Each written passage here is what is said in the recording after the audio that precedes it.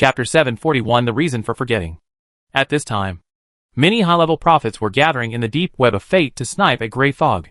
After obtaining the corresponding frequency of fate fluctuations from the hermit, Avis also entered the conference room where many prophets gathered. Still in a gap opened up by humans in the deep web of fate, Avis's thoughts appeared here. Surrounded by countless star-shining lines of fate, Avis's form was like a condensed silver light-like consciousness, floating in it as if weightless. At this time, there were already many beings with similar states to him, gathered in this space, and were nervously communicating with each other about the attack situation. Because Grey Fog's progress had surpassed others by too much, a group of high-level prophets decided to temporarily join forces, led by several of the strongest, to jointly attack Grey Fog from the level of fate, at least to knock him down from the state of being on the verge of a breakthrough. Mirror, you're here. Sensing the appearance of Avis's consciousness, some other prophets, who had met him once greeted him with a little awe. As the leader among the 8th level prophets, many other prophets have secretly paid attention to Avis. As long as Grey Mist is still there, they are all potential allies. If Grey Mist is eventually killed or is no longer the closest to the 9th level prophet, then the next enemy may be someone present. I encountered some emergency situations before, and couldn't get away.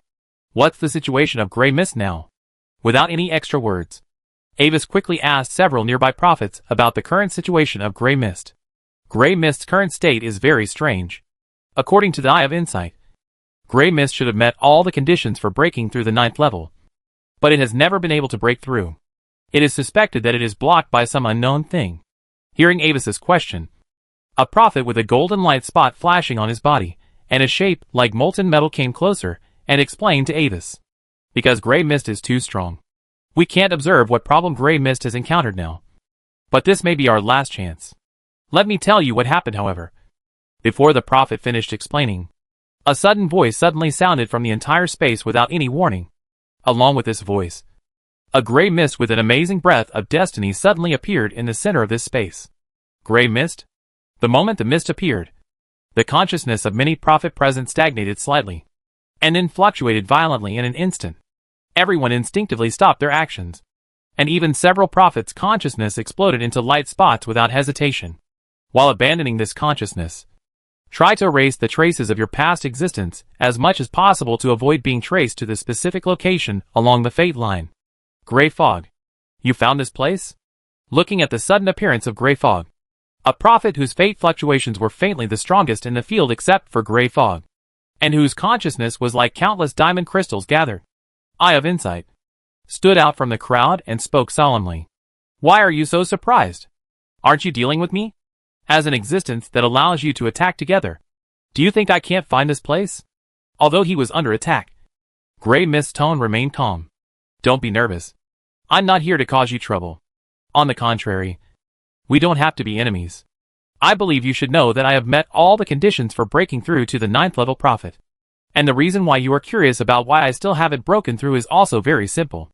My teacher, the only 9th level prophet on the continent Stargazer, set special restrictions deep in the web of fate. Any prophet who wants to break through from the 8th level to the 9th level will trigger it, causing the feedback of the web of fate to be forcibly delayed for a period of time. And this period of time is enough for my dear teacher to solve the prophet who wants to break through to the 9th level. No prophet can be an exception. Even me, who was once his student. Do you know? When I learned all this, I once asked him why he wanted to stop all prophets from breaking through to the 9th level regardless of the consequences. And my dear teacher gave me the answer. He forgot. He only remembers now that if other prophets break through to the 9th level, there will be very serious consequences. At this point, Grey Mist sneered sarcastically. I forgot. What a good reason. How convincing. Unfortunately, this reason could not convince me. So I chose to leave him. My teacher did not stop me. Because even if I left the floating city and the magic council, I could not leave this world and the web of fate. As long as I was covered by the web of fate, no matter where I broke through, I would be stopped by him. But now, my dear teacher is already busy with his own affairs. Without him in charge, it will not be long before I can solve this last barrier. This is the truth of everything. Your current attack on the construction network and even your attempt to attack me is meaningless. Since it is meaningless, why did you come all the way to tell us this? After listening to Grey Mist's words, Eye of Insight was shocked. but remained unmoved on the surface, and directly pointed out the loopholes in Grey Mist's behavior. It's very simple. I said at the beginning that we don't necessarily have to stand in a hostile position. I hope you can understand that the Stargazer is just sleeping now. Not sleeping forever. He may continue to sleep for decades. Or he may wake up again in the next second. You are trying every means to stop me from breaking through now. Do you expect my teacher to allow you to break through after waking up to thank you for your contribution? As he said, Grey Mist sneered again. I just want you to understand one fact now. You can no longer stop me from breaking through. But I am not my teacher who is hostile to everyone. So, I can now make a promise to you in the name of the Web of Destiny. If someone is willing to join my camp and fight against my teacher together with me, I can sign a fate contract with him. After I officially break through the 9th level, not only will I not hinder, but I will even take the initiative to help the prophet who joins my camp break through the 9th level. But the number is limited to 3. My teacher did this for a reason. Although I don't agree with his actions, I am not prepared to take the risk of letting all the prophets break through the 9th level freely. At the same time, no matter what choice you make, I can write off all your previous offenses against me. But if you continue to choose to attack me after I leave, you will bear the consequences at your own risk. Chapter 742, Disagreement. Join your camp? I can get your help. Anyone? After a moment of silence, Eye of Insight spoke again. But his tone was no longer as resolute as before, but turned into questioning. Of course. Grey Mist's consciousness moved slightly, as if nodding. My enemy and target has always been Stargazer. In this level of battle, the help of prophet below level 9 can be almost ignored. After Grey Mist's words fell, the atmosphere in the field gradually changed subtly. The consciousness of many prophets looked at each other, and sensed the feeling of hesitation from other beings. If it weren't for the fact that the prophet who broke through the 9th level first might block the way for everyone else, they wouldn't have to target Grey Mist at all costs. At the same time, Grey Mist pointed out a fact that everyone chose to ignore. Their enemy was not only him, but also the Stargazer, who is currently recovering from his injuries. Regardless of whether Grey Mist's words that he would definitely break through are true or false. As he said, no one knew when Stargazer would wake up again. Rather than hindering each other at this time, causing Stargazer to come out of retreat and stand in front of everyone again, it would be better to just sit back and watch Grey Mist break through and let him and Stargazer compete with each other. Even if he did not choose to join Grey Mist's camp in the end and could not get his help, it would still be better than the situation where Stargazer was the only one in power. Then, I choose to join your camp. After a moment of silence, Eye of Insight suddenly spoke and stood beside Grey Mist without hesitation. As one of the few prophets closest to the 9th level besides Grey Mist, Eye of Insight can see clearly that no matter what choice he makes, he will almost certainly face the Stargazer in the future. Although it is unclear whether the Stargazer will continue to hunt him down after he breaks through to the 9th level. No one is willing to put their lives on the whim of other beings, especially for the strong. You will not regret your choice today. For the choice of the Eye of Insight. Grey Mist nodded calmly. At the same time, a contract with a faint mist of fate floated out from his foggy consciousness. Then, leave your fate mark on this contract. Grey Mist's move calmed down the many prophets who were originally eager to move because of the choice of the Eye of Insight. Everyone's eyes were focused on him, ready to wait and see the situation. I need to check it first. Taking the contract, Eye of Insight carefully read it over and over again, and carefully checked whether there was any tampering on the sides. There was nothing wrong with the content of the contract. It was the same as what Grey Wu had just said. They needed to join Grey Wu's camp and fight against Stargazer with him. And Grey Wu would help 3 of his own prophets break through to the 9th level. However, in this contract, Grey Wu also made it clear that he would not immediately promise not to interfere with other 8th level prophets breaking through to the 9th level. Instead, he would wait until he officially broke through to the 9th level, and then decide whether to stop other prophets from breaking through like Stargazer did based on the information he obtained. The content of the contract is that you will help 3 prophets break through. So how do you decide on the candidates for these 3 people? After carefully checking the contents of the entire contract, Eye of Insight spoke with some doubt. It's very simple. I will choose to help the 3 prophets who are most valuable to me. When I break through the 9th level, fate will naturally guide me to make the right choice. Grey Mist seemed to smile as he spoke. Of course, even if you get my help, it doesn't mean that you can break through the 9th level instantly. If the prophet I choose is too weak, causing other prophets who join my camp to break through before him. Then he will lose this place. Okay. I have no problem. Nodding. Eye of Insight no longer hesitated. From his consciousness body, that looked like countless diamond crystals gathered. A tiny crystal diamond flew out by itself, landed on the surface of the contract, and turned into a shining emblem. I choose to join too. Me too. Seeing that the powerful prophet Eye of Insight, who was like the backbone of their own side, had directly joined Grey Mist. Some other high-level prophets, after quickly analyzing the pros and cons, decisively expressed their willingness to join, not wanting to fall behind others. Even if there are only 3 prophets who can get help from Grey Mist in the end, what if it falls on his head? Of course, there are also a large number of high-level prophets who watch this coldly. They believe in one truth: fate will not give people gifts without cost. Joining Grey Mist's camp can certainly gain great benefits, but it must also bear the same consequences. So, Jing, what is your choice? After many prophets gradually split into 2 sides, Grey Mist glanced at everyone in the field, and his eyes finally stopped on Avis, who remained in the same place. Thank you for your kindness, Lord Grey Wu. But it's a bit too hasty to make such a big decision right away. I need to think about it for a while before I can give you an answer. Seeing that Grey Wu took the initiative to lead the topic to himself, Avis, who was originally low-key and quietly watching in the crowd, could only take the initiative to speak. But his tone was still aristocratic and ambiguous. Avis had to admit that when he first heard Grey Wu's invitation, he was actually moved. But after calming down, he gave up the idea again. Although the enemy of my enemy is my friend, it is hard to say that Grey Wu will not be the next Stargazer after breaking through the 9th level. Moreover, Avis also has some ideas about his own path to breaking through the 9th level prophet. There is no need to go to work for Grey Wu and watch him break through the 9th level first. I can tell you clearly, Jing, it will not take more than a month for me to completely break through. And before that, my invitation is valid. Looking at Avis in silence, Grey Wu finally spoke indifferently. So, I hope you and everyone else can think it through. My promise not to interfere with other prophets' breakthrough to the 9th level is only for prophets who join my camp. If anyone has thought it through during this period and is ready to join my camp, just come back here. Now, those who have not joined me, please leave on your own.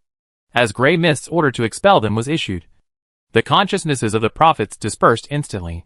At the last moment of leaving, Avis looked at Grey Mist. No matter what Grey Mist's real purpose is, at least now, many prophets can no longer organize the same offensive. From the perspective of solving the problem of many prophets joining forces, Grey Mist has done it, and done it well. However, is there really no way to stop Grey Mist's breakthrough? Avis doesn't think so. What Grey Mist fears most now is actually the existence he has always emphasized. The Stargazer. Chapter 743 Return and Plan. After his consciousness returned to his body in the main material world, Avis opened his eyes and digested the information he had gained this time. Grey Mist's last sentence revealed quite important information. He would break through in less than a month.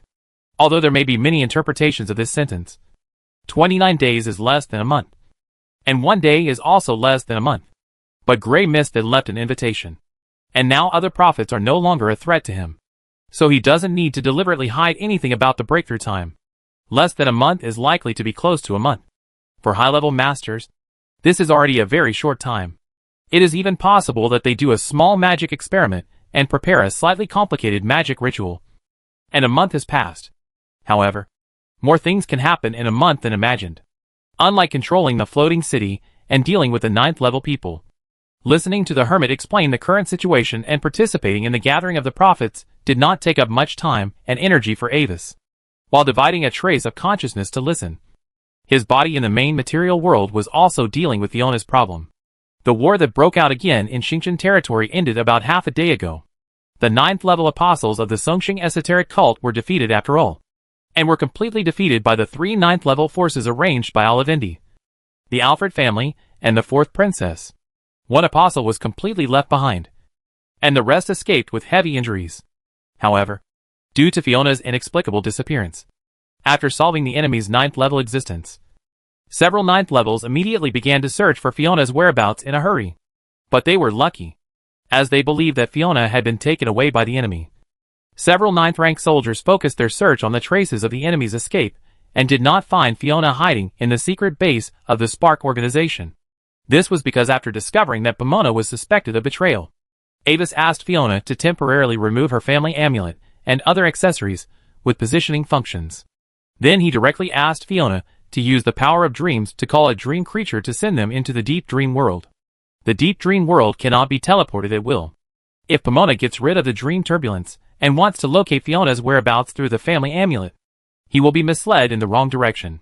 At the same time, in the base of the Spark organization, Avis used the concealment spell Dark Side of the Moon of the old secret scripture to completely cover up Fiona's appearance, bloodline and spiritual aura, changing it into a completely different appearance, and even covering up the traces of the web of fate. Doing so can ensure safety to the greatest extent. But it also means that not only Pomona, but also other people in the Olivendi family cannot locate Fiona. It is equivalent to Fiona disappearing again. And this time, there is no notification. Doing so is also a helpless move by Avis. After all, he has no substantial evidence to accuse Pomona. In the absence of Duke Carrot, if Fiona returns to the family, it will be too easy for Pomona to make something happen. Moreover, there are two different opinions in the family on how to deal with Fiona, and Avis is also aware of it. Now thinking about it, Avis even has some doubts. In the previous life, the Olivendi family was because there were always high-level people who wanted to persecute Fiona, which led to Fiona's fate of the family being destroyed, the protagonist absconding, and then becoming stronger in a series of adventures, and finally taking revenge. Brother, what's wrong? In the secret base of the Spark organization, Fiona immediately cast a concerned look when she saw Avis's chess moves suddenly paused uncoordinatedly. Nothing. Just received some latest news about the outside world.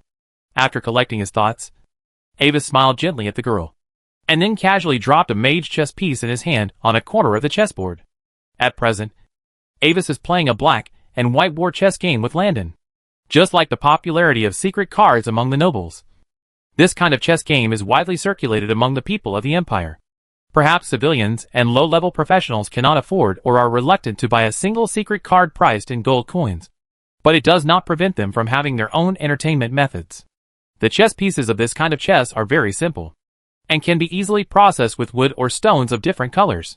The rules are somewhat similar to the international chess of Blue Star, but the scale is usually much larger.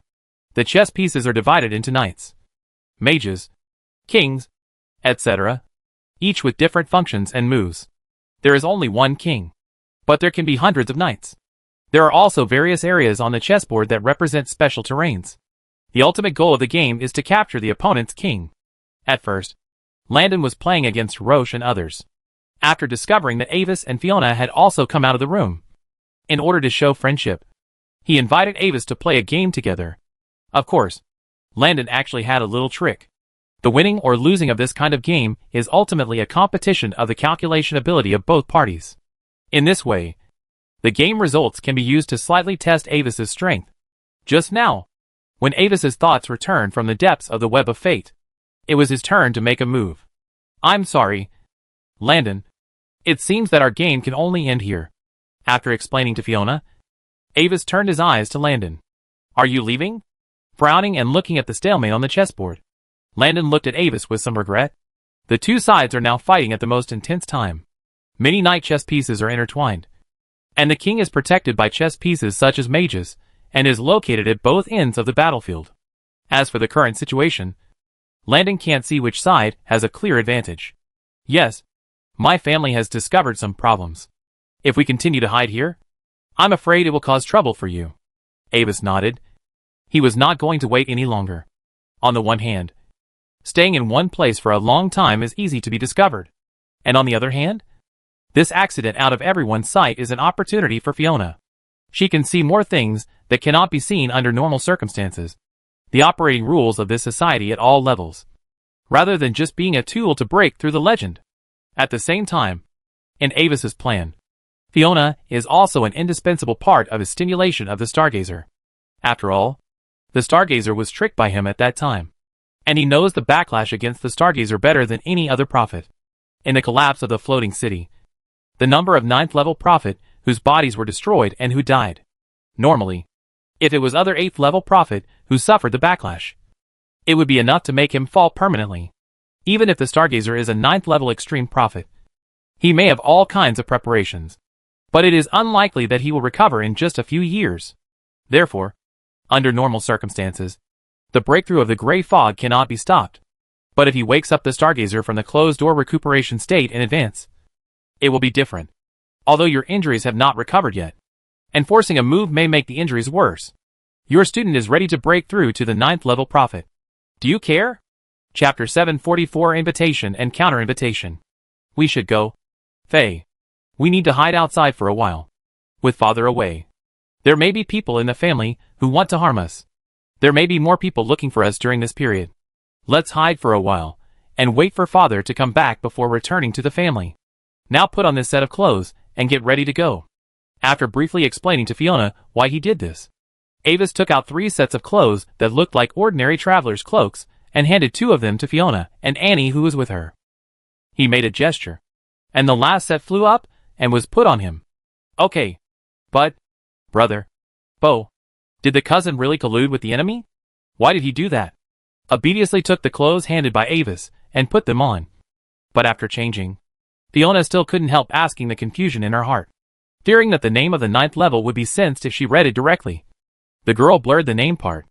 Things like the betrayal of the 9th level were a bit too sensational for her.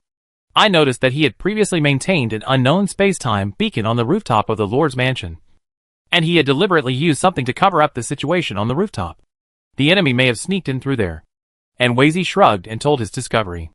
Also, my uncle disappeared before, and my father went to rescue him.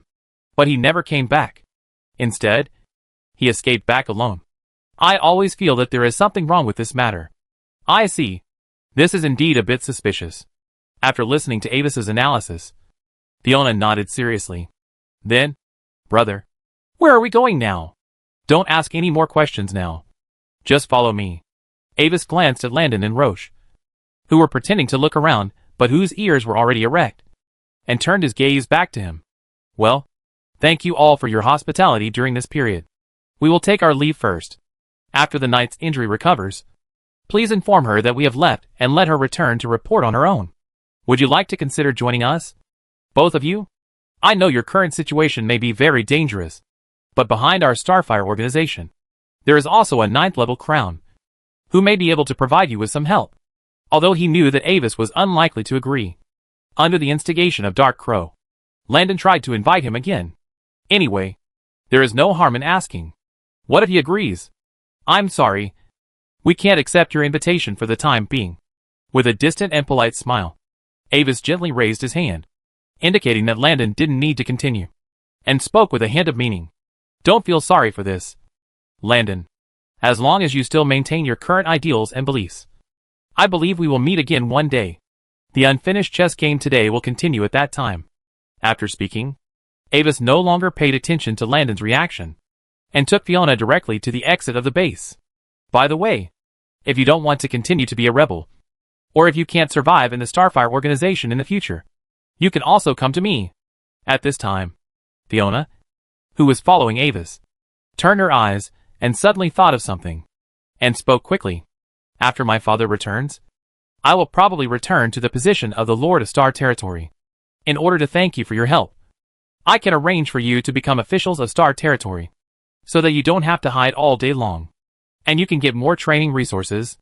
Well, thank you for your kindness, Miss Fiona, but we are not going to leave the Spark organization for the time being, and Roche, you don't have to think about this kind of thing for so long.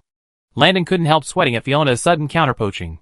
But when he turned around, he found that Roche seemed to be really thinking about the feasibility of accepting Fiona's invitation, and hurriedly reminded him, Excuse me, can we join Star Territory without leaving the identity of the Starfire Resistance Army? However, the female knight Alyssa suddenly raised a seemingly whimsical question. Joining Star Territory as a Resistance Army? This shouldn't be possible. Fiona was also slightly stunned, and for a moment, she didn't know how to answer. If she can join the Spark organization while retaining her noble status, then it seems that there is no problem for the people of the Spark organization to retain their status and join the Star Territory. But it doesn't feel good to agree to this. No, this is feasible.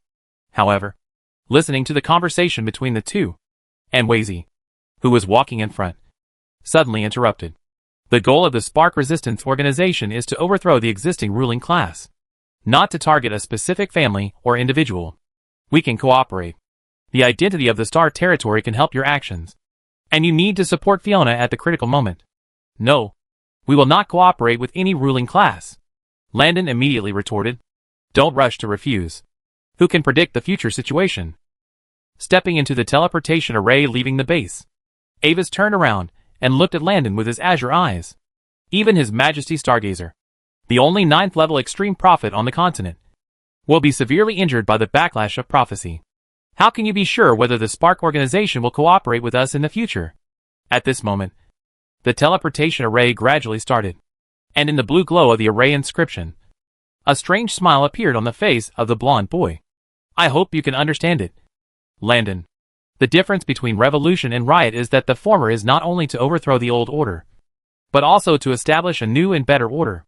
And pure destruction is not great. With the last words, the figures of Avis, Fiona and maid Annie disappeared completely. He's so weird. He reminds me of those charlatan prophet who fools people all day long. Looking at the 3 people who disappeared, Dark Crow muttered in Lanton's mind. Sorry, Lord Dark Crow. I couldn't invite them. And I didn't find out anything special about them. Touching his head, Lanton looked at the messy endgame on the chessboard, feeling a little helpless. It doesn't matter. That little girl is not an ordinary person. I would find it strange if you could really invite her. Dark Crow didn't say anything.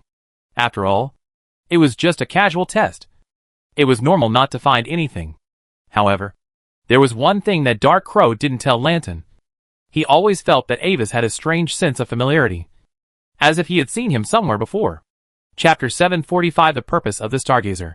The teleportation array of the Starfire base landed in an ordinary forest outside the Silver Gull City. Avis used his mental power to scan around and did not find any guiding arrays, space beacons, etc. This teleportation seemed to be one way. Brother, why did you agree to cooperate with them directly just now? After leaving the base of the Starfire organization with Avis, the girl finally realized the problem. Even if, as you said, their goals are not completely in conflict with ours. If our active cooperation with the Starfire organization is discovered, it will also make our situation in the Empire very passive. Right? You can think of this. Very good. Hearing Fiona's question, Avis nodded with a smile in his eyes. However, there is a fundamental difference between Star Territory and other territories of the Empire. The real core of Star Territory is not the territory itself, but your existence. Faye, wherever you are, that is Star Territory. Based on this premise, all those who have ill will towards you are inevitable enemies of Star Territory. So, according to this standard, our real enemies do not come from outside, but more from the aristocracy of the Empire itself. For those who are destined to become enemies, whether they will be rejected by them is naturally irrelevant. In addition, the Spark organization is far from being as simple as it seems. From a long-term perspective, cooperating with them has more advantages than disadvantages. Is that so? But if we really cooperate with the people of Spark, will there be any problems with the 4th princess? I feel that she is still very good to me. Thinking hard about what Avis said, Fiona nodded, and then asked again, 4th prince? A strange look flashed across Avis's eyes. She will soon have no time to care about you. After all, the overall strength of the eldest prince is stronger than hers. If she wants to win, she must rely on the help of external forces. And this external force also includes the Spark organization, and also includes you. Since she may rely on you, she will naturally not hold you accountable for your suspected cooperation with the Spark organization. And, if the situation really reaches the point where you have to cut ties with the Spark organization, you can also declare to the outside world. The adjutant of the Star Lord, Levin Boley, took advantage of his position and your trust to collude with the Spark organization for profit, and is now on the run for fear of crime. As long as there is a step, whether the outside world believes it or not is actually not important. Patiently persuading, Avis carefully taught the girl how to reasonably use subordinates to take the blame. Is this okay? Fiona opened her lake blue eyes wide and was a little speechless. Every word of Avis was true. But why did it sound like she was behind it? Miss, Lord Avis is right. The crime of colluding with the resistance organization cannot fall on you. The position of the city lord's adjutant originally requires the responsibility of bearing this kind of reputation that is not worthy of being on the stage. Annie on the side was secretly happy to hear this, and secretly imagined that the adjutant Boley, who added work to her all day, would be disgusted when he learned about this in the future. Okay, I understand. Then where are we going now? No longer entangled in this matter, Fiona looked at Avis expectantly, waiting for him to make a decision. From childhood to adulthood, Avis's calm and unhurried appearance always made her feel very safe. This made her instinctively like to rely on Avis, even though she knew that her fourth brother's strength was now far weaker than hers. Leave Xingqian territory for the time being. I will take you to other territories in the province of Carlos first, and then decide on the next target. Because we can't borrow the power of the family for the time being, I have temporarily mobilized my people to protect our safety temporarily. He is here. As Avis' words fell, the three of them raised their heads. In the distant sky, a tall figure wearing a black cloak that isolates the breath and a height of 3 meters flew quickly from the horizon. Then it suddenly stopped in a posture that violated dynamics and stopped beside the three people. Sir Avis, I will follow your instructions. A deep male voice came from under the cloak, and at the same time, a huge magical aura emanated from his body, which made Fiona and Annie change color a little. This figure had the strength of the 8th level limit. This figure was Avis's power dragon clone. After he broke through the 8th level, he could barely control the power dragon's body to change into a human form. But the form was not perfect and still needed a certain amount of cover. After pretending to be a guard and joining the three people, Avis directly let the power dragon clone use teleportation magic to take the three people away and erase the remaining space traces. The reason why Avis specially arranged the power dragon clone to come here was because Fiona had something closely related to the Stargazer on her body. Yes, it was the little elemental dragon FIA that was bought by Avis from the auction house in the form of a crystal egg, and then signed a summoning contract with Fiona due to the intervention of the Stargazer, and is now raised by her like a pet cat. Because there were too many things before, Avis had no time to take care of it, and just let it roam freely with Fiona. At present, as the girl has been promoted to the 8th level in a series of adventures, Fia has also been brought to the 7th level limit. Of course, since it has almost never really fought, although it has a strong talent, it can only exert the combat power of a pet. What Avis is considering now is, why did the Stargazer do this at that time? If you look at it from the perspective of an ordinary prophet, there is no problem. If you find that a minor supporting role accidentally gets a good thing, then you can intervene casually and let it be obtained by the protagonist due to various coincidences. And you can also get fate feedback from this process. But does the Stargazer need this little bit of fate feedback? Avis doesn't think that the Stargazer's actions are just for a little bit of fate feedback, because the improvement of the prophet's level is actually a process of getting closer and closer to the web of fate. High-level prophets are like spiders on a spider web. They carefully weave the trajectory of the threads of fate to achieve their desired goals. But at the same time, every action of theirs will inevitably cause the spider web under their feet to tremble. This tremor is initially imperceptible, but as time goes by, it will gradually magnify, and eventually have a more profound and unknown impact on the future fate. Therefore, if it is not necessary, high-level prophets will not interfere with the development of fate at will. At their level, any interference needs to be carefully considered, and the method should be as delicate as possible to avoid possible serious consequences. The Stargazer's move was also extremely concealed and precise. If Avis was not the victim, he might not have been able to detect the problem at all. In order to infer the purpose of the Stargazer, Avis tried to eliminate his existence and deduce the original normal development of fate. Chapter 746 Changes of the Whirlpool Dragon. If the Stargazer had not intervened in this matter, then Avis himself might have given the elemental dragon to Fiona to raise, because the dragon was developing too slowly. Or he might have raised it slowly while doing experiments. Assuming that he chose to raise it himself, he could only feed it to level 5 or 6 at most, and Fiona would summon another unknown pet. In other words, the Stargazer's intervention ensured that the elemental dragon's strength could be quickly improved, and because it helped Fiona's strength to become stronger from the side, it vaguely established a positive connection with the girl. As for the deep reason why the Stargazer did this, Avis didn't know. But it was certain that the Stargazer hoped that the elemental dragon could develop quickly, and then achieve some direct or indirect purpose of his. And this is what Avis needed, as long as he had the veins left by the Stargazer's fate interference. he would have a way to trace back to the Stargazer's true location. During the period when the Stargazer was sleeping, it was not that there were no other high-level prophet who wanted to secretly take action to test the Stargazer's injury. But in the end, all the fortune tellers who took action found that, after being injured and secluded, the existence of the Stargazer seemed to have disappeared directly in the web of fate, and all traces left behind disappeared. Even the location of the target cannot be found, so there is no way to test it.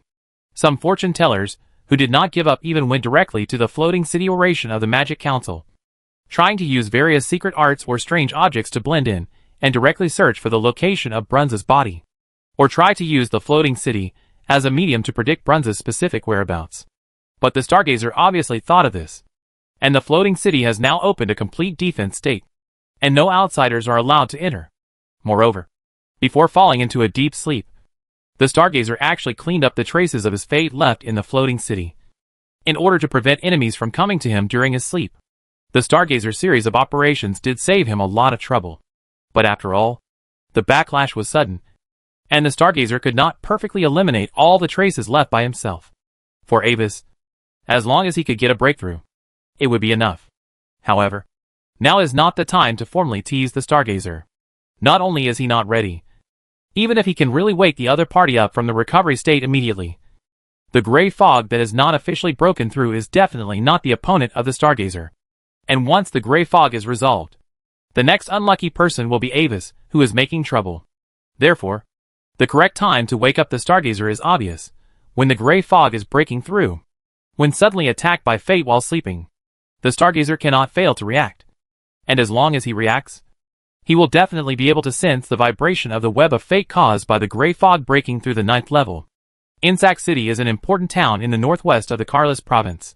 Its scale is between a large village and a city. It has a strong wall that is unusually exaggerated for a small town. It is famous for its abundant resources such as ice monster fur and crystal cores, as the largest town adjacent to the eternal winter mountains, and the first line of defense against the annual winter beast tide. In the past, many explorers would use this town as their final stopover. After resting and recuperating, they would go deep into the snow-capped mountains to explore and search for treasures. The word Insac is directly translated into the Imperial language, which means fortress covered by ice.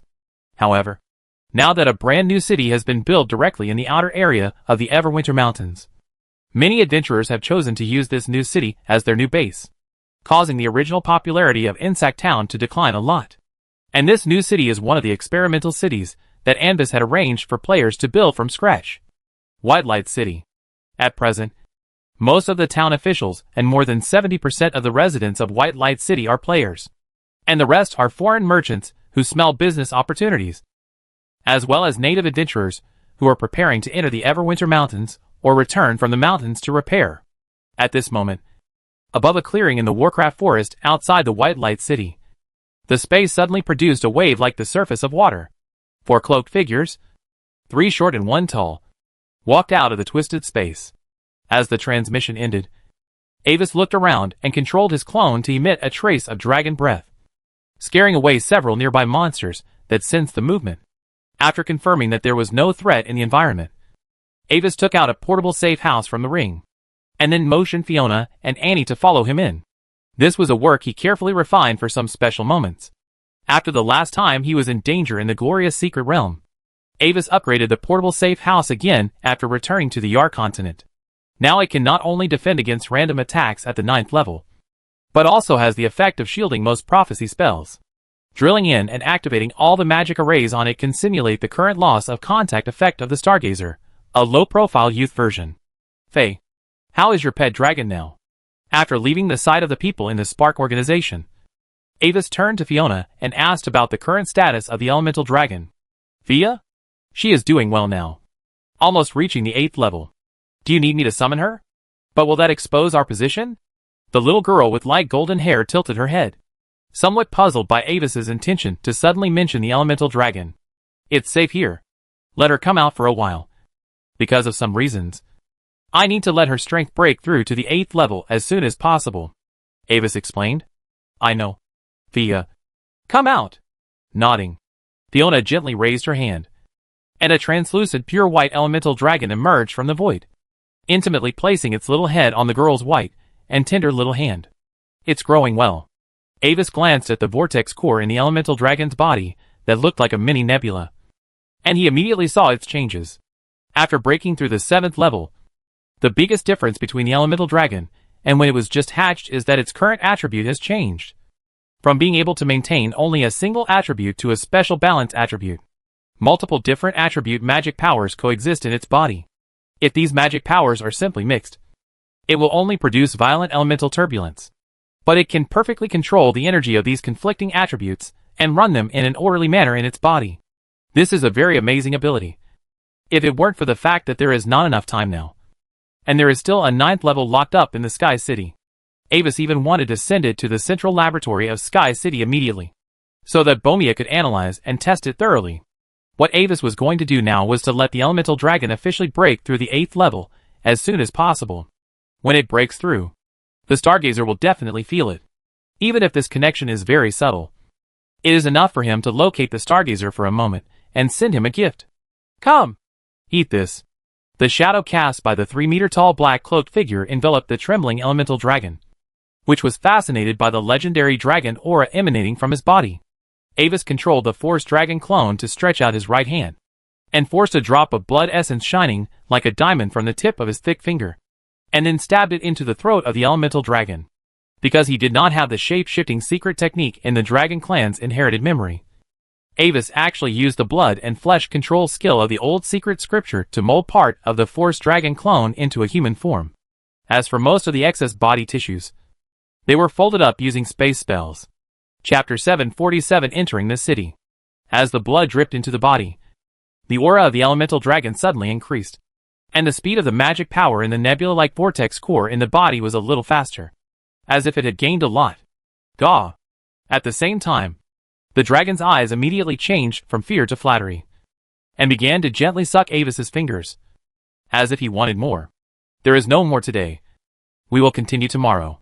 Sensing the fluctuation of the dragon's aura, Avis smiled, and controlled the clone to withdraw his fingers from the dragon's throat. As a legendary dragon, the blood essence of the power dragon is comparable to a breakthrough potion for any low-level dragon. If its original bloodline is weak, it is even possible to obtain some of the bloodline characteristics of the power dragon after swallowing the blood essence. Of course, to reach that level, the amount of blood essence required is not a small number. Although what Avis squeezed out seemed to be just a small drop, it was actually the result of consuming dozens of liters of blood from the power dragon clone, which was concentrated and refined. After condensing this drop of blood essence, the power dragon clone needs at least a whole day to produce blood to restore to its previous state. Okay, let her return to the summoning space to rest. Nodding to Fiona, Avis indicated that he had finished what he was going to do. Looking at Avis's power dragon clone with some curiosity, Fiona sent FIA, who had become extremely energetic, back as she was told. After she broke through the 7th level, the volume of the summoning space also increased a lot, and it is now no less than an ordinary small secret realm. The reason why the girl was curious was that in the perception of the little dragon FIA, the breath of the tall figure in front of her carried a pure and terrifying dragon power, just like a real humanoid dragon. And it was very likely that it was transformed from a real dragon. And powerful magical creatures, like dragons, are quite rare on the Yar continent. Although Fiona had seen dragons hunted by the family and various dragon materials and equipment, it was the first time she saw a suspected dragon in shape outside. However, because she was not sure whether Avis knew his identity, Fiona finally held back and did not ask directly. What if Avis didn't know about this matter, and the other party chose to leave because of his identity being exposed? Wouldn't it cause the fourth brother to lose an important subordinate? Curious about its true identity? I can tell you, but remember not to tell anyone else. Seeing Fiona's expression of suppressing curiosity, as if there was a kitten scratching in her heart, Avis smiled, but took the initiative to speak. He knew that Fiona and her pet were in tune with each other, and she could also know what the elemental dragon perceived. Actually, he is an 8th level power dragon, and now he is cooperating with me for some reasons. With his blood essence as an aid, it is enough for Fia to break through within a month. It is not clear when my father will be able to escape and return to the family. Next, I plan to inspect the development of this city and find a temporary place to stay here for a few days. Faye, Is there anything you want to do? After a brief explanation, Avis changed the subject and turned to the next goal of the two. Although their current situation seems dangerous. In fact, with the hidden old secrets and Avis, the top 8th level prophet, there is little chance that their whereabouts will be exposed and discovered by the 9th level. Therefore, Avis still has time to deal with what he originally wanted to do. Well, I'll just follow you, brother. After thinking about it, Fiona simply shook her head. After all, she had not been out for many times. And Avis suddenly asked her, and she couldn't think of what to do for a while. So, without the girl's opinion, the group simply disguised themselves and entered the White Light City through the city gate like normal travelers. The architectural style of the White Light City is obviously different from most other cities in the Empire. Square buildings rise from the ground, and the main body made of rocks and steel bars is embedded with bright and simple glass windows, which are shining with brilliance. And the overall color tone looks bright and atmospheric. And in every corner of the city, there is a conspicuous emblem, whose specific form is similar to a beam of light reflected from nothingness. It is the emblem of the White Light Club, Baiguang City. As the name suggests, most of the contributions to the construction of this city belong to the Baiguang Club. After many internal studies and discussions, the Baiguang Club invested a lot of resources in the construction of this city. The other two of the three major clubs tacitly chose other cities to avoid meaningless internal friction. Afterwards, the Baiguang Club won the top 3 contributions in this city as it wished, and won the right to operate 30% of the city's core commercial land for 100 years. In addition to the ranking rewards, Avis also generously distributed many positions of City Lord officials as rewards to the players. But the City Lord is still a 7th level professional assigned by the family. There are so many foreigners here. Why are they all gathered here? Fiona looked at it curiously. Although she had seen players before, it was the first time she saw such a high density of players gathered together. The mounts and people passing by on the street were all strange and bizarre.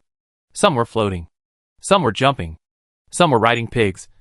Some were riding flamingos. And some were wearing fish tanks on their heads. There was nothing you couldn't think of, because this city was built by them. Avis smiled slightly. I had previously obtained the consent of the family, and obtained several territories, including this one to supply these foreigners to build towns. And the effect was very good. And their work enthusiasm was very high. Let foreigners build cities? Fiona's pink little mouth opened slightly. And it was a little hard to imagine how Avis did it. In the Star Territory, the most illegal acts were caused by strangers. While chatting with Fiona, Avis secretly released his mental power, browsing the countless game panels passing by, and quickly collected the current situation through various information on them. As a city closest to the monster spawning area, the players in Baiguang City are generally high level, and players of level 30 or 40 are everywhere. Avis even saw a Baiguang player who broke through level 50 passing by. But correspondingly, although their levels have increased, the number of resurrections has also decreased a lot.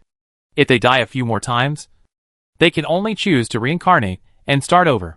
This is also the first bottleneck that players are currently facing, which slows down the average level increase of players. 2nd level Ice Wolf Skin, 2nd level Ice Wolf Bones, 2nd level Ice Wolf Teeth and Magic Cores, 2nd level Ice Wolf Family Bucket. Take a look. Fresh mysterious stones. You can't buy them at a loss or be fooled. Where there are players, there are naturally players setting up stalls. Many players directly put out the gains they got from their adventures in the mountains for other people in need to buy. Of course, whether these things are real or fake, and how much value they have, can only be seen by personal vision. Chapter 748 Characteristics of Strangers. Brother, look at that man. How come he took the goods without paying or signing a contract? The stall owner even gave him gold coins? At this time, Fiona pulled a corner of Avis's cloak in surprise, and whispered to a stall on the street. It was a stall set up by a dwarf player, on which were placed various finished products such as weapons and armor shining with cold light. It was obvious that he was a life player.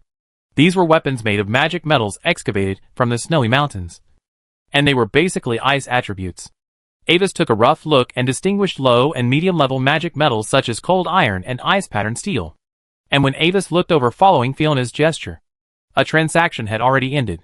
An orc player wearing heavy armor like a barrel, and with a steel helmet turned up, was carrying a cold iron giant sword surrounded by frost and leaving.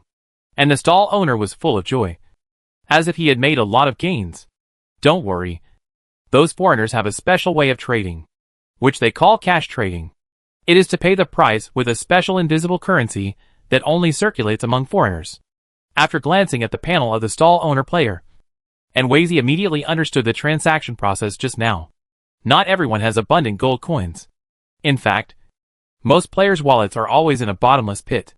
At this time, cash trading naturally came into being. The player was short of money, but he liked the excellent heavy sword. So he spent 1,000 yuan through the online channel to buy the cold iron heavy sword plus 2 and 150 gold coins from the stall owner. The game officials neither encourage nor oppose this kind of transaction, but only remind players to pay attention to the transaction risks. After all, there are many strange skills in the game, and you may be fooled by profiteers if you are not careful. Cash transaction? I don't feel any change. After careful detection, Fiona finally gave up looking for the existence of cash and attributed it to the special ability of strangers. But if we can't find the currency of these strangers, then if they sell things that don't belong to them in this way and run away, then others can't do anything about him. Even if he is caught, can't recover the loss? Yes, this is also one of the abilities of strangers. So as a lord, you need to pay attention to this. Don't rashly hand over the purchase funds of bulk items to strangers. Ambus nodded slightly in approval of Fiona's sharpness, and took the opportunity to teach the girl to avoid risks in advance. With the integrity of the players, if they really get enough public funds, they will definitely do things like running away with money. As he was talking, Ava suddenly noticed several waves of detection nature sweeping by. Here they come again. These foreigners are so rude. Fiona couldn't help but wrinkle her white nose, looking at the source of the detection wave with a little dissatisfaction. There were several players gathered over there. When they saw Fiona turn her head, several players were startled and then scattered. When detecting aboriginals with a large level difference, it is possible that they will be detected by the other party. Some aboriginals have no tolerance for the offense of these low-level foreigners. There are often tragedies on game forums where players detect with their hands and are chased and killed by aboriginals. But it would be a pity to leave such a useful skill like detection unused. As the game progresses to this point, players have already summed up a safer way to use detection. First, use perception before using detection. This skill can judge the approximate level of the opponent through the external breath of the natives, which is a super weakened version of detection. If the feedback is, it means that the level difference of the opponent is too large, and it will be dangerous to use detection. The second is the place of use. It is safer to use detection in the city. Generally, attacks are prohibited in cities, and the attitudes of the natives are also kind. But if you use detection on the natives casually in the wild, it is likely that the opponent will directly become hostile. These players also saw that the clothes of Avis and others did not look like those of strong men, so they detected it. But they didn't expect to hit a nail. Don't worry too much. Foreigners are more or less abnormal. With a slight smile, Avis did not pay too much attention to this episode, but took Fiona directly to the core area of the city, the headquarters of the White Light Club. In addition to inspecting the city this time, he also planned to meet the head of the White Light Club and help them connect with the fourth Princess Osvia in the name of Fiona, as a person who is willing to lend a helping hand to Fiona at a critical moment. The four princesses are all allies they can win over before the battle for the throne is settled, and the presence of players can often play a miraculous role at critical moments. Of course, since they are still hiding their identities, and Wazy has arranged for the clone who returned to Pamir Academy to send a letter to the fourth princess. This means that he helped those strangers to establish contact with Fiona as requested before she disappeared. I haven't seen an NPC before. Judging from their attire, they seem to be travelers. The detection skill shows that there are 3 professionals in their 40s. Their specific professions are unknown, but judging from their mana, they are probably spellcasters. Just now, that person suddenly turned around. I thought my detection was discovered and scared me. It turned out to be just a coincidence. No. It may also be that the NPC has some special perception treasure or a passive perception skill. After escaping to a place where they felt safe, several players started to discuss. The abnormal reaction of Avis and Fiona to the detection attracted the attention of several players. Since the detection can show specific information, it means that the other party's level is not enough to detect the detection. Either it is just a coincidence, or the other party has some extraordinary qualities. What should we do? According to the news on the forum, The Empire will soon go into full-scale war. The clubs are recycling all kinds of special equipment to prepare for the formation of an army. Perception equipment and skills are essential. And the prices have almost doubled by 6 or 7 times now. Those 3 NPCs may have hidden tasks. Seeing how they hide their heads and show their tails, there is probably something shady about them. They may be spies of the enemy forces. But they should be 3 level 40 elite monsters. And it is very likely that we cannot defeat them by force. We can follow them first and see if we can trigger any tasks. After we get the tasks, we can report to the city guards. If they are really not legitimate, they will definitely resist. And we can take the opportunity to make up for them. And we can also ask the city guards for a reward afterwards. The plan was finalized. And several players went to execute the plan with full confidence. Chapter 749 Discussion. While several players were discussing, Avis and his team had already arrived at the base of Light and Shadow, a player guild under the White Light Club.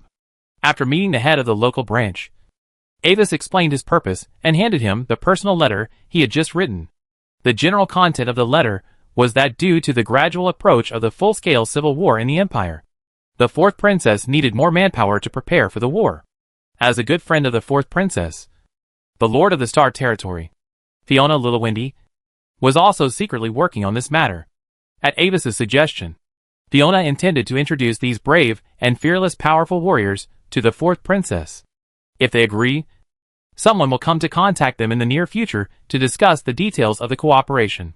After confirming that the news was correct, the person in charge did not dare to neglect it.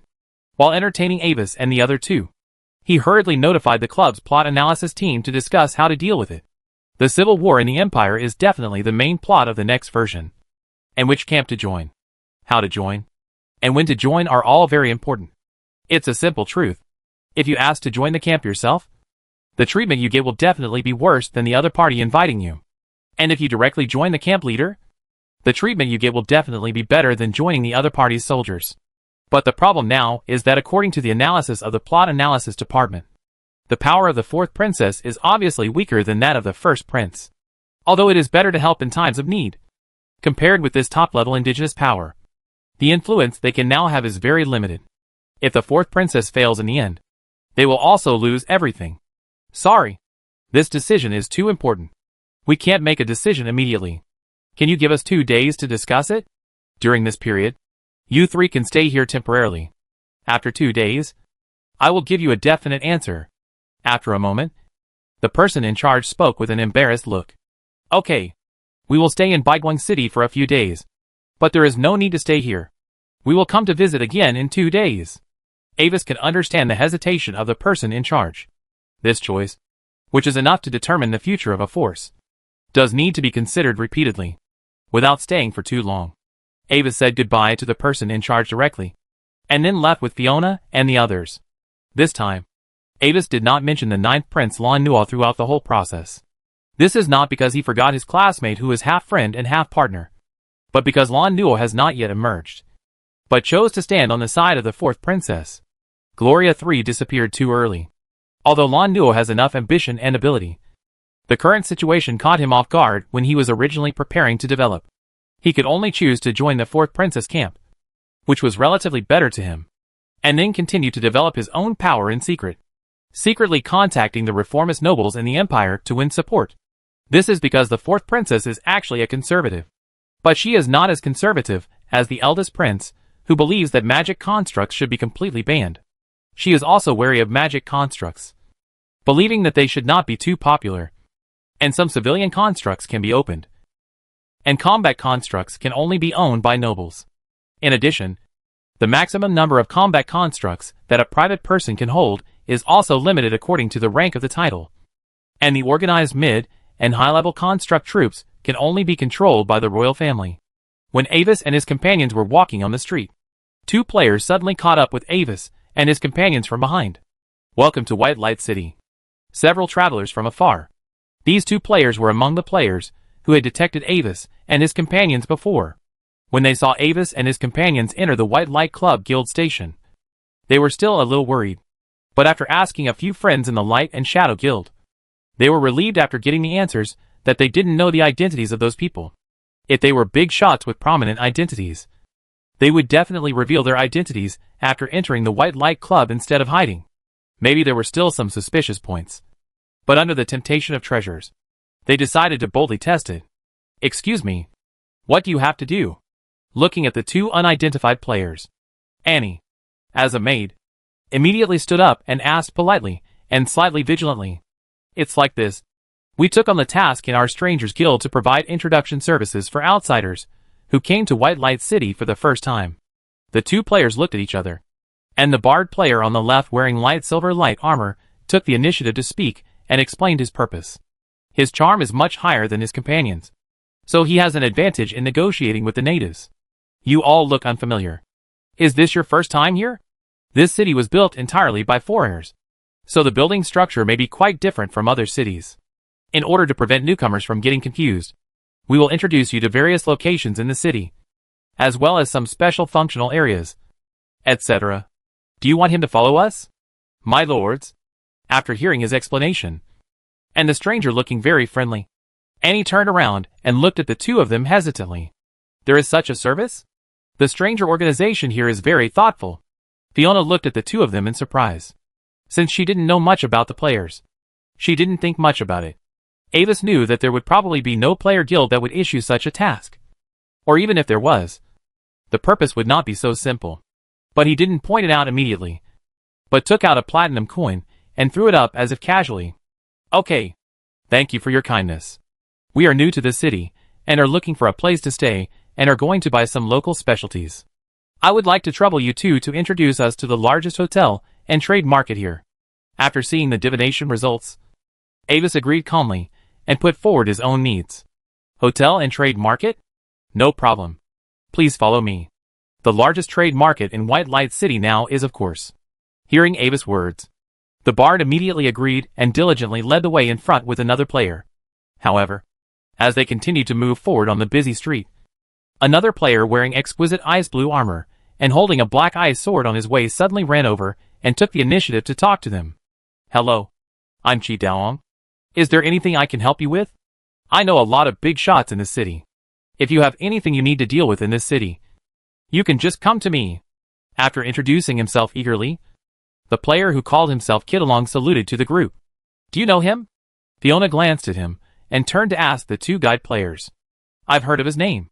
Ice Sword Chi Daong, who is a popular figure in front of the deputy city lord of Baigoing City. And he also has connections with some special merchants who are not convenient to see the light. If you have anything, it's no problem to ask him to do it. But you may need some compensation, as if it had been brewing for a long time. The bard player immediately introduced his identity like a treasure. Yes, if you have any difficulties, you can ask him for help. Another player also spoke, with a hint of admiration in his words. Is that so? It's a pity that we don't have anything to deal with. We are only here for a few days, and will leave again soon. However, Avis suddenly smiled and rejected him without hesitation. I understand. Then I wish you all a good time. Seeing this, Chi Daolong's face froze for a moment, then nodded, and left alone. Failed. Where are you? Shout Yan and Xiao Chao. Get ready to start the next plan. When seeing this scene, the two players leading the way in front of them had a flash of light in their eyes, and began to operate on the panel without making a sound. We have arrived at the city guard station. I have contacted the guards and explained their strength. A team of city guards will come to check later. Pay attention to follow closely, and put down the tracker. Don't lose it. Chapter 750 interrupting the chanting. Obviously, the player named Kidalong is in the same group with them. This drama was deliberately staged just to try to trigger the hidden mission.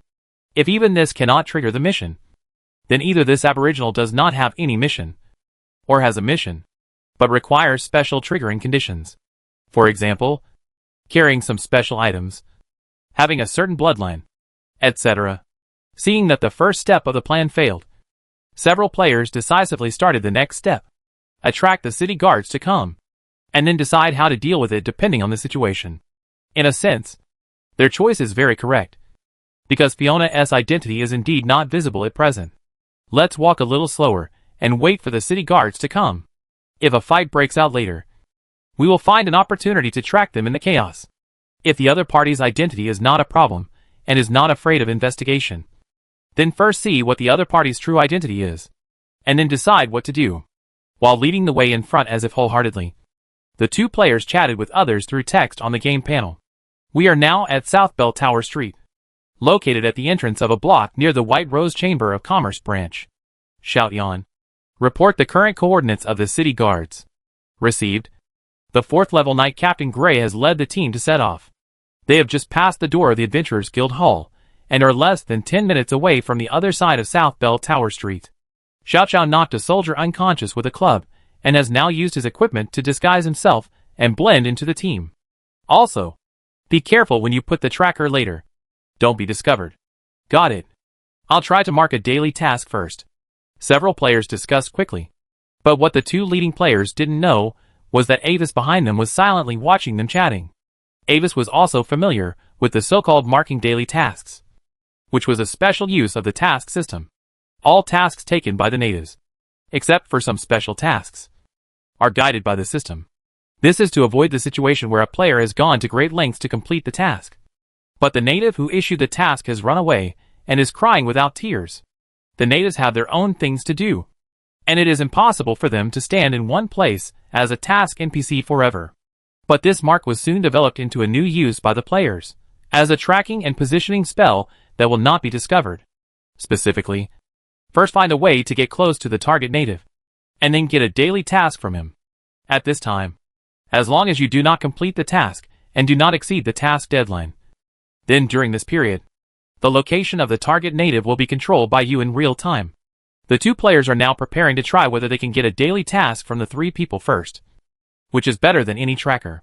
As for how to actively obtain an ordinary task from Avis and others, the two of them also have enough confidence. In the Yongdong Mountains adjacent to Baiguang City, there is a specialty starlight ice drops. This diamond-like clear ice drop is extremely rare. It is a crystal formed by the fusion of ice elements and star power in an extremely special environment. Direct consumption can increase the total amount of magic power and greatly improve the purity of mental power. It is one of the core materials of many 5th level breakthrough potions. Several players had tried this many times before.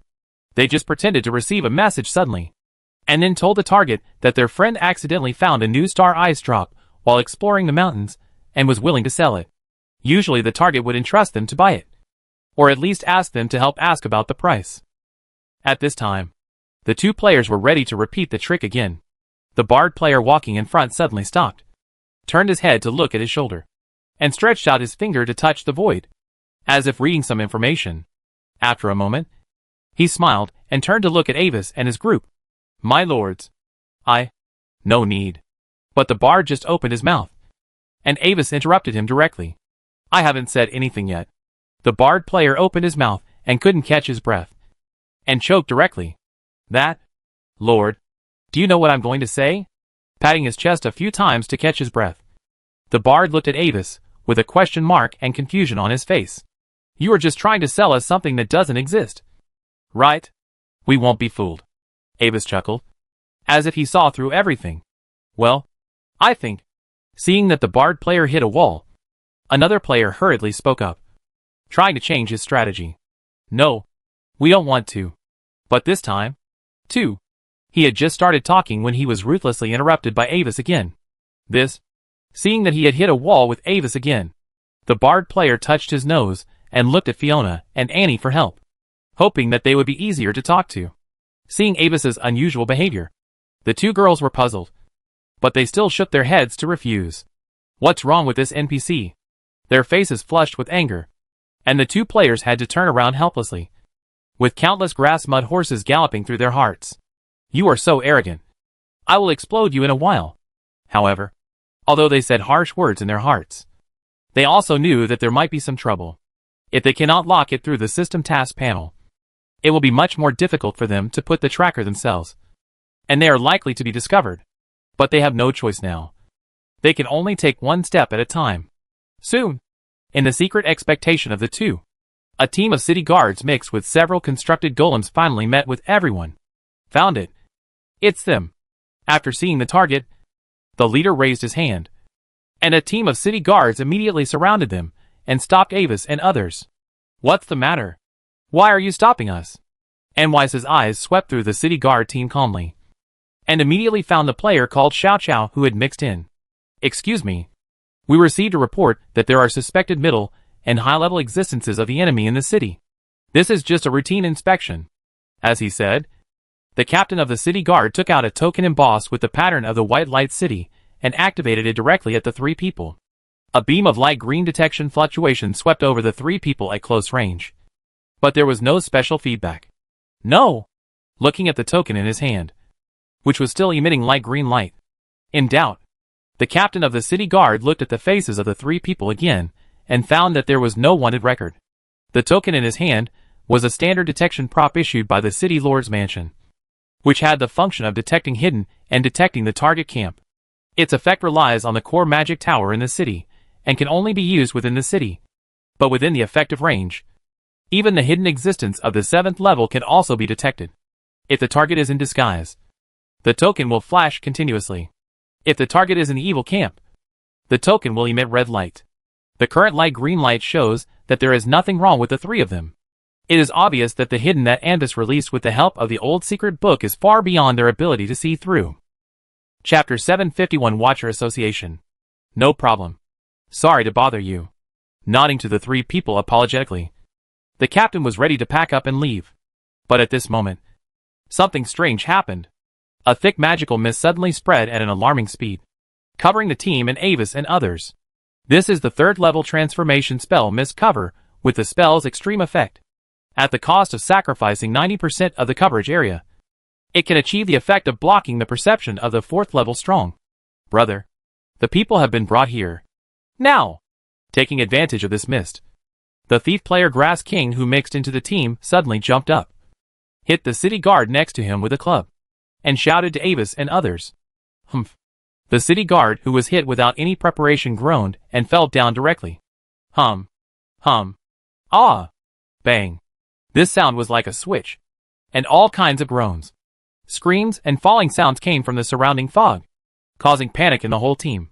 This fog is not just for blocking perception, but also contains some low-level illusion magic power, which can make various sounds according to the will of the caster. Of course, this fog alone cannot cover the special perception of the constructed golem, but according to the underlying operating logic of the constructed golem, when it is not patrolling on its own, it will only start to attack when it or its companions are attacked by external enemies, or when the commander directly issues an order. The damage of the Grass King's club is not high, and he stopped immediately after the attack, and did not continue. He is now disguised as a city guard. Therefore, after a simple analysis of the constructed golem, it was not directly judged as an enemy. In the battle of professionals, accidental injuries are inevitable. The person who made the constructed golem could not have formulated such an extreme logic. As long as the companion is attacked, it will be immediately regarded as an enemy and taken down. If the attack on the battlefield accidentally affects the friendly forces, and the constructed golem turns against the enemy and attacks the self force on the spot, wouldn't it be a big joke? After hearing the screams and falls in the fog, the captain of the city guard was also shocked. While immediately launching wind magic to dispel the thick fog, his mental power penetrated his body and searched for the figures of Avis and others. At the same time, he immediately communicated with the magic tower in the city through the captain's waist card and urgently requested support. Although he also suspected that this was a trick of the enemy to make him mistakenly think that the three people were enemies, he didn't dare to gamble. After all, they were 3 4th-level strongmen with unknown identities. If they were really enemies, the whole team would suffer heavy losses, and even he would be in danger. After receiving the magic power transmitted from the magic tower, the captain held his waist badge and directly activated the waist badges of all team members for spontaneous defense, preparing to temporarily rely on the power transmitted from the magic tower to defend himself and avoid unnecessary misunderstandings. However, some people were not prepared to let him do as he wished. How dare you attack the city guards? While the fog was not completely blown away, the King of Grass rushed towards Avis again, changed into the voice of the city guards and roared, and directly attacked Avis. This was the next step of the plan. Facing the sudden attack, Avis would definitely defend. As long as Avis made a move, he would lie down directly, pretending to be seriously injured and dying. By then, even if the two sides wanted to avoid a conflict, it would be impossible. Looking at the thief player who rushed over for his trick, Avis had no fluctuations in his heart. He just raised his hand and prepared to control him. But at this moment, he suddenly realized something. Put his hand down again. And stopped Fiona and Annie, who wanted to take action, pretending to know nothing. At the same time, a light blue flame rope suddenly drilled in from outside the fog. And then it seemed to have eyes. Instantly tied up the unprepared king of grass. And for a while, he couldn't break free. The next second, a huge gale swept up, violently tearing the fog like cotton. And the situation in the field was instantly clear. The thief tied by the flame rope fell to the ground, maintaining the action of holding the knife, and was struggling to remove the restraints. But this unknown binding spell was extremely difficult to deal with, and it was difficult to quickly remove it with his low intelligence and physical attributes. The mysterious intervener, with unknown identity, also appeared in everyone's sight. He was a natural elf wearing silver-gray light armor and a white cloak. The mysterious blue magic inscriptions on his armor flickered. He held a life-wood staff with a huge silver-white irregular crystal embedded on the top. The dark blue flame extended from the top of the staff, and the other end was directly tied to the thief player. From the perspective of Avis and others, they could see a strange emblem with a cross star and a lighthouse shape intertwined on his white cloak. He beep. He is from the Watcher Association, meddling in other people's business. The two leading players, who were secretly looking forward to the success of their plan, cursed in their hearts when they saw the figure in the white cloak. However, although they wanted to go up and fight passionately, their bodies were very calm and did not move. Don't make trouble in the White Light City. Someone should have warned you. The elf spoke in a calm tone after glancing at the two leading players, and was obviously also a player. He knew that these two people were probably accomplices of the thief. But since they had not done anything after all, it was difficult to convict them. So he just warned them.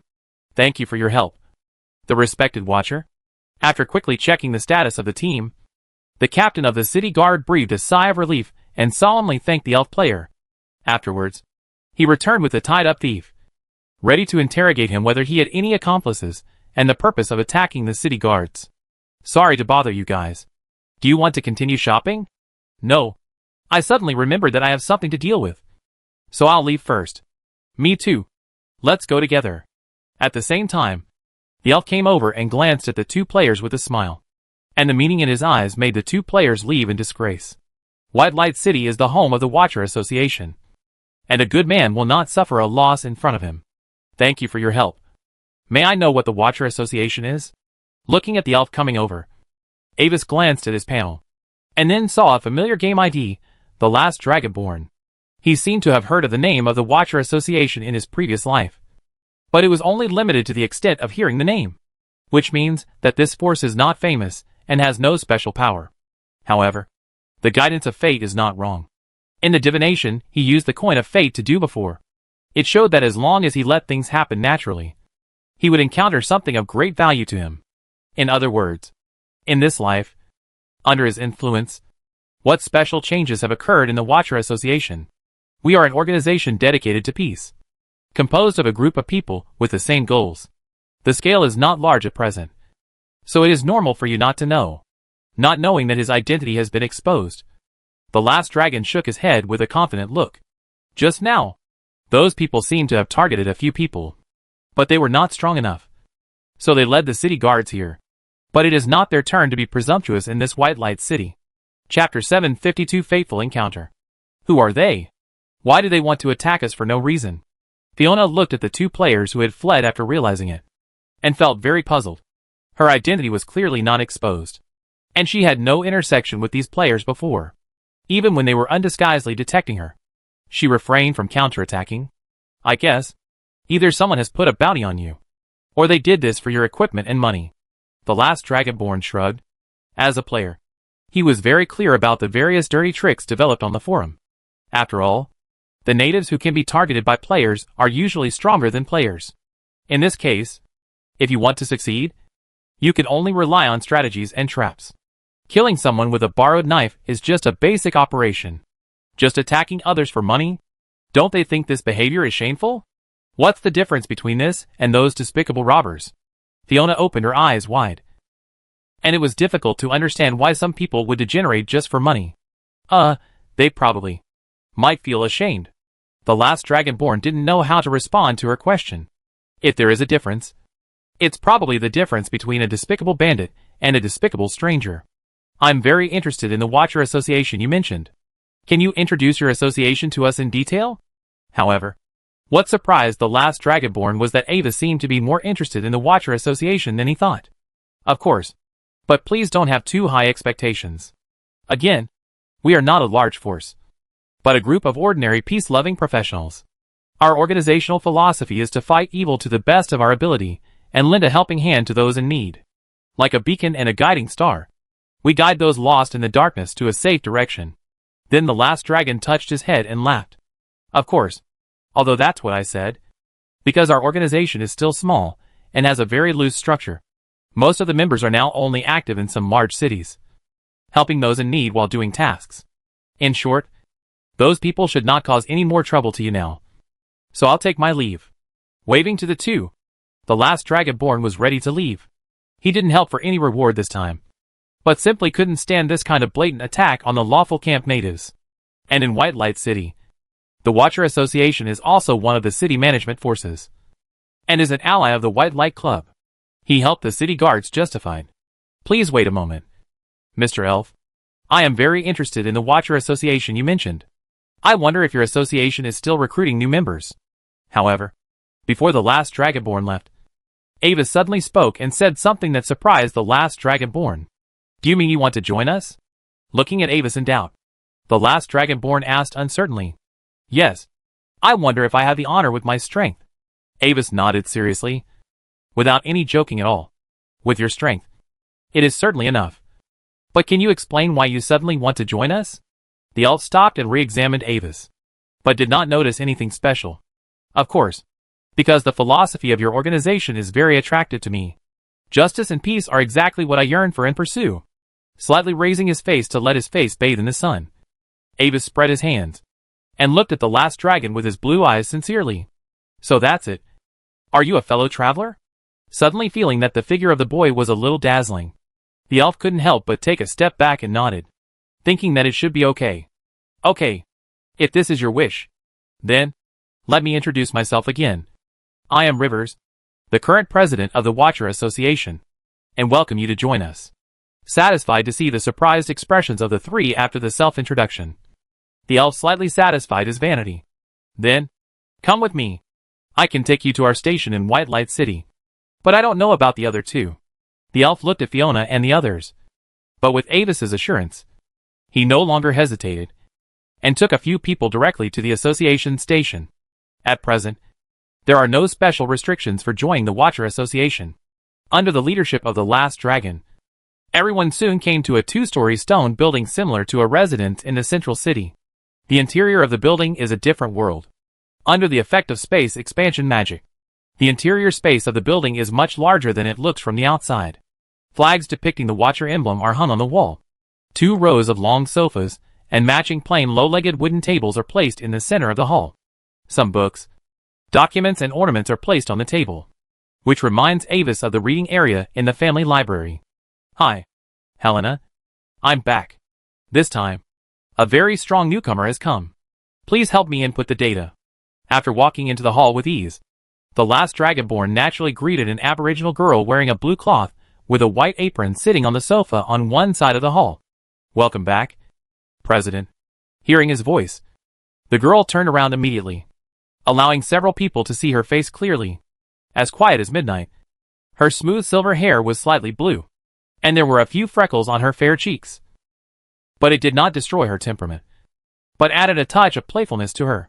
From her softer facial features than ordinary imperial people, she seemed to be from the western part of the empire. Oh, do we have new members again? Hello. I am Helena, a first-level trainee watcher.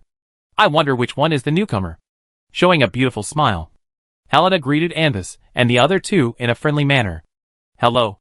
I'm Wayne, a 4th-level transformation mage, and I'm currently preparing to join the Watcher Association. After taking a closer look at her, Avis narrowed his eyes, and then greeted her with a smile. But in his heart, he already understood the true direction of the previous divination. At the first close observation of her, Avis was sure that this girl was the child of destiny among the contacts that he had arranged for many forces under his command to pay attention to. From the perspective of destiny, her thread of destiny was like a group of stars, shining with a dreamy brilliance.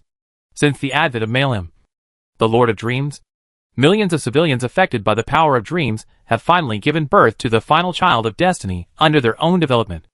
Avis didn't know if she was the only one who represented the contactors with destiny.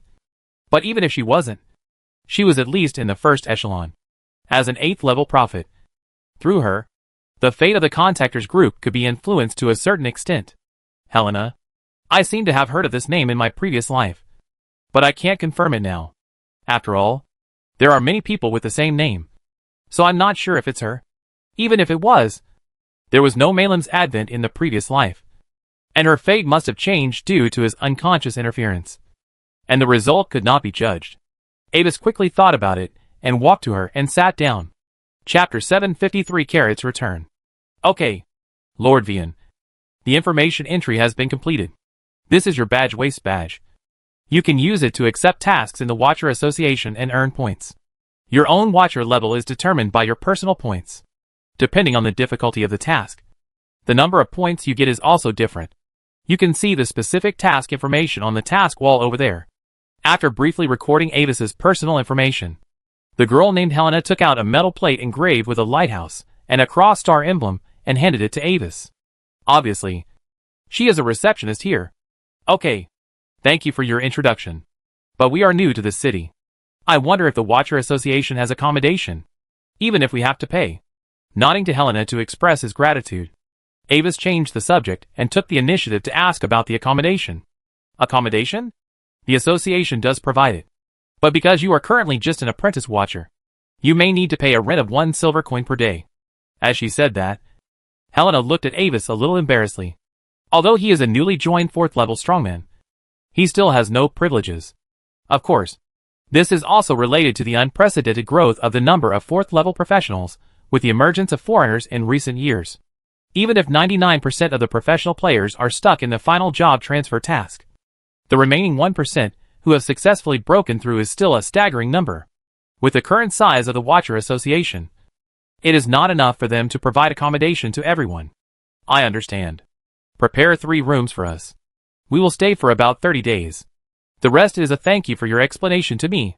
3 rooms for 30 days cost 90 silver coins, which is equivalent to 4 silver coins in gold.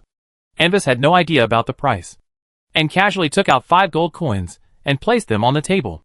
After discovering the existence of the Watcher Association and Helena, the Child of Destiny in the contactor group, his original plan to find a high-end hotel in White Light City had to be changed. For now, he is probably the first high-level prophet to discover Helena's existence. But as time goes by, the probability of other prophets discovering her will become higher and higher.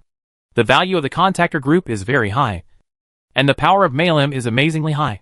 And the contactors born under the influence of this power are destined to have a very small number of people inherit various strange abilities. His clone in charge of the Black Ring Chamber of Commerce has always been casting a wide net to search for talents in this field, in addition to finding the children of destiny that may exist among them. It is also because of their future achievements that are enough to serve as the new generation of the Chamber of Commerce, the backbone force. So a lot of resources are spent on training. As the first child of destiny in the contact group, Helena's value is even more amazing. As the original discoverer, Avis does not intend to let other predictors interfere with her fate. The residence provided by the Watcher Association is actually a high-end hotel in White Light City. It is also the property of the Watcher Association. And as a member of the association, you can get a discount if you live here. In the next half-month, Avis and Fiona lived in the Watcher Association. Because the appearance of the Power Dragon clone is too conspicuous, Avis usually keeps it invisible and only shows up when needed. During this time, he and Fiona were like a pair of ordinary siblings traveling, playing in the White Light City every day, tasting local specialties, and watching the city scenery here that was different from the Star Territory. At the same time, he would still feed the little dragon Fia the blood essence of the Power Dragon every day to promote its growth until it reached a certain critical point. The blood essence of the 8th level peak Power Dragon clone is actually a strange state of half material and half force field, which has a huge effect on the Vortex Dragon of energy form creatures. It was not until it was stuck at a special critical point that Avis stopped feeding, but drew a magic circle on the surface of the Vortex Dragon. temporarily suppressing the power that it wanted to break through in the body, waiting for the opportunity for the gray fog to officially break through. As for the situation in various parts of the Empire, Avis kept a close watch on the forces under his command through the major clones. Due to the short time, the war between the two princes and princesses did not undergo any special changes, and it still maintained a relatively restrained degree, just letting the low-end and middle-end professionals under his command to do it. And the high-end forces did not really go down to participate in the war. Both sides are trying to collect as much information as possible about the other side through low-intensity warfare, while secretly accumulating strength to prepare for a surprise to the other side. The changes in the Olivendi and Alfred families are relatively more. After Fiona disappeared again, the 9th level of the two families immediately began a carpet search. During the period, they seemed to try to contact the missing 9th level, but there was no news. A few days later, Zero Ice Crystal Pomona returned to the family on his own, but his face was very bad. After returning, the family guardian immediately had a secret talk with him. After learning that Fiona and Avis had no news so far, Pomona was also very anxious. However, he said that he accidentally discovered the location where Duke Carrot was trapped during the battle, and he could rescue the Duke first, and then search for the whereabouts of the two together. So, Pomona took the family guardian to the previous battlefield and rescued Duke Carrot from the Divine Seal.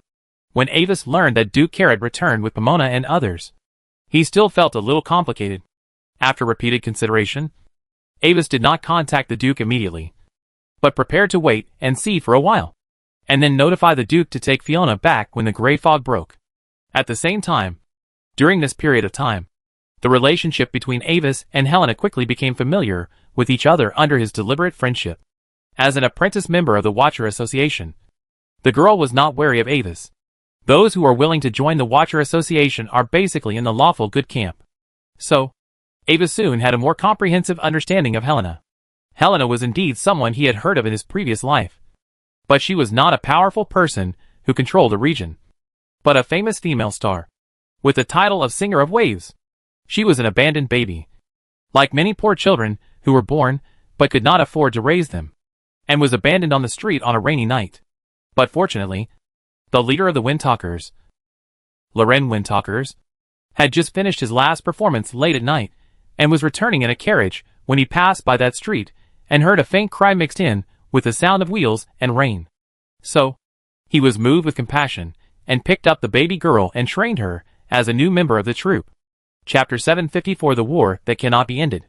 In this life, her fate is still the same. But the difference is that when she was still young and had only participated in 2 performances as a backing singer, she received a gift from an unknown dog-licking player, a magic guide construction headband, a specialty of the Federation, because of the conspiracy of the former speaker. That thing was very cheap in the Federation at that time, almost equivalent to a free gift. However, due to the background of the magical medieval period of the Yar continent, the traffic in various places is relatively closed, and coupled with the control of the Empire, the construction headband is a rare item in the Empire. The subsequent plot development is very simple. The girl who got the headband often wore it after completing her daily tasks. So on the night of Malin's arrival, she was naturally involved. Afterwards, Anvis sealed the speaker, cut off Malim's connection with this world, and cleared the eternal sleep power that permeated the construction network. Helena woke up with others and luckily gained abilities. Perhaps because of her profession as an opera singer, she gained the ability to convey her inner emotions to others through singing. This doesn't sound like a very powerful ability. Helena herself was just excited when she first gained the new ability, thinking that she could use this ability to achieve a better performance effect and live up to her adoptive father Lauren's care for her. As for being a receptionist in the Watcher Association, it was just that she ran into trouble when she went out once, and was helped by the passing last Dragonborn. After that, she was invited by the elf player to work as a part-time receptionist at his newly established Watcher Association after completing daily training.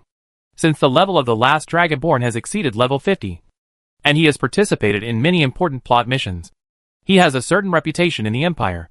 He personally invited a first-level backup actor, and Loren Windtalker was happy to give him a face without delaying Helena's growth. They are a national touring opera orchestra, and they will not stay in White Light City for too long.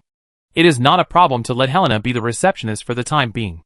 Helena also agrees with the concept of the Watcher Association and voluntarily joins it as a member of the association. Is that so? It sounds so interesting. Under the attention of countless audiences. A grand performance? What an exciting scene. Hee hee. Actually, it's nothing. I was just a backup singer at that time. And the lead singer, Sister Fina, was the real protagonist. In the hall of the Watcher Association, Fiona and Helena gathered together and talked intimately about some topics between girls, and meditated on the side to avoid disturbing them. After a period of getting along, the two girls of similar age have become familiar with each other. Fiona was very interested in Helena's experience as an actor. After all, civilian life was too far away from her, and had a hazy sense of mystery. Helena was also happy to share her highlights with new friends. However, due to the outbreak of war, we only stayed in Pyroxene City for 20 days before we had to continue our journey. According to the news of the Imperial Morning Post, 2 days after we left, Pyroxene City was involved in the war. The army of Earl Hedden surrounded the city, and the Lord of Pyroxene City relied on defense facilities to hold on and wait for support. It is said that the city's protective magic circle has been breached and has entered the street fighting stage. Half of the city has been destroyed by the attack magic of both sides. Speaking of this, Helena couldn't help but sigh sadly. Alas, Philly, when do you think the war will end? It will only bring death and destruction to everyone. Just as Enwazi temporarily changed his name to Vian, Fiona is currently using the name of Philly. Well, after the disappearance of His Majesty Gloria III, the eldest prince and the fourth princess of Or both wanted to sit on the throne and become Gloria IV. Now it is almost all the forces under their command that are fighting. It is said that the rebels are also related to them. Probably. We need to wait until they have completely decided the winner before the war can really end. Fiona thought about it, and made a guess based on the information she knew. The eldest prince and the fourth princess? How long will it take to decide the winner? A year? Hearing Fiona's explanation, Helena was a little surprised. This kind of news, which was known to everyone in the upper echelons of the Empire, was the first time she knew the inside information. I don't know how long it will take. There has never been a sudden disappearance of the Emperor in the history of the Empire. But the intensity of the war is not strong now. The high-level masters of both sides are just keeping a deterrent on each other, and have not personally gone to the battlefield. I guess, if there are no other special changes in the near future, this war will last at least a few years. Fiona shook her head honestly. She didn't know how long the Civil War would last. After all, there has never been a precedent in history. The information collected is not enough, so she can only rely on simple guesses. Is that so? I hope that peace can last longer after the new emperor takes office. Nodding somewhat gloomily, Helena crossed her fingers and made a wish as if praying. By the way, brother, how long do you think the civil war in the Empire will last? At this time, Fiona, who felt that she was not experienced enough, directly asked for off-site assistance. While the two girls were mumbling, Avis was leaning on a soft long sofa next to him, remotely controlling his clone in the floating city to observe the situation of Marquis Draka. After nearly 20 days in the main material world, under the astronomical consumption of magic power, Marquis Draka, whose consciousness was trapped in the illusion, was already close to a critical point of weakness. According to Bomia's analysis, if it continues, the probability of Marquis Draka realizing his true situation will exceed 90%. The near future is the best time to try to control it. If it fails, it is almost certain that he cannot rely on the 8th level strength to forcibly control the 9th level strongman through the distortion seed. Civil war in the Empire. Suddenly hearing Fiona's voice, Avis was stunned for a moment, and then reacted. It's not clear, but it's impossible to end it within a year, and it may not be ended within a few years. There are too many forces involved. This is not only a conflict between the two princes, but also involves the ideological struggle of the royal guardians, and the struggle of a group of high-level prophet. In addition, the marquises with well-preserved strength, the 4 major families of the Empire, the Spark Resistance Organization, the Hidden Star Song Secret Cult, and the other 2 major empires on the continent. I don't know how many major forces are taking advantage of the civil war in the Empire to carry out their own plans. Just like the end of the Gloria II era. Although in historical records, the current Gloria III succeeded to the throne peacefully, and handed over the Star Crown, and the Sword of King selection from His Majesty too. But the real situation is that the third king did not know how many forces he secretly contacted. And after decades of preparation, He successfully cleared all the brothers and sisters who threatened his position, and finally sat on the eternal gold throne that symbolizes supreme power. Chapter 755 Abnormal Flow of Raw Materials. So there are so many inside stories here? Father seems to have never mentioned these. Hearing Avis's explanation, Fiona's pink little mouth opened slightly, and her big lake blue eyes blinked twice. A little surprised. I got most of this information not from my family, but from other sources. You should know that it's just like our other brothers and sisters. Avis shook his head, and deliberately did not use the word family. After we go back, you can also try to ask for help from Father to establish your own independent source of intelligence. Many times, some intelligence that may be helpful to you will not be told to you by others. And, in many cases, there are some special sources of information in daily life, such as the tasks issued by the association. From these new tasks, you can often learn about some things happening in various parts of the empire from the side. Gesture to Fiona. Avis stood up from the sofa and walked slowly to the task wall on one side of the hall. At this time, not long after the task was updated, several members of the Watcher Association had gathered in front of the task wall made of gray-white marble, all choosing tasks that suited them. Since the Watcher Association had just officially started, most of the tasks in the association were actually transferred from other large organizations by the last generation of dragon descendants using their identities. The specific process was that after the association members completed the task and submitted it, they obtained association points as rewards. The last dragon descendants took the task props submitted by the members and submitted them to the forces that issued the task. After receiving the rewards, they were added to the association's warehouse to maintain the operation of the association. B-level task, suppressing bandits. Task description: bandits appeared on the west side of the Manlay Mountains in Alfred Province, with a number of about 50 to 100 people. The bandit leader is at the high level of the 4th level and is suspected to be a foreigner. To submit the task, the heads of the bandit leader and 4 cadres must be used as evidence. Reward: Watcher points * 2000. B-level task emblem * 1. C-level task: collect black mirage pearls. Task description: there are pearl shells called mirage shells at the bottom of the Black Sea. The black mirage pearls are produced by the 3rd level silver striped mirage shells. The size must be more than 1 centimeter in diameter, and the required number is 3. Note: the bottom of the Black Sea is very dangerous. It is recommended that professionals below the 4th level take it with caution. Reward: Watcher points * 900. C-level mission badge * 1. D-level mission: purchase a large amount of gray-blue iron, wind copper, star steel, ghost iron and other metal ores and ingots. Description: unlimited purchase of various low and medium level metal ores and ingots suitable for magic construction materials. Interested parties can come to the Federation's Giant Chamber of Commerce branch for detailed discussion. Since the last Dragonborn collected tasks from various forces, the mission locations are also all over the world. Avis paid special attention to the task of purchasing magic construction metal materials. This kind of task without rewards is usually posted in the task column of major forces by paying an additional advertising fee. The Federation's Chamber of Commerce suddenly began to actively purchase low and medium level construction materials, which is a somewhat abnormal signal. In fact, the purchasing department of the Black Ring Chamber of Commerce of Avis also found that the construction materials on the market have suddenly become scarce recently, and even the chambers of commerce that still have goods have significantly raised the shipping prices. The reason for this is that some chambers of commerce in the Federation suddenly began to buy a large amount of these metal raw materials without any signs, suspected of wanting to drive up their prices.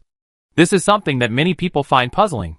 Obviously, the reserves of these low and medium level metal materials are huge, and their greatest use is only to produce low and medium level magic guide constructions, even if they are monopolized in the short term. Once the timeline is extended, the price will definitely collapse again. Some mine owners have begun to prepare to expand the scale of mining in order to take the opportunity to make a fortune. Avis once predicted this matter when he was free, and easily came to the conclusion that these materials will be used for mass production of magic guide constructions. As for the reason for the large-scale acquisition, it was an order from the people above to speed up the popularization of construction. Originally, Avis did not take it seriously, but at present, the reserves of construction metal materials of some local chambers of commerce in the Federation seem to be in urgent need. This level of material shortage made him smell something unusual. You can continue to help here, Fiona. But don't go too far. I have something to do. If you encounter any emergencies that are difficult to handle, you can also call me or my companion urgently. At present, because there is nothing to do, Fiona sometimes helps Helena deal with some small tasks of the Watcher Association. And the companion that Anvis mentioned refers to the Power Dragon clone that is invisible in the corner of the hall and waiting. After returning to the two girls, Avis smiled gently, gave them a careful instruction, and then turned back to his room. He had to deal with Marquis Draka in the floating city first, and then divine again about the shortage of materials this time. I always feel that my fourth brother is not just 1 year older than me, but has really grown up. As if he knows everything. Fiona wrinkled her nose slightly, looking at Avis's back with some admiration, feeling full of security.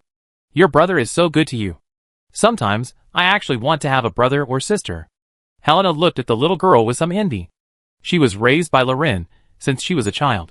She spent most of her childhood practicing singing and getting familiar with various musical instruments. She didn't have brothers and sisters of the same age to play with. Let me tell you, my fourth brother is super awesome. He would tell me stories when he was a few years old.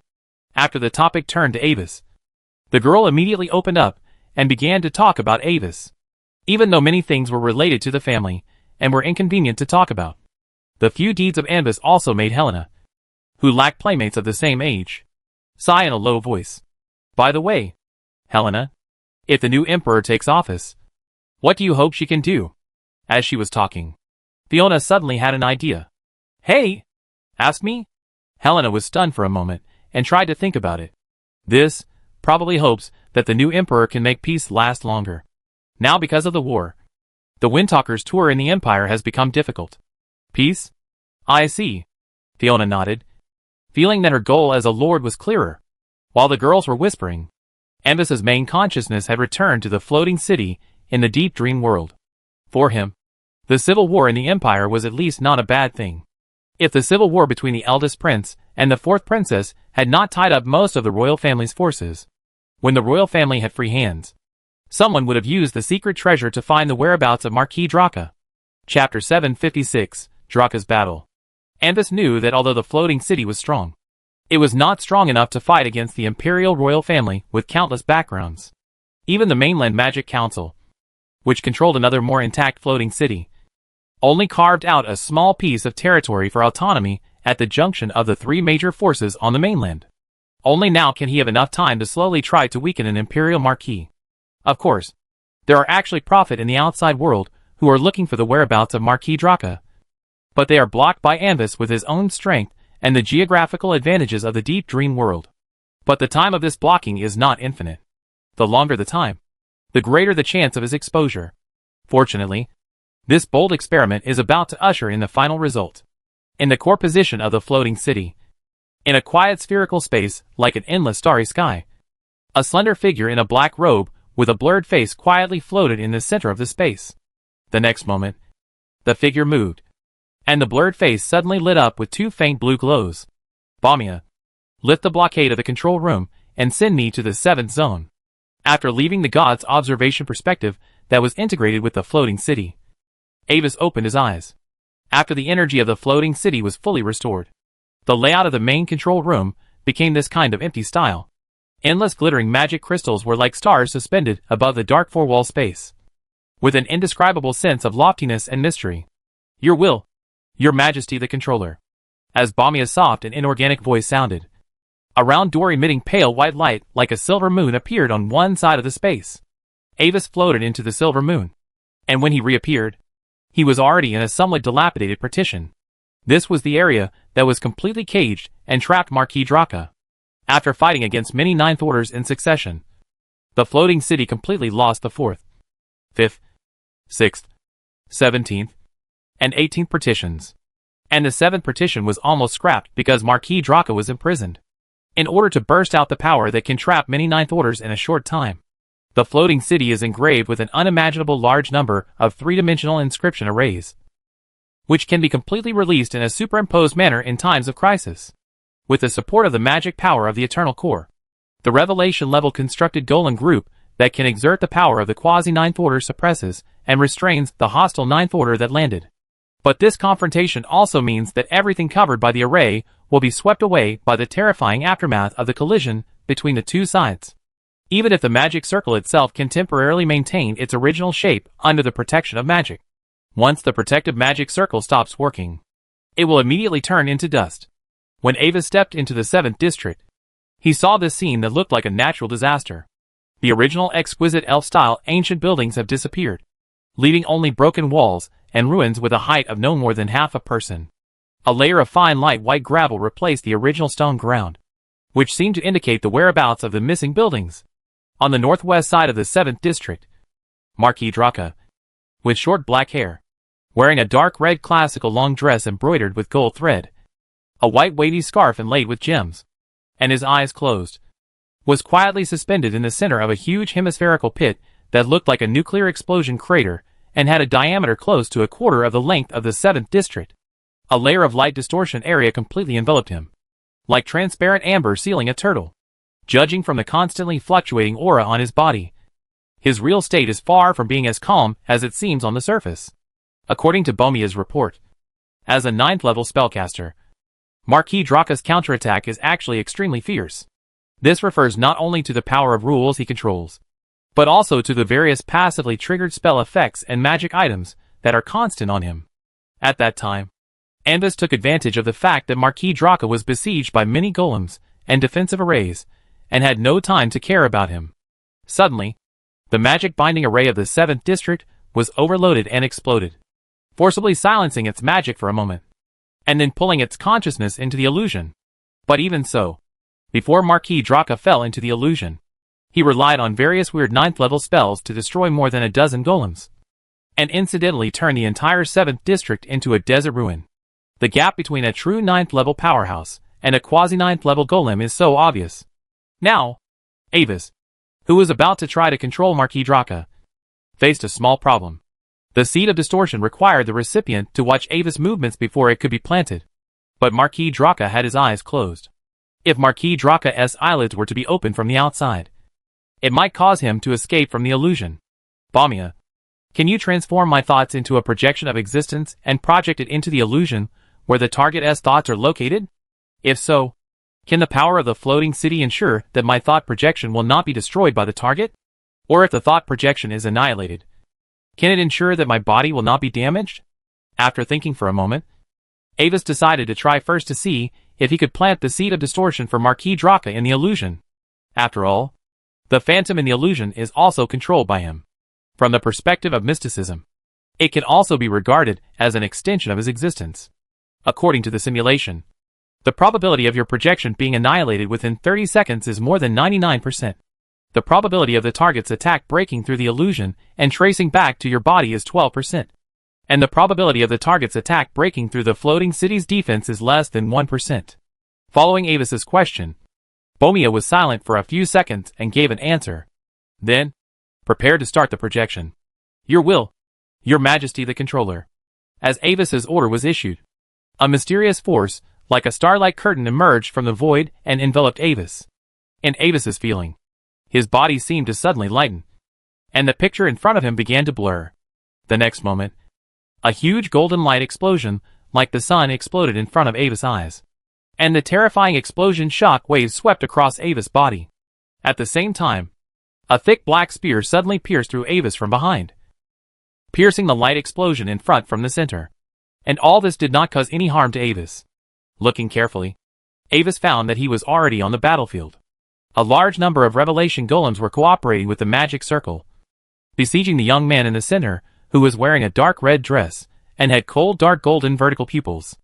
And Marquis Draka was fighting with the golems. And from time to time, he threw out a condensed dark golden star point, which then turned into a terrifying light explosion and exploded, directly blowing the golem that was hit to almost pieces. That was the special 9th level spell he created, Draka's Star of Destruction. At this moment, most of the golems in the field have been destroyed, as if Marquis Draka is about to win the battle. Although about 20 days have passed in the outside world, in Marquis Draka's perception, less than half a day has just passed. The destruction of the golem is also the result of Bomia's careful control. On the one hand, it is to let Marquis Draka see hope, and on the other hand, in Bomia's analysis, Marquis Draka's physical condition has approached a dangerous critical point.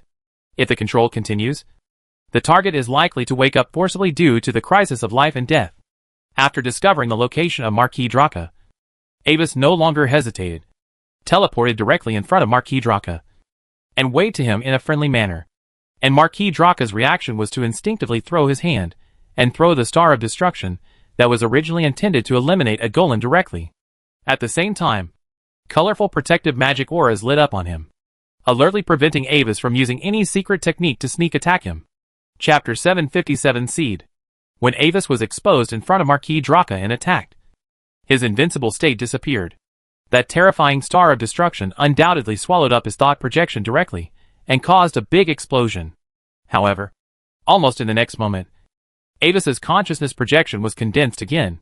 The feeling of the consciousness projection being destroyed was a bit like being suddenly pricked by a steel needle, and a bit like a momentary electric shock.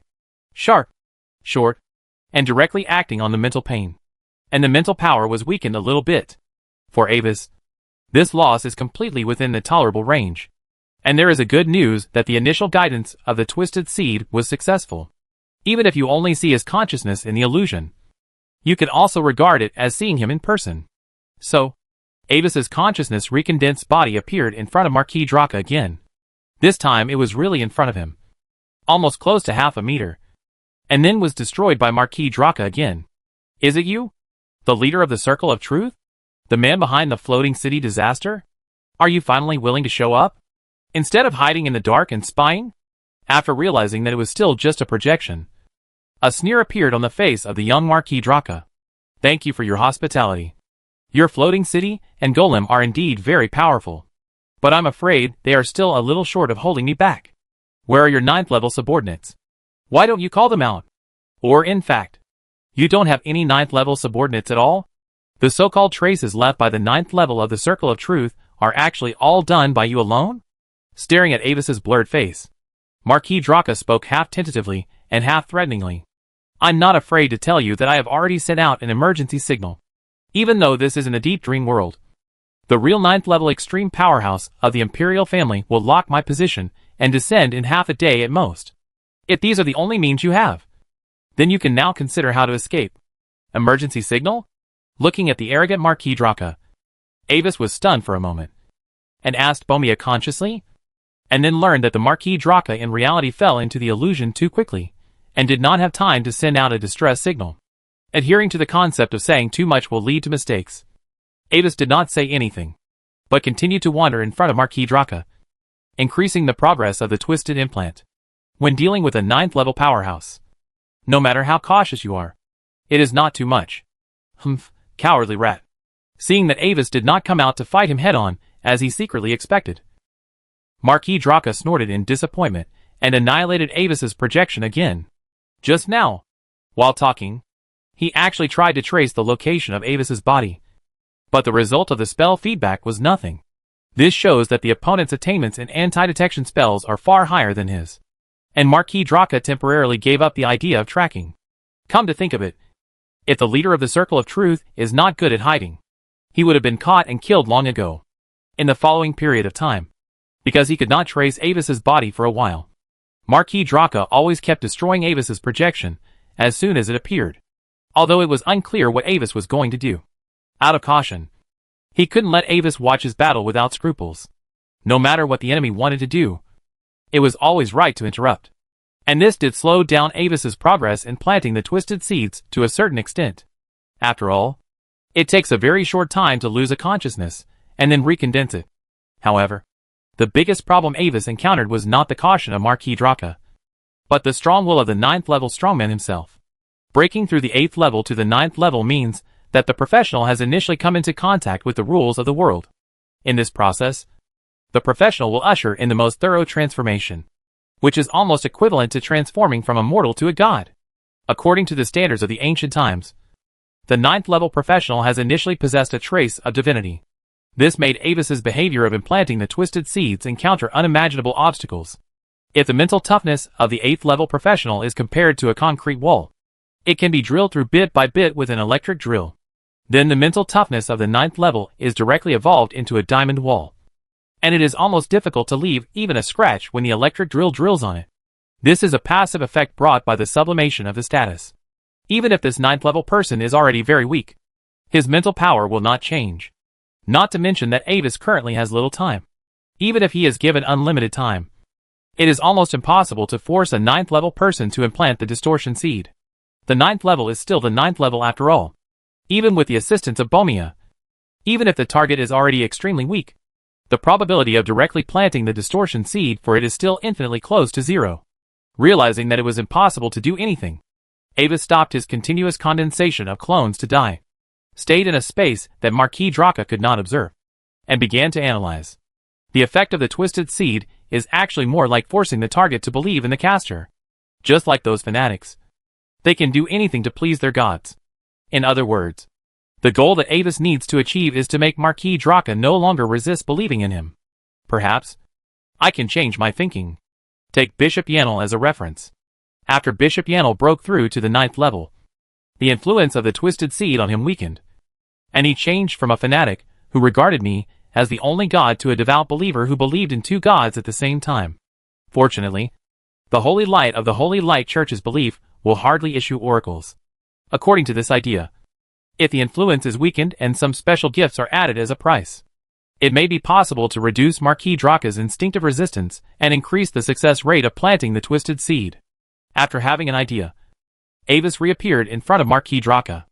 As a spell-like spell, he should not be able to control the specific effect of the seed of distortion in theory. But as the master of the secret book of the old days, he can now communicate with the secret book of the old days to adjust the effect of the seed of distortion. The reconstructed effect of the seed of distortion is no longer to unconditionally obey all the instructions of Avis. Instead, it is to do its best to complete Avis's instructions without endangering its own life. At the same time, as the price of faith, he can get the power reward from Avis from the seed of distortion. This time, Marquis Draka's instinctive defense finally weakened.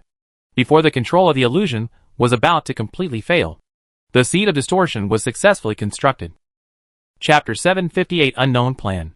Your Excellency, my Secret Intelligence Department has conducted a series of investigations on the traces of the Circle of Truth organization.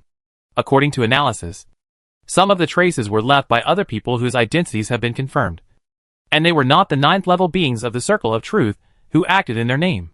Some of the identities of others cannot be confirmed, but according to their specific behavior analysis, the probability of them being members of the Circle of Truth is extremely low.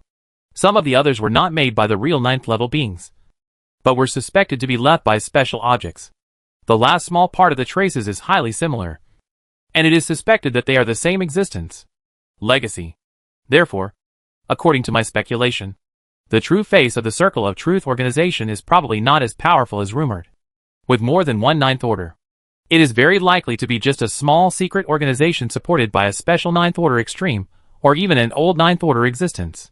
Presumably, as time goes by, with the intelligence network of other marquises in the Empire, similar conclusions should be drawn. Standing beside Avis, Marquis Draka, who was wearing a black robe outside his formal dress, bowed his head slightly and reported to Avis his current understanding of the Circle of Truth. After listening to Marquis Draka's story, Avis nodded.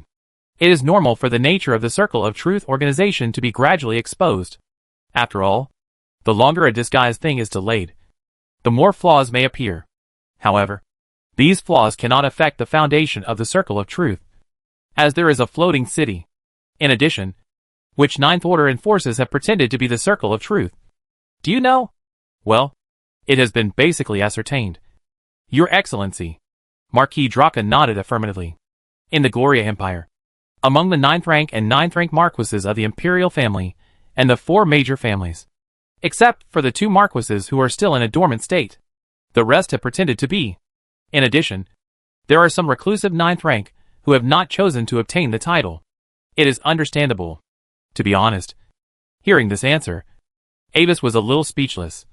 But he was not surprised.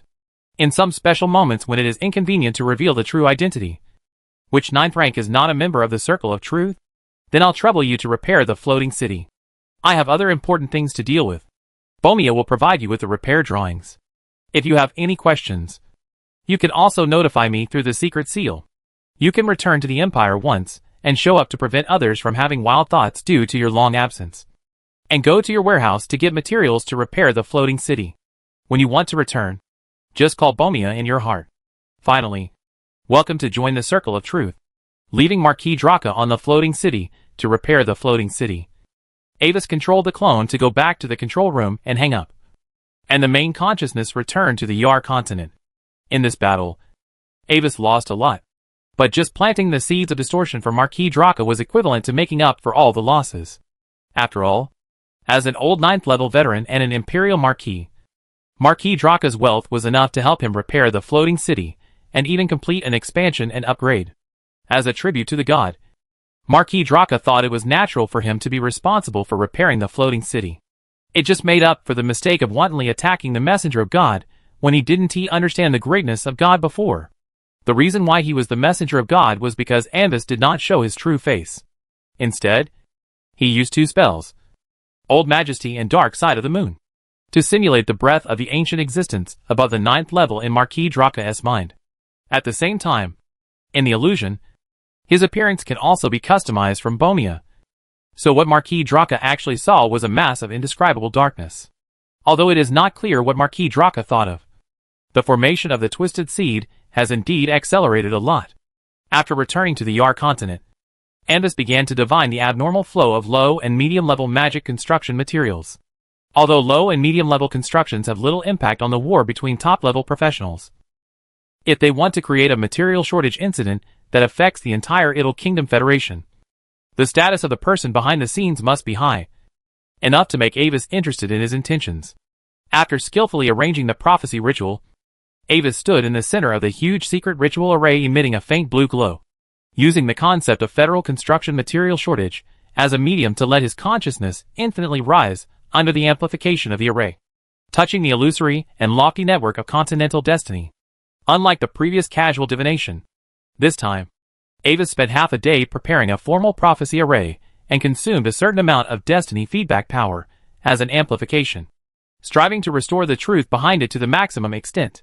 However, when Avis was about to trace the source of this matter along the fate line, a gray mist with the breath of fate enveloped him in front of him, blocking Avis's will.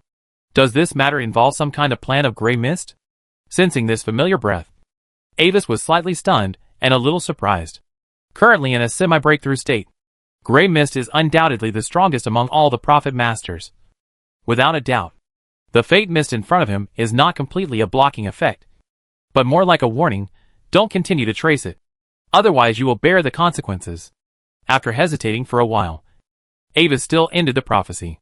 Gray mist is about to break through. There is no need to force it now. After all, he has prepared a lot of gifts for Gray Mist's breakthrough. As long as Gray Mist can be solved directly, no matter what conspiracy the other party has, it will be solved directly. Idle Federation, the capital of the Kingdom of Lauren. Seer Palace. Xia. How is Gray Mist doing? In the study room filled with a faint and elegant fragrance, the current speaker of the Idle Federation and the current king of the Kingdom of Lauren, Lauren 15, put down a secret document reporting on the production of constructs, branded his emblem ring with the royal seal, and asked without raising his head. According to the speculation of the chief royal prophet, His Majesty Gray Mist has a probability of more than 90% to officially break through the 9th level within a week, due to the unknown status of His Majesty the Stargazer. The success rate of His Majesty Gray Mist cannot be determined, but the hope of success is great. In front of the desk, a black-haired girl wearing a white velvet cloak embroidered with lavender irises and a single ponytail, half knelt on the ground and bowed her head respectfully to report. But Your Majesty, I need to report one thing to you. The various taboo ideas and knowledge that His Majesty Gray Mist has privately spread through the constructed network have caused serious unrest in the civil security. A large number of civilian professionals have developed ambitions that they should not have, and have chosen to secretly join the resistance organization, and even directly attack the nobles, which has an extremely bad social impact. As for what he will do after breaking through the 9th level, we have no idea. But I personally think that he is likely to affect the interests of the Kingdom of Lauren. Gray Mist's plan? After listening to the report from his trusted subordinates, Lauren Xe's mouth curled up a cold smile like a knife. I know his purpose very well. In order to break through the 9th level as soon as possible, he can do whatever it takes. including making some small moves within my tolerance. I chose to cooperate with him. And naturally I had expected it. Don't worry. Xia. Change is coming. The sacrifice of some people is necessary. Chapter 759 Secret Assembly Production Line. Your will is above all else. Your Majesty. Hearing the tone of Roland 15, that everything was under control. The girl, who was the leader of the Royal Secret Agency, bowed her head again to show her obedience. Let's continue to watch this grand event that only happens once in 1,000 years. This federation is our stage. Taking out a bottle of aged wine and a clear goblet with a faint magical aura from nothingness, Roland 15 was in a very good mood and poured himself a glass. Then, in Xia's flattered eyes, Roland 15 also poured her a glass. Thank you, Your Majesty, for your gift. Go ahead and continue collecting information about the Grey Fog. In addition, focus on supervising the production and deployment of constructed prostheses. We will strive to set up a prosthesis reserve covering the entire Federation before the Grey Fog breaks through. After this matter is over, I will approve your withdrawal of the blood of the Alien God and Black Dragon Molten Thunder essence that you applied for previously. After Xia finished drinking, Lauren 15 once again promised to help her break through the 9th level as a reward, and then waved his hand, signaling her to leave on her own. Found it. The target location is the warehouse over there. According to intelligence, all the raw ores purchased from us by the other parties seem to have finally gathered here, in the western part of the Kingdom of Lauren. In Dragonclaw City, a team of players, who seemed to be a little sneaky, found themselves near a warehouse area on the outskirts of the city. The task they received from the task publisher was to pretend to be a small miner and sell a batch of low and medium level magic metal ores. Then follow the buyer, find the warehouse where they store the raw materials, and find out what they want to do with so much ore. Enbus is not the only one interested in this incident. After the Magic Guide construction became popular, the construction factory occupied too much area. So the factory site and the supporting warehouse were usually located in the suburbs of the city, and the required materials were transported by pack animals. Ugh! The smell of this broken place is disgusting. It's not all good to be too real. However, when moving forward, many players could not bear it anymore and covered their mouths and noses. The 2 spellcaster players even spent mana to maintain a first-level protective spell purify the air at all times. There are not only factories in the suburbs of the city, but also more self-built houses for refugees. Outsiders who can't afford houses in the city usually gather in the suburbs and build houses around the city walls, forming a piece of shack area. If Dragonclaw City is going to expand one day in the future, these areas will often be surrounded by the city and become new slums in the lower city. Obviously, the sanitary conditions in such places cannot be good.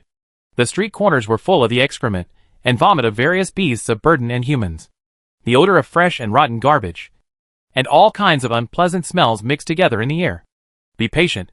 We are almost there. The captain looked at the coordinates marked on the task panel, compared it with the map, and determined that the target was the low warehouse in front of him that looked ordinary. It involved the low and medium level magic construction materials of the entire Federation. It was a fantasy to transfer such a large amount of materials without anyone noticing. Therefore, the forces that purchased the materials did not hide, but openly pulled carts of or into the warehouse. However, when spies from many forces tried to sneak in to steal intelligence, they often never returned. According to the information, this is a warehouse rented by the Gilded Vine Chamber of Commerce. Its main business is low and medium level magic guide construction, alchemy potions, etc., but it has been robbed of a lot of market share by the Black Ring Chamber of Commerce. The Gilded Vine Chamber of Commerce is a medium-sized chamber of commerce with a president who is as powerful as the 7th level and 2 6th level spellcasters. The average level of its Chamber of Commerce guards is the 3rd level, with many 4th level team leaders and 5th level guard commanders. There are rumors that the Gilded Vine is a secret chamber of commerce controlled by the royal family of the Kingdom of Lauren, but there is no conclusive evidence. A player in the team opened the panel, searched for the information he had recorded, and then gave an introduction. He has a special life profession, Scholar, which can store some knowledge he has read in the panel.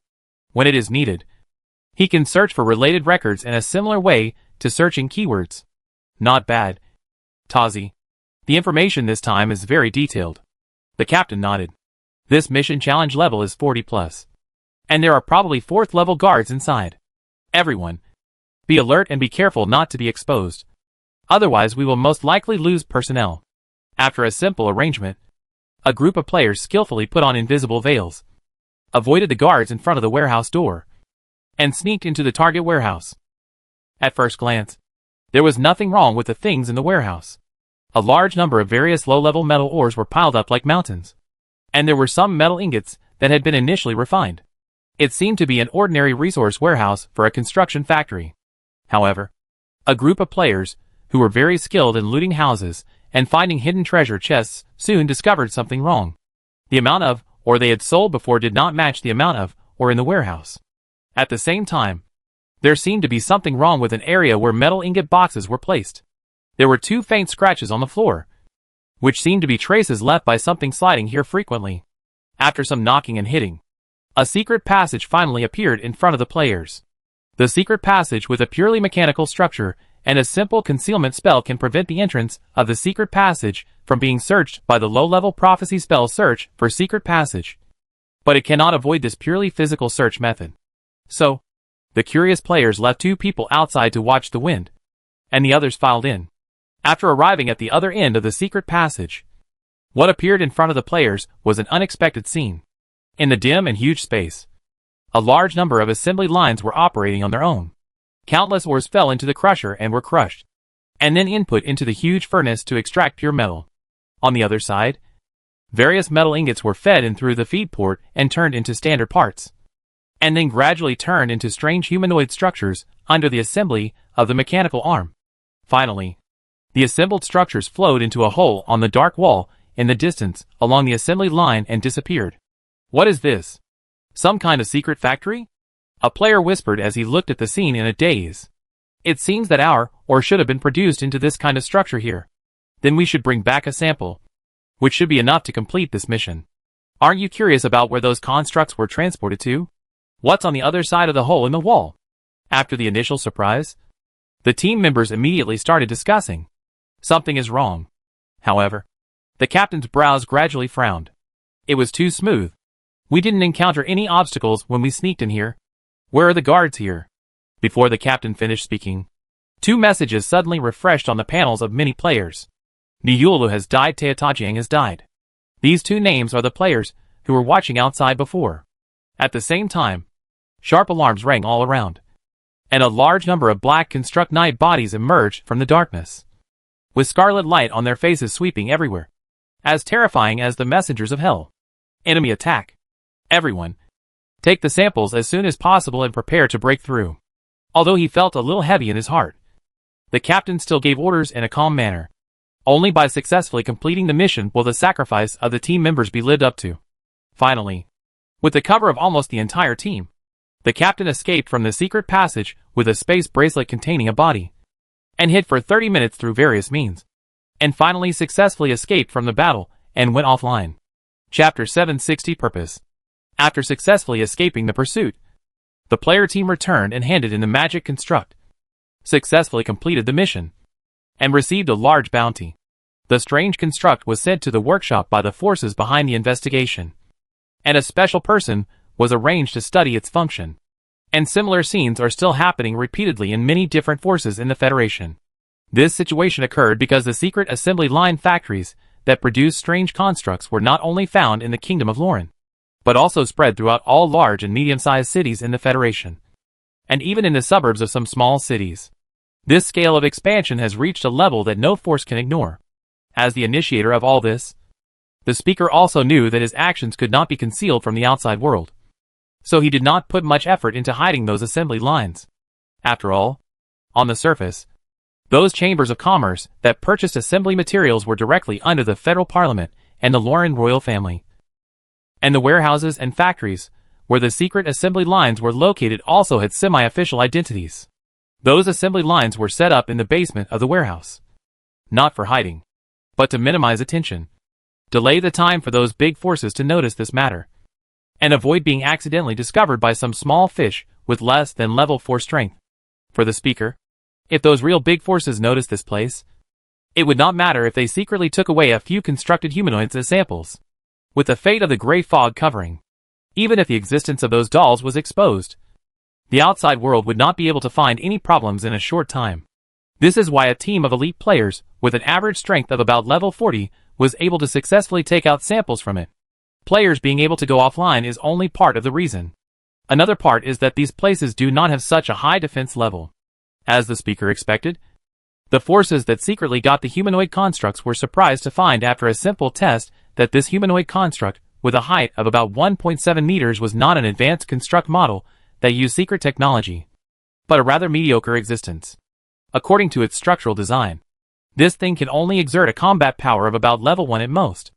And whether it is combat power, durability, or lurking ability, this thing is not as good as the same type of combat constructs, and is probably only stronger than the same level of skeleton soldiers and untrained ordinary people. If you have to say the advantages, it is that this construct has a special control system, which seems to allow users to perform long-term remote mental control and improve the sensitivity of mental control. Of course, this is also normal. After all, the size of this thing is too small, and people can't get in, so it can only be remotely controlled. Lauren, the movements of those constructs have been a bit too loud recently. What is your purpose? In the hall of the Federal Parliament, Silver Moon 7, the King of Silver Moon Kingdom, and one of the Vice Presidents of the Federal Parliament, stared suspiciously at the current speaker Lauren 15 and asked a question that had puzzled him for a long time. As the king of one of the three kingdoms, he knew the character of his old friend very well. If there were no special benefits, he would not have been able to do an action that affected the entire Federation at all costs like he is now. When Silver Moon 7 asked this question, many other 9th level parliamentarians also pricked up their ears. This was also the question they wanted to know. My purpose? Looking around at the people sitting at the head of the long table, the speaker smiled slightly while sitting on the main seat. It's very simple. I just think that the current social operation mode of the major kingdoms in the Federation is too backward. Looking at the doubtful Silver Moon 7, the speaker leaned back on the throne with his hands slightly spread out. According to the survey conducted by the Parliament in June this year, 90% of the current population of the Federation are ordinary people with strength below the first level. But the role of these ordinary people who make up the vast majority of the population is actually just to provide more professionals. Because almost all the things we need can only be provided by professionals. For a long time in the past, I have considered a question: how to increase the output of professionals among ordinary civilians in our Federation. Or, how to discover more uses for these civilians. Facing many parliamentarians, who obviously showed signs of wanting to speak but hesitated, the speaker raised his hand and suppressed them as if he had predicted the future. I know what you want to say. Some rare cultivation resources are not enough to supply too many professionals. Or you are worried that the civilians are too strong, which will lead to instability in the rule. Right? It's not that I haven't considered this. But please listen to me first before discussing whether my plan is inappropriate. The key reason why there are few professionals among the civilians is that they need to engage in farming, textiles, winemaking, grazing and other labors every day to make a living. But their income is very meager and cannot support raising too many offspring, let alone professional offspring. At the same time, they are very fragile, and some ordinary beasts are enough to kill them, all of which limits the total population of civilians. But the appearance of those foreigners provided me with a new idea. Why not let the magic construct solve all these problems? The value of the people should not be wasted on meaningless labor. I plan to allocate construct humanids to each civilian household according to the number of people. 1-to-1. They can be used to replace ordinary people in farming, weaving, and engaging in most production occupations. And they will not be tired and are more efficient. With their replacement, the idle people will have more time to give birth to offspring, more resources to raise offspring, and provide us with more excellent professional seeds. I'm sorry to interrupt your opinion, Mr. Speaker, but I have a question. Let's not talk about whether the effect of this plan can achieve the ideal state of the speaker. Simply equipping each civilian with a construct may cost nearly as many gold coins as the stars in the night sky. This is not only the value of the construct itself, but also the subsequent continuous maintenance costs. May I ask who will provide this huge expense? After hearing the last part, a member of the Parliament finally spoke out and pointed directly to the core of the problem. Other members of the Parliament also nodded slightly. This must be explained, no matter what the speaker draws. If the investment is too large, then they will not support it. The first batch of constructions, and the maintenance costs within 50 years will be borne entirely by me personally. As for the future, we will hold a meeting at that time to decide whether to maintain it. The speaker kept smiling and made a proposal to shut up all the members of the parliament. As the information about the Magic Guide construction production line spread, 2 days later, Avis, who learned the news, also got a unique construction machine through his network of forces. Chapter 761 Grey Mist Breakthrough. Is this the kind of thing? What does Grey Mist need them for?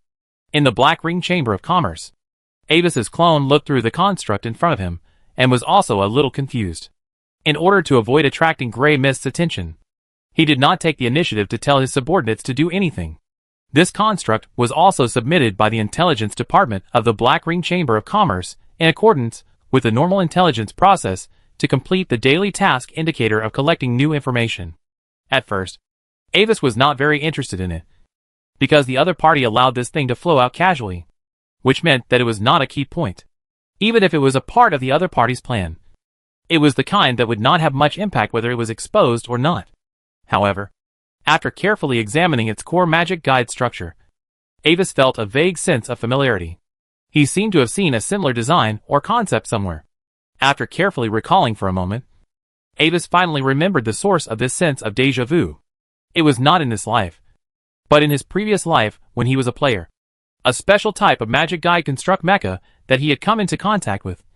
Explorer. Unlike ordinary combat type structures, this special type of structure does not require the user to enter and operate it in person, but is completely controlled by the mind.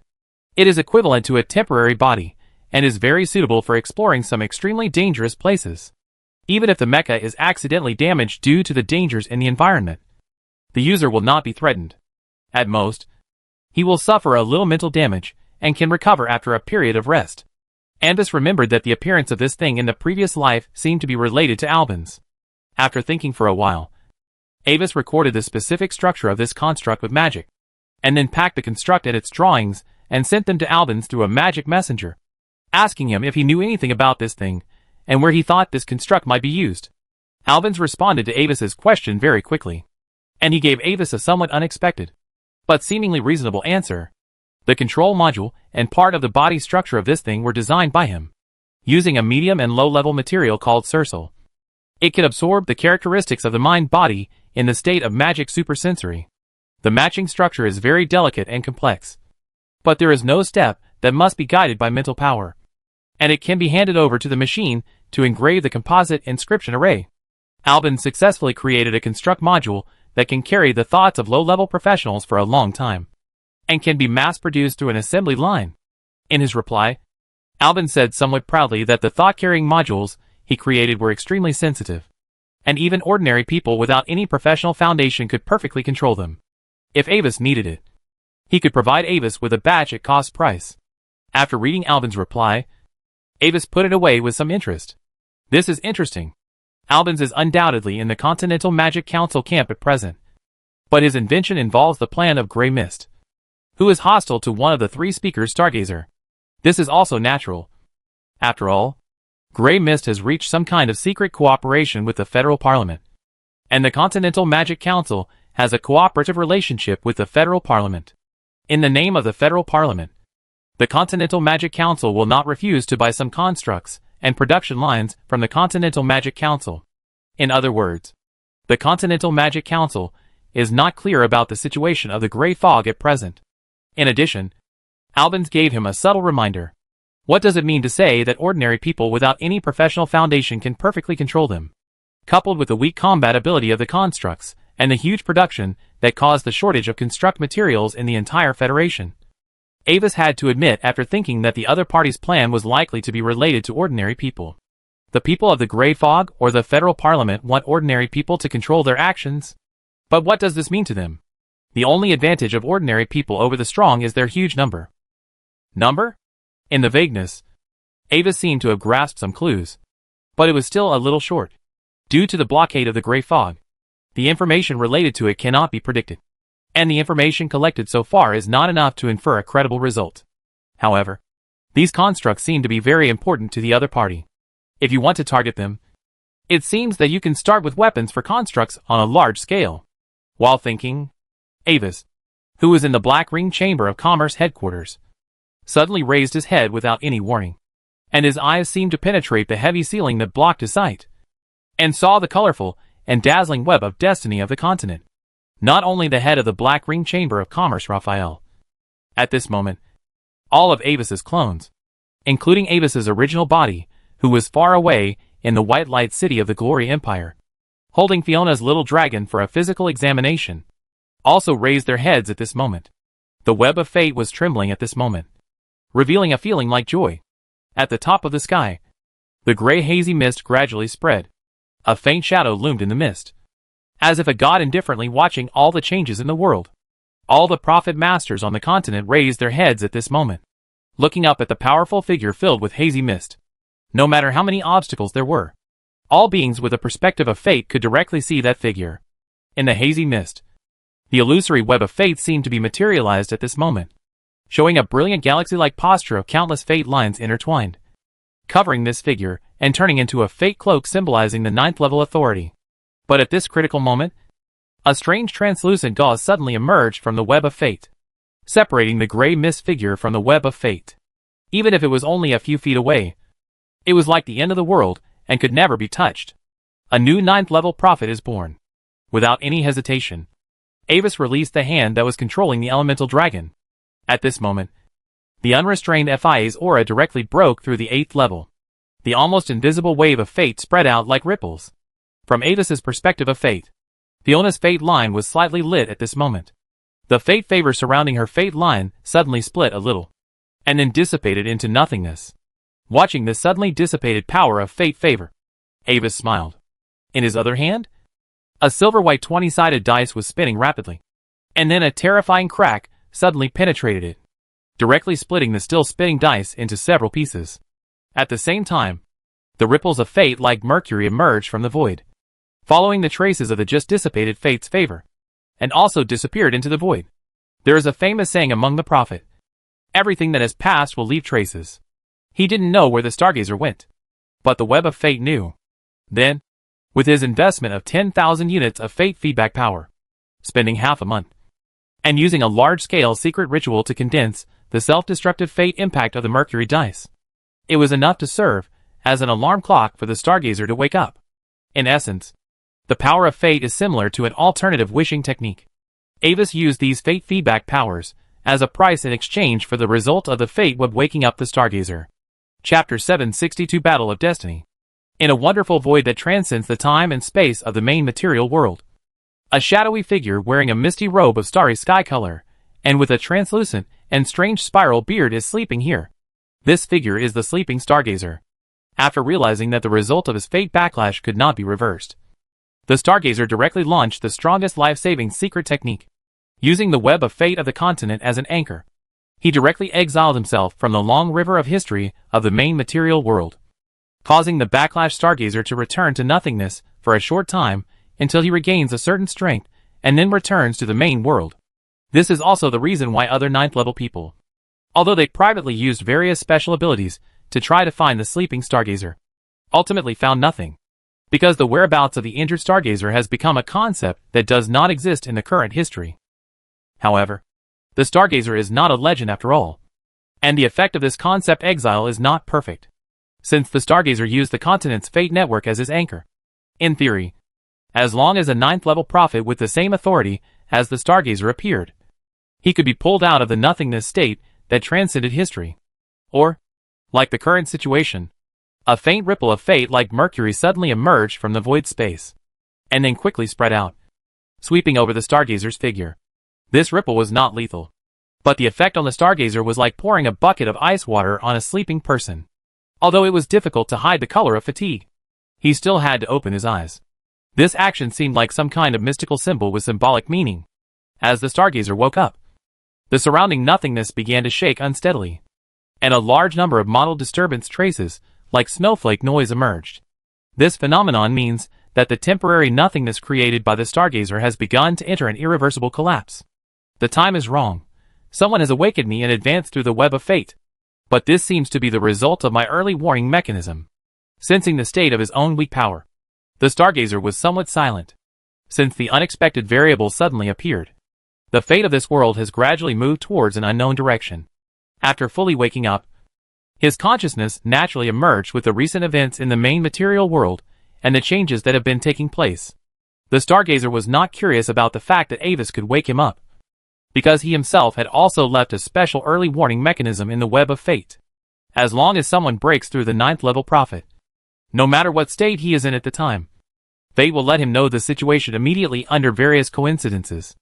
Although he was a little curious about the strange 8th level prophet, who had the ability to awaken him, but appeared for a short time, the Stargazer still suppressed the idea of looking for the other party for a friendly exchange.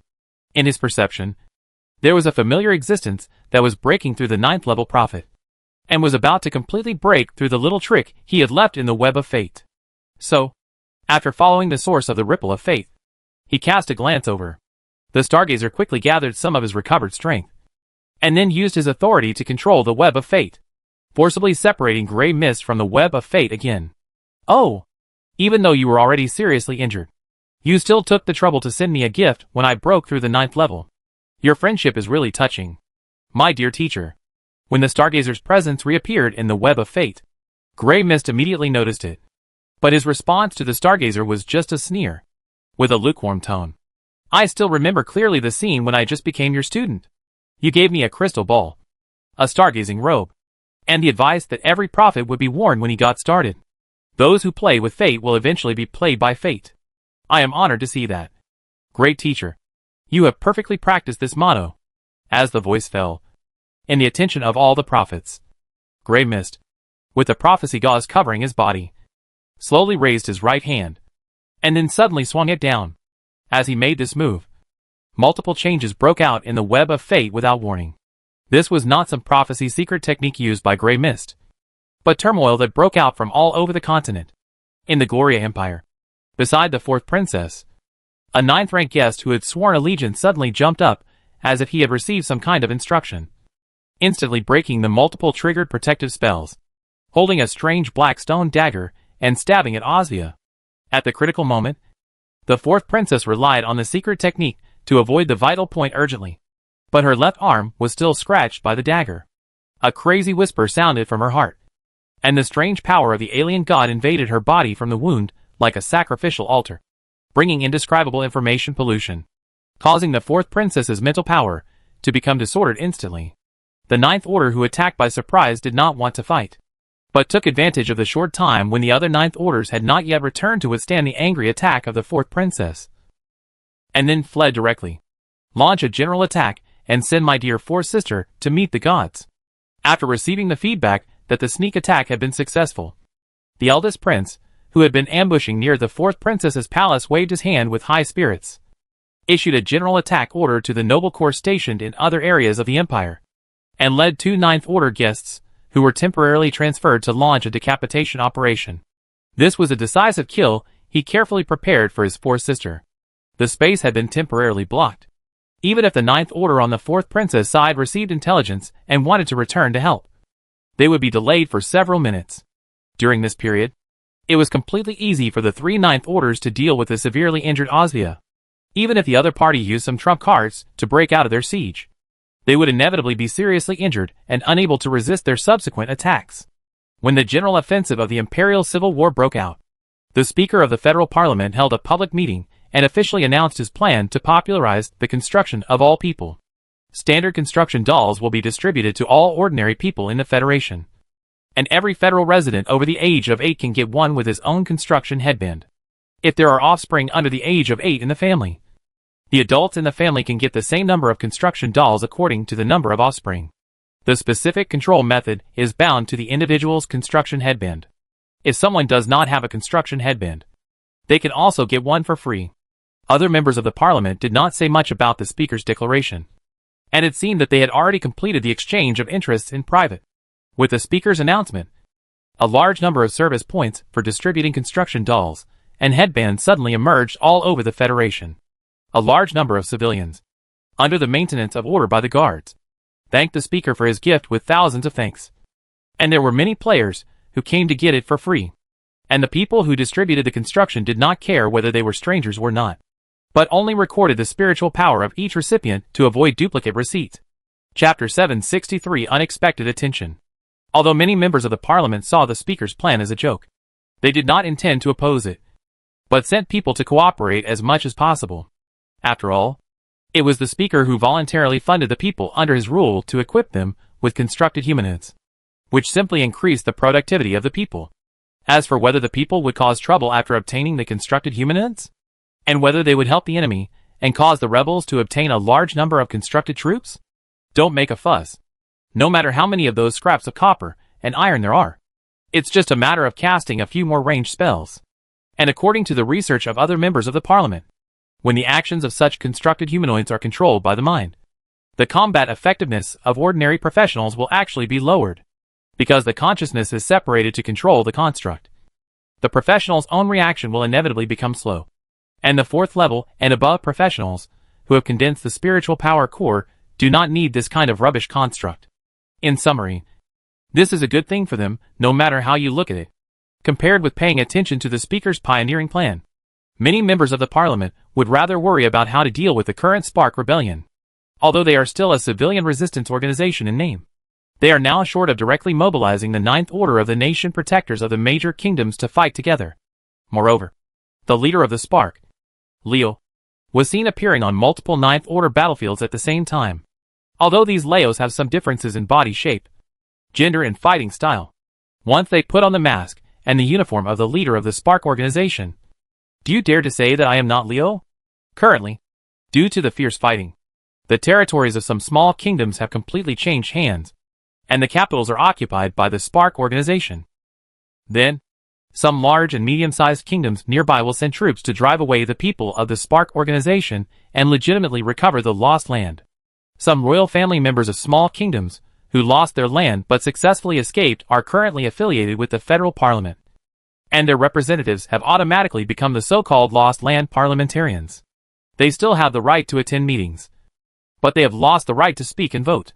The advantage of being affiliated with the federal parliament is that they will automatically become a neutral camp in this federal war to avoid being wiped out by the enemy.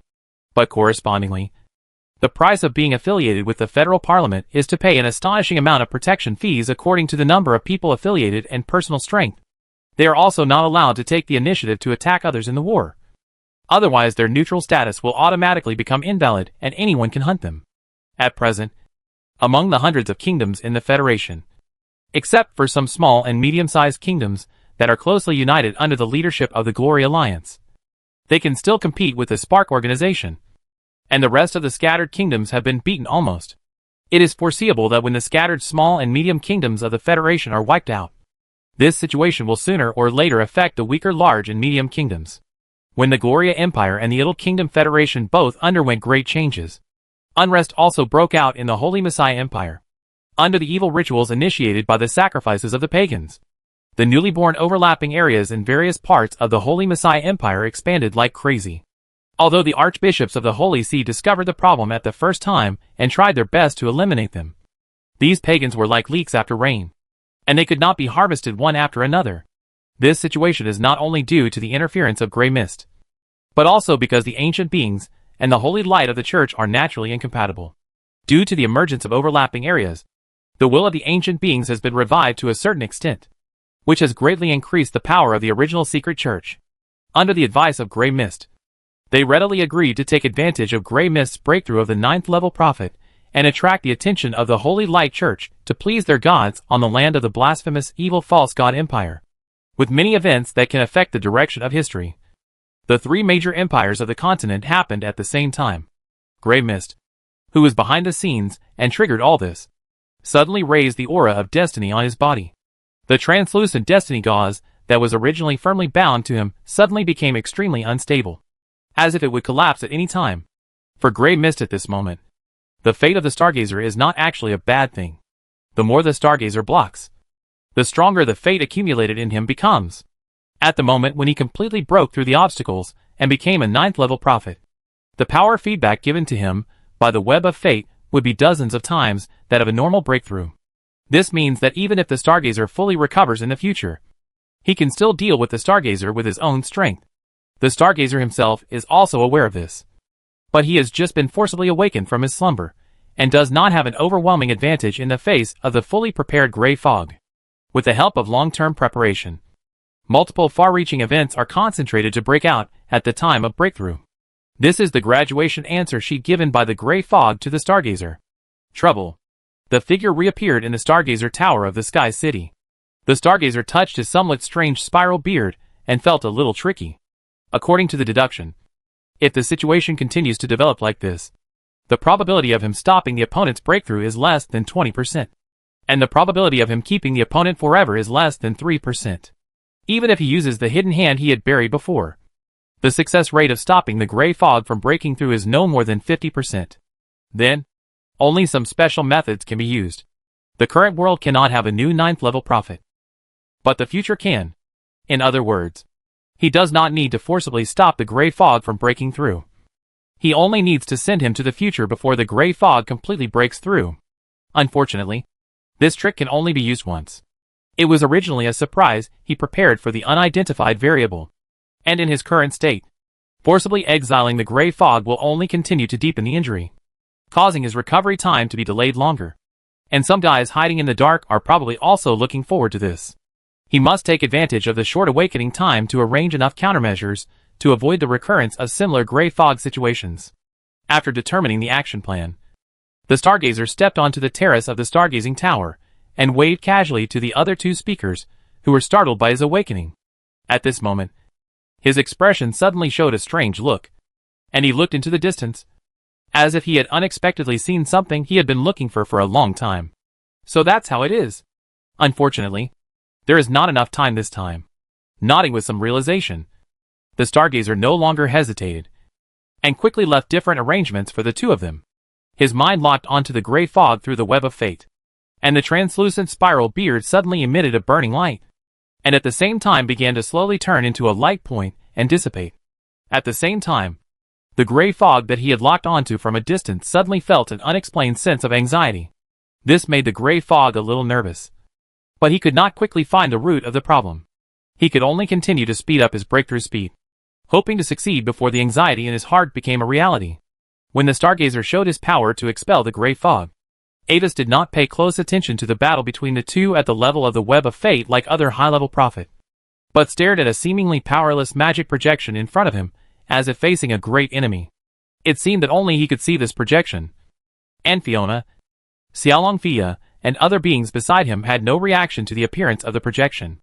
The little guy of the Olivendi family. The projection moved slightly, and a strange smile appeared under the translucent spiral beard. It turned out to be you. Chapter 764 The True Strength of the Stargazer. It turns out that His Majesty Stargazer Brunts has come to visit. I am Anbis. Anbis Carlos Carlot Elena Lou Olivendi, the direct descendant of the Duke of the Gloria Empire Carlot Carlos Drummond Nia Winter Cold Lou Olivendi. I am honored to see His Majesty's arrival. I wonder if His Majesty has any advice.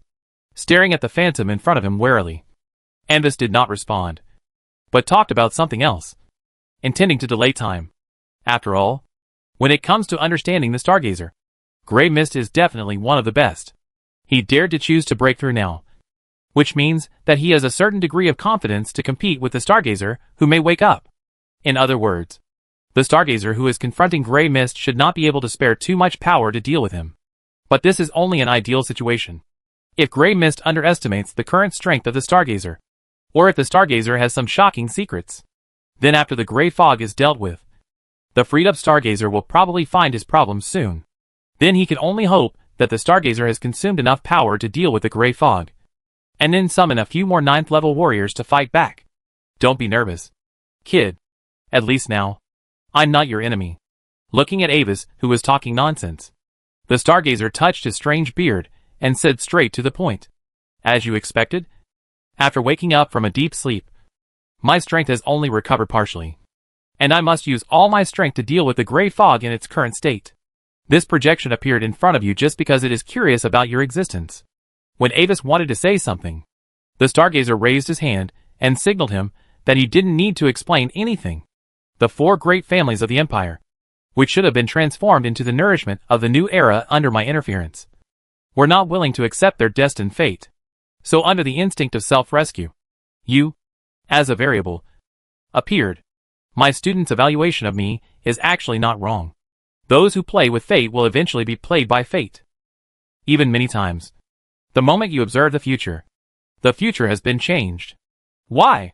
Facing one of the final bosses, who came to the door unexpectedly, Avis pursed his lips, and finally tried to find a possibility of a peaceful solution to the problem. Why the 4 great families of the Empire? Can't other marquises and the Imperial family replace it? The fate of any existence is unique. And so is the power. Bruns answered Avis's question. Then, I wonder if your Majesty has any advice. His expression became cold, and Avis no longer pretended. If it is an enemy that is destined to be irreconcilable, then he naturally has his own attitude towards the enemy. Give up. The moment I discovered your existence, you no longer had a chance. The Stargazer shook his head. This is not a threat, but a simple statement. You are not a 9th level prophet, so you are far from understanding the power of this realm. After seeing your existence, the future that had originally appeared uncertain was revised. When my gaze condensed into an incarnation and appeared in front of you, I had already seen the true fate of the future.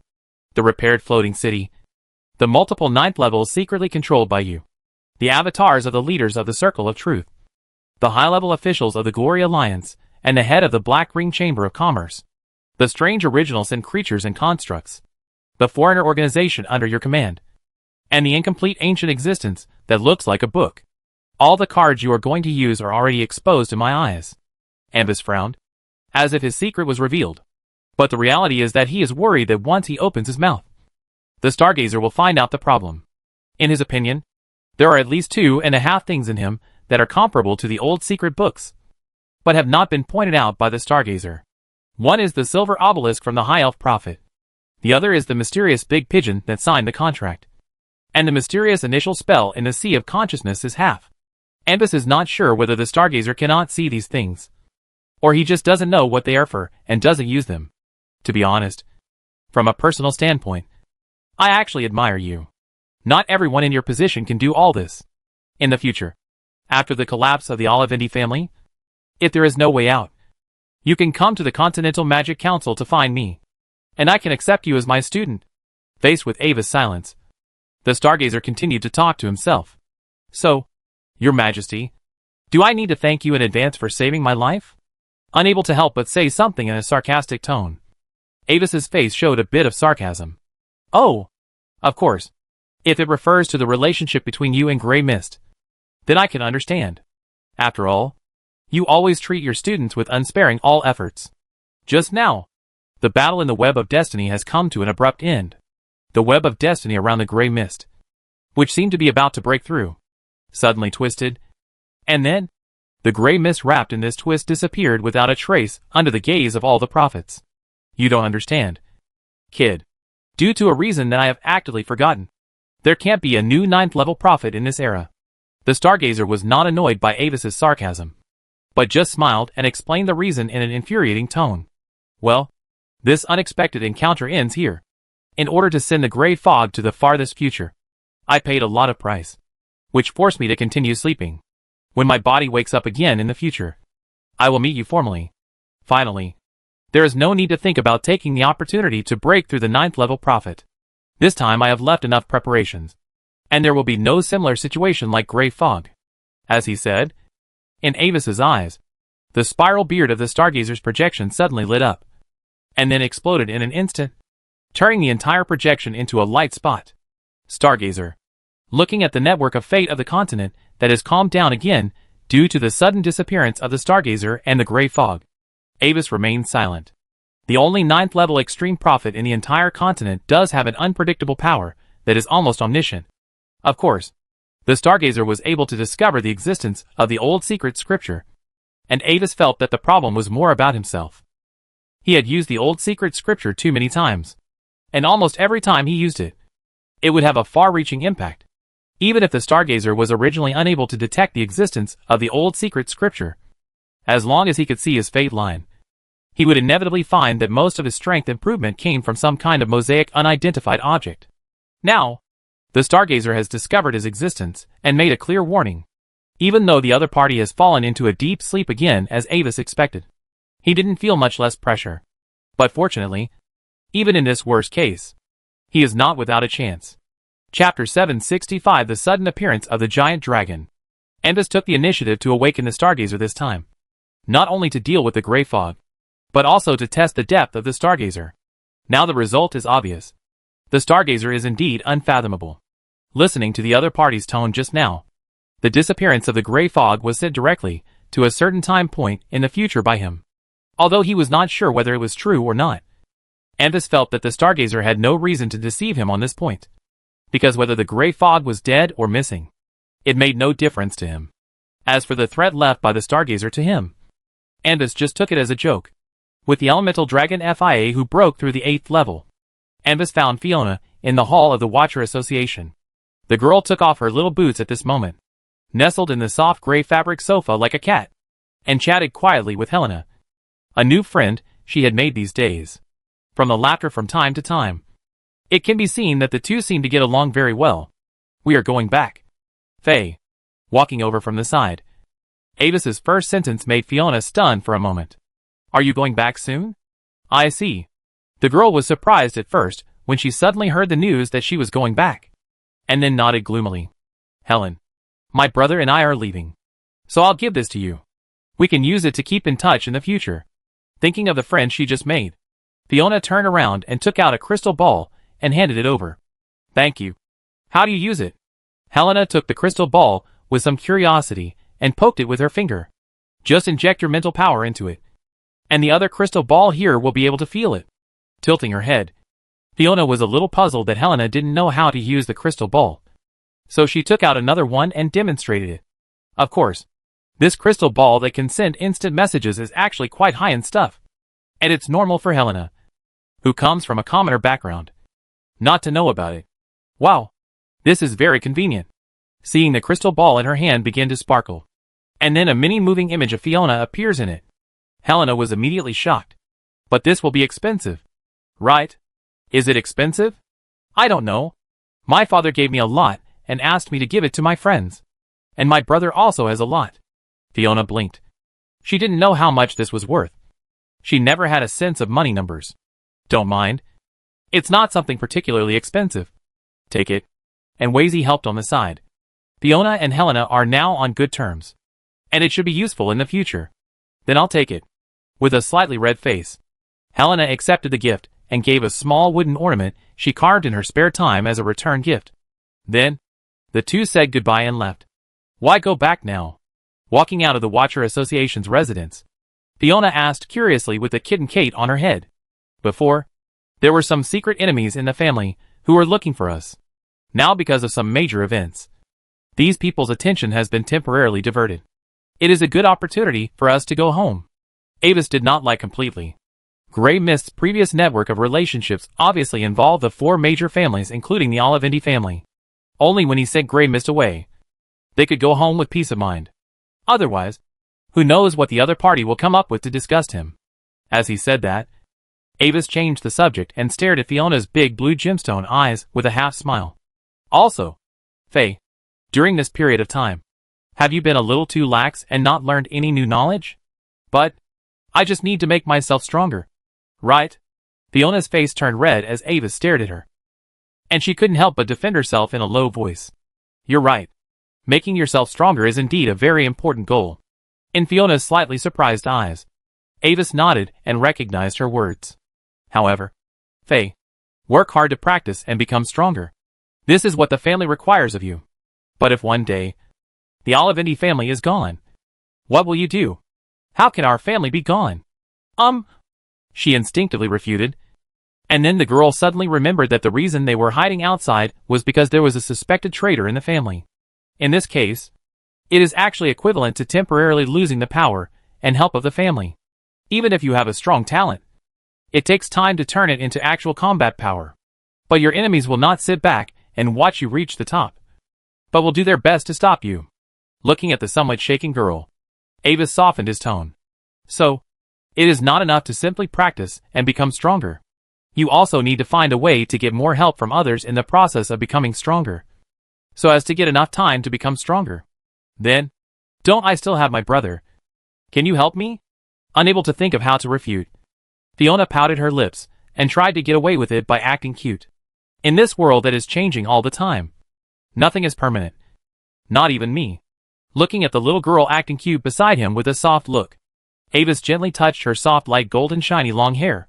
Just like when she was a child. If for some reason in the future, you and I have to stand on the enemy's side, Fiona, what will you do then? Looking at Fiona with a confused face, Avis shook his head. I will never stand on the enemy's side with you, brother. After reacting, Fiona said firmly. I hope so.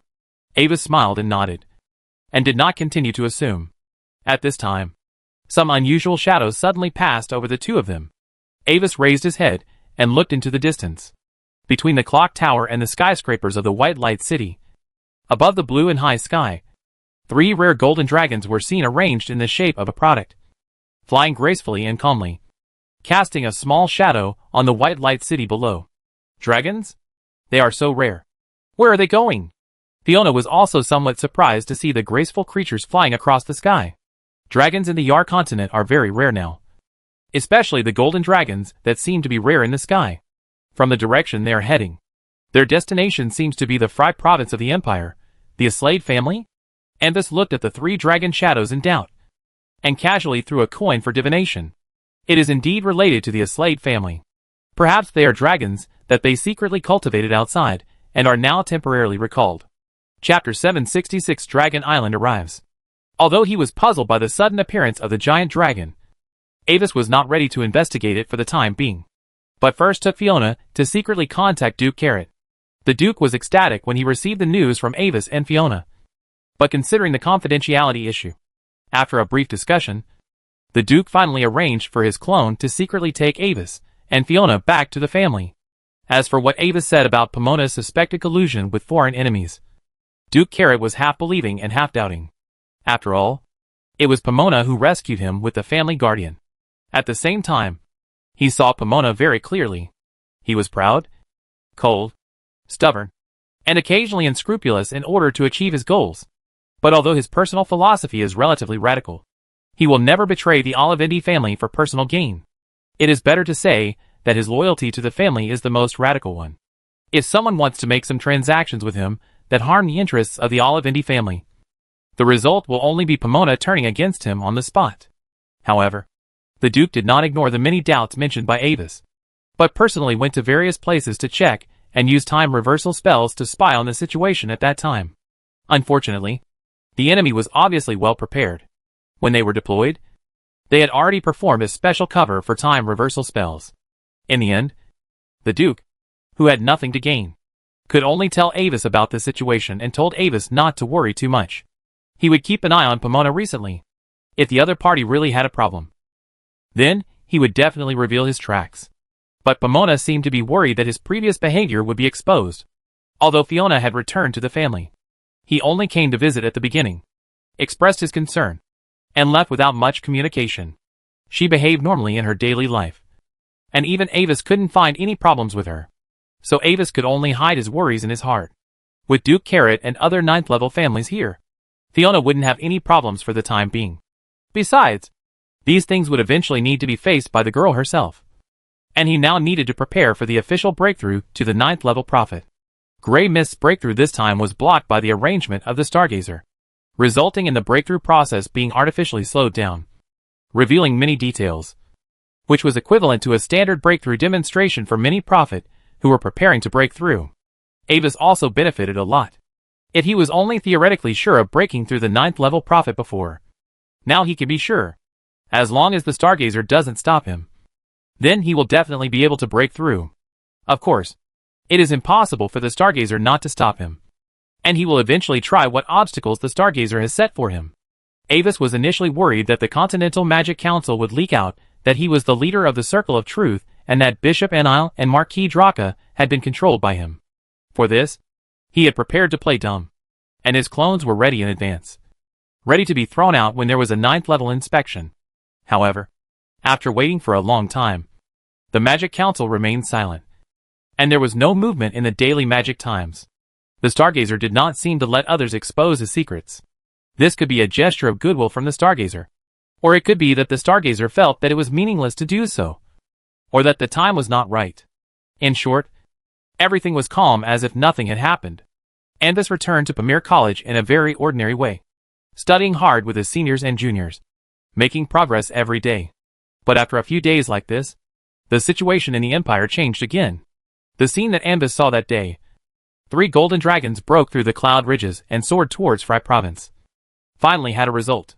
The Aslade family suddenly announced to the whole Empire in a high-profile manner that the legendary Dragon Island has officially returned to the main material world, and has reached a deep strategic cooperation relationship with the Aslade family. It will send several 9th-level dragons to temporarily attach to the Aslade family. All of a sudden, the power of the Aslade family completely overwhelmed the other 3 families, and became the leader of the 4 major families in the Empire. At the same time, when the eldest prince almost completely suppressed the 4th princess in the civil war, an unexpected troublemaker appeared. The 7th prince, Willard Lou Augustine, who is currently only at the 7th level, suddenly sent a large number of 9th-level strongmen to sneak attack the eldest prince's army. In the midst of deliberate planning, the eldest prince was caught off guard and suffered heavy losses. Not only was he seriously injured by the sneak attack, but 2 of his 9th-rank guests were killed. Even if these 9th ranks have their own backup plans, and there is hope of resurrection in the distant future, it is impossible for them to participate in this battle for the throne. As soon as the news came out, the whole world was shocked. Everyone was curious about where the 7th prince got so many 9th ranks. It was not until the next meeting of the House of Lords was held, and the 7th prince walked into the meeting room half a body behind the head of the Aslade family, that the truth was revealed. You know, there are rules for the position of nobles walking, especially in such important occasions. As a lord, even if his own strength is low, he must not fall behind his followers, even if that follower is at the 9th level limit. As in the case of the 7th prince, many people can see at a glance that the 7th prince is actually just a puppet supported by the Aslade family, and the real master is still the head of the Aslade family. This made many old nobles who knew the inside story frown secretly. The behavior of the Aslade family has openly violated the agreement between the 4 major families and Emperor Gloria during the founding period. The 4 major families are not allowed to interfere in royal affairs. Simply put, due to the return of Dragon Island, the Aslade family has become arrogant, and they do have the capital to be arrogant. At present, there are more than 10 ancient dragons of various types with strength reaching the 9th level limit on Dragon Island, and there are dozens of dragons above the 9th level.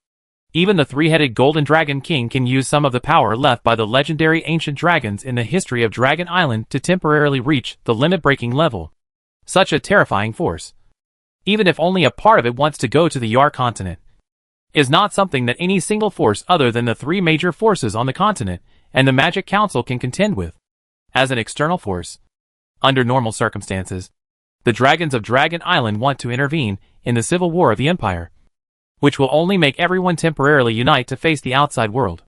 But with the identity of the Aslade family, it suddenly changed from an external enemy to an internal fight, because the Aslade family is originally a family of golden dragon blood, and the Dragon Knight is the iconic profession of Aslade, and it is even rumored that it is related to Dragon Island. And now it is just to confirm this connection. At the same time, the Aslade family is also privately talking with the other 3 major families to win the support of the other 3 families. As long as the 3 major families support the actions of the Aslade family in their positions, then in return, the Aslade family is also willing to share the quota for signing contracts with the 9th level and 7th level dragons. Chapter 767 Testing and Arms Trade. When Anvis learned about the Aslade family, his first reaction was that the head of the Aslade family was crazy. There was no way to hide this kind of thing. However, after learning more about the secrets, Anvis finally gradually understood that the Aslade family seemed to be in this way: domineering, arrogant, and disdainful of red tape. With the blood of the Golden Dragon, they have always believed that their species is superior to ordinary humans, and believe in power supremacy. With the return of Dragon Island, the Aslade family, whose power has expanded to the point where they can almost confront the royal family head-on, has naturally become more arrogant. Of course, this arrogance is not stupid. The bold behavior of the Aslade family is actually to test the royal family's trump card, such as the rumored mysterious royal guardians. I just controlled a prince to participate in the fight for the throne. What can you do to me? Come and fight us if you dare. At the same time, in order to be as safe as possible, the Aslade family is also trying its best to lobby the other 3 families to stand in their camp, or at least remain neutral. In recent times, The other three families have been discussing how to treat the Aslade family. The Aslade family's actions are undoubtedly intended to drag the four major families of the Empire into the water, even if it seems that only the Aslade family is making trouble now. The problem is that the four major families of the Empire are inseparable in their positions. In the eyes of the Imperial family, even if the other three major families behave themselves this time. What about next time? Today's Aslade is tomorrow's other three major families. In other words, if they don't stick together, the four major families of the Empire will only be defeated one by the royal family in the future. Assuming that the Aslade family's attempt fails this time, the royal family wants to destroy the Aslade family, and the other three major families must protect it with all their might, and strive to make the Aslade family pay a painful price to quell this incident, rather than being directly destroyed. It is for this reason that the Aslade family is willing to take out the companion contract of the 9th level dragon. Facing the provocation of the Aslade family, the royal family's reaction seemed somewhat calm. The eldest prince and the fourth princess immediately shrank their formation, licking their wounds, and at the same time being wary of the evil dragon that suddenly inserted into the battlefield. However, the royal guardian of the Empire hidden in the dark, which many nobles secretly expected, did not appear in the first time, nor did they respond to the Aslade family's actions, as if they acquiesced to this interference. At this point, the situation suddenly became more confusing, because although the eldest prince and the fourth princess are very strong, they are still just awkward princes, not emperors of the Empire, and cannot use the royal family's treasure house and secret power. In this state, the seventh prince, who was originally the weakest, with the support of the Aslade family, magically occupied a large area of territory that originally belonged to the eldest prince and the fourth princess. While the Aslade family was advancing triumphantly, Anvis himself was keeping a low profile in Pamir Academy. When the news of Dragon Island's return just came out, Duke Carrot found Anvis as soon as possible and warned him to pay attention to hiding himself recently to avoid being discovered by those dragons as his power dragon clone. Duke Carrot knew very well about the situation of the clone created by Avis. The real dragons hated the existence of refining their own kind into clones to steal the power of dragons.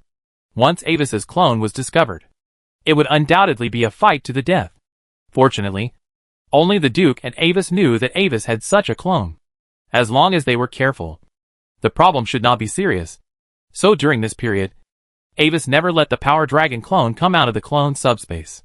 There is no doubt that the return time of Dragon Island was greatly advanced.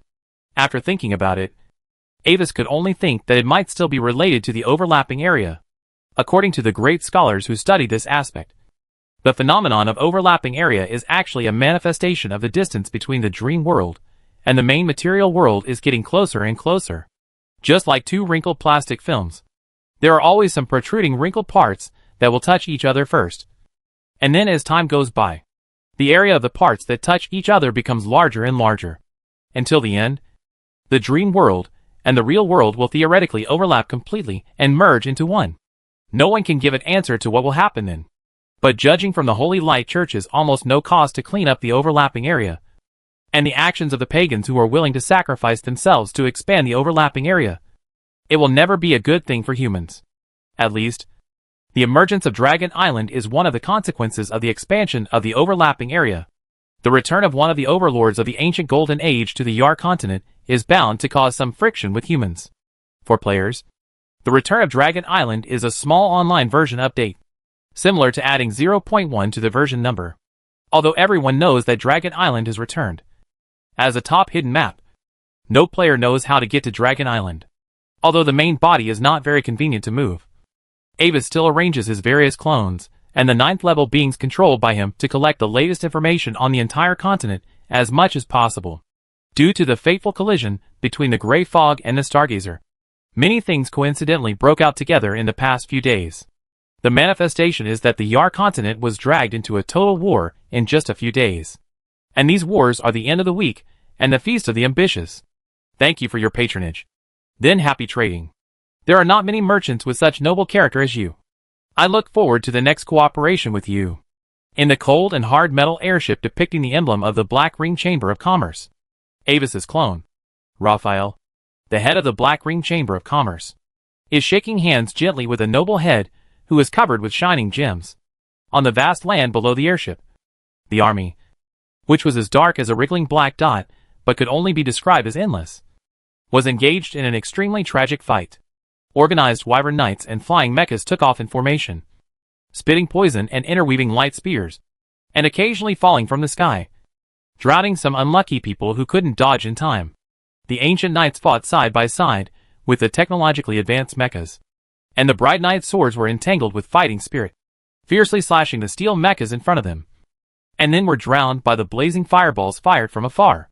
The reason why Avis received such praise from the other party was that during the war, other chambers of commerce took the opportunity to double the price of their own combat supplies. But he just continued to sell them at a price slightly higher than the original price by 20%.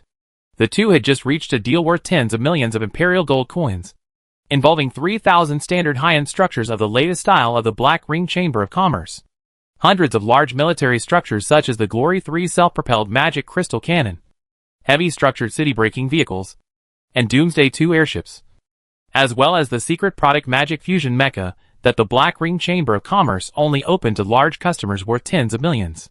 It was actually a derivative of the Perfect Blood Mecha developed by Avis, due to the existence of special demonized flesh and blood tissue. This structured mecha theoretically has a very strong self-recovery ability.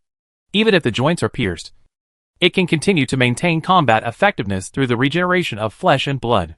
It can even release bloodline spells through the blood of the demonized flesh and blood itself. In order to keep it secret, Avis degraded the original Perfect Blood, and weakened its properties and resistance. But even so, this special flesh and blood structure is a dimensionality reduction attack on the existing structure mecha.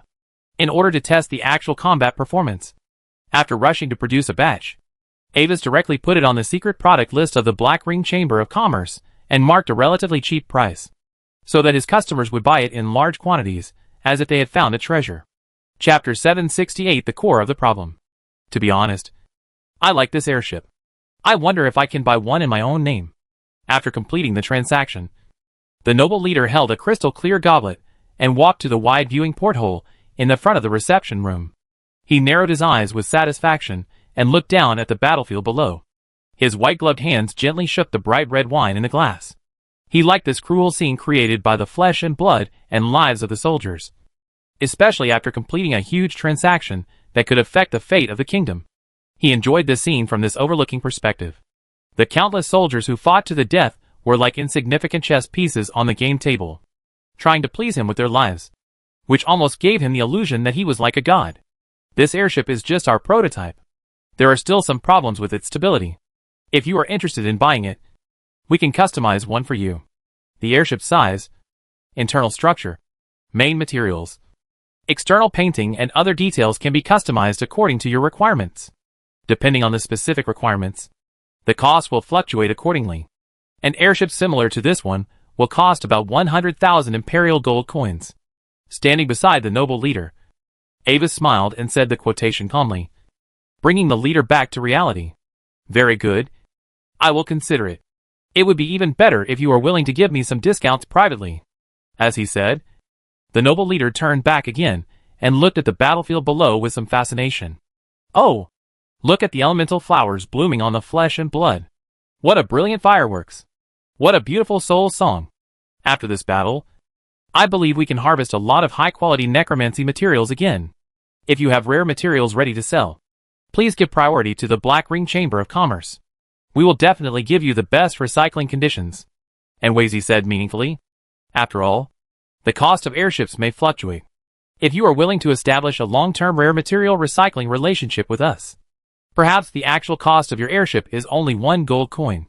This is a very tempting proposal. I will study it carefully after returning to see how much share I can give to the Black Ring Chamber of Commerce. At this time, the airship suddenly shook slightly, and Wazy frowned and signaled to the Chamber of Commerce steward, who was waiting at the side of the reception room door. The latter immediately understood, and quietly turned around and left the room. Later, he returned again, and bent down to whisper a few words in Wazy's ear. Due to the existence of the soundproof barrier, the noble leader, who was close at hand, did not hear what the steward said. It seems that the crew in the power room caused a problem due to improper operation. Please excuse me. After the steward finished speaking, Avis showed a momentary look of surprise on his face, and then looked at the noble leader with a hint of apology. No problem. But please come back as soon as possible. I still want to share more of this wonderful war with you. Waving his hand carelessly, the leader turned his eyes back to the war below, and raised his glass with his back to Avis, a noble who combines artistic cells with war. Hey, it's really interesting. After following the steward into the airship corridor, Avis chuckled. Most nobles don't like war itself. They just want the spoils, territories and merits that can only be obtained through war. Just like the person in the reception room who enjoys war purely. There are very few of them even among the nobles. Although Avis himself has no position to condemn the noble. After all, as the largest magic guide construction merchant in the Federation, most of the products currently used by both sides of the war are his products. This situation actually occurs because the constructions of his Black Ring Chamber of Commerce and Ever Gold Crown Chamber of Commerce are the most reliable in complex battlefield environments. Low price, simple structure, durable, and damage to some parts will not affect the operation of other parts. When the casualty rate of the army equipped with the constructions of these two chambers of commerce is significantly lower than that of other armies, it is clear what to choose. But in any case, it is an objective fact that the constructions sold by Avis's Chamber of Commerce caused the most casualties. If this is a role-playing game with a kingly plot, then he is probably now one of the big villains. The kind that needs to be defeated by the righteous hero. Soon, Avis arrived at the door of the power room tightly sealed by multiple magic-hating metal gates. After signaling the steward to leave on his own, Avis unlocked the gate with his own mental fluctuations and entered the power room. In the center of the empty power room, a huge spherical instrument wrapped in demonic flesh and blood was expanding and contracting irregularly, and the strong power of original sin emanated from it. If an ordinary person existed here at this moment, he would even be directly assimilated into a beast with only instincts left. This is the Black Technology Energy Core recently developed by Avis. It is based on a normal energy furnace, and is wrapped by the chaotic flesh and blood of the beast of original sin. It can absorb the original sin power that has grown wildly due to war, and convert it into biological energy for use. Strictly speaking, this thing is an immobile upgraded version of the beast of original sin, with an energy furnace implanted in it. Avis plans to use this war to test the performance of this thing, and the result can be used in the Sin Golem core he is secretly developing in the future. It is a mass-produced anti-Vatican weapon that combines the flesh and blood of the beast of original sin, the modulation technology of the perfect blood, and the main structure of the magic guide structure, and has a special attack on the sacred attribute. So far, this thing has exposed a major shortcoming. That is, it is very unstable, and various minor problems have occurred more than once or twice. For example, the report that Avis just received was that the security personnel monitored that the energy core suddenly had abnormal fluctuations for some reason, as if it was about to explode at any time. After a careful inspection, Avis finally found that the problem this time was the rejection reaction between the energy furnace and the flesh and blood. This is a bit strange. After applying the perfect blood technology, it should not be such a low-level problem. In short, after finding the problem, Avis quickly fixed the abnormality. Because the basic material was the flesh and blood of the beast of original sin cultivated by the priest team he had captured before. He only needed to input some fallen holy power to appease it. And at the same time, a tube of special demulcent. After leaving the energy cabin, Avis returned to the reception room. But this time, it didn't take long for the silence to appear again. According to the report of the steward, it seemed that a few mice had sneaked into the airship. Chapter 769 Unnoticed Infiltration. Are you sure their transaction location is here? Paula? Yes. It is here. Landon. According to the secret information I got, the evil Minister Vishashi is now on this airship, secretly meeting with the largest construct dealer in the Federation to discuss evil transactions. We must find a way to sneak into the control room of this airship, and then turn off the space protection device here. In this way, the reinforcements waiting below can arrive instantly through the fixed-point teleportation magic, leaving them no chance to escape. On the other side, 2 men and 1 woman, 3 guys wearing the uniforms of the Black Ring Chamber of Commerce, and their whereabouts are a little sneaky, are gradually moving towards the control cabin of the airship. Faced with the question of her companion, the girl among the 3 nodded vigorously. If Anvis saw them, he might be a little surprised to find that he was familiar with these 3 people. That was Landon, who returned to the Federation, Princess Paula, who was rescued by Landon from Prince Altmer's claws, and the last dragon descendant of Her Royal Highness's entourage. Don't worry. I used the one-time secret prop given to me by the Earl to interfere with the magic furnace of the airship. Within half an hour, the abnormal magic flow will continue to flow in the element furnace, making the operation of the entire magic furnace unstable. This state is very similar to the elemental turbulence that occasionally erupts in the magic furnace. And the best solution is to wait for the turbulence to calm down on its own. Therefore, as long as there are experienced fault maintenance personnel on the airship, they will make the decision to temporarily suspend the power output of the airship to avoid causing the magic inside the energy furnace to be disordered and damaged. In this way, the airship will stay over the battlefield for a longer time. And we can also buy more time for action. Gently brushing her long hair, which was temporarily dyed light silver for disguise, Paula explained the action plan this time. Well, it's not that I don't trust you.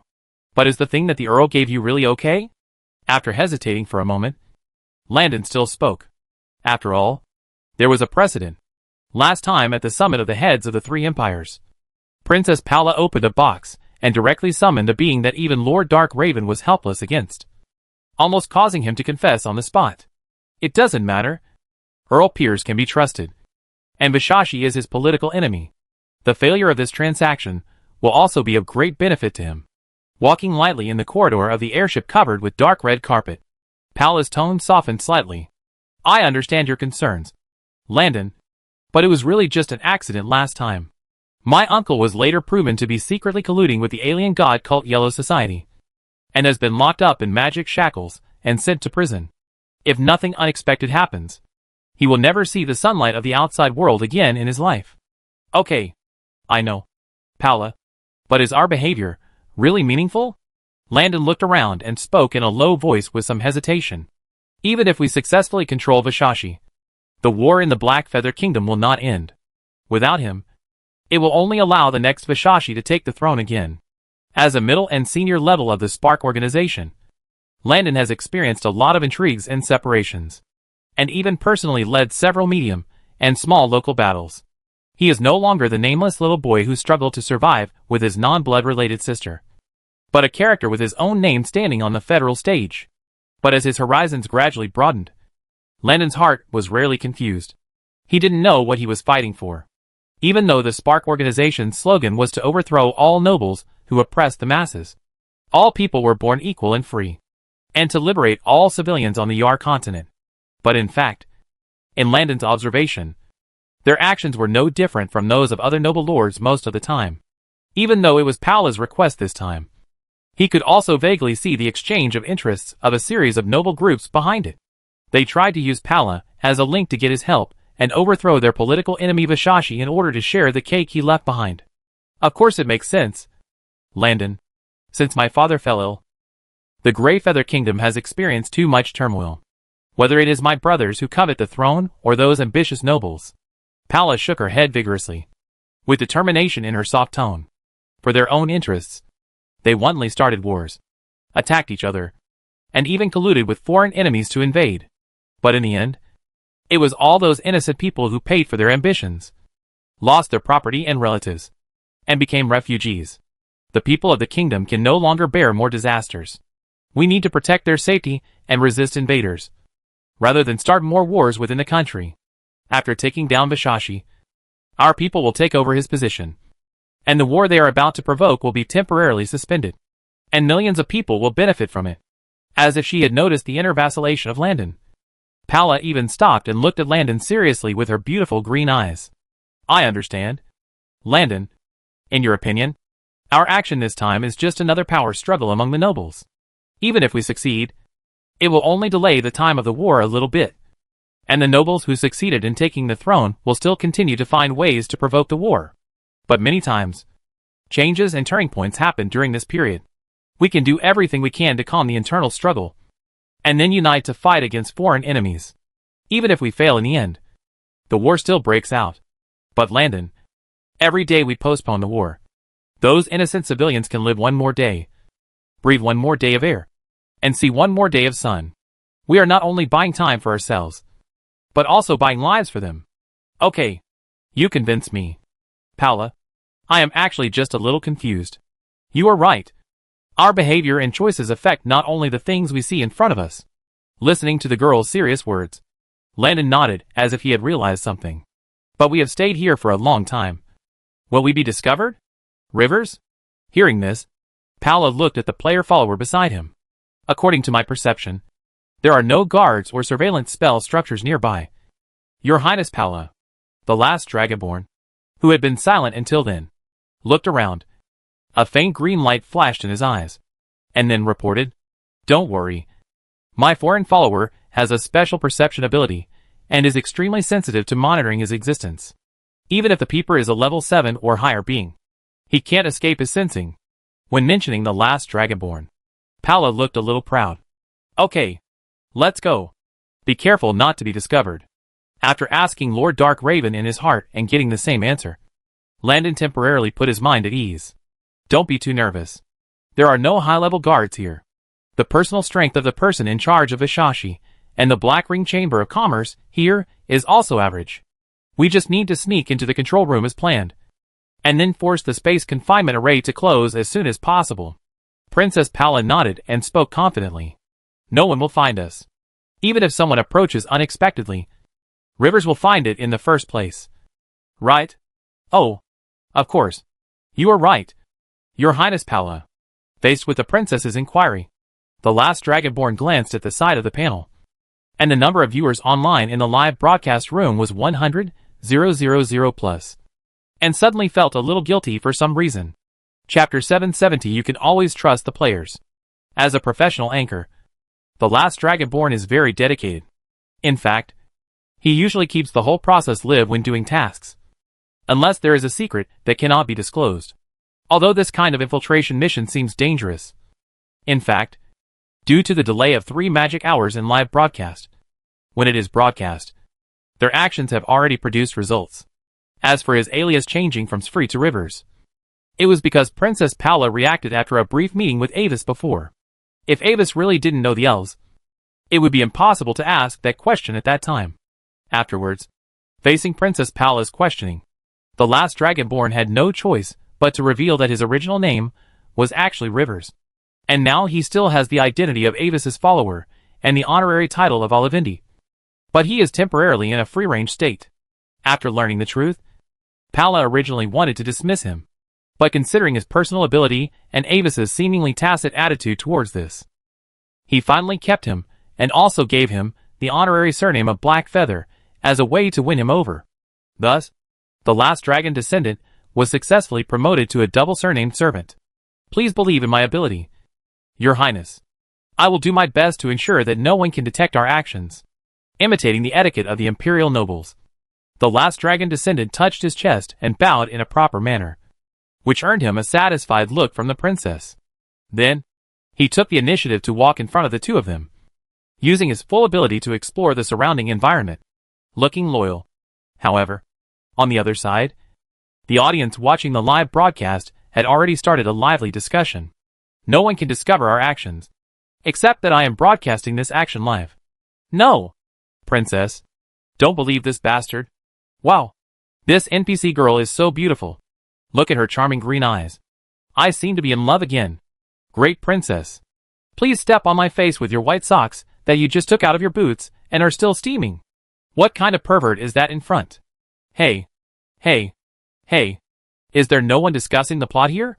What they are talking about seems to be very high-end. Saving the fate of the kingdom, etc. Can we ask them to do some quests? I seem to have seen their information. The girl is the little princess of a medium-sized kingdom called Black Feather in the Federation. As for the boy, he is a small leader of the Spark Resistance organization. I don't know when they got together. Listening to their conversation, they should be making big news. That is, I wonder if the princess is still in need of a guardian knight. If not, a close-fitting male servant will do. What do you want to do with my new wife? On the other side, the audience watching the live broadcast are discussing the plot enthusiastically at this moment. Although the live broadcast has a delay, the only impact is that the host himself cannot see the barrage and cannot interact, even under the protests of many viewers and hosts. The game official has issued an announcement that in future updates, the function of freely setting the live broadcast delay will be added, from the shortest 1-second delay to the longest 30 magic hours delay, with multiple gears to choose from.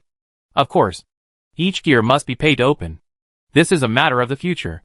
At present, the last Dragonborn can only live broadcast in the standalone state, relying on the additional ability of their own blue eyes. The journey to the control room was unusually smooth. Occasionally, they encountered patrolling Chamber of Commerce guards, and the three of them could rely on their uniforms and pre-prepared reasons to get through. Soon, the silver-white metal hatch of the control room appeared at the end of the corridor. The decorative statues on both sides of the door are guard golems. Only authorized people should be allowed to pass through. We need to find a way to deal with them. Looking at the target from a distance, the last dragon descendant retreated behind the two and reported the detection results. If there are only 2 golems, I brought a targeted secret prop secretly developed by the royal family. It can forcibly overload their cores, but it is likely to attract the attention of the enemy. We must act faster. Nodding, Princess Paula took out a strange light blue crystal with a complex array of inscriptions engraved on the surface. Locked the 2 statues with her mental power, and then activated them. Buzz. The crystal shattered after making a low magical humming sound. A small-scale special force field effect instantly acted on the 2 golems in standby mode, causing the core energy furnace hidden inside to overload instantly. Bang! Bang! After shaking violently for a few seconds under the chaotic magic output, the 2 golems fell down uncontrollably. But at the same time, a sharp alarm sounded, and the door of the control room was instantly locked.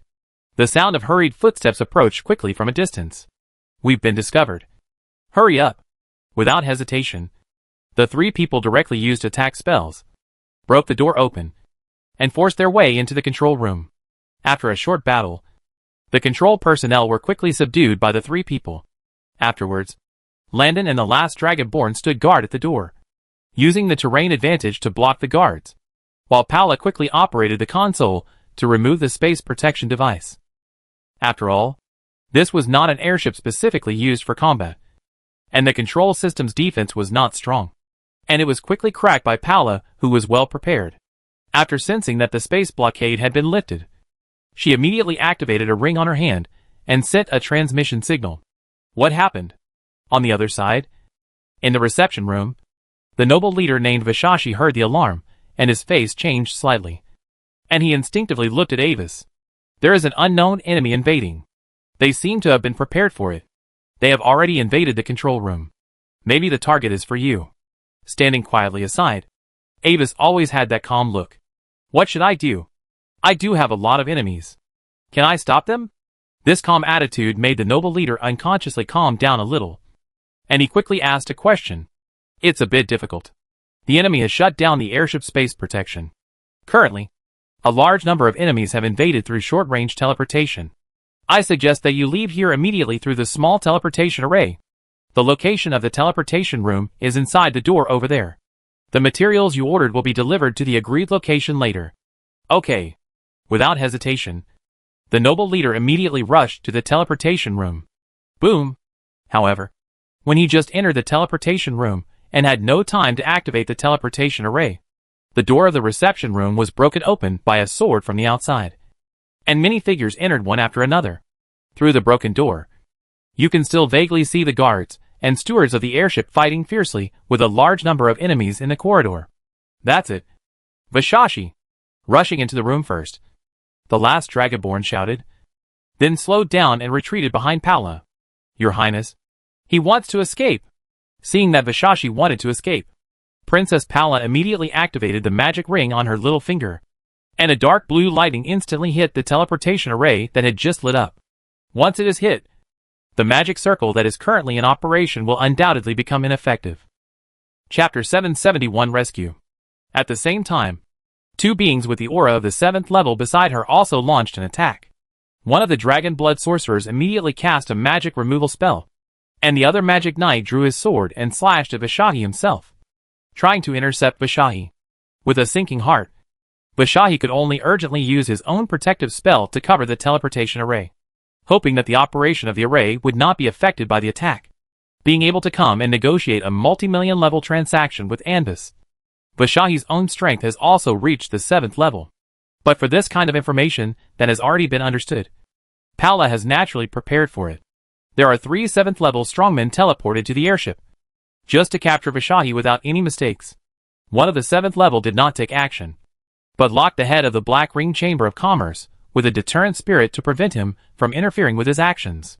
But what everyone present could not have expected was that a dark rapier appeared like a clone, extremely accurately appearing on the path of the lightning and the knight's attack at the same time, intercepting all the attacks almost at the same time. Even the magic removal of the 7th level warlock failed because the rapier instantly cut off the space between the attack and the teleportation array. As for the other end of the rapier, it was firmly held in a hand wearing a white glove, which seemed slender and long, but was as steady as a rock. The next moment, without any imagined interference, Bashashi was teleported away instantly with a slightly confused look. Looking at the brilliance of the teleportation, everyone's surprised and shocked eyes were focused on Raphael holding the rapier. The 7th level transformation mage, who was responsible for guarding against Raphael's attack, had just realized that his target had moved. "I'm sorry, uninvited guests. This road is blocked." The rapier gracefully made a sword flower in the air, and Avis smiled, standing alone in front of the people who were facing a formidable enemy, his crystal-like monocle reflecting a white light, and spoke calmly. "Fuck. This NPC is so strong. Raphael? This name sounds like an angel.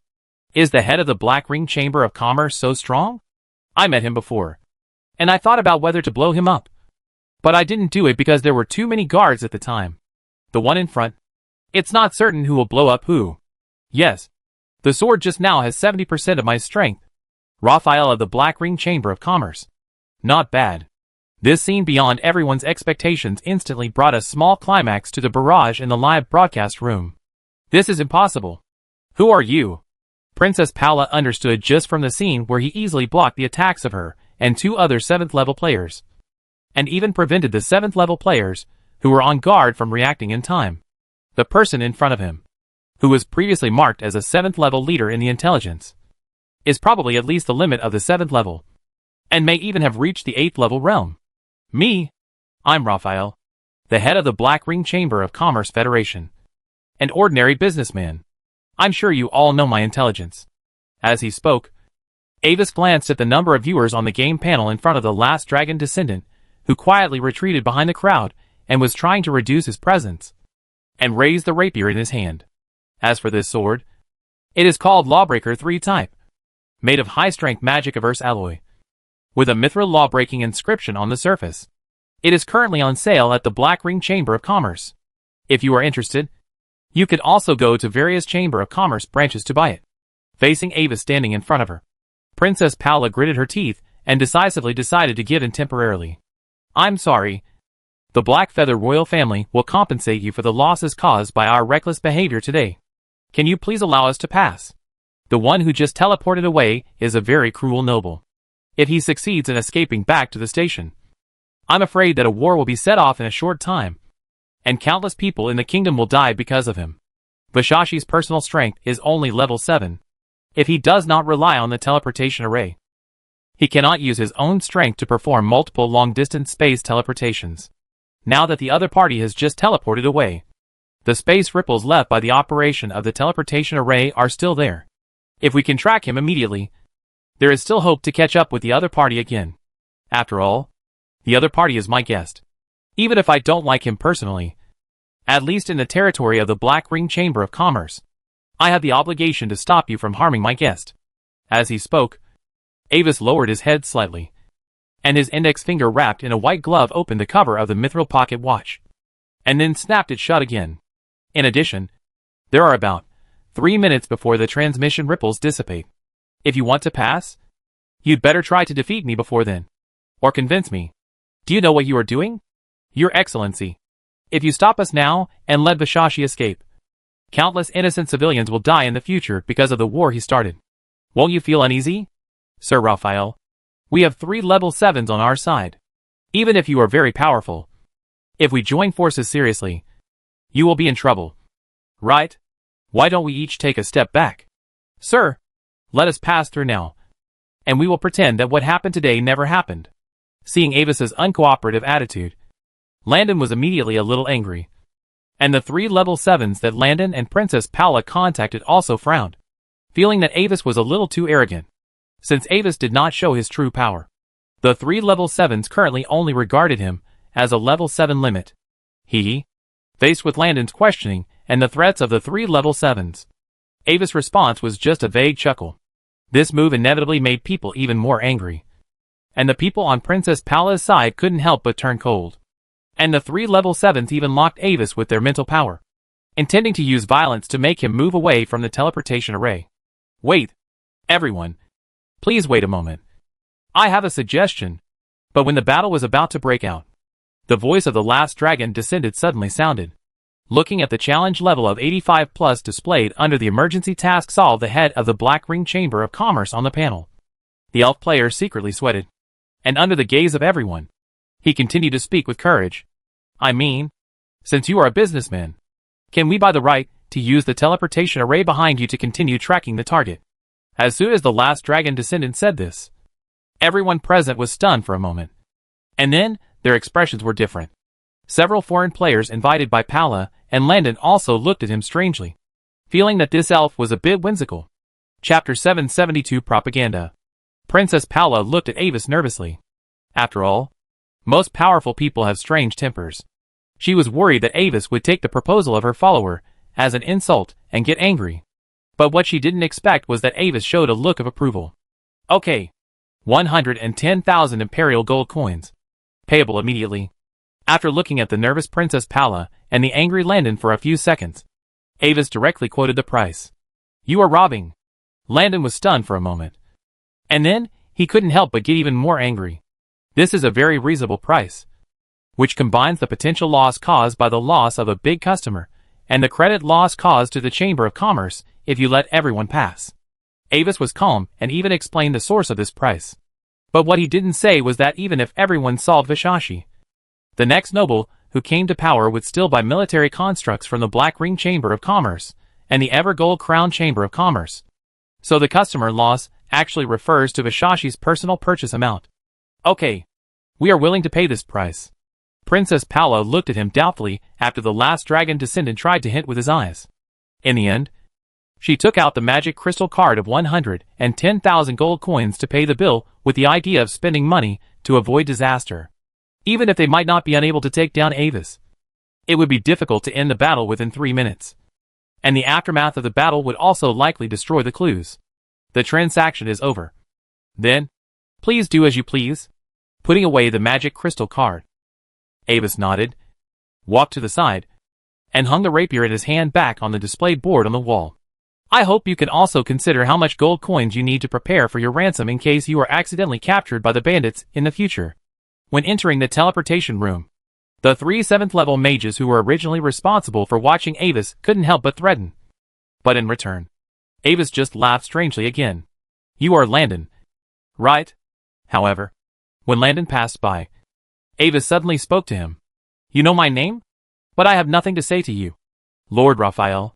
When his name was suddenly called, Landon stopped temporarily, turned his head slightly, looked at Avis with a cold expression, and emphasized the sentence, I have nothing to say to you. Lord Vio once mentioned you to me.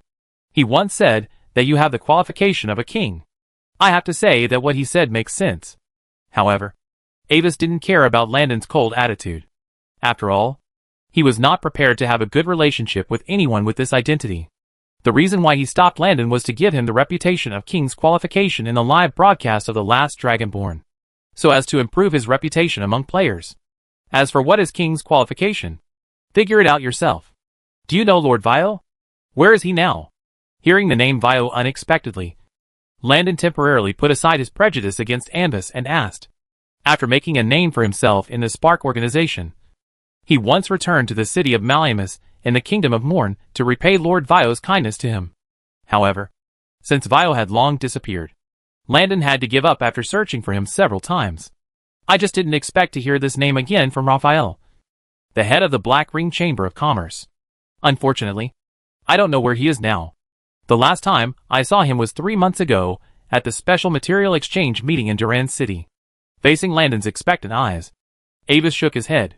He was not going to let Vio meet Landon under the pseudonym for the time being, as Landon's current fate had not yet developed to that point. Okay, I understand. Landon was a little disappointed that he didn't get the news he wanted. But he had to leave. I knew it. Landon. That Vio is definitely a very hidden existence. The dark crow shouted in Landon's heart, as if he had discovered some incredible secrets. To know a person like Raphael, that Vio either has a deep background or hides his strength. You can't find him. Maybe he is hiding and doesn't want to meet you. I know, Lord Dark Crow. But Lord Vio has no ill will towards us from beginning to end. Having a headache from the Dark Crow's noise, Landon had to defend Vio. Humph. Maybe he is secretly plotting something. Dark Crow began to mutter in a low voice, and Landon could only pretend not to hear. After this incident is over, I wonder if your Chamber of Commerce still welcomes us to continue to order goods. After locking the landing point of the teleportation ripple, Princess Paula stood in the teleportation array and looked at Avis deeply. Of course, in business, the background of the customer is not important to us. As long as there is enough profit, we are willing to sell everything that can be sold. Nodding slightly, Avis made a pleased gesture. If I offer a high enough price, can I buy the rope here to hang you on the streetlight in the future? Hearing this, the last Dragonborn couldn't help but say one last joke before leaving. We can't sell things that don't exist. Glancing at the last Dragonborn strangely, Avis spoke gently. Vishashi finally failed to escape and was intercepted by Landon and his party one step away from the base camp, and then defeated and captured. Of course, someone still came to hand over the batch of constructs that had been negotiated before. But the people who handed it over were some new faces. The state of the Black Feather Kingdom quickly began to unify under some force, and eventually it became a fight between the Paula and Altmare camps. The business of the Black Ring Chamber of Commerce is still in full swing. Although the ruling class has changed, the magic guide constructs needed for the Civil War still need to be purchased from him. Even if some people want to get rid of this situation and spontaneously organize constructors to research new combat constructs, they eventually find that the finished products developed after spending a lot of time and money are not only backward in all attributes, but the average cost is even higher than the price of buying the finished products directly from the Black Ring Chamber of Commerce. In addition to the future black technology developed by Avis, the more important reason for this situation is that due to the huge plan of the speaker, the low and medium level construction materials in the Federation are in short supply and the prices are soaring. However, Avis can buy a large number of low and medium level materials from the Empire through the channels of the Olivendi family, and then dump them at a price that is only slightly higher than the cost price and labor costs, and the maintenance costs of the undead laborers. Because Avis didn't care how much money he could make. All he needed was the fate feedback brought by this behavior. Every war in the Federation involved the constructions produced by his factory. Now, this is no longer a lie. Many people began to attack him in newspapers, saying that he was a demon who pushed the war behind the scenes, that he was at least 30% responsible for the war in the Federation, and pointed out that the Black Ring Chamber of Commerce was suspected of smuggling combat constructions in large quantities to the rebels. Avis had to stand up to refute the rumors. His original intention of running the Black Ring Chamber of Commerce was just because he felt sorry for the miserable conditions of the soldiers who were injured in the war. For this reason, he gave up high profits and resolutely provided equipment to all those in need at cost price, just to allow all soldiers to use high-quality and low-cost equipment and minimize the casualties of the soldiers. Even if he didn't sell a single construction, the war would not stop. It would only be because the sharply rising construction prices led to tight military funds, and the soldiers could only wear tattered equipment on the battlefield, with a greater probability of disability. As for smuggling materials to the rebels, it was nonsense. All his business activities were in compliance with local laws, and there was no smuggling. Later, under the attack of Ambus's gold coins and navy, this evil trend that smeared his reputation was quickly eliminated. The identities of those rumor-mongers were also exposed one after another. They were all people sent by other chambers of commerce and forces that were affected by their interests to throw dirty water. Master Raphael, who was as kind-hearted as an angel, still couldn't bear to see the suffering of civilians today. Chapter 773 Constructors and Probing. At the same time, a small incident occurred during this process. When Master Raphael was traveling on an airship, he encountered a robbery by bandits. Fortunately, the security force of the Black Ring Chamber of Commerce was strong enough. After a short battle, several unnamed 7th-level bandits were captured by the airship guards. Out of humanitarian spirit, Her Royal Highness Paula, the 25th Princess of the Black Feather Kingdom, exchanged their freedom for 250,000 gold coins and a 7th-level wonder for each person. Her righteousness is admirable. As for Raphael, the head of the Black Ring Chamber of Commerce, who was willing to release those bandits. Princess Paula gave the evaluation to the outside world, a pure businessman. When the Black Ring Chamber of Commerce of Anvis was saving the Federation from suffering, the great plan implemented by the Speaker of the Federation was gradually fermenting its impact on the Federation. The most obvious thing is that after the general acquisition of low-level constructed humanoids, the quality of life of ordinary people has indeed improved a little. For civilians who were originally responsible for farming and breeding, they now only need to lie at home and remotely control the construction humanoids through the construction headband. Because the basic attributes of the construction humanoids are higher than those of ordinary people, and they will not get tired. Even if their movements are slightly stiffer than those of normal people, they are still very good farming tools. And most importantly, it is very safe. And there is no need to worry about the harassment of low-level monsters that occasionally jump out of the forest in the wild. Even if there are a large number of construction humanoids nearby, you can find a way to easily kill the monsters that attack the farmland and earn a small amount of extra money. As for why the construction humanoids can keep running without being charged, civilians don't care. Even most civilians think that because the construction people have no flesh and blood, they can move forever without eating. However, as the civilians got used to controlling the constructs to go out and work, new troubles followed. Originally, the individual strength of ordinary people was very weak, and there was nothing to recommend them.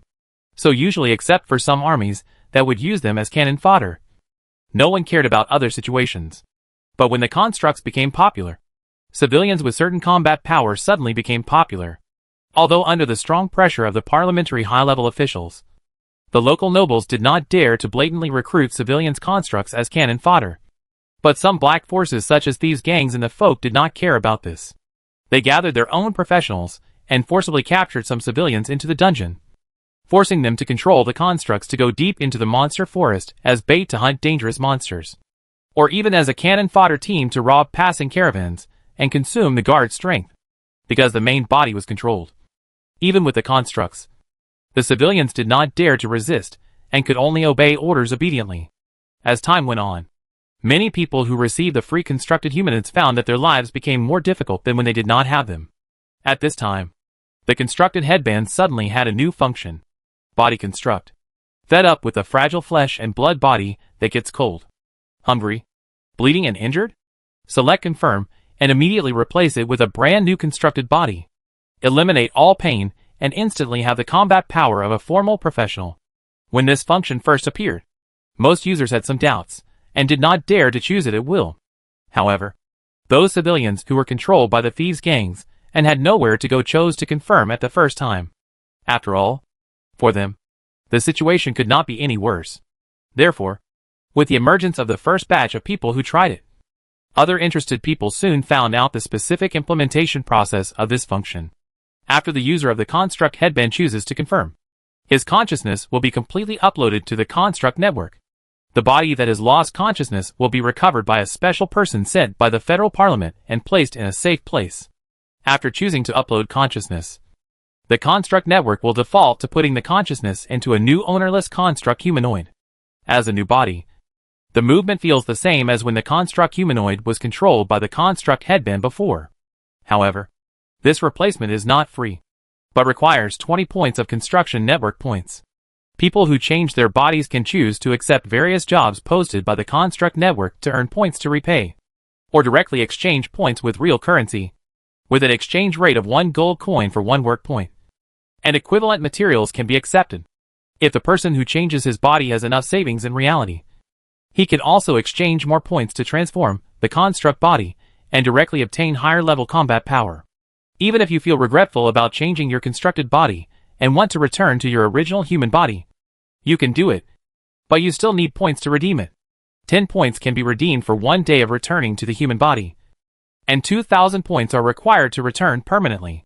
For these people who choose to construct their bodies, the federal people quickly popularized a private name constructor. Their combat power is equivalent to the lowest level professionals, but they have a very special place, because the main consciousness is located in the construction network. Simply destroying their constructed bodies will not make their consciousness dissipate. They only need to pay a certain amount of construction points to get a new body again. In a sense, this is somewhat similar to the status of the players.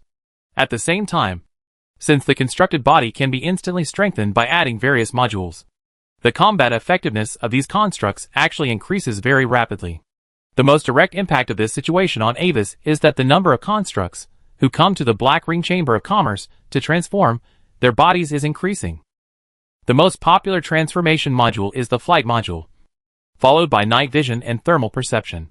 When the situation in the Federation became more and more chaotic, Avis, who was located in the Gloria Empire, did not pay attention to it for the time being. He is currently planning a test action against the Magic Council. Avis has always remained silent about the Continental Magic Council. Avis is a little bit confused about what happened behind the scenes, and he is not sure how much information the Stargazer has revealed to the other two speakers.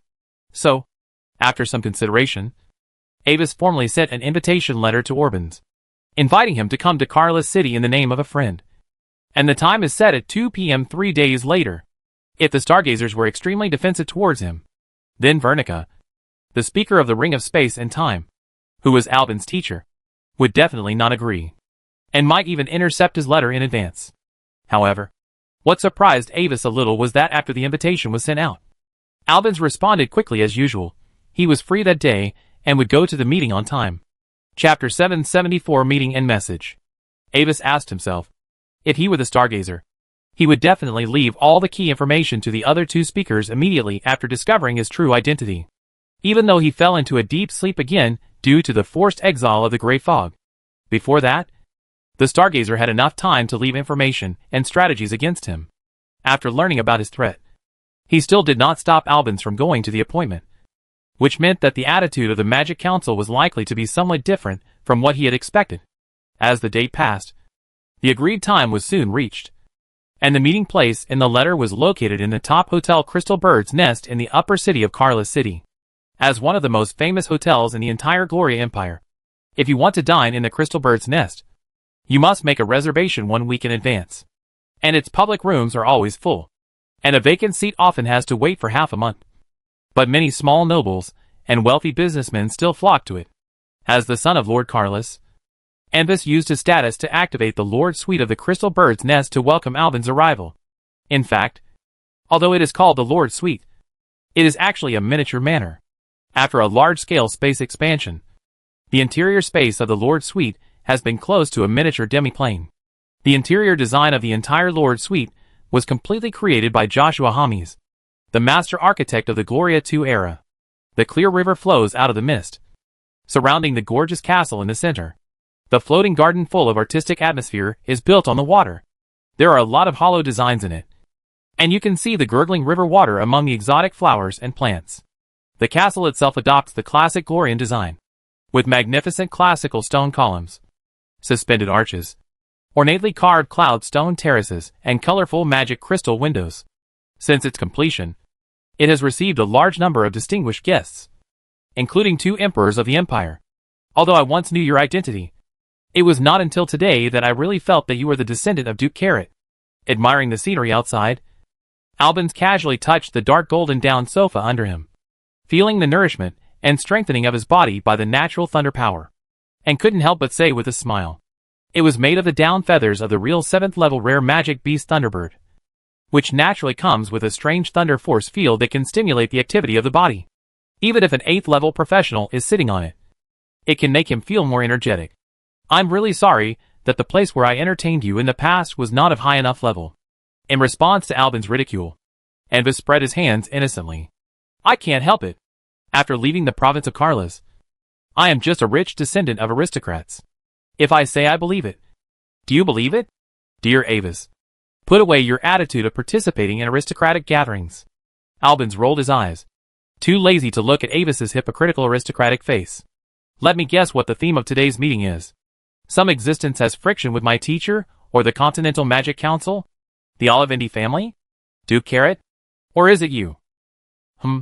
Avis thought for a moment. It seems to be all of them. Wow! Albins clapped his hands, his tone a little sarcastic. Well done, my dear Albins. If you always have this attitude, then I can only consider continuing to treat you as a nobleman. Avis also turned on the sarcastic mode. According to your current status, as the only student of His Majesty the Ring of Time and Space, if you come to the Empire, you will at least be the son of an honorary marquis, and the smartest one among them. After a bit of sarcastic talk, The two returned to the topic. According to what you said, I probably shouldn't be here now. But I still received your letter normally. And the teacher didn't object to my meeting you in the province of Carlos. Which shows that the problem is not serious. After returning to his normal state, Albans quickly guessed Avis's purpose. Although I don't know what happened between you and the Continental Magic Council. My teacher gave me this before I came here and asked me to give it to you. As he said this, Albans took out an ordinary-looking crystal ball and placed it on the small round dragon bloodwood table with a high-elf porcelain bottle in front of the two of them. Of course, I guess you probably don't plan to touch it. So do you need me to play it for you? Or take it back and find someone to play it yourself? You can play it here, since your teacher is confident that you can bring it. It means that the content can be seen by you. Ambus curled up in the sofa and made a please go ahead gesture for Albans's thoughtfulness. For safety reasons, he did as Albans said, and he was not going to touch the crystal ball at all. Who knows if there are any hidden triggering spells on it? But it would be different if Albans activated it. The ring of time and space would never harm her only student. Of course, if the other party was really so crazy that he used Albans as bait and wanted to kill him at all costs, then Avis would not care. In fact, before meeting Albans, Avis had already switched to a clone, and his real body hid in the secret book of the old days. Trigger spells are not omnipotent. A magic that is powerful enough to penetrate the protection of the secret book of the old days and kill his real body cannot be enchanted on this ordinary crystal ball. Scorning Avis's little thoughts, Albans directly activated the crystal ball. As the crystal ball emitted light, a micro-projection of Stargazer Brunts with a translucent spiral beard still appeared in the air. When this crystal ball is activated, my real body should have fallen asleep again. Right? After looking around, Brunts' shadow seemed to have consciousness, and his eyes locked on the direction of Avis. I deceived the web of fate, making it think that Grey Mist did not belong to this era. So Grey Mist was sent back by the power of fate to an infinitely distant future where even traces of humans might not exist. At that point in time, Grey Mist will break through the 9th level, and then face something that I had faced before and eventually chose to completely forget. As a prophet who enjoys peeking into everything in the world, there is only one possibility that can make me choose to forget something. That is the taboo of unknowable. Some knowledge cannot be known, just like mortals cannot look directly at God. Even the reason why I must choose to completely forget will also make Grey Mist make the same choice. After that, the web of fate, which found something wrong, will send Grey Mist back to the past. However, after becoming a 9th level prophet, Grey Mist will be able to freely choose which time point to return to. After knowing everything, Grey Mist will no longer return to this turbulent era, but will go to a certain time in the future. Perhaps it is the glorious era when the darkness has passed and the legendary barrier has been completely lifted. Or it may be the decisive battle period before the darkness comes, when the world urgently needs power to help. As for what choice Grey Mist made, I don't know, because at that time, he had also broken through the 9th level prophet. This is the graduation gift I gave him as a teacher. Speaking, the Stargazer touched his spiral beard and smiled. How about it, Ambus Olivindi? Have you considered becoming my next student? Chapter 775 Darkness. Your Majesty, the Stargazer wants to take you as a student? As the mini projection of the Stargazer gradually dissipated, Albans looked at Avis with a strange look. The meaning of that look was obvious. You actually have a talent for the School of Prophecy? I do have a little talent for the School of Prophecy, but due to my identity, it is not convenient to publicize it to the outside world. Currently, only my parents know about it. Avis shook his head and evaded the question with a more reasonable explanation. If I add a talent for prophecy to the identity of the biological descendant of Duke Carrot, then there will be a lot of malicious eyes on me. So you deliberately chose the mystic school in the Royal Pamir Academy to reduce your presence and create a low-key and eccentric mystic scholar? Pick up a glass of green crystal berry juice. Albans leaned back casually and shook his head a little regretfully. Well, I guess your talent should be very terrifying. But now His Majesty the Stargazer is sleeping. Even if he wants to accept you as a student, I'm afraid he has to wait until His Majesty wakes up again. Also, my teacher wants to contact you through this crystal ball. Do you need me to continue to activate it for you? Of course. If there are any items that need to be activated behind this crystal ball, I'll trouble you to do it for me. Avis shrugged, decisively showing his safety-conscious side. Albans didn't care. Just continued to activate the crystal ball with his mental power. The micro-projection that appeared this time was Vernica, Ring of Time and Space, one of the 3 speakers of the Magic Council. She is a silver-haired, black-eyed woman covered in starlight. The flowing power of time gathers under her feet into an illusory river that connects end to end, making her body appear hazy in the starlight. Avis Lo Olivendi. I have heard of your name for a long time. To be honest, we are a little unclear about how to face you. Looking at Avis, Vertica spoke softly, and her voice was simultaneously superimposed with 4 voices of old age, adulthood, youth, and childhood. Brent once warned us before he fell asleep that if we become enemies with you, the Continental Magic Council will suffer an unprecedented blow in the future. But if we maintain a normal relationship with you, then when the future darkness comes, you will become our most important ally. Your Majesty Vernica. I wonder what the darkness you are talking about specifically refers to. Ambus was a little confused about this word that he had heard repeatedly from the Stargazer and the Ring of Time and Space. I know you will ask this question, but the Stargazer did not tell us the details. According to him, spreading information related to it will also accelerate its arrival. The more people know the inside story, the faster the future darkness will come. In response to Avis's question, Vernica shook her head slightly. Darkness is what Brunt's glimpse from the future destiny after breaking through the 9th level. Although I do not have the gift of prophecy, as an explorer of infinite time and space, when I look into the future, I also have an ominous feeling, which prevents me from continuing to pursue it in depth. Sir Avis, our bottom line is that there cannot be another prophet who breaks through the 9th level in this era, which will cause everything to go out of control. No one below the legendary level can survive the darkness that comes early, and everything we do is to seek a glimmer of hope for mankind from the future darkness. I know that this process may inevitably conflict with some of your interests, but we can make some compensation for this. We don't really want to be your enemy. Bruns told us some information about you, and he once said frankly that there are some things about you that even he can't see clearly. To be honest, this is amazing. In all the history of mankind, no one has ever achieved such an achievement at the same age as you. Then, about the Olivendi family. As Vernica mentioned this, Ambus's blue eyes narrowed slightly, and his eyes became deeper. The 4 major families of the Empire will inevitably disappear. This is not a threat from us, but a simple statement. Just because that is the choice made by history and the direction of destiny. The new era needs the debris of the old era as nutrients to grow. Anyone who stands in front of the tide of the times is like an ordinary person facing the storm and natural disasters that are sweeping in, and can only be torn apart. With that, Vernica ended the topic. Finally, Mr. Ambus, there is one more thing, which can be regarded as a piece of advice to you. It is best to stop the plan of the Federal Speaker as soon as possible. Stop the plan of the Federal Speaker? His plan threatens you? What good will it do me? Not very satisfied with Vernica's previous answer, Ambus looked at her with a somewhat cold expression. I don't deny that the plan of the Federal Speaker will have a negative impact on us, but his plan will only pose a greater threat to you. Vernica chuckled. Of course. This is also what the Stargazer said. It's up to you whether you believe it or not. I'm just helping him pass on the message. Ambus' eyelids twitched. These Riddler Prophet are really annoying. Oh! It turns out that the Riddler has been put to sleep again by him. That's fine. Although I don't know how much strength you have hidden. In the conversation just now, my teacher seemed to regard you as an existence of equal status with her. As the crystal ball dimmed again, Albin shook the emerald green goblet in his hand, and his eyes became a little playful. Dear Ambus, Your Majesty, you are really good at giving people surprises. Well, Your Majesty of the Ring of Time and Space probably saw my future achievements. I am really surprised and ashamed to be valued so much by Your Majesty.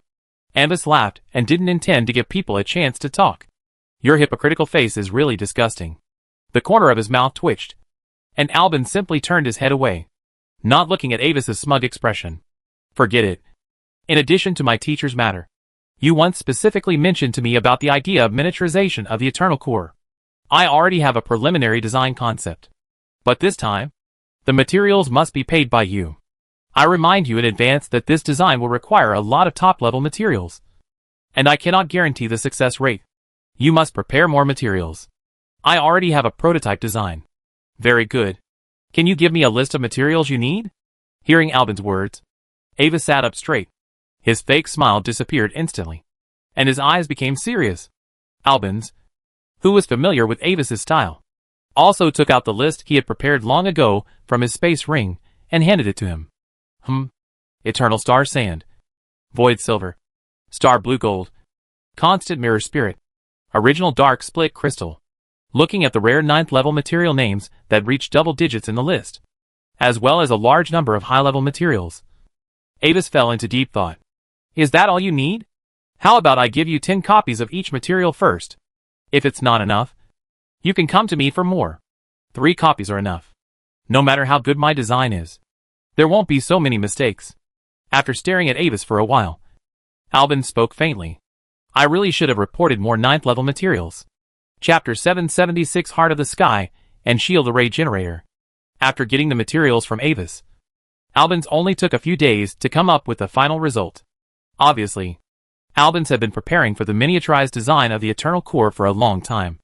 As soon as he got the required materials from Avis, he couldn't wait to turn his ideas into reality.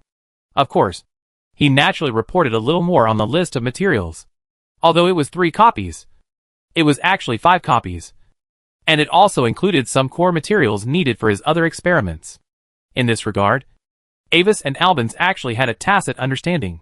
Avis didn't mind giving Albins a little more investment when he hadn't grown up yet. And Albins would also share his research results with Avis, and give priority to helping Avis complete some of his ideas. Still in the Lord Suite of the Crystal Bird's Nest, Albins, wearing a dark construct armor full of science fiction and carrying a silver-gray metal box, sat facing Avis. This is what you want. A miniature pseudo-infinite magic source. I named it Heart of the Sky. As he spoke, Albins lifted the metal box and placed it on the coffee table in front of the two. He unlocked it through a complex combination of magic, mental fluctuations, and blood information, and then lifted the lid and turned it towards Avis. Avis looked inside the box. Suspended in the center of the magic blocking array that emitted a faint blue halo was a translucent regular octahedron pendant with a dark silver main body. The fine blue-gold inscription circuit of the astral blue-gold material is attached to the 8 faces of the pendant. A faint white light shines from the center of the pendant, which looks like a special magical beauty. Using a large amount of 9th level materials, I successfully miniaturized the magic structure of the Eternal Core and the matching energy output system, combined them into one, and made it into the shape of a pendant, with blue eyes full of excitement. Albins proudly introduced his masterpiece to Anvis. You can use it as an energy core, or as a portable magic pool that can infinitely restore magic. However, due to the upper limit of the material itself, its instantaneous magic output limit is lower than that of the normal-sized pseudo-eternal core. If you use it as an energy core, it can support the full power operation of a large wizard tower at most. If used as a portable magic pool, it can support a 9th level limit without using forbidden spells and always maintain the limit output state. In addition, you can also actively disable its overload protection function, allowing it to provide enough magic output to support a 9th level existence in a short period of time. But the time cannot exceed 1 minute. After briefly introducing the functions and precautions of the pendant, Albins pushed the box forward and signaled Avis to check the details of the pendant himself. Very good.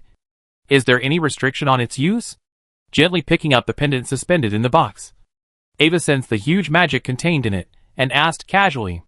Due to miniaturization, it will accumulate heat seriously after outputting magic for a long time. You need to find a way to dissipate heat from the outside. Otherwise it will enter the overload protection state due to overheating. Secondly, this pendant has a limited use distance. But this distance is very far. Theoretically, it can also be effective even in the Elf continent at the other end of the Endless Sea. In addition, because it involves complex spatial singularity transformation, it cannot be placed in any spatial object and can only be carried with you. And when wearing it, the mana consumption of using spatial attribute spells such as teleportation will increase dramatically. Speaking, Albins took out another slightly smaller metal box from the ring and placed it next to the box on the table. In addition, I also used the materials you gave me to make some of these small toys used with the endless magic source. What are these? Avis opened the box casually and found that it contained 3 silver-white cylindrical objects that looked like armed guards, as well as a magic crystal ball. These are shield array generators, which can be used with pseudo-endless magic sources or ordinary magic sources to generate magic shield arrays for users. You can use them to arm your professional subordinates or construct legions. After glancing at the armed guard in the box, Albans was obviously less interested than the Skyheart pendant. The shield array means that when the first layer of shield is broken, the second layer of shield hidden in the extended space will instantly replace the first layer, and the third and fourth layers of magic shields at the back will move forward in turn. Due to the constraints of materials and time and space itself, there can be at most 10 layers of shields at the same time. According to my test, each layer of its shield can perfectly offset an attack of the 6th order extreme spell energy level, or an ordinary 7th order energy level spell. When the outer shield is broken, the inner layer will generate a new shield at a rate of 1 layer every 0.5 seconds. Of course, this will consume an astonishing amount of magic power, and it is usually not recommended to use it with ordinary magic power sources. In addition, it is theoretically a semi-alchemical and semi-constructed creation. The crystal ball in the box records its design drawings and processing procedures. You can choose to directly manufacture the original version, or replace some precious materials to mass-produce its degraded version. Under the gaze of Avis's obviously brightened eyes, Albans continued to introduce. In addition, it has 4 modes: normal mode, overload mode, overlimit mode, and fusion mode. If more than 7 layers of shields are broken in an instant, the shield generator will trigger overload protection. The defense of the remaining shields will double, and the shield will recover 7 layers at a rate of 0.2 seconds per layer. Then, the shield generation effect enters a 30-second cooldown. The overlimit mode requires the user to actively input commands through thoughts, and completely remove the magic power restriction device to open it. At this time, the shield's defense will instantly increase 5 times, enough to resist spells that reach the 7th level limit energy level. The shield generation speed increases to 0.08 seconds per layer, and it will be completely destroyed after 3 to 5 seconds. The fusion mode is something similar that I made by referring to the joint protection arrays of those professional legions. More than 3 original shield array generators, activating the fusion mode at the same time in a specific direction, will produce a magic linkage effect and generate a fusion shield that is enough to directly resist the 8th level legion spell. The more shield generators are activated at the same time, the stronger the protection ability of the fusion shield. You can use the Hive Consciousness model I designed before to command your construct troops to achieve the same dispatch effect. In addition, after the fusion mode ends, the shield generation also has a 10-second cooldown. Very good. I accept these things. This is your reward this time. In addition, if you need any other materials, you can also continue to make a list for me. Nodding with satisfaction, Avis handed Albans a prepared ring, and the latter habitually accepted it, although Albans said it lightly. In fact, the practical application of the magic linkage effect on the construction troops means a qualitative change in the magic construction technology. At this moment, the inconspicuous magic construction technology that was originally crawling at the bottom has quietly touched the field of the arrogant high-level professionals. Chapter 777, Exploring the Way Forward. Glorious Year 2465. Golden Month. 23rd. With the support of the Aslade family, the 7th Prince of the Gloria Empire, Willard Lou Augustine, relied on the Dragon Knights and the Dragon Legion as the main force to completely recover all the Empire's territories north of the imperial capital of Palocia except for the province of Carlis. The historians call this event the Golden Dragon Change. The royal capital itself belongs to a special neutral and safe zone, where the royal guardians are stationed, and the 3 princes' struggle for imperial power will not affect this place. The camps of the eldest prince and the 4th princess have been squeezed to the southern region of the empire. The 2 had to hold their noses and temporarily put aside their hatred and join forces to resist the crazy expansion of the 7th prince's camp. In this process, the 2 princes and princesses privately tested the positions of the other 3 major families, and the results were mixed. The other 3 families still seemed to abide by the agreement not to interfere in the internal affairs of the royal family, and remain neutral in the civil war.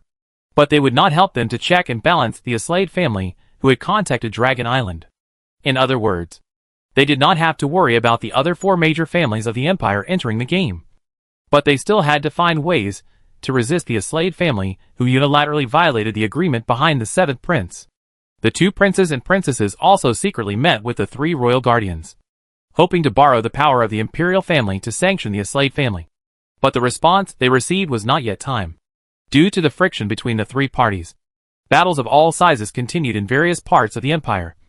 and a large number of war refugees began to flee with their families to the 4 major provinces of the empire, and some other marquisates that were still in a relatively peaceful state. These refugees have caused some new chaos in the places they have visited. The number of various vicious crimes has soared, and various places have had to temporarily recruit militia to take charge of public security management. The players are very happy. There are more tasks than ever before, and a large number of rare hidden tasks have appeared. It is worth mentioning that the levels of players are gradually forming a ladder state. The top players have reached around level 50, and the highest level player on the level list has reached level 69. But the mainstream players have gradually stayed at around level 40. This is due to the limit on the number of resurrections. Because most players were too wasteful in the early stage. They died too many times. Now, many players have run out of resurrections, and can only choose to reincarnate again and start from level 0. Although after reincarnation, there are both game experience and the legacy left before reincarnation. The upgrade speed will be much faster than at the beginning. But no matter how fast it is, it will take time. Correspondingly, the average number of resurrection stones for players who have not yet reincarnated has also dropped to between 2 and 3. This number is still based on the premise that many players have exhausted all their resurrection stones and reincarnated again. This made the players more cautious. And when the rewards were not enough, they tried not to do things that might lead to their death. As the situation on the continent became increasingly chaotic, Anvis, who had returned to the Royal Pamir Academy, entered a rare state of spiritual peace. With the attitude of the Stargazer and the Continental Magic Council being ascertained, one of the mountains that had previously suppressed his heart was temporarily removed. Walking along the historic Gloria Lake of the Academy, Anvis stopped in the white L-style relief colonnade by the lake, quietly looking at the white stone pavilion looming in the mist in the center of the lake. According to historical records, Emperor Gloria once stayed briefly in this pavilion in the center of the lake with the first dean to discuss the Academy's future 1,000-year plan. And this nameless pavilion in the center of the lake was therefore named Emperor Pavilion. In the distance, groups of junior students wearing Academy uniforms and cloaks exchanged spell principles on the lakeside lawn and Pebble Beach, occasionally making faint explosions and whistling sounds. All kinds of scenery. Just like when he first entered school in this life. And as if he saw it before graduation in his previous life. Unknowingly, he has left his once weak self behind, and has come to the day when even the Continental Magic Council must face up to his existence. At present, the Continental Magic Council is not very hostile to him, at least for the time being. And from them, Anvis obtained a lot of key information. From the Stargazer, Avis learned that when a prophet breaks through the 9th level, he will glimpse some kind of unknowable taboo. In Vernica's words, there cannot be a second prophet who breaks through the 9th level in the current era. In addition, both of them mention the word darkness more than once, which specifically refers to the unknown. In other words, breaking through the 9th level in the current era will lead to some unknown terrible disaster. So the Stargazer has always been blocking the latecomers at all costs. This forced Avis to carefully consider how he should continue on the road ahead. Not to mention that the probability of the other party deceiving him is not high, even if all the news is really false. When he breaks through the 9th level prophet, he will definitely face the full resistance of the Stargazer. And if the news is true, then even if he tried every means to break through the obstruction of the Stargazers, after breaking through, he would still have to face the existence and unknown horrific disasters that even the Stargazers dare not recognize, and directly send a big message. Faced with such a situation, Avis had to seriously consider a possibility. That is, to cross the long river of time and space like the gray fog, leave this era, go to the future or the past, and then break through there. Although it sounds a bit far-fetched. In fact, he already has the clues to cross time and space in his hands. In the core of the Dream Inheritance land, when he accepted the Inheritance memory, the great 9th level of the Star Civilization once said in person, he could open the door to transcend time and space. As for the so-called key, according to the reaction of the core incarnation of the Inheritance land, the Dream Fairy Margaretto, it should refer to the complete Star Stone disc given to him by Fiona. In summary, the so-called ultimate weapon of the Star Civilization is likely to have the power to transcend time and space. As for what Vernica said, the fate of the 4 major families of the Empire is destined to be destroyed. Avis didn't feel much, because he has been carrying this pressure since he came here and gained complete memories. Vernica emphasized it again, and it would not have any impact on him. Besides, if fate is really unchangeable, then what is the meaning of the profession of prophet? Long time no see. Lord Anvis, do you like the scenery here? A soft young man's voice came from far behind him. After greeting, the visitor slowly walked to the side of Anvis, also gently holding the stone railing, looking at the pavilion in the center of the lake in the distance. I just came here accidentally while taking a walk. Anvis did not turn his head, but spoke in a flat tone. What about you? His Highness Lon Newell? I wonder if you like the scenery here. The blue and purple eyes glanced at the side of Anvis. Lon Newell smiled gently and nodded. Of course, Lord Avis. What's the matter? Turning his eyes away from the lake, Avis looked at Lon Newell beside him. The aura of the ninth prince had become stronger than before, but it was only at the 5th level, which was almost negligible. Chapter 778 Lon Newell's request. I am ready to participate in the battle for the throne between my brothers and sisters as a competitor. Lon Newell's tone was still calm, but the content was earth-shattering. So, I hope to get your support, Lord Anvis. You just say this? Glancing at Lon Newell, Anvis did not respond. Don't worry. This is the word spirit sealing ring given to me by His Majesty, the Royal Guardian Star Guardian. Under its secret-keeping rule, the content of our conversation cannot be detected by others. Lon Newell took off his left glove and showed Anvis a ring on his left little finger that was shining with stars. Then, I can tell you that the Olivindi family will not support any prince in the battle for the imperial power. Even if you come to me, it will be useless. Looking at the ring with a little surprise, Anvis gave Lon Newell a shot in advance to prevent the other party from having the illusion of intending to get the support of the Olivindi family through him. Although it is a pity that I cannot get the support of the Olivindi family, I didn't have much hope. After all, my eldest brother and 4th sister have probably tried it. Lon Newell shook his head. I have already said that I came here to get your support. I am just an ordinary 4th level mystic scholar. Your Highness Lon Newell. Anvis looked calm in response to Lon Newell's invitation, and his words revealed the meaning of you should ask for help from someone else. An ordinary 4th level mystic scholar who can ask a high-level prophet to punish the Hungjin Club, command unknown strongmen in the glorious secret realm to suppress the alien god priests, and even face the ancient existence and still return to the mainland safely? Lon Newell's words carried a bit of aristocratic sarcasm. Those are just rumors. Don't take them seriously. And Wazy denied it outright. After all, he had never instructed anyone, nor had he really faced the ancient existence, as there were old secret scriptures in the way. Once or twice may be a coincidence or accident, but if the coincidence happens too many times, it is not a coincidence. Lord Wazy, if I were facing the descendants of the other 4 major families, I might not say these words to them, but you give me a completely different feeling from them.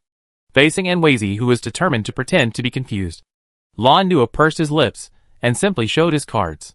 I can tell you the truth, Avis. In fact, I have won the support of the reformist nobles of the empire, including several marquises, who are still neutral. And you have also seen the 9th level ring given to me by His Majesty the Star Guardian. You should understand what this means. You are telling me this now. Aren't you afraid that I will spread it later? After glancing at Lon Newell's handsome face with a playful look, Avis turned around and leaned slightly on a rock column with vine patterns carved on it. Will it benefit you to spread it? Lon Newell shrugged and analyzed it nonchalantly. And even if you spread it, what can it do? Every prince has a lot of rumors and gossip circulating in the outside world. It's just that the details of what I just said are not even more complete than some rumors in the outside world. If it is really exposed, it can only mean that there is a problem on my side. Interesting. After a moment of silence, Avis's eyes became slightly serious. Well, let's be clear. What kind of support do you want from me? I remember that in our previous secret agreement, you could provide me with some necessary high-level professional power and help me share the pressure from my brother. Lon Newell smiled slightly, with a bit of cunning in his expression. Then first of all, I hope to get the help of a sufficiently high-level prophet.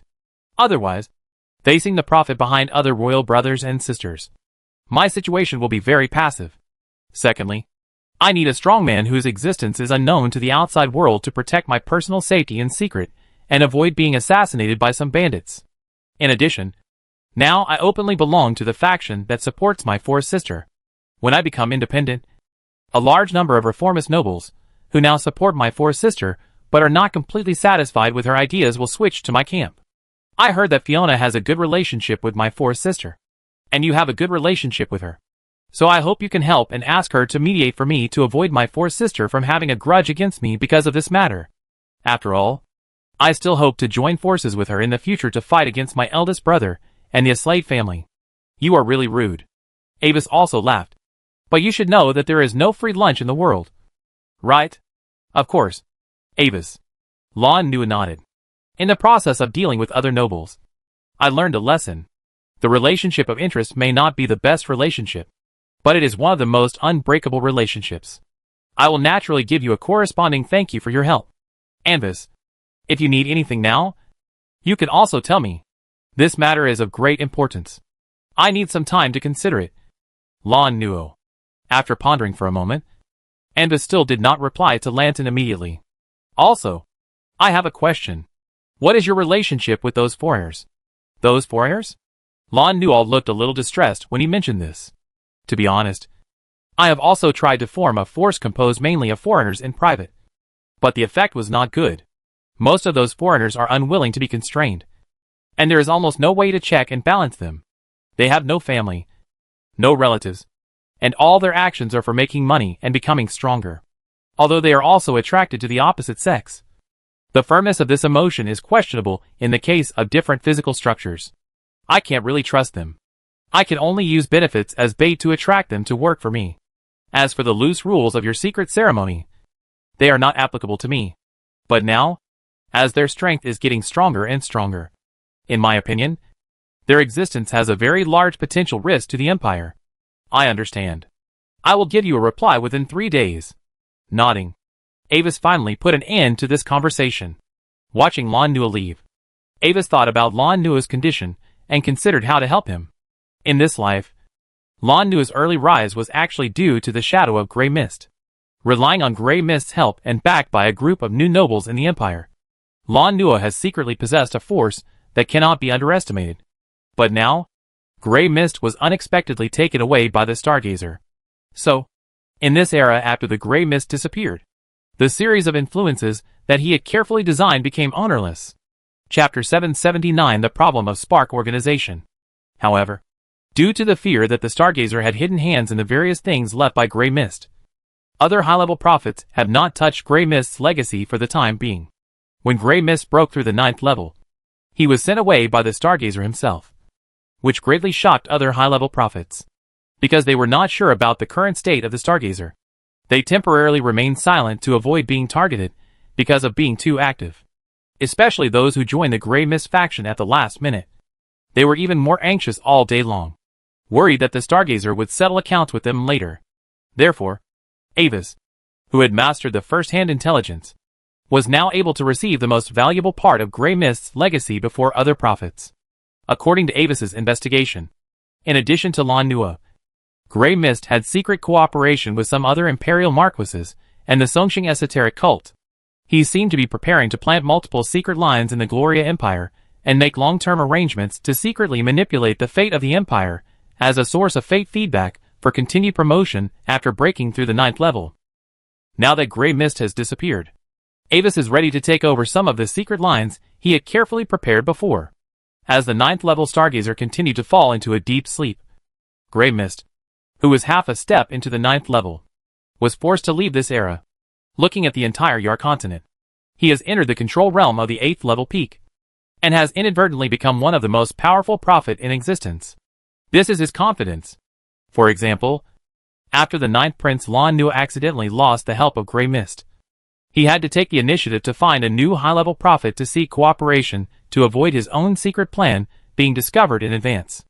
At this time, Avis can naturally replace Grey Mist and become the supporter behind Lano, and then take the fate feedback and fate influence when Lano officially declares independence. In addition to the arrangements left by Grey Mist in the Gloria Empire, the Federal Rebel Army Spark is also Grey Mist's base. Since the collapse of the Door in the Eye organization, Grey Mist is focused on the development of the Spark organization. He used his own influence to pull together many powerful foreign aides for the Spark and integrate all the established rebels. He also cooperated with the current federal speaker to develop the Spark organization into the strongest rebel army in the entire continent. But now, with the sudden disappearance of Grey Mist and the silence of other high-level prophet, The operation of the Spark has gradually fallen into trouble.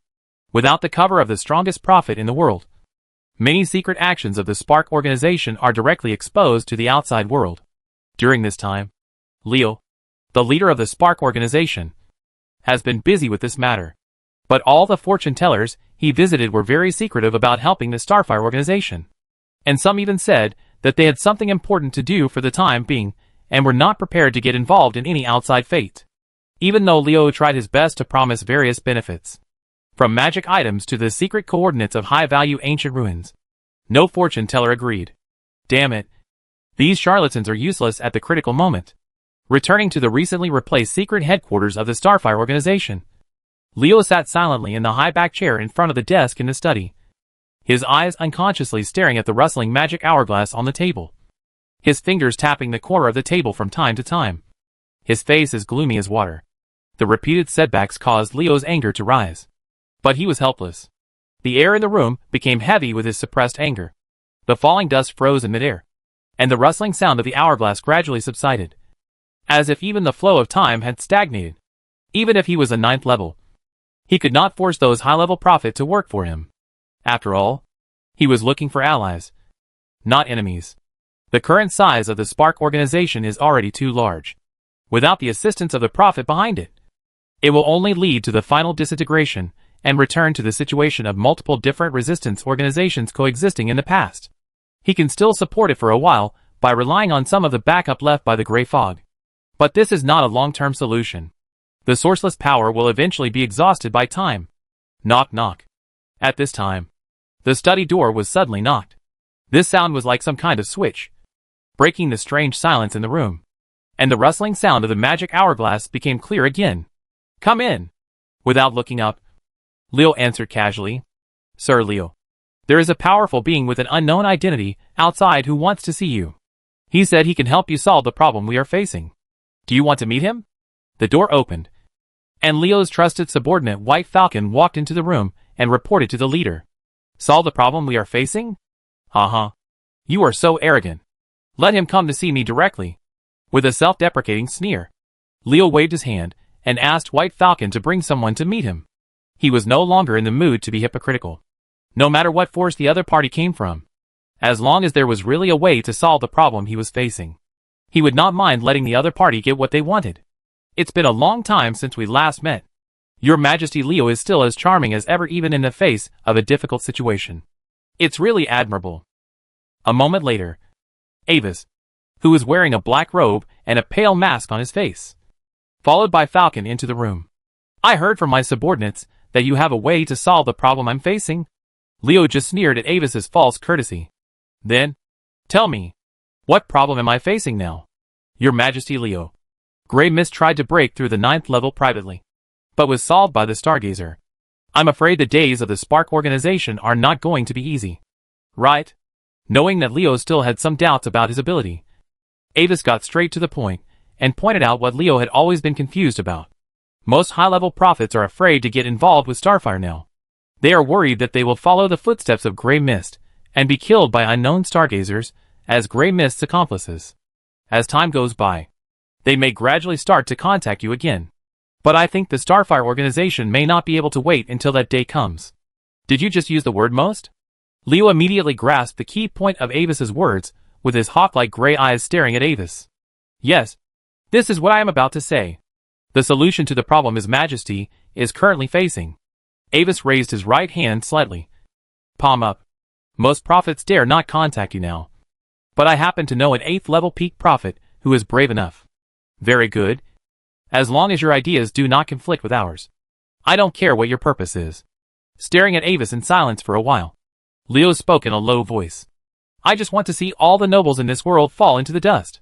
For this, I can do whatever it takes. Chapter 780, he changed his fate. With the conclusion of the cooperation agreement with Leo, Avis replaced Grey Mist and gained the behind-the-scenes control of the largest resistance organization in the continent. In the Yar continent, many actions of such a large-scale organization require the prophet to cover up the traces of fate to avoid being detected and destroyed by the enemy. In fact, Leo's own existence is more of a benchmark and idol for the resistance army, as well as an important 9th level combat force.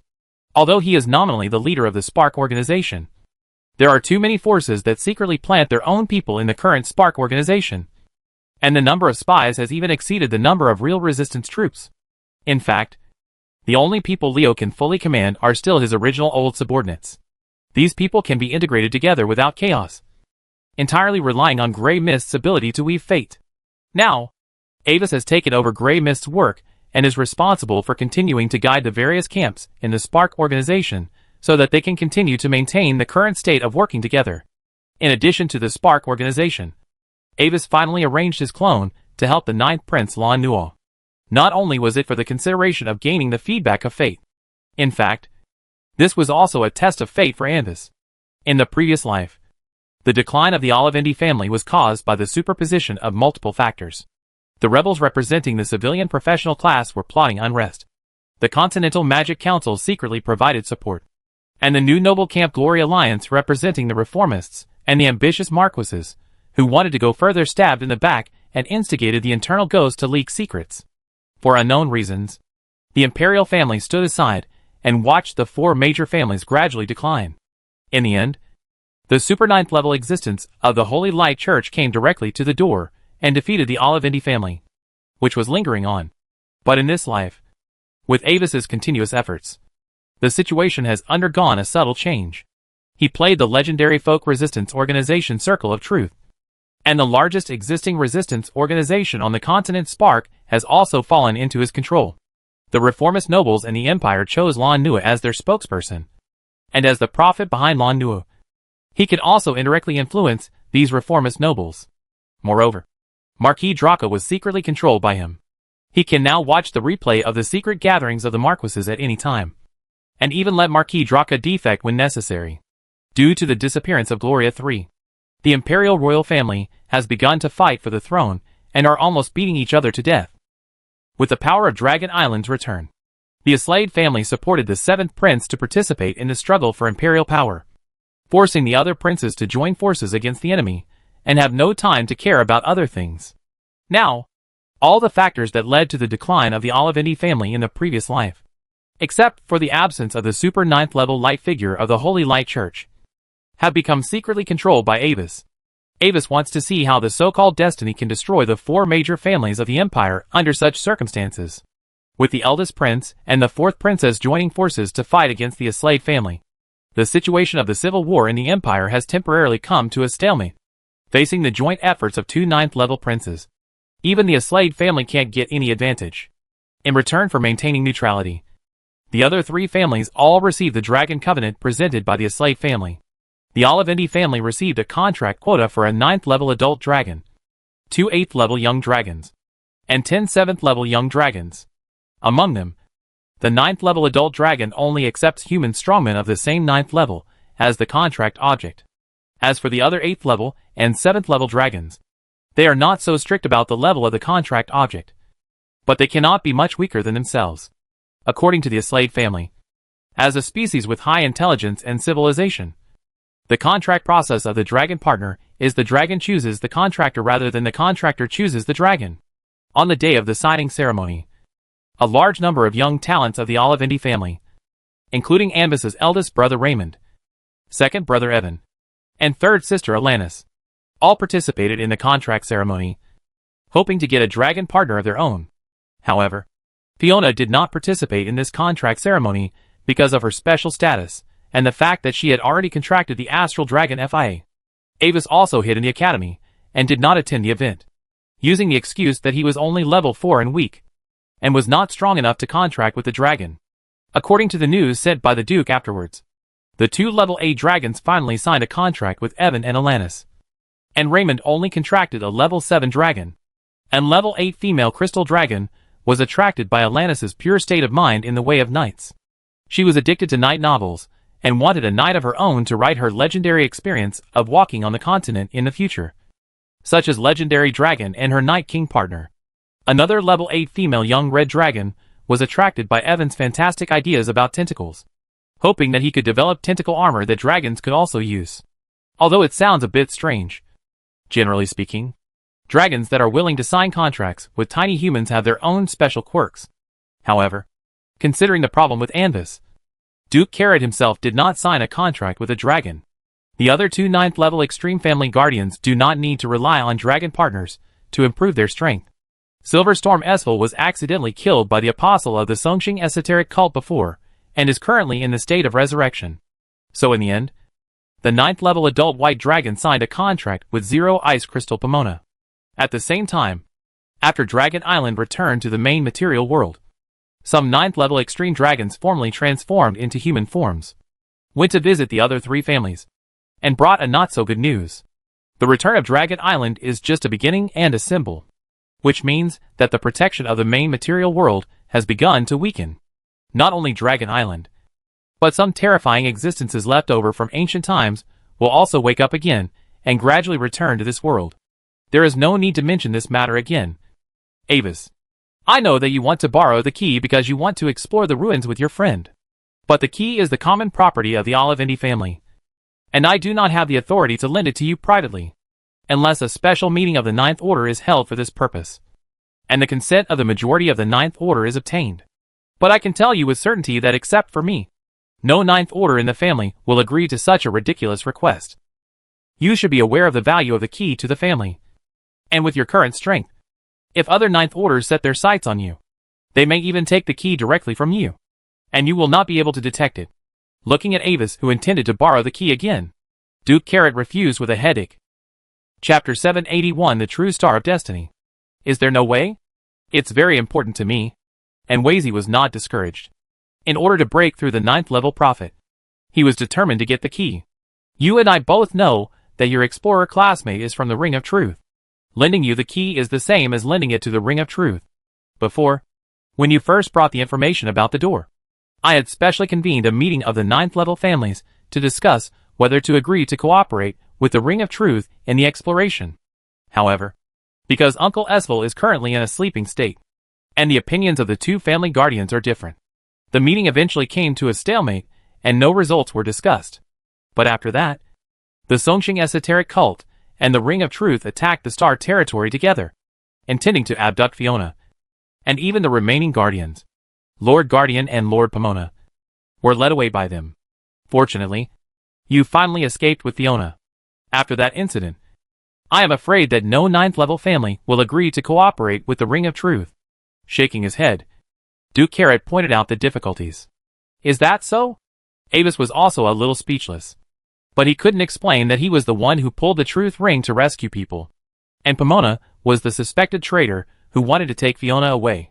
After all, no one would believe it. Before his strength really broke through the 9th level, he was not ready to reveal to the Duke that he was the leader of the truth ring. This was not because he was worried that the Duke would reveal his identity, but that revealing his existence in advance would directly cause the fate of the Olivendi family and the fate of the Truth Ring organization to overlap directly. Any change in the fate of such a powerful force would have a huge impact. And the prophet in the family must always be monitored to prevent hostile prophet from secretly taking action. Even if Avis could cover it up, the existence of the Circle of Truth organization would have too much influence on fate. And the effect of overlapping with the fate line of the Olivendi family would be like a large unknown fog area suddenly appearing on the fate line that was originally shining with stars. Perhaps the prophet of the Olivendi family could not see through Avis's concealment. But as long as he was not a fool, he would inevitably find that the fate of the Olivendi family was abnormal. And when it was clear that there was an unknown major hidden danger in the fate of the family, and the family prophet could not find out the truth, the Olivendi family would inevitably use all kinds of strange objects and secrets at all costs, and even apply to the Imperial family to borrow the Eye of Destiny for exploration. At that time, the relationship between the Circle of Truth and Avis might have to be exposed, and after being exposed, his situation would become extremely dangerous.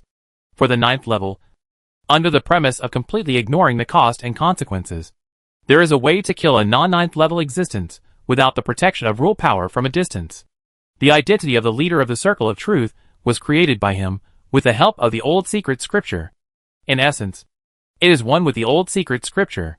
If the outside world tries to test this keyword, it will only be counterattacked by the super 9th level status of the old secret scripture. But Avis himself does not have that kind of ability. If his current identity and ability are exposed, he will probably be put on the expedited list by various super forces such as the Imperial family and the Federal Parliament through the Green Channel. At that time, no one can protect him. If Duke Carrot refused to give him the key no matter what, he would also have a headache. Then, Father, what if I say that the key is my only hope to break through to the 9th level prophet? After thinking for a moment, Avis decided to reveal some other information he could reveal now. As the strongest prophet in the continent, although the information that he is the leader of the Circle of Truth still needs to be kept confidential, some personal information can be revealed. What are you breaking through? At the other end of the crystal ball, Duke Carrot was stunned for a moment, and a rare look of confusion appeared in his blue eyes. Repeat what you just said. I don't think I heard it clearly. I am preparing to break through to the 9th level prophet. The door associated with the key is what I need to break through. Anticipating the Duke's reaction, Avis calmly explained his purpose, and at the same time, through the invisible connection of the crystal ball, sent a trace of his breath as the peak of the 8th level. After hearing what Avis said, the Duke stood up and raised his hands. He was a little excited and wanted to say something, but in the end, he didn't say anything. He just shook his body and fell down again. Through the picture of the crystal ball, Avis noticed that the indoor environment next to the Duke was covered with a thin layer of white frost. So that's it. I finally understand why the leader of the Circle of Truth would accept you to join. In the entire Yar continent, no force would reject an 8th level peak prophet. However, how many years have you been born? Less than 50 years? Looking at Avis with a somewhat tired look, Carrot sighed for a long time, with mixed feelings in his heart, not knowing what to say. Originally, this youngest son often brought him surprises. Until today, this surprise finally turned into a shock. Although his emotional first reaction was absurd, his reason told him that Avis would not make up such an absurd lie. And it would be meaningless, because strength cannot be faked. And if this is true, it would be a bit scary. No one in history can reach this speed. The prophet is not a profession that can rely on external forces to promote growth, but it really needs to be promoted by guiding the development of fate and obtaining feedback from the web of fate. Moreover, the 8th level prophet level means that Avis's warlock level cannot be lower than the 7th level. But he remembered that Avis had not even returned to the family to perform the blood awakening ceremony. Wait, are you the real star in the prophecy? As he said, Carrot suddenly reacted. Fiona, who is regarded as the prophecy star by the outside world and the family, has a double legendary bloodline. With the full support of the family's resources, her current strength has just broken through the 8th level. On the contrary, his youngest son has been unknown. He was punished by cutting his resource quota before, but now he has suddenly become an 8th level peak prophet without any sound, and is even preparing to break through to the 9th level prophet. Who is the real prophecy star? Well, I think it shouldn't be me. I just broke through the 9th level, which is not enough to bear the status of the star in the prophecy. Avis shook his head modestly. In fact, he didn't think that the prophecy would point to him. The original destiny of little Anvis was to exist as a supporting role to set off Fiona.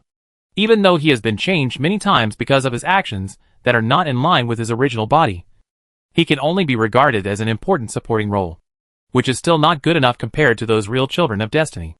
Well, if you don't want to mention this topic, I won't ask more.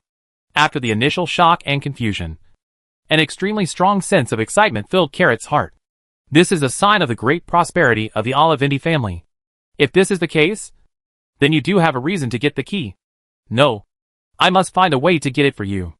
However, the truth ring is another problem. Pacing back and forth in the room excitedly, muttering to himself, Duke Carrot suddenly remembered something. By the way, do you know anything about the identity of the leader of the truth ring? I can't reveal any information about him to the outside world. Father, there is no need to ask this question. In Carrot's slightly disappointed eyes, Anvis shook his head. Chapter 782 No Right to Reject. In addition, Father, if possible, try not to leak out my true strength. Especially not to let His Majesty Zero Ice Crystal know. As he said this, Avis once again emphasized the issue of keeping his identity confidential. Do you still think there is something wrong with Pomona? Duke Carrot's face became serious. Before Avis showed his true strength, he was only half believing and half doubting. But now, these words came from the mouth of Avis, who has been confirmed to be an 8th level peak prophet. And the weight changed instantly. I will secretly investigate the true situation of Pomona. If he really has a problem, I will personally apply to the family guardian to open the Olivendi blood artifact and judge his crimes. I can understand your idea of hiding your true strength. Your speed of strengthening is indeed too amazing. You may become a target that the enemy will eliminate at all costs. But if you don't reveal your strength, I am afraid it will be difficult for the two family guardians to change their minds and agree to lend you the key. Even so, do you still choose to hide your strength? Frowning at Avis, Carrot intends to persuade his youngest son, who is suspected of being paranoid. In fact, as an 8th level peak prophet with the Olivendi family as a backing, there are not many things on the continent that can threaten you. And when you break through the 9th level prophet, you also need a family guardian to protect you to prevent the Stargazer from attacking you. You don't have to worry about His Majesty the Stargazer. Father, I have talked with Stargazer and His Majesty Ring of Space and Time, and reached a certain consensus. The other party will not be an obstacle to my breakthrough. Anvis shook his head, unmoved by the Duke's persuasion. The reason why I don't want to reveal my identity to the family is actually very complicated, which involves my path as a prophet. In my opinion, if I get too deeply entangled with the fate of the Olivendi family now, it will be very harmful to me. Okay, if you insist, I will try my best to promote the cooperation between Olivendi and the Ring of Truth without revealing your identity. As Anvis brought out the universal reason of the prophet, I don't feel right. Carrot was helpless. However, the Olivendi family needs an explanation for the previous attack on the Star territory by the Ring of Truth. Otherwise, there is basically no possibility of cooperation between us. Well, in fact, that is the power used by the Ring of Truth to protect me. Anvis gave a reasonable reason for the Duke's question. I was with Fiona at the time, and the leader of the Circle of Truth discovered that Uncle Pomona had a problem. So he launched an emergency rescue. Maybe that's the truth. But if your true strength cannot be exposed, the family guardian will not believe this absurd explanation. The Duke knocked on the table, thinking about how to start. Forget it. You don't have to worry about this matter. I will find a way to fight for you. Wait for my news for the time being. After ending the communication with Anvis, Duke Carrot immediately took action. He really couldn't hand over the key to Avis without authorization. But he could help Avis obtain the right to use the key in a relatively reasonable way. Because Avis repeatedly emphasized that Pomona had problems, Carrot was also cautious and did not go to him, but visited the one of the two 9th level extreme guardians of the family, who refused to cooperate with the Circle of Truth. The other party was unwilling to cooperate with the Circle of Truth, essentially because he believed that the benefits of cooperation were less than the disadvantages. Then, he just had to find a way to make the family guardian believe that the benefits of cooperating with the Circle of Truth to the family were greater than the benefits of refusing to cooperate. As for the specific reasons, there could be many, such as saying that a mysterious vision appeared at the door, and it was suspected that the mystery of breaking through the legend appeared on the other side of the door. These reasons would be very persuasive when spoken by him, the 9th level family head. And Avis also agreed to cooperate with him to let the Circle of Truth admit, it is true. As for the request for magic video data? Sorry. The content is too high-end and cannot be recorded by any spell. While Duke Carrot was working hard, other things were also running in an orderly manner. At present, Fiona has returned to the Star territory and continues to govern the territory as a lord. After her reforms, the development trend of the Star territory is getting better and better. The living standards of civilians are constantly improving under the prosperous construction technology. The urban environment has become clean and hygienic under the cleaning of a large number of construction cleaning golems, and the incidence of diseases has been greatly reduced. At the same time, she is cute and kind, and is also very popular among players.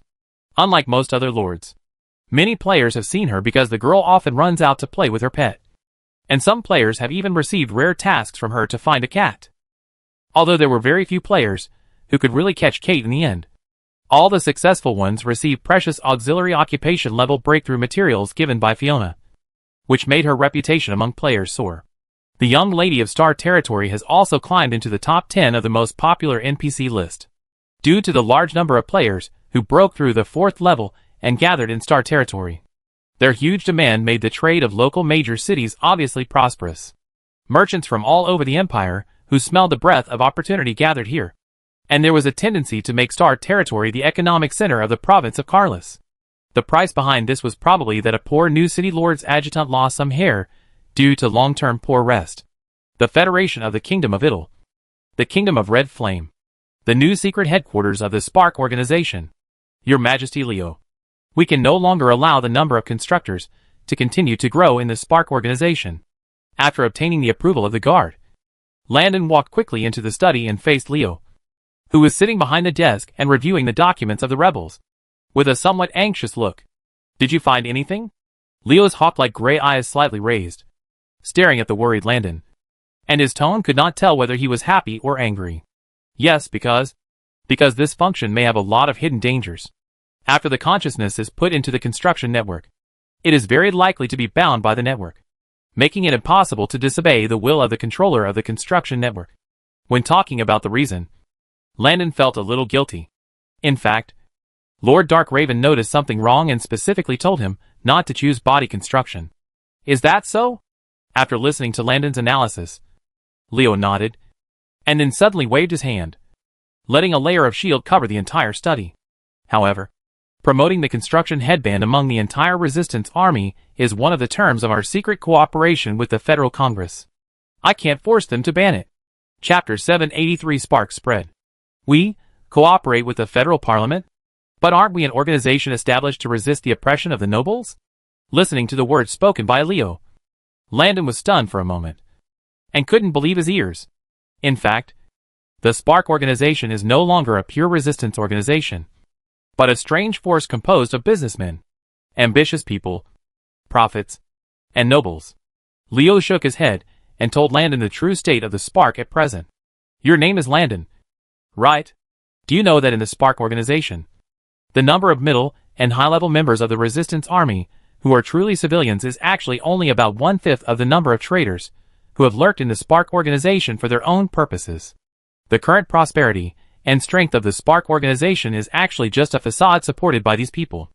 They use the name of the Spark organization to wantonly launch invasion wars to gain benefits for the forces and kingdoms behind them. But, Your Majesty Leo, since you know all this, don't you want to find a way to punish them? Landon was stunned by what he heard, and his lips moved a few times, not knowing what to say. Of course, I have the ability to deal with them. After all, I am the leader of the Spark organization and a 9th level.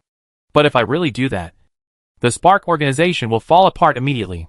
Looking at Landon, who was shocked and confused by the description of the decadent state of the Spark organization, Leo didn't care about it. Don't be surprised, Landon. As long as they are valuable to us, and the benefits outweigh the disadvantages, I will not refuse their joining. Just as I do not refuse to cooperate with the Federal Parliament. They provide us with sufficient resources and manpower, and we will drag more small and medium-sized kingdoms of the Federation into the war according to their needs, so that they can have a legitimate reason to recover the territories of those small kingdoms. If not, the Spark organization would not have become the strongest resistance force on the continent now. Sorry, Your Majesty Leo. I don't know why you said this to me, but I cannot agree with your ideas. If we can do anything for the sake of profit, then what is the difference between us and the private armies raised by those nobles? After taking a step back, Landon's tone also sank, and his expression was already alert. This meeting not only failed to achieve the purpose of alerting His Majesty Leo, but also accidentally learned the truth about the darkness behind the Spark organization. Landon felt as if something in his heart suddenly broke. He originally thought that as a rebel fighting to liberate civilians, the Spark organization was at least the just side. But if this is the truth of everything, and the Spark organization is really the culprit who set off the war in the entire Federation under the instructions of the parliamentary nobles, then what exactly is he fighting for? For whom did the blood of the rebels who once fought side by side flow? If you don't agree, then don't agree. Why say it to your face? Wouldn't it be better to just find an opportunity to leave this broken organization?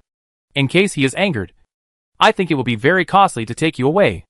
In response to Landon's fierce reaction, Dark Crow also screamed in his sea of mind. You just said that you don't agree with my philosophy? After listening to Landon's words, Leo raised his eyebrows, put down the feather pen in his hand, stood up from behind the desk and walked to Landon, staring at Landon with a pair of hawk-like gray eyes. The terrifying momentum emanated from him, oppressing Landon's spirit. I'll give you one chance. Take back your words, and I'll pretend that everything just now never happened. Sorry, I won't take back my words. However, Landon did not take this step, but withstood the pressure with difficulty, held his head high, and spoke with a firm look. You started from scratch and established the Spark Resistance Organization, working hard to overthrow the oppression of the nobles and liberate the civilians. I admire your great deeds. However, today when the Spark Organization has completely rotted, you not only did not stop it, but became an accomplice of the top rulers for the so-called interests, bringing war and death to innocent civilians. Since the Spark Organization is no longer on the side of the civilians, then please allow me to bid you farewell. Although I am of humble origin and have little knowledge, I know one thing. There are always some ideas that are above all interests. Damn it. Why do you still provoke him? Looking at Landon's ignorant reaction, Dark Crow has wailed and is ready to teleport away with his unfortunate host immediately. There are always some ideas that are above all interests. However, what Landon and Dark Crow did not expect was that, after listening to Landon's words of confrontation, Leo's knife-like face rarely showed a cold smile. Well said. Returning to his seat, Leo gathered his momentum, causing Landon, who was trying to resist the pressure, to stumble. People outside say that I founded the Spark Organization to liberate civilians. But few people know that the Spark Organization was originally founded by me out of hatred for the nobles. There is a long story behind this. But let's jump to the end. My goal from beginning to end is to let those nobles, who are high above, have a taste of falling from the sky to the dust, and have to crawl at the feet of the reptiles they looked down upon before. I named the organization Spark. In fact, it is with the idea that the initial sparks can also spread into a monstrous force.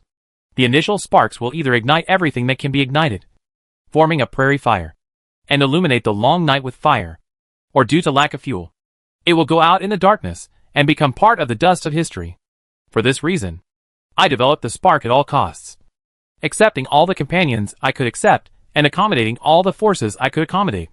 I even gave up my own interests and cooperated with those nobles whom I hated from the bottom of my heart, just to expand the scale of the spark as quickly as possible. Many smart people use my organization to achieve their private goals. I saw all this, but I did not interfere with their actions. What they did was also adding a new flame to the organization. This made the Spark Organization develop rapidly, but also made it gradually bloated and turbid. Today, the Spark is no longer the pure resistance organization at the beginning. The tentacles of various major forces are fighting in the organization, and it has even reached the point where it must rely on the profit to maintain it in order to avoid self-collapse. But all these costs are worth it. The initial little bit of spark has spread into a raging flame throughout the Federation, no matter how many shady deals there are behind this. In terms of results, our branches are all over the Federation. A large number of kingdoms have been wiped out by us. The stale aristocracy has been completely eliminated, and the people have been liberated. Perhaps most of those achievements came from the armies of the major kingdoms hidden among us. But that doesn't matter, because they are ultimately under the banner of the Spark Organization. And in name, they are also part of us. Speaking of this, Leo waved his hand, and an illusory image of the Federation map appeared in the air. On that map, all areas of the entire Federation, including the 3 major kingdoms, have been covered with red dots representing the branches of the Spark Organization. Among them, many small kingdoms have been dyed red, representing the areas currently occupied by the Spark Organization. Spark has realized its original concept. Chapter 784 Destiny's Counterattack. But what's the point? It's just that the nobles invaded other countries in our name. The ultimate root is still the struggle between the nobles. Listening to Leo's words, Landon was very puzzled. Wearing this layer of skin and not wearing it are 2 different concepts. Leo smiled. We know the corruption behind the Spark Organization, and the nobles know it too. But the lower ranks of the resistance army don't know it, and the majority of civilian professionals don't know it either. Then, when they see the Spark Organization conquering kingdoms one by one, they will gradually build up a belief in their hearts. The nobles are not invincible. This is exactly what I need, because this is the spark that really ignites from people's hearts. I apologize to you for what I just said, Mr. Leo. After listening to Leo's words in silence, Landon bowed to Leo solemnly to apologize. I can understand how you feel after learning all this. Landon, I'm telling you all this for a reason. Leo calmly waited for Landon to get up and spoke slowly. In fact, I have been observing you for a long time, since you joined the Spark Organization. A prophet I have worked with for a long time has paid special attention to you. According to his words, you are the so-called child of destiny, born to achieve a certain goal and naturally favored by fate.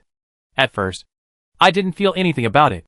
But when I learned that you accidentally saved the daughter of Deputy Legion Commander Shooter, and passed Shear's assessment and became his student, I began to pay attention to your actions. I see that Deputy Commander Shoot is optimistic about you. And I also see your usual behavior and choices. And now, Landon, I ask you, what is your ideal in your heart? What kind of belief do you fight with? My ideal and belief. Listening to Leo's question, Landon remained silent. From the little civilian boy who depended on his sister and survived by doing odd jobs every day, to the cadre of the Spark Resistance organization who now governs independently. His ideas are constantly changing. As he saw more and more things and truths, Landon was shaken and confused. But now, when Leo asked the question, he has seen clearly what he is pursuing. When he was in the most difficult time, Lord Vio helped him selflessly and cured his sister's crystal disease. This made him understand that there are kind people. At that time, he was weak and Vio was strong. But the other party taught him one thing with his own actions. That powerful power does not have to be used to bully the weak, but can also be used to help those in need. Now, he has a 7th level combat power and commands thousands of professionals in the Spark division. For most people, he has become a strong man. Then, he wants to pass on the kindness given to him by Lord Vio, so that more weak people in need can overcome difficulties and welcome the future. My ideal is to build a world where everyone is equal.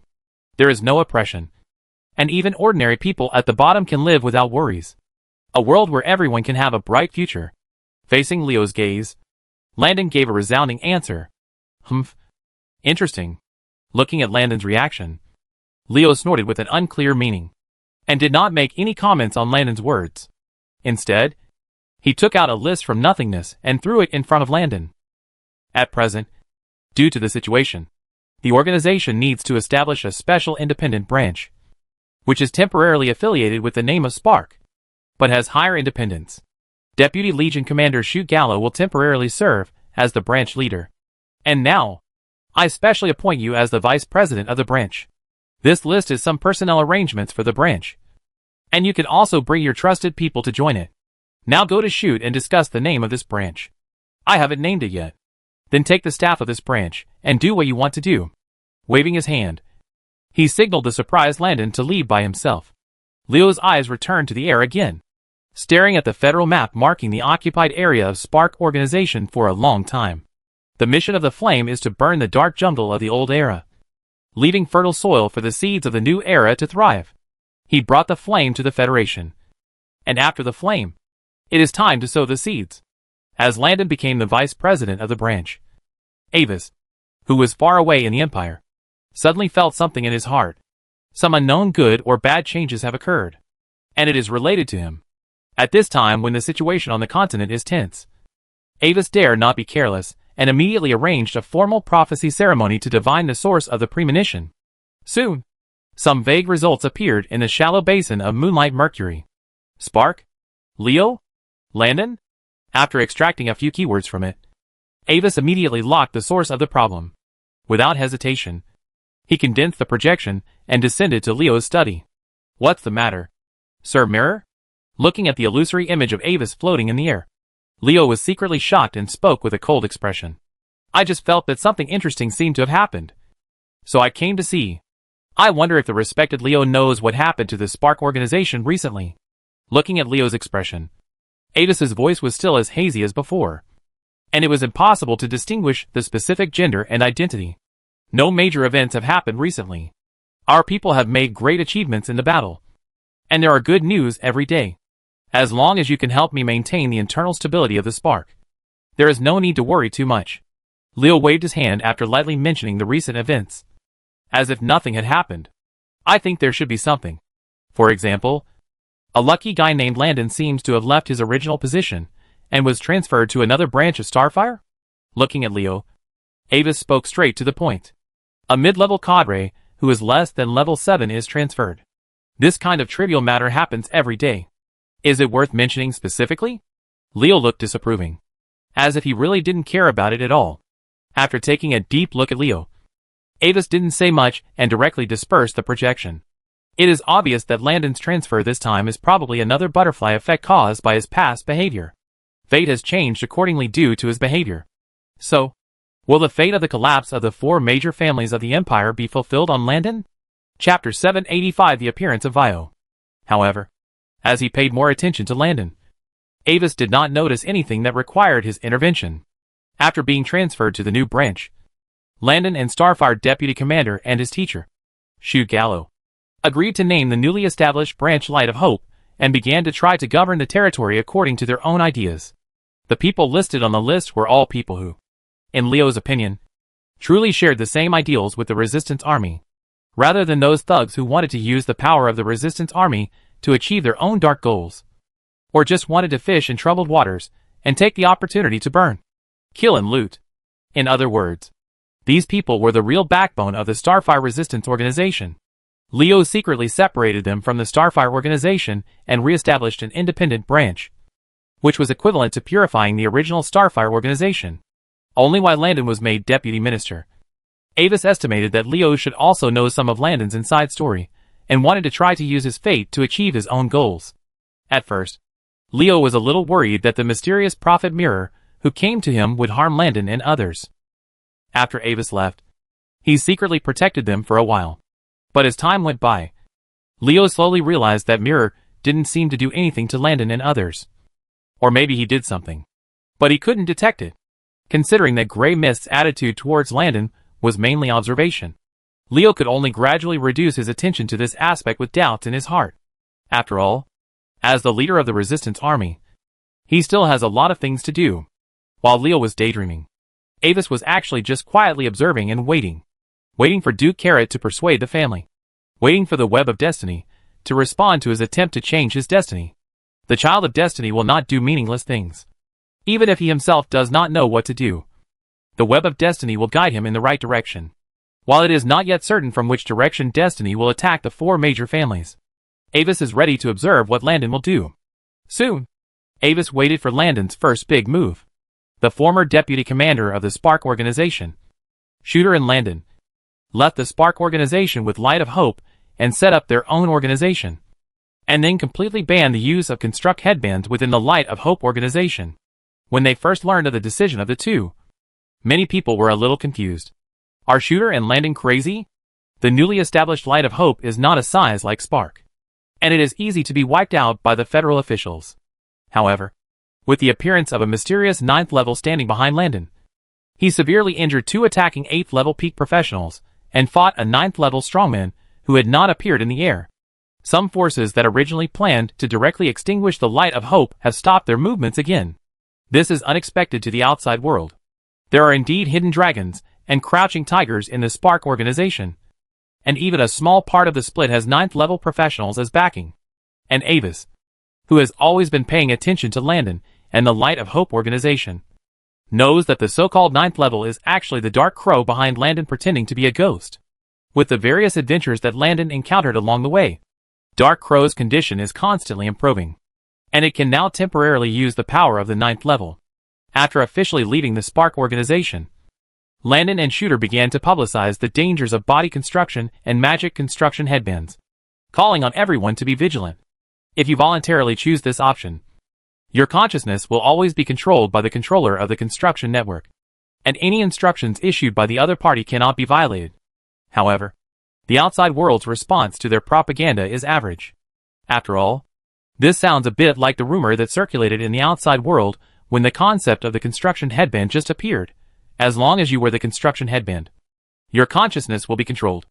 The response of the federal parliament to this is to completely ignore it. The same attitude as other rumors. In fact, most of those who choose to construct their bodies are low-level professionals and ordinary people. Middle and high-level professionals are basically waiting and watching.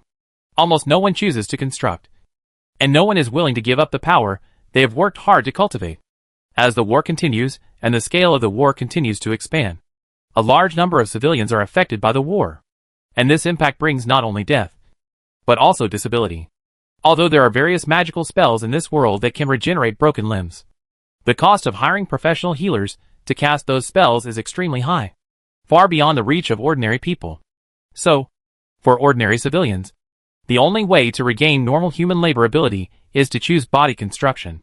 This is a means that is close to overt conspiracy, and the only way to deal with it is to stop the war.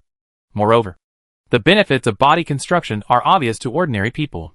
Instantly upgraded to the strength of a formal professional, without hunger or injury, and even able to quickly gain stronger strength through modification.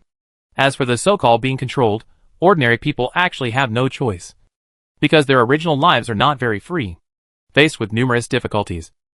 Landon and others' attempts to prevent the spread of body construction also came to a deadlock. At this time, Avis finally decided to intervene further. He decided to let Vio reappear as a person and follow Landon, so that he could observe and influence Landon's behavior closely as a kind elder. The Mainland Magic Council had previously suggested that he stop the plan of the federal speaker as soon as possible. Avis never predicted any clues about this suggestion. Now he can use the actions of the Son of Destiny, Landon, to test how the plan of the current speaker will affect him. Vio's previous disappearance is also easy to explain. After finding Landon again, Landon was surprised and asked Avis about his previous whereabouts with some suspicion. Avis' explanation was this: in order to find a rare alchemical material, he left the Idle Kingdom Federation and went to explore the ancient ruins in the mountains in the west of Magna Province in the Glory Empire. According to rumors, an adventurer once witnessed from afar a strange seven-color flower blooming in the moonlight, surrounded by gray light spots. He suspected that it was the top material time flower, so he immediately set out to find it.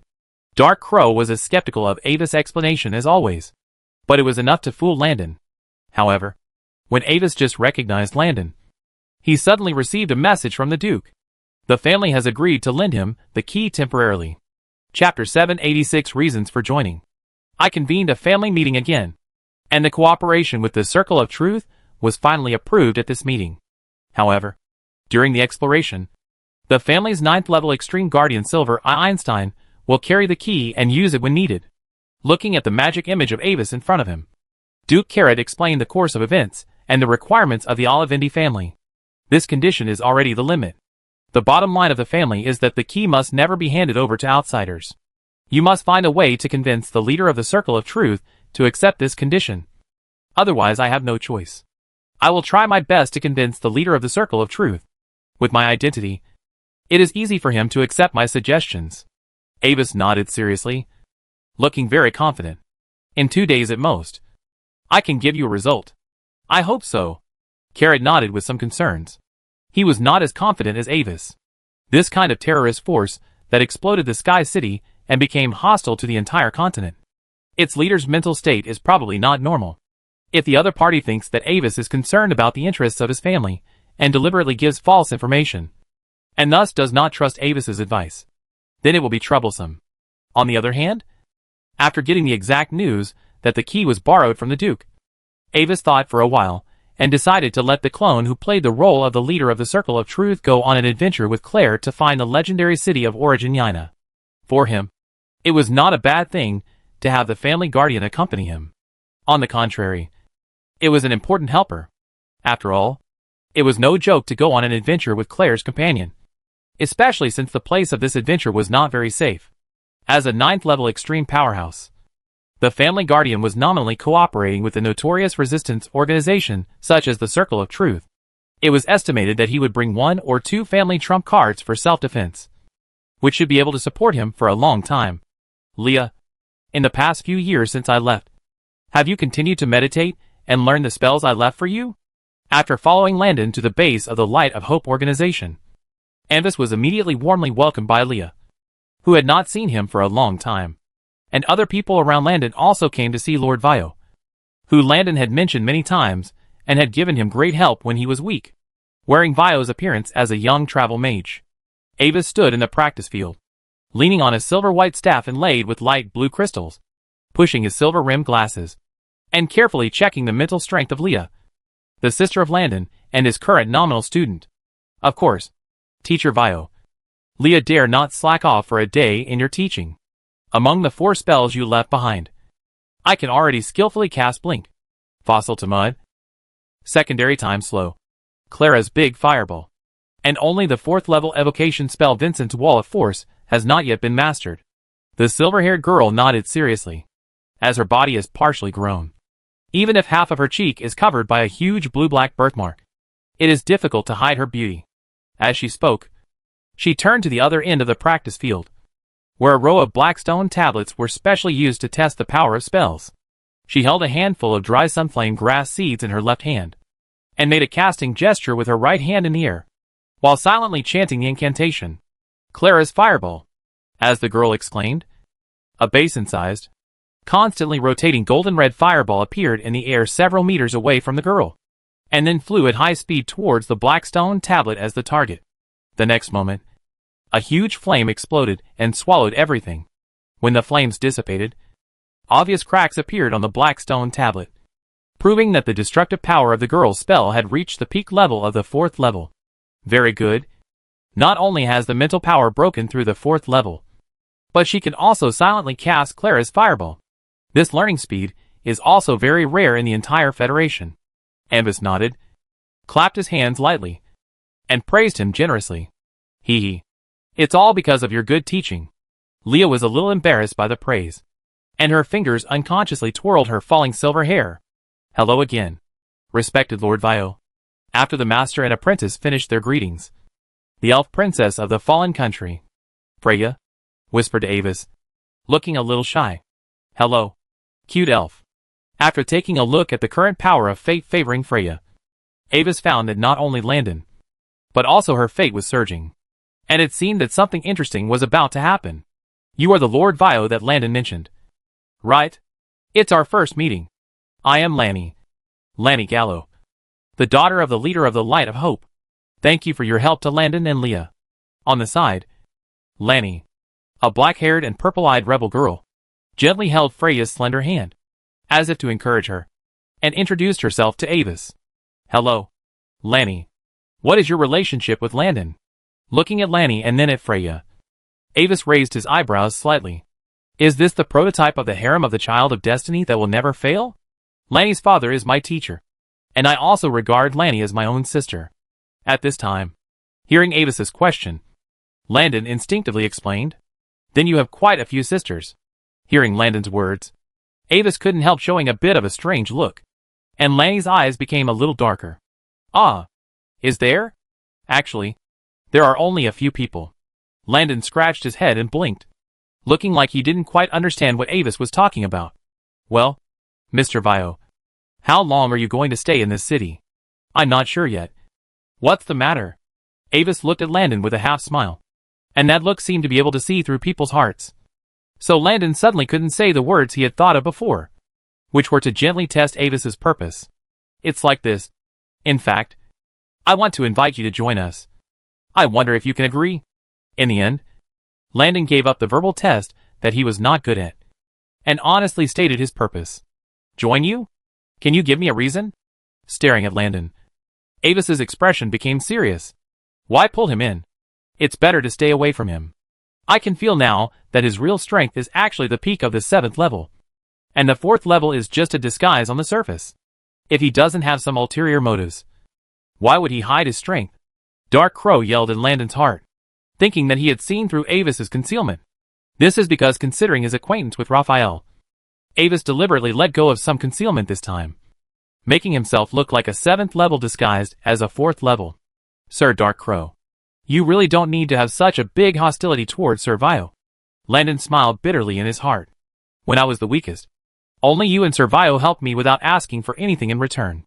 Regardless of whether Sir Vio really had any purpose to hide, his help to me was real. Chapter 787 Construct Transformation. Humph, whatever you want. Hearing what Landon said, Dark Crow had no choice. Although there was no evidence, he just felt that there was something wrong with Vio. After communicating with Dark Crow in his heart, Landon looked at Avis, carefully considered his words, and spoke. It's like this, Mr. Vio. I just want to repay your help to us back then. You can see that I have become the deputy leader of the Light of Hope organization, and I have the support of the 9th Order crown behind me. If you join us, I can guarantee in my name that you will not be disappointed. If you need anything, you can also ask for it, and I will try my best to meet your needs. However, after listening to Landon's invitation, which he thought was quite attractive, Avis did not say a word, but just stared at him in silence. If you are worried about our reputation, we are not a group of evil people as those nobles outside have said. We are an organization dedicated to ending the federal war, eliminating class oppression, and aiming at peace and equality. Seeing that Avis seemed unmoved, Landon gradually began to feel uneasy. Teacher Vio, can you stay a little longer? Leah still has many questions to ask you. At this time, Leah next to him couldn't stand it anymore, and hurriedly pulled Avis's hand and tried to act coquettishly. Okay, Leah, don't worry. Avis gently patted Leah's little head, smiled at her, and then calmly turned to the uneasy Landon. To be honest, the reasons you listed can only be summarized as unattractive to me, because your ideas sound really dangerous. However, after criticizing Landon's invitation, Avis suddenly changed the subject. However, an idealistic organization like Light of Hope can obtain the protection of the 9th level. I have traveled in the Yar continent for hundreds of years, and this is the first time I have seen it. I am very curious. As one of the leaders of this organization, how far can you lead it? In Landon's surprised eyes, Avis nodded gently. Yes, Landon, I accept your invitation. But there is one thing I must explain in advance. I am not good at fighting, and I don't like fighting. As an alchemist, I can provide the organization with alchemical items, potions, medical and other logistical support. This includes various auxiliary potions required for the breakthrough of professionals from level 1 to level 6. Of course, the materials need to be prepared by themselves. Your Excellency can refine potions to assist professionals in breaking through? What is the success rate? At this time, a loud voice suddenly came from the entrance of the practice field. Father, teacher. Hearing the voice, everyone turned their heads and found that the person who came was the strongest person in the Light of Hope. The 8th level peak spellcaster Shoot Gallo. Let me introduce myself. I am Shoot, the former deputy commander of Starfire and the current leader of Light of Hope. You are the Master Vio that Landon once mentioned. Right? Hello, Master Shoot. I am indeed Vio. But I am just an ordinary alchemist at present, and have not been certified as a master by the Alchemist Association. However, as an alchemist and traveling wizard, I have collected many ancient potion secrets, including potion types that can help professionals break through. As for the success rate, it is related to the level of the potion and the difficulty of refining. For potions below level 4, my success rate can reach more than 90%. As for potions above level 4, it needs to be judged based on the specific potion. Avis raised his hand to his chest and saluted to Schuster, with perfect etiquette. Okay, Lord Vio, please follow me. Let's talk about the issue of potion refining in detail. Sute seemed to attach great importance to Avis's claim that he could refine potions to assist breakthroughs. Without saying a word, he took Avis to his study, as if he was ready to discuss this in detail. Teacher seems to attach great importance to Lord Vio. Is it difficult to refine potions that assist level breakthroughs? Seeing this, Landon touched his head, a little surprised by Sute's attitude. Alchemists who can refine potions to assist professionals to break through, and dare to guarantee that potions below level 4 have a success rate of more than 90%, are rare in the entire Federation. Lanny was very clear about the value of various types of potions to assist breakthroughs. Upon hearing this, she rolled her eyes at Landon and explained. The difficulty of refining potions that assist professionals to break through is usually several times that of most other potions of the same level. If it is not done well, it will be directly scrapped. An alchemist who can achieve a success rate of more than 90% in refining alchemical potions below level 4 is already enough to be crowned as an alchemist master. I know, it turns out that Lord Vio is so powerful. Shrinking his neck, Landon was frightened by Lanny's admiring attitude and nodded in agreement. Hey, it seems that Vio will definitely join. I hope I just made a mistake. Watching this scene, Dark Crow thought silently in Landon's spiritual space. Teacher, do you have something to ask me? In a 2-story exquisite house, specially prepared by the Light of Hope organization for Avis, the silver-haired girl pushed the door open after receiving Avis's response. Leah, you are here. Sit down. In the living room, Avis leaned leisurely on the sofa, greeted the silver-haired girl who walked in, and turned the latest issue of Magic Times in his hand to the next page. On the bold and eye-catching headlines of the newspaper, a series of black words jumping with fangs and claws were trying their best to show their existence. Body construction. Is it a great creation or a self-destructive grave? Do constructs have human rights? The Secret of Construction, Part 1. Since Anbis subscribes to the highest level newspaper priced in gold coins, Each report on the newspaper made of magic materials is accompanied by a large number of moving pictures. If you touch it with your mental power, you could also observe the scene of the interview on the spot. Come, take a look at this. After reading this page, Ambus turned the newspaper forward a few pages again, and then folded it up, highlighting an article in it, and handed it to Leah, who was a little confused. Is that my brother? In the picture of this article titled Warning of the Light of Hope, The Dangers of Construction, the girl saw at first glance that the boy in pure white construction armor and a silly smile in the picture was very familiar. At present, with the popularization of construction, there are more and more discussions about constructs. In fact, many constructs have already left the Federation and entered the Gloria Empire and the Saint Messia Empire as civilian professionals. However, due to the relatively closed environment of the Empire, the people generally discriminate against constructs. And most of the lords and high-ranking officials in various places are also very wary of these constructs, fearing that they are spies planted by the federal parliament. However, there are also some lords who do not reject constructs, such as Fiona's Star Territory and the player cities, where the constructs like them very much. Chapter 788, Natural Chasm Removal. Yes, I have a question. Was this article written by one of our people and then submitted to the Magic Times for publication? After Leah quickly read the article that accused the human body of constructing and equated it with indirect suicide, Avis raised his own question. This is usually handled by the propaganda department. It is indeed possible that it was written by one of our people, but I am not sure. I must ask the relevant person in charge before I can give you an accurate answer.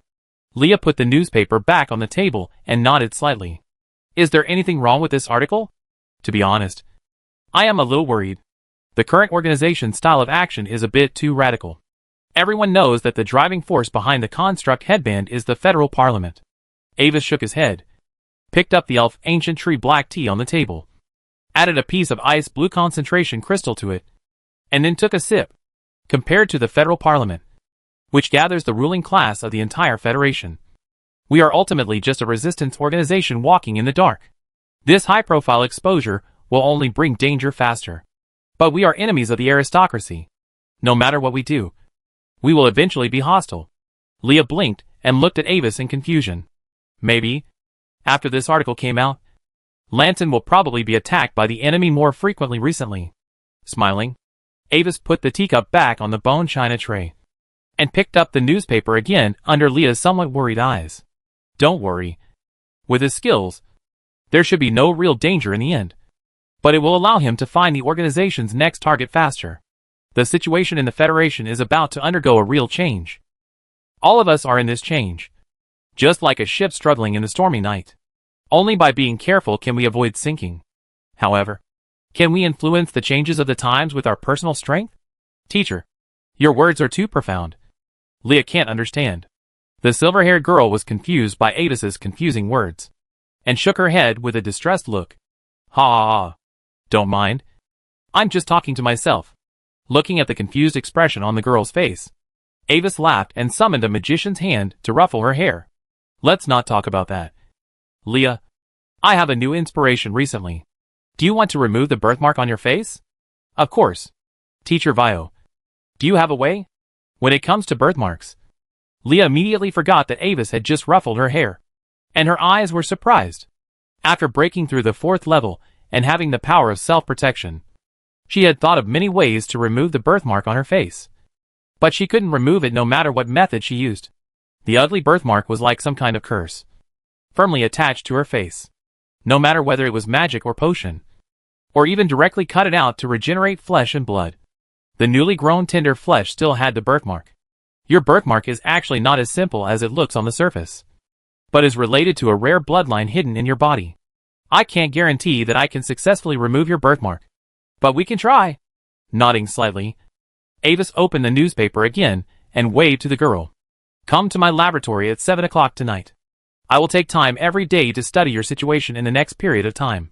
As Avis expected, since the report was published, the number of enemy attacks that Landon encountered has increased suddenly. While sending strong men to hunt down Landon, the federal parliament also publicly announced a bounty for him. No matter who can take his head, they can go to any mercenary hall in the Federation to receive an astonishing bounty. It even includes a 9th level material, a set of 8th level weapons, and 8th level ornaments of their own choice, 3 8th level secret spells of their own choice, and a bottle of precious alchemical potion hymn of the stars, whose formula has been lost. This potion can increase the success rate of breakthrough by 30%. And it is also effective for the breakthrough from the 7th level to the 8th level. Since Landon's current strength has not even broken through the 7th level, this kind of reward that can be called a serious over-the-counter has made countless people red-eyed. Even some player guilds are trying to find the trace of Landon, intending to use the player's immortality to forcibly replace Landon through the self-destruction human sea tactics. However, because he has the grandfather Dark Crow with him, Landon can escape successfully every time he encounters a crisis. The most thrilling time was when Landon fell into a trap that 2 8th level people had planned for a long time. If it weren't for the Dark Crow urgently opening the rule protection for Landon, Landon would probably be beaten to a point of life, then burst out to escape, and then encounter a miracle and revive with full blood. Or he might be rescued by a beautiful woman and carefully cared for. And then, he would have another concubine after recovering from his injuries. Avis privately speculated that if Landon's teammates had a better view of the overall situation and died a few to save Landon, then Landon would have broken through to the 7th level in grief and anger. In short, everything is developing in a good direction. Landon also realized that in order to stop the spread of war and construction, he must find a way to reunite the Federation and defeat the Speaker of the Federation, who is behind everything. Both of them sound desperate and powerless. When Landon was at a loss, a sudden upheaval came to the Federation. The change that Avis had predicted appeared in a form that no one expected. 2465th year of the glorious calendar. Frostfall month. 18th. From the endless sea on the southwest side of the Federation, countless huge wooden ships suddenly emerged from the intersection of the sea and the sky. The various federal port cities scattered along the coast were panicked, thinking that there was an enemy attack, and they all entered the highest level of alert for a while. The city defense array was fully activated, and all the city guards came out in full force, ready to fight.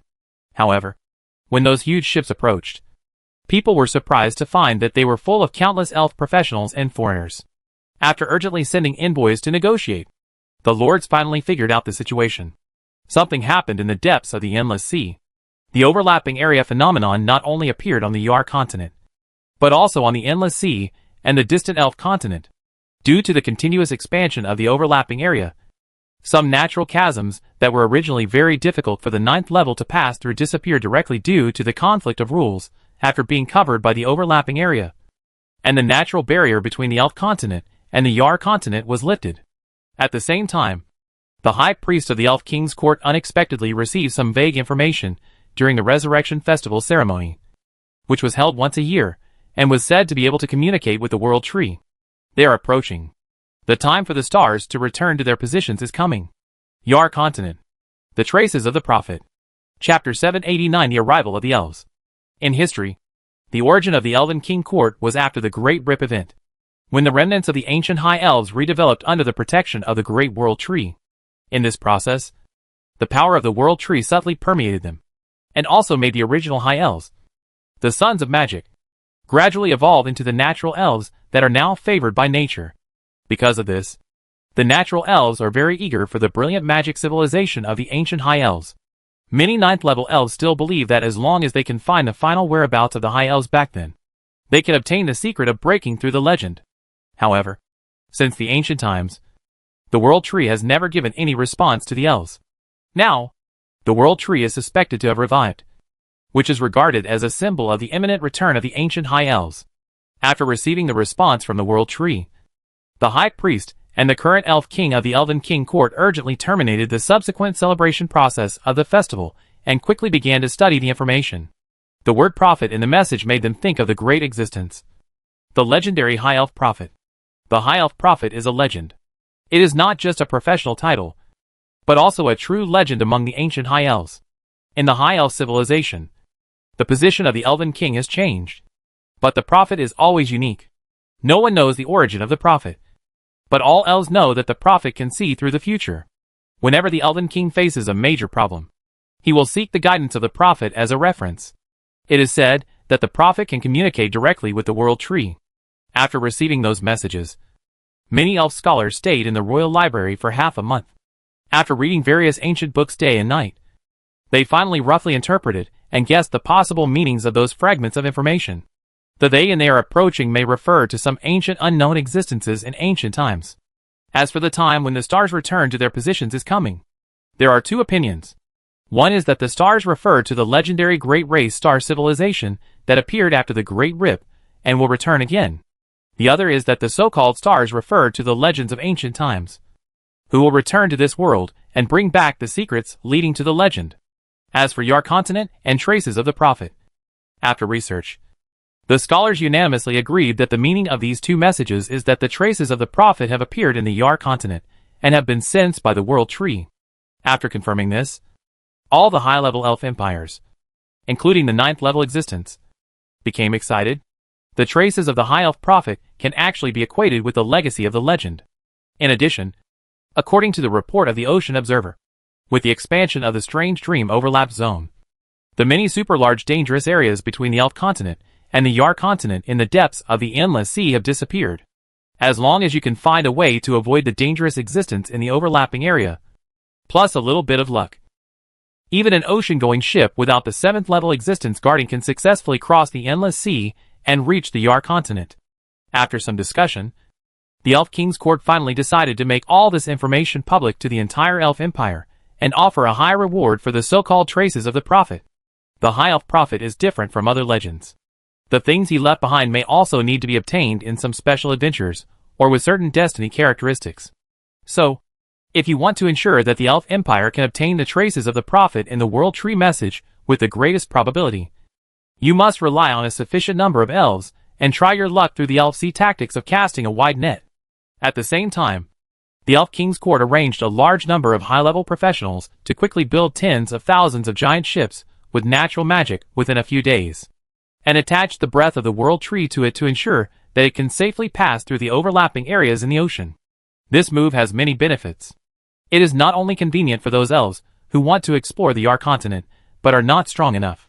It can also divert those foreigners who suddenly appeared in large numbers in various places in the Elf continent. These foreigners have strange characteristics, and their strength improves very quickly. After only a few years, a large number of them have already broken through the 4th level. Their existence has begun to have a huge impact on the grassroots situation of the Elf Empire. The total number of resources is limited. When the number of professionals increases, friction will inevitably arise for limited resources. Now, it is just right to take advantage of the craze for exploring the Yar continent to transport some foreign professionals away from the Elf continent. With the completion of these giant ships, a large number of high, medium and low-level elf professionals boarded the ships and waved goodbye to the Elf continent amid the farewell of the elves on the coast. Because the ships carry the breath of the World Tree, all kinds of strange beings in the overlapping areas avoid these giant ships. These factors combined have led to the tension that occurred on the coasts of various parts of the Federation. At the same time, the arrival of a large number of elf professionals has also had a new impact on the original situation in the Federation. For Landon, the arrival of the elves is a good thing in every sense. A large number of scattered elf professionals have attracted the attention of the Federal Parliament, and the actions against the Light of Hope organization have temporarily slowed down. At the same time, with the arrival of a large number of elf professionals, Freya met her mother's uncle in the Elf King's Court, the 9th level elf Great Mage Seymour Silverleaf. Freya's mother was originally a member of the royal family of the Elf King's Court. When she traveled in the Yar continent, she fell in love with the king of a small country in the Federation and gave birth to Freya, but unfortunately died in battle when the Federation War began. When he saw Freya, Seymour recognized her partial elven royal blood at a glance. While he was very sympathetic to her experience, he was also very grateful to Landon, who helped her at a critical moment. After learning that the Light of Hope was currently in a hostile state with the Federal Parliament, Seymour was even more satisfied. A large number of professionals from the Elf continent had just arrived in the Yar continent, and they just needed a territory to gain a foothold, and this could not be circumvented by the Federal Parliament. In addition, searching for traces of the prophet throughout the Yar continent also required more manpower. For the elves who were unfamiliar with the place, it was best to be able to subdue the local forces. If they cooperated with the Light of Hope rebels, the problem of the territory would be easily solved, and there would be no need to worry about arousing the vigilance and rejection of other human forces. Finally, after some discussion, Landon successfully established a cooperative relationship with Seymour. Seymour promised that the elves would not interfere with the lives of the original civilians, and would maintain the law and order of the territory, while Landon needed to allow the elves to settle in the territory of Light of Hope for a long time. In fact, most elves are not ready to live with humans. These darlings of nature prefer lush forests. After determining the next settlement, they used magic to build a vibrant city in the forest, with a huge ancient tree of life as the center. Various tree houses and elf buildings rose from the ground, dotted with artistic sculptures and magic fountains. Gorgeous exotic flowers and plants are scattered on both sides of the streets of Baishur, and the elves coming and going make this new city look vibrant. Chapter 790: The Night of Conspiracy. As outsiders, the elves naturally stand in opposition to most of the local ruling forces in the Yar continent. Therefore, the rebels who are also hostile to the local ruling class have become natural allies. With the addition of Seymour, the strength of the Light of Hope has increased instantly. It no longer needs Dark Crow to disguise as a mysterious 9th-level strongman to put out fires everywhere, and it really has the capital to fight with the federal parliament. But compared to the Light of Hope, more 9th-level elves who came with the ship chose the most popular resistance organization in the entire continent, Spark. The arrival of the elves also caught many people off guard. It is said that most of the original Spark organization were kingdom troops disguised as rebels acting, taking advantage of the chaos to attack other kingdoms and occupy land. But now, with the addition of a large number of high-level elf professionals, those powerful kingdoms in the Federation that originally took advantage of the fire to rob found that their territories were also attacked by the elves. This is not something that the original mob of civilian resistance forces can compare to. The first group of people who dared to board the ship to explore the Yar continent were all confident in their own strength, and there were even multiple 9th-level elves among them. Such a force should not be underestimated wherever it goes. Under this situation, the war in the Federation further escalated, and those large kingdoms that could originally maintain relative peace were finally involved in the war. Finding that something was wrong, some of the Federation's high-level people who originally supported the Spark organization withdrew their investment and began to wipe out the Spark with all their strength, wanting to end this war that was gradually getting out of control. However, at this time, Leo finally showed his long-hidden fangs. Year 2465 of the glorious calendar. Cold Star month. Day. It is dusk, and 2 moons are rising from the horizon. The soft and hazy moonlight, accompanied by the starlight, casts a faint silver-purple edge on the brightly lit prosperous city. As the capital of one of the 3 kingdoms of the Federation, it still maintains a peaceful atmosphere. On the top of the twin bell towers, with a long cultural history and elegant reliefs, the tallest building in the northwest corner of the capital, 2 figures stand quietly. The former wears dark silver armor, with the emblem of the Spark Resistance Army, with a dark sword hanging from his waist.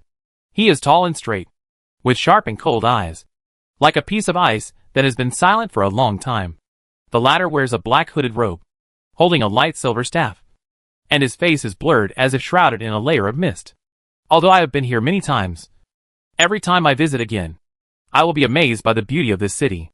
Standing under the huge bronze bell on the top of the tower, which is said to have been hung by Capilani himself, Leo looked far away at the center of the huge city, the Ataqua Palace, which was still magnificent under the cover of night, and felt a little emotional.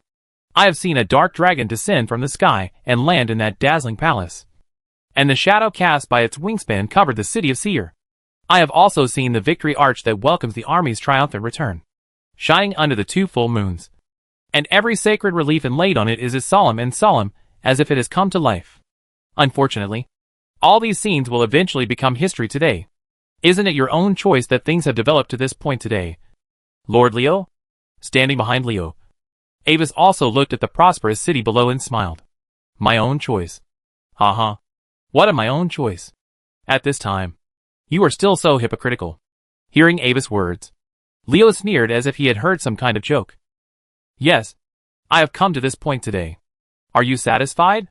Is this the result you charlatans want? Ignite the entire Federation and drag everyone into the war. I stay out of it. Looking down at the ants struggling to survive like a god, and use this to gain the favor of the so-called fate. Facing Leo's accusatory words, Avis did not respond, but just looked at him quietly. At Avis's attitude, Leo suddenly shook his head in self-mockery.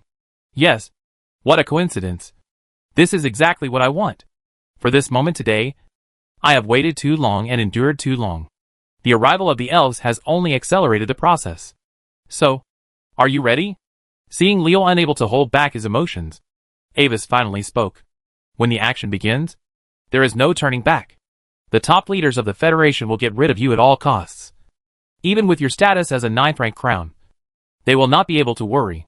Of course, the mission of Spark is to burn everything, including itself. A trace of cold pleasure flashed in his eyes, and Leo nodded gently. Then, he suddenly turned around, and his hawk-like gray eyes stared at Avis coldly, as if he wanted to see through Avis's concealment. However, before we start, I have a question for you. Leo spoke without waiting for Avis to answer. You prophet. You treat the continent as your chessboard, and you enjoy manipulating the fate of others at will. But, if one day, a chess piece in your eyes suddenly breaks free from your chess game and comes to you, what will you think then?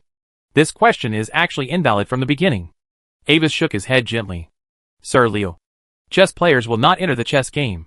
In the chess game of fate, Prophet is just a special kind of chess piece. At this point, Avis smiled slightly under the hood covered by mist. But, for me personally, I will be very happy. Just like my impression of you charlatans. It is really an extremely arrogant answer. Leo shook his head. Now, it's time to end it all. As he said that, Leo showed a slightly crazy and ferocious smile on his face.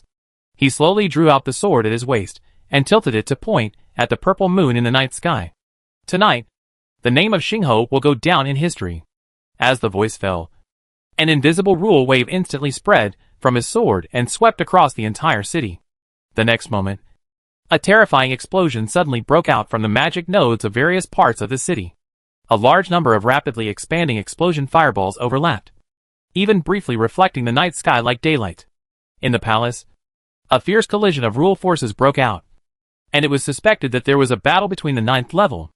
Outside the city, the space suddenly appeared a large-scale, unstable fluctuation. The scenery was distorted like an oil painting, and countless rebels walked out of it and rushed to the chaotic city ahead.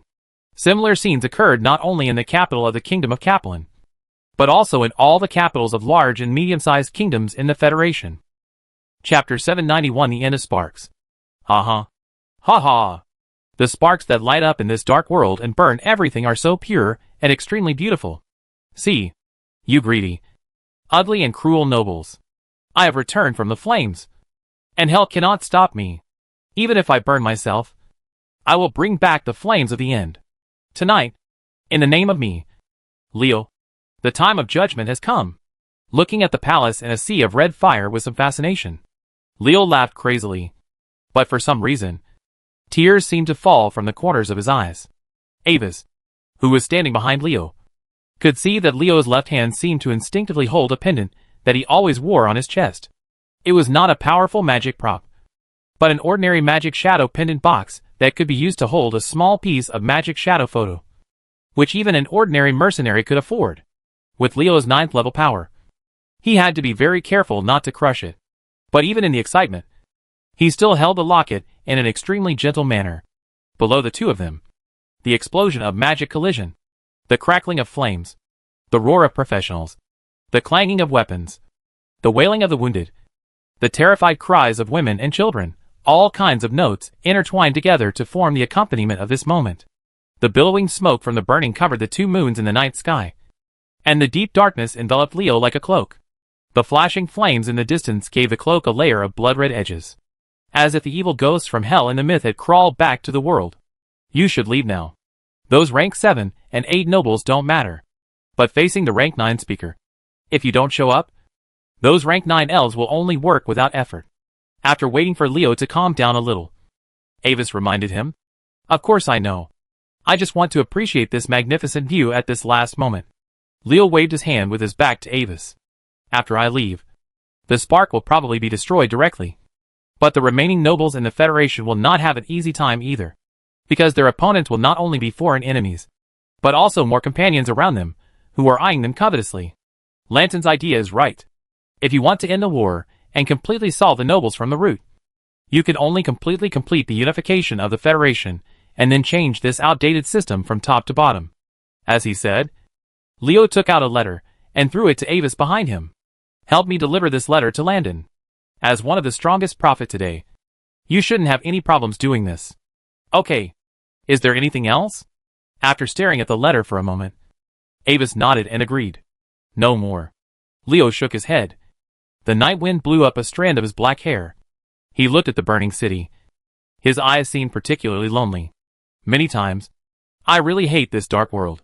But in that darkness, there are always stars shining, symbolizing hope.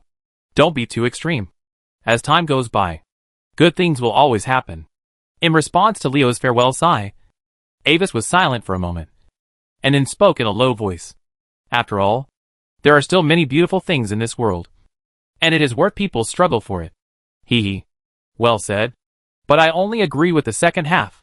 With a sneer, Leo's figure flashed and disappeared, leaving only a few whirlwinds in the original place. Maybe, alone on the top of the bell tower, Avis took 2 steps forward and stood in Leo's original position, staring at the burning Itakuya below. The dark red fire pulled his figure out of a tilted narrow shadow. Sensing the drastic changes in fate and the invisible, Avis smiled and murmured in a low voice as if talking to himself. But I also agree with the first half of the sentence. At this moment, under his feet, the hour hand on the bell tower just pointed to the hour. The mechanical hinge pulled the heavy pendulum and slammed it against the dark wall of the bronze bell on the top of the tower. Dong dong dong. The deep and low bell sounded, penetrating the deep night in flames, echoing between heaven and earth, as if ringing the last death knell for this ancient city. At this moment, the burning city was reflected in Avis' eyes, like 2 stars.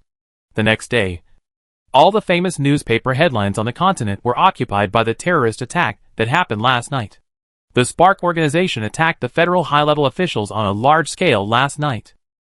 Bloody night. What does the Spark organization want to do? In just one night, a large number of high-level nobles across the Federation were subjected to the long-planned crazy attack by the Spark organization. Many nobles were caught off guard and killed on the spot by the assassins of the Spark organization. The most shocking thing is that the current speaker of the Federation, the current king of the Kingdom of Lauren, Lauren 15, was attacked by multiple 9th-level attacks last night and was seriously injured. He has now fallen into a state of deep sleep to recuperate. All kinds of shocking tragedies made the surviving nobles of the Federation feel insecure, and the Spark organization was even on the kill list. After all this happened, more than one 9th-level counselor personally took action to clear out the people of the Spark organization overnight, and was ready to kill the Spark leader Leo at all costs. But the problem is that Leo had already hidden himself because he knew what would happen next. And the real core members of the Resistance Army in the Spark organization, who were secretly selected by Leo, had already left the Spark and joined the Light of Hope.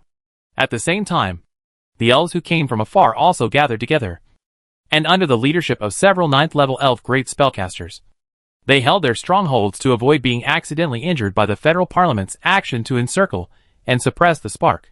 In the absence of substantial evidence, no one is willing to provoke these elves, and the 9th level who stick together is not a joke. In the existing Spark organization, in addition to the bandits who want to take advantage of the name of the Spark to fish in troubled waters and make a fortune, there are also ghosts planted by the major kingdoms. Therefore, without any prior communication, as the 9th-rank people personally took action, these people were in trouble. It took only 2 days for the Spark that was previously in its heyday and had influence throughout the Federation to be wiped out.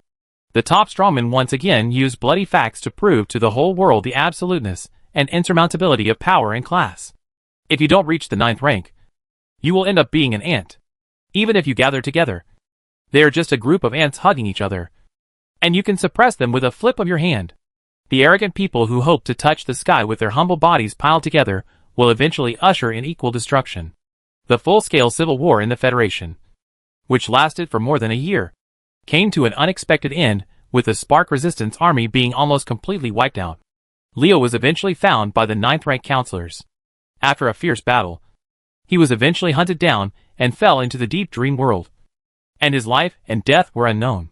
After losing Leo's leadership, the Spark organization completely fell apart, and the last remnants also scattered and collapsed, becoming some second-rate underground forces. Chapter 792 New Prophecy. After the external enemies were solved, the internal contradictions of the nobles were exposed. The previous attacks of the Spark organization were too crazy, and a large number of nobles were killed by surprise attacks. After the instigator was jointly eliminated, some other problems were exposed. The death of these great nobles not only left their titles and territories vacant, but also often represented that a family lost the protection of the strongest. In fact, those who can become high-level nobles are often the strongest in the territory. When they were attacked and killed, other surviving nobles of the same level immediately set their sights on these big fat pieces that had lost their protection. And a new round of interest division was about to take place. These original noble families were naturally unwilling to be divided by others. Each family tried their best to preserve themselves, asking for favors, playing trump cards, and showing their magical powers. But it can be foreseen that these actions can only be regarded as a dying struggle. Unless they can pile up another strongman of the same level at any cost in a short period of time, they are doomed to perish. At the same time, in this attack, the small and medium nobles of the Glory Alliance camp did not suffer much loss, because they were not the primary targets of the decapitation operation. Now, they are also eyeing the family, ready to tear a piece of flesh and blood from these families, who have lost the protection of the strongest. In this situation, the existence of the Light of Hope Resistance organization has become less noticeable. After all, compared with the spark that was spread all over the Federation during its heyday, the current strength and manpower are seriously insufficient, and the Light of Hope, which can only live in a corner, can only be regarded as a minor problem. Most nobles are now trying to find ways to compete for the vacant cake, and have no time to care about them. As long as their own territory is not directly threatened, they are not interested in sending troops to wipe them out. Even the threat from the elf professionals coming from the elf continent is much greater than that of the Light of Hope. Therefore, although the large-scale war has subsided, some small-scale frictions between the nobles continue. Idle Kingdom Federation, Capran Kingdom, Light of Hope branch. Sitting on the armchair on the rooftop terrace of his residence, Ambus observed the web of fate hanging in the night sky, shining with endless starlight. With a calm expression, the starry sky in the eyes of the prophet is always brighter than that of others. Now, the fluctuations of the web of fate in the federal area have calmed down. It is no longer like the wartime. The collapse of power is as common as eating and drinking. There are countless threads of fate that are shining and breaking like meteors at all times. But the changes in the dark are still surging, and a new round of conspiracies are being staged, which is also a feast for the prophet. In the broken threads of countless destiny, a new group of children of destiny will emerge, and under the arrangement of the web of destiny, they will complete their respective destined life trajectories. As one of the behind-the-scenes guides in this bloody night incident, Avis naturally obtained a large amount of destiny feedback power, and the degree of interference of the web of destiny. At the same time, Leo, who fell into the depths of the dream world and whose whereabouts were unknown, has officially met with the mysterious leader of the Circle of Truth organization, and signed a contract to agree to join the Circle of Truth organization. At present, Leo is recuperating in a relatively safe dream world provided by the Circle of Truth organization, and the Circle of Truth is responsible for covering up Leo's whereabouts. For this reason, Avis had to intercept some strange prophecy spells every day. But with the disappearance of the Stargazer and the gray fog, Leo was in the deep dream space again, and Avis was now really confident that he could cover up Leo's whereabouts. As all this happened, Avis had a special premonition in the dark. He already had the qualifications to break through to the 9th level prophet, and he only needed to apply to the web of fate to officially start the breakthrough. Of course, he would not choose to break through now. It was not just the warning given to him by the Stargazer. Looking at the web of fate that was as bright as the stars, he rarely had a retreat in his heart. Like the beautiful and distant night sky, hidden in the depths of the brilliant starlight is an extremely deep and profound darkness. This was not even told to him by his prophetic ability, but from his own intuition that came from the influence of the old secret scriptures. There was a feeling of the same kind. But Avis did not like these same kind. As for Claire, who Avis had placed his hopes on, their journey to Origin City Yana was not going smoothly. When the group passed through the Sea of Oblivion along the Ghost Current, they encountered a rare annihilation storm. Dark clouds with a breath of destruction covered the sky, and a large number of tornadoes that connected the sky and the ground blocked the way forward. Under the sweep of this terrible storm, the space even produced a few dark cracks. But the most fatal thing was that after Claire passed here last time, a small overlapping area covered this place. causing the rules here to undergo unpredictable and strange changes. Claire herself is in good condition at the moment, and she can avoid danger every time. Avis relies on the immortality of her clone to resist. As for the 9th level family guardian, he was not careful enough and suffered some troublesome injuries under a twisted storm that appeared without warning. Ding ding. A crisp sound rang out, and the magic doorbell that Avis had set in advance was suddenly triggered, pulling him out of the state of observing fate. "Teacher, I'm coming in." After knocking on the door gently, Leah called out, and then stood still and waited politely. "It's Leah. Come in. I'm on the 2nd floor terrace." Without getting up, Avis spoke as if he was chatting normally, and the voice directly penetrated the space and reached the ears of the silver-haired girl at the door. "Teacher Vio, you are looking at the stars again. Is the starry sky really that interesting?" She came to sit next to Avis and looked in the direction of Avis's gaze, then spoke with some doubt. It's just a little hobby of mine. Don't worry about it." Avis laughed and waved his hand casually. "As for your birthmark, I have found the root of the problem. It is actually a kind of mark brought by your blood. As long as you find a way to activate the alien blood in your body, you should be able to freely hide the external manifestation of the mark. Teacher, do you have a way?" Hearing Avis's words, Leah looked at Avis with sparkling eyes. Because of the ugly birthmark, she has really endured the strange looks from others for too long. Although her comrades in the resistance organization will not say anything, she can still feel the invisible rejection. Almost done. In the next few days, the first edition of the Bloodline Activation Potion will be almost finished. Avis nodded, and when he was about to continue speaking, he suddenly stopped. A strange feeling surged in his heart. Avis instinctively turned his head and saw the old secret book that he had placed beside him and had been silent for a long time. Now, it exudes a flickering green light and floats up. The pages of the book automatically turn without wind, turning to the prophecy part that Avis could not open before. "What's wrong? Teacher? What are you reading?" Noticing Avis's actions, Leah turned her head a little puzzled, but did not see anything worth noting. Chapter 793 Infiltration. "Nothing. Just thought of something." After looking at Leah, who was confused, Avis smiled and shifted his focus to the old secret book. The entire content is still the kind of ancient characters that twist and wriggle as if they have life. The dark green ink that constitutes them is still flowing, but it can never overflow the scope of the text. As his eyes contacted Avis, the meaning of these ancient characters automatically reflected in Avis's mind. The great race came from the collapsed world. They came from the future and prospered in the past. A huge city was built in the desert. In the city, there are ancient towers that have weathered for hundreds of millions of years, and 36 large libraries as heavy as mountains. The 36 libraries are different, and they contain infinite mysteries. The passage of time cannot leave any traces. The old enemies have returned. The great race has left, and the miracle city has been destroyed. However, although the walls are broken, it is still not something that ordinary people can peek into. After reading the content of this information, Avis immediately understood the target indicated by this ancient prophecy. Without a doubt, that was exactly what Claire was looking for. The ruins of the ancient star civilization praised as a great race. The city of origin Yaina. The core incarnation of the Dream Heritage Land. The Dream Fairy Margaretto also said that the ultimate weapon of the star civilization was placed in the central library of Yaina by the observer. As for more specific details, he needs to arrive in Yaina to confirm. And with this prophecy, there are only 3 thin pages left in the prophecy book that cannot be opened at the back of the old secret book. In other words, the next prophecy is probably the last paragraph. What makes Avis a little doubtful is that, I don't know if it's a coincidence, the strange page of the old secret book, which is slightly black, is just among the 3 pages of the prophecy that cannot be opened.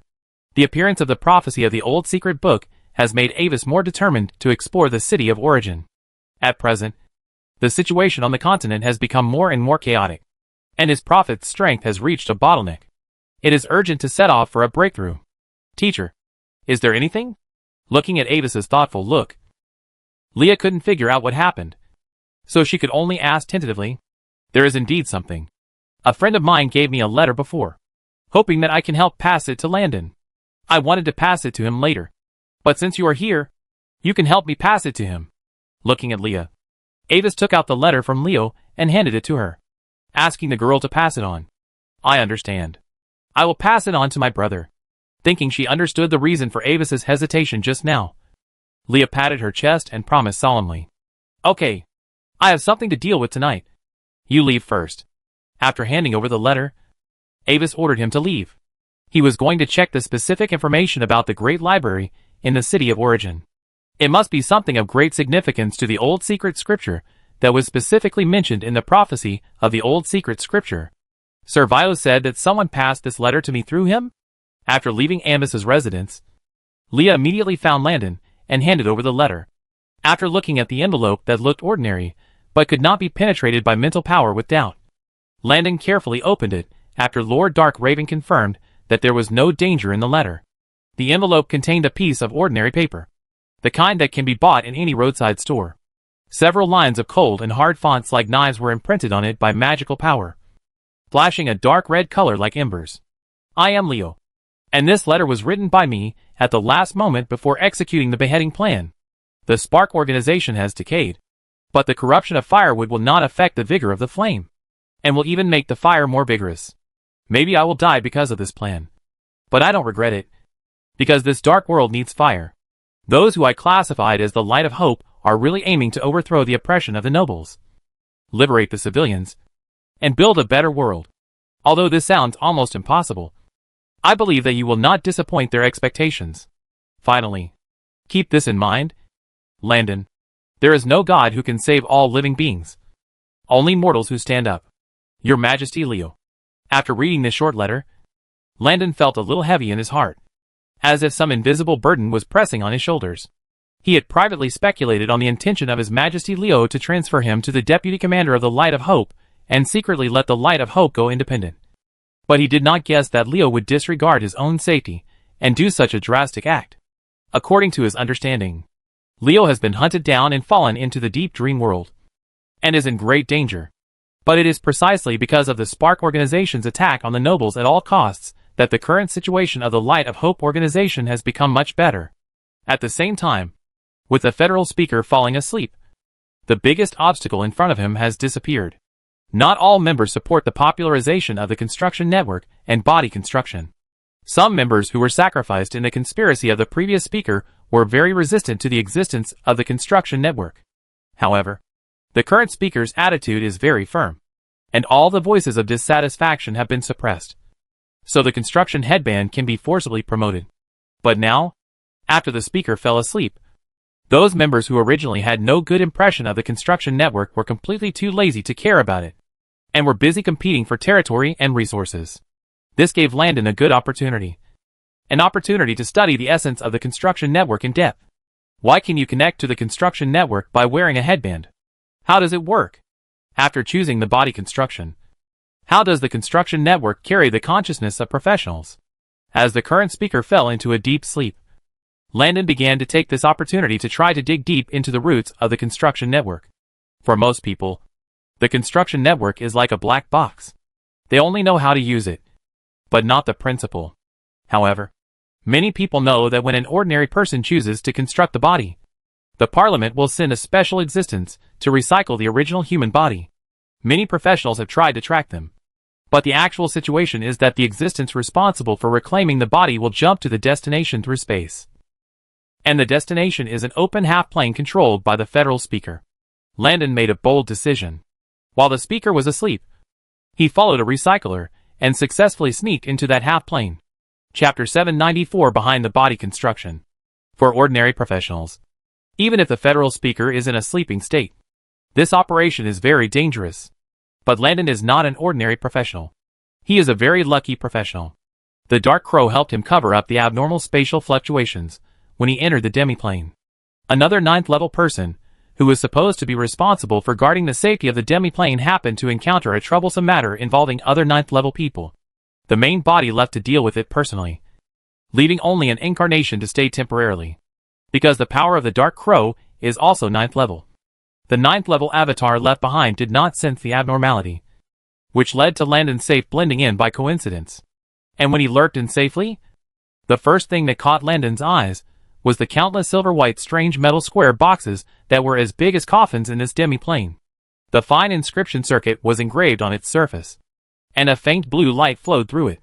One by one, the constructed figures carried the newly delivered human bodies, and put them into the metal boxes that had not yet been activated. Then, they closed the box lids, activated the magic array on them, and finally stacked them together with other metal boxes that were also covered like bricks, forming a whole cold metal tower that exuded a faint blue magic halo and soared into the clouds. Standing on the ground, Landon even had to look up hard to barely see the top of this tower above the clouds. And in this demiplane, there were countless dark blue towers, like this one made of countless metal boxes. At a glance, the entire field of vision was almost occupied by these towers.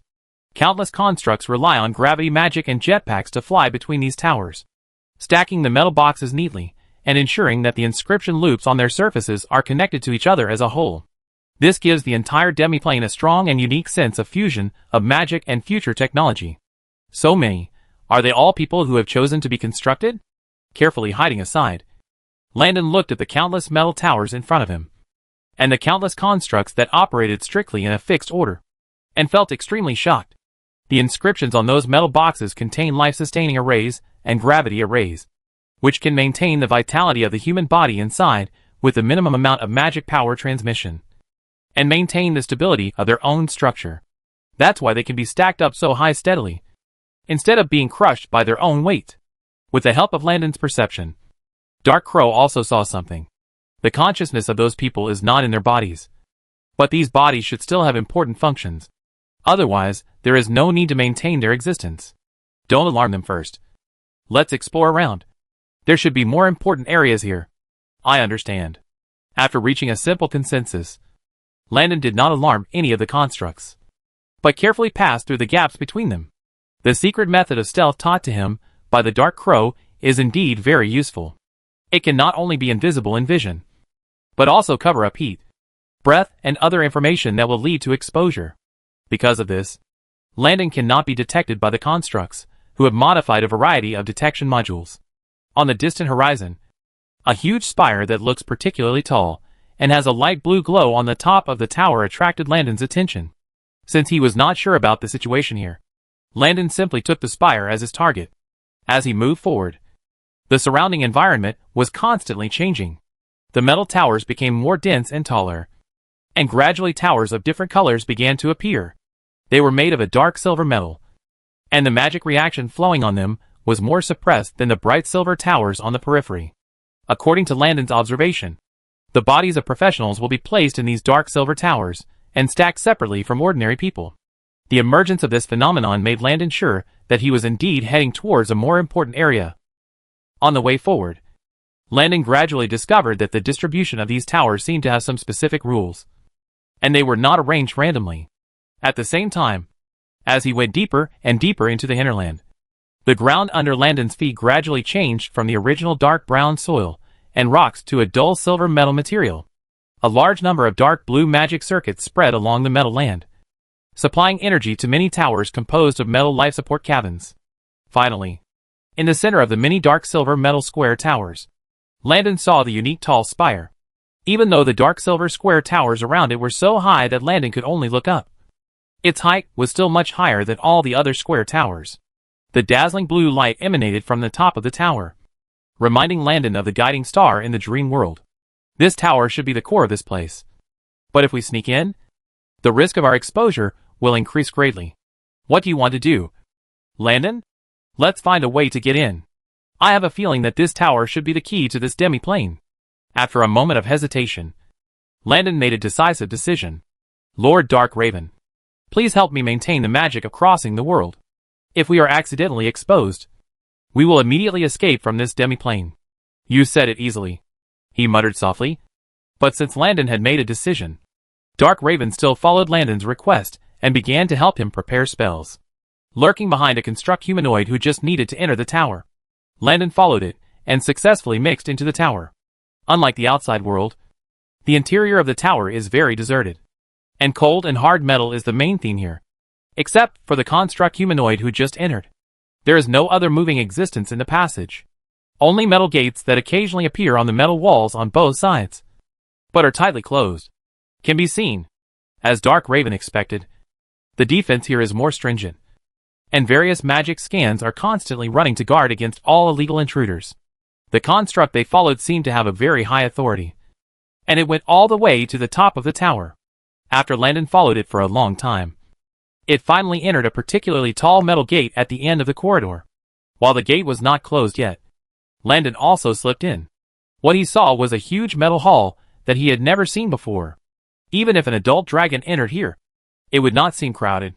The ceiling of the hall was like a starry sky, in the dark background like the night sky. It was filled with a large area of illusory neural network-like structure that was shining with starlight, and it was still rising and falling slightly in a regular manner. A silver-white unknown metal creation as big as a hill was placed in the center of the room, and a translucent spherical force field enveloped it, which seemed to be some kind of defense mechanism. At the top of the mysterious metal object, there was a hexagonal silver crystal column, and the upper part of the crystal column showed a strange elemental state. Countless illusory lines emitting starlight spread out from it, and connected to the starlight network structure at the top. What is this? Looking at the amazing scene in front of him, Landon opened his mouth wide. All this was something he had never heard of. Although he instinctively felt that the instrument should be important, he didn't know what it meant. Unknown visitor detected. Suddenly, a cold mechanical voice sounded in Landon's ears. Chapter 795 Royal Bloodline. Discovered? Hearing this voice, Landon felt as if he had fallen into an ice cave, and almost wanted to ask Dark Crow to immediately activate the escape magic. Unknown visitor, tell me your purpose. However, the situation was not as Landon imagined. The alarm inside the tower was triggered, and the enemy level 9 immediately appeared and blasted him into pieces. After realizing that Landon did not respond for a while, the cold mechanical voice just continued to repeat the question. What are you? What is this place for? After hesitating for a while, Landon asked tentatively. I am the offspring of the seer-level construct Spirit Hines. This is the central server room, responsible for connecting and maintaining the operation of the construct network. The mechanical voice responded. Unknown visitor, you have 30 seconds to prove your identity. Responsible for the operation of the construct network? After a moment of hesitation, Landon was overjoyed. The purpose of his sneaking in here was to find the core area of the construct network, and now he found the target so easily. Lord Dark Crow, do you have a way to move this place or destroy it? What are you thinking? We are investigating intelligence now, not imitating those foreigners to play a self-destruction attack. Dark Crow was speechless. When I was the chief governor at the peak of the 9th level, I didn't dare to easily enter other 9th level magic towers when I was at my peak. And this is the headquarters of the federal speaker, and the core area of the construction network. The defense system will only be more powerful than that of an ordinary 9th level magic tower. But the protective force field of that instrument has a magic fluctuation that is no less than the 9th level. What's more, I don't even have my own body now. If you are exposed here, I am not even 100% sure that I can take you away. I understand. Let's retreat first. Lord Dark Raven. Nodding with some regret, Landon gave up the unrealistic idea and decided to retreat temporarily before completely attracting the enemy, and then come back to besiege here after gathering enough forces next time. According to Landon's request, the Dark Raven, who had been prepared, immediately launched the magic of crossing the boundary and took Landon away instantly. Unknown visitor, you have 10 seconds to identify yourself. Although Landon has disappeared, the mechanical voice is still repeating. Access timeout? As the voice fell, the starlight neural network in the entire hall suddenly flashed, and an illusory middle-aged figure wearing a robe, brown hair and black eyes, instantly appeared in the empty hall. If someone is here, they will be surprised to find that the identity of this phantom is actually the current federal speaker who has fallen into sleep in the outside world. An abnormal access record? Why is there no advance alarm? Hines? At this moment, the speaker frowned and stared at the hexagonal crystal, feeling a little confused. According to the third branch clause of the agreement, the uncertified executor does not need to notify the controller and the supervisor before the verification procedure is executed after the timeout. Hines's mechanical voice sounded without any fluctuations. Uncertified executor? Call up the visitor information record. Hearing Hines's reply, the speaker frowned even more. He was aware of the existence of this branch clause, but he did not remember that he had authorized new uncertified executors recently. According to the controller's instructions, when a person with royal blood is detected, the target will automatically obtain the identity of an uncertified executor and report the information to the controller. Due to the conflict with the third agreement, the above operation was not performed before the uncertified executor verified his identity. While answering the speaker's question, Hines displayed Landon's three-dimensional projection and body information in front of the speaker, without Landon and Dark Crow knowing. Hines had quietly collected a little bit of Landon's skin and hair fragments. Landon? One of the leaders of the small organization who didn't know his position. Is it him? Soon. The speaker recalled the information about Landon. He didn't care about the other party before. After all, there was the example of Spark. Even if this Light of Hope was suspected to have 9th level support, he didn't care too much. He just asked someone to keep an eye on it. If it jumped too much, he would deal with it. Otherwise he would ignore it for the time being. But now Hines actually detected that Landon was actually related to the legendary Goblin royal bloodline. If so, then the meaning of the other party is completely different. In fact, this constructed spirit that calls itself the sub-body of the seer-level alchemy spirit Hines was not created by him, but a relic of the ancient Goblin civilization. According to the research of ancient scholars and the records of some ancient survivors, the Goblin civilization actually appeared very late, and their traces did not appear on the continent until the ancient star civilization disappeared. Unlike humans and elves, goblins are very weak, which makes their cultivation path more difficult than humans. In fact, according to the description in some Goblin Empire data, the highest level goblins are only at the peak of the 8th level. The prosperity of the Goblin civilization was after the demise of the High Elves, and they obtained a large number of relics of the High Elves civilization, due to the constraints of their weak bodies. Unlike the High Elves who were almost pure magic civilization, the Goblins took a completely new path. They used magic crystals as a source of energy to create various alchemical constructs, and conquered the entire continent through these constructs. However, due to an unknown experimental accident, the entire Goblin civilization was directly wiped out by some irresistible force. The current speaker Lauren 15 only accidentally entered this demi-plane and discovered the Hines sub-body located in the center of the demi-plane. According to Hines, it is a backup of the main body located in the royal capital, in case the main body is accidentally damaged. As for the royal capital of the Goblin civilization, it is the ruined construct city Talkshop previously excavated by the Continental Magic Council, due to being in a dormant state for a long time. Hines is not clear about what happened when the Goblin civilization was destroyed, until one day, it triggered the emergency start-up mechanism due to the loss of connection with the main body. But the goblins who needed to use the construction network had disappeared from this world. Now, it has become the last seer-level alchemy spirit in this world, due to the influence of the High Elf culture. The so-called seer level of the Goblin civilization actually corresponds to the seer level floating city of the High Elves. That is, the level of the benchmark legend. After obtaining Hines, the Speaker of the Federation was overjoyed. The ability of the construction network is highly consistent with his plan to revitalize the Federation, which can almost be regarded as tailor-made. But what always thorns in his heart is that he cannot obtain the highest controller authority of Hines. He must have the blood of the Goblin royal family to start the transfer process of the controller authority. For this reason, while he is working hard to promote the construction network, he is actually secretly searching for the so-called Goblin royal family blood. Now, the target has finally appeared, although it is not clear how Landon managed to enter here without alerting the Guardian. As long as the target is determined, these details can be slowly interrogated after catching him. Chapter 796 Seizing Plan. With the speaker's attention to Landon, the Light of Hope organization suddenly suffered an unprecedented blow, because Ambus helped to cover up their fate. The whereabouts of Landon and other high-level officials were not exposed at the first time.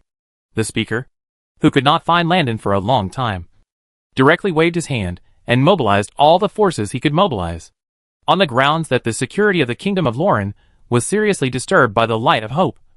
A large-scale crackdown on the Light of Hope was carried out throughout the Federation. Fortunately, out of concern that his true goal would be leaked, the federal speaker's actions were somewhat restrained, and only a small number of close 9th-level counselors were invited to act together. Faced with this level of crackdown, the Light of Hope organization should have suffered heavy losses. Fortunately, before infiltrating, Landon had already made preparations in advance in case the action accidentally alarmed the enemy and implicated the Light of Hope organization.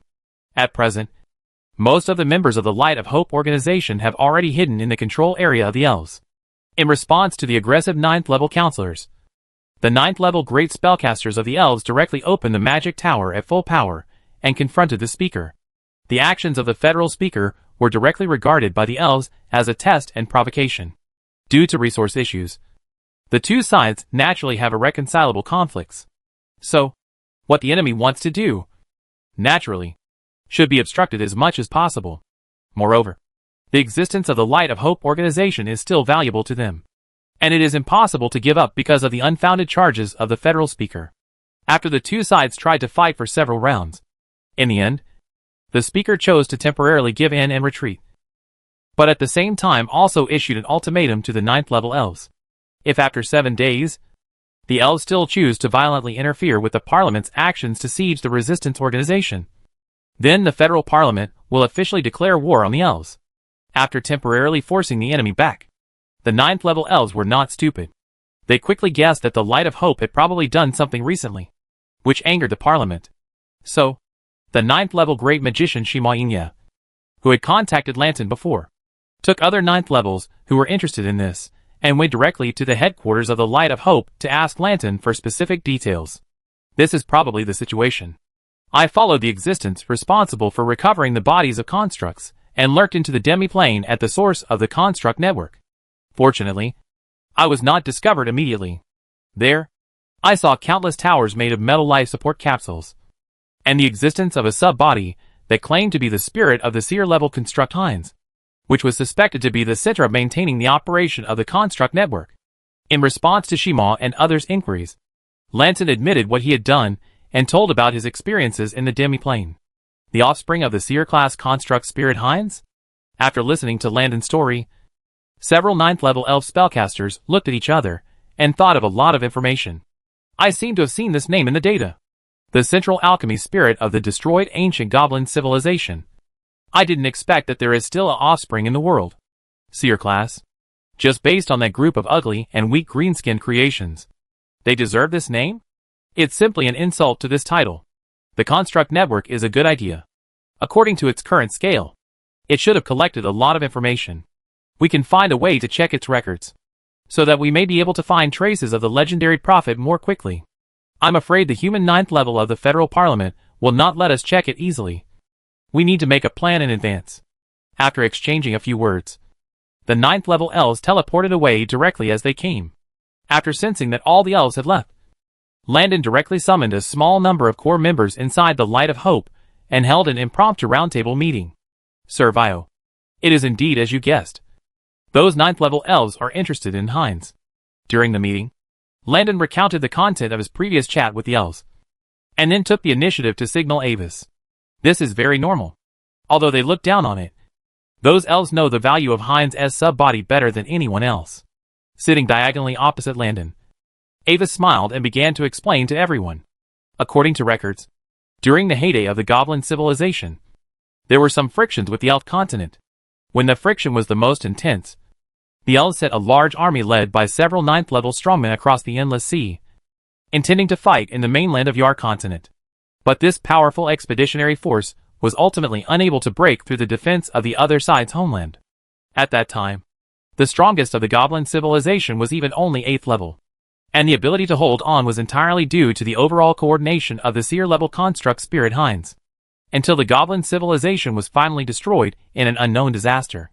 The elves once came to Yar continent specifically to look for the goblins' remains, and brought them back to the mainland of the elf continent. However, the capital of the goblin civilization Talkshaw and the core construct spirit Hines mysteriously disappeared, and all the elves, including the 9th level strongmen, could not find them, and ultimately could only be judged to be completely destroyed. Now, Hines' sub-body has reappeared. It may not be as strong as the original Hines, but the elves will not miss this opportunity to study it. Thank you for your explanation, Mr. Vio. Landon nodded and turned his eyes to other high-level leaders of the Light of Hope organization. I think we can use the power of the other party to try to destroy or seize the core of the construction network from the speaker as soon as possible. Now that the Spark organization has been destroyed, we can't let the speaker continue to promote the construction network and body construction without hindrance. But, Landon, can we really do it? Attacking the core area of the construction network is not a small fight like occupying the territory of an ordinary kingdom. The current leader of the Light of Hope, former deputy commander of the Spark, Shu Gallo, questioned Landon's words. The battle between the 9 levels. We are completely seeking death if we get involved in it. The Hind sub-body you mentioned is in the demi-plane controlled by the speaker. Our people will be directly exposed if they enter in large numbers. And being exposed there is no different from death.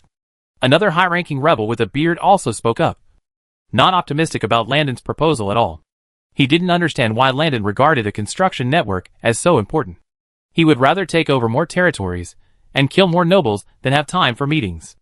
Everyone, I have a plan. Looking around, Landon spoke in a deep voice. These damn pointy-eared bastards. Next to the wooden door of the seaside tavern Sharknado, a bearded mercenary leaned on the wooden pillar supporting the awning, looking at the huge live wooden ships that stayed in the offshore area, with fresh green buds still vaguely visible on the surface, and spat in a low voice. Chapter 797 Network Disconnection. Kolochi didn't know why these elves went crazy and came to the Yar continent. He only knew that his life had become more and more difficult since these elves came. The tasks available in the tavern were almost taken away. Even those temporary escort tasks were almost never his turn because of the increase in the number and strength of competitors. Since these elves were generally stronger than the second-level Kolochi, even if his tasks were often taken away, he could only swallow his anger in front of them, not even daring to fart, and only dared to curse behind his back. Now he still had some money on hand, but it couldn't last long. The life of a mercenary on the edge of a knife made it difficult for him to save money. If he couldn't find a way to make money again, he could only find a way to make some black money. At the same time, not only those damn elves, but also the large number of newly appeared local constructs, and those foreigners were also very annoying.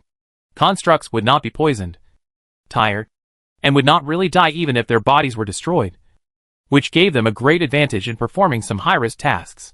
In a sense, they almost have immortality similar to strangers, but their souls can still be killed by some high-level magic. In fact, in the dead of night these 2 days, he actually thought about whether he should just transform into a construct. But due to some concerns and fear and resistance to losing his body, he never made a decision.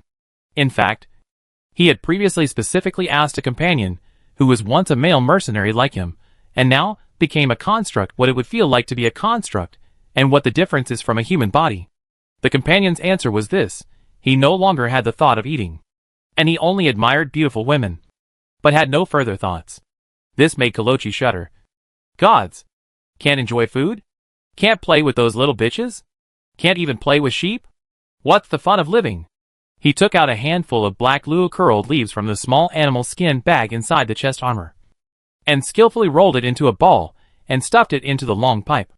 Then, he turned his back to the sea breeze, carefully avoiding his big beard, and lit the packed leaves with a flint. The curling clouds rose from the sparks of the black leaves.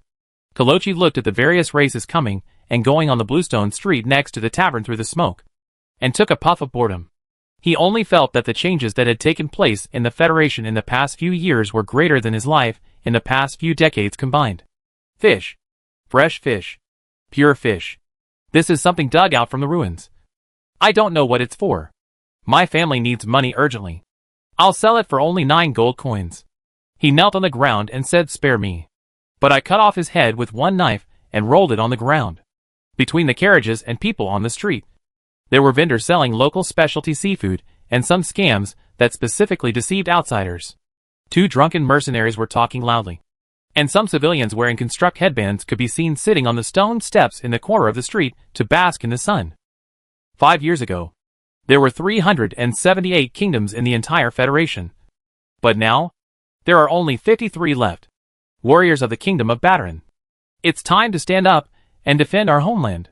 In the distant streets, impassioned speeches were heard from players who had joined the resistance organization. Join us and fight against those greedy nobles together. All the treasures and gold coins you have robbed will belong to you. Interested warriors can add a construction network number to discuss in detail. It was those rat-like rebels again. At the recruiting remarks of those rebel players, Kolochi knocked on his pipe and sneered. He, Uncle Kolochi, was very smart. He wanted to trick him into being cannon fodder to consume the troops of the noble masters on the front battlefield. while his own people would take advantage of him in the back? No way. A small ball of black luo-curled leaves was quickly smoked. Kolochi sighed, took out the construction headband, and put it on to see if any employer would contact him. In the past, this thing was a rare thing. It was said that there was a chance that ordinary people would awaken into noble wizards.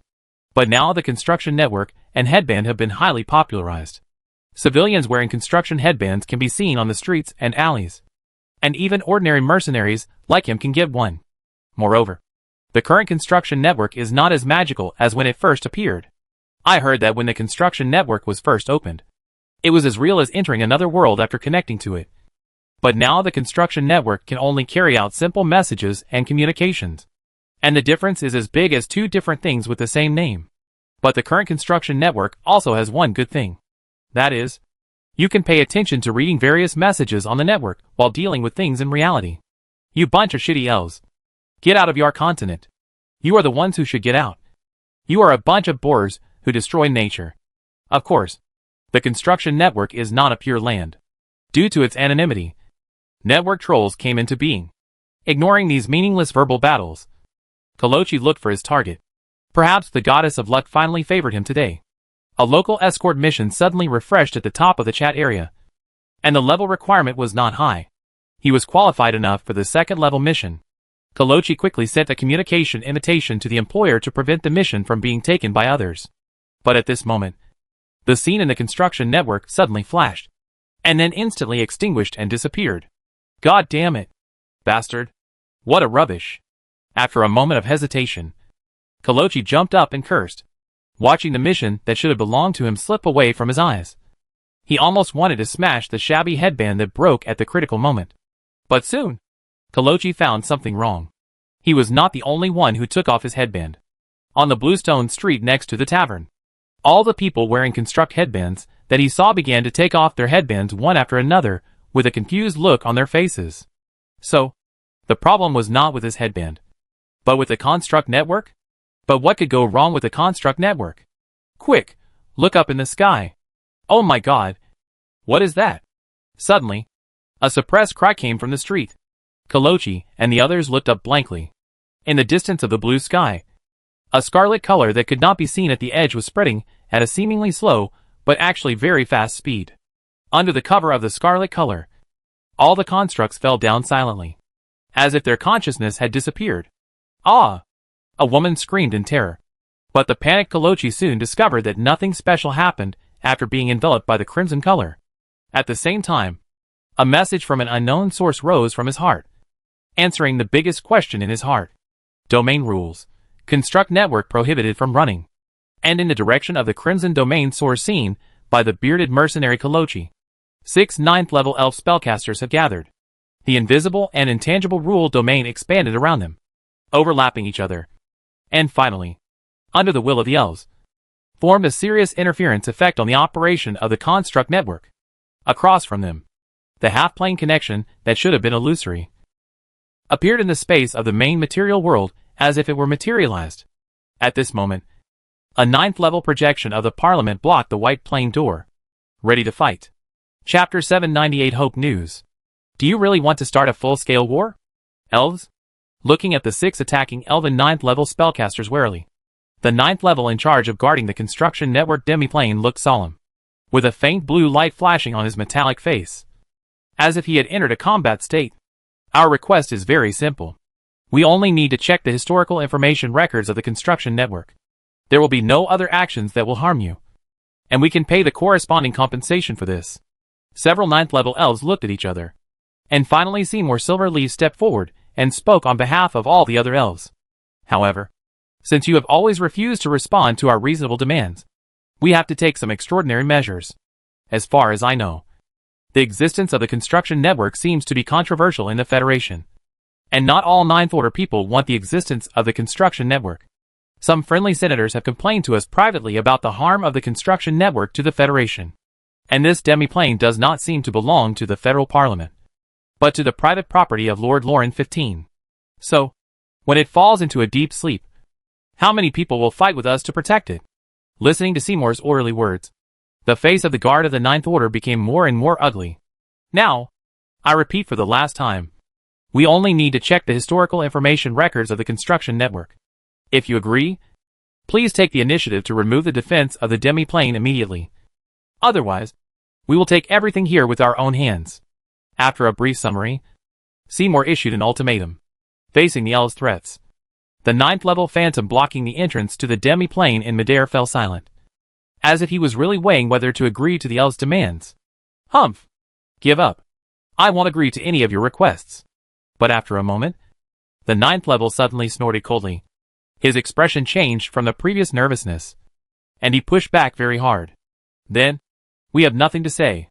Nodding slightly, Seymour annihilated the projection in front of him. Then, he raised the life-with staff in his hand, and pointed the staff at the entrance of the demi-plane. In the name of Seymour Silverleaf, all the doors here are forbidden to close. At the same time, the other 5 elf spellcasters also raised their own staffs and magic balls and other magic devices, and pointed to the demi-plane together with Seymour. In the name of Erden Silverleaf, all the doors here are forbidden to close. When the will of the 6 elves fell, the entrance of the demi-plane, which originally emitted white light, suddenly trembled. A dark color appeared in the center of the plane connection point with a spherical outline, and began to gradually expand in all directions. The light ball itself seemed to be fiercely resisting this change. Its brightness began to flicker, and the speed of the dark color expansion would occasionally stagnate for a moment. But in the end, the volume of this dark color was still irreversibly increasing, gradually engulfing the entire light ball, and finally collapsed into a singularity along with the entire half-plane connection. And then a huge twisted vortex opened up. Okay, I'll go in first. And everyone who enters together should prepare protective spells. Be careful to keep the construction network isolated from the outside world to prevent them from gathering power through the network. After checking the spatial coordinates at the other end of the vortex and confirming that they were correct, Seymour entered the plane gate first, followed by the other 3 elf spellcasters. The last 2 elf spellcasters continued to maintain the domain in the outside world, blocking the connection of the construction network. Lord Dark Raven.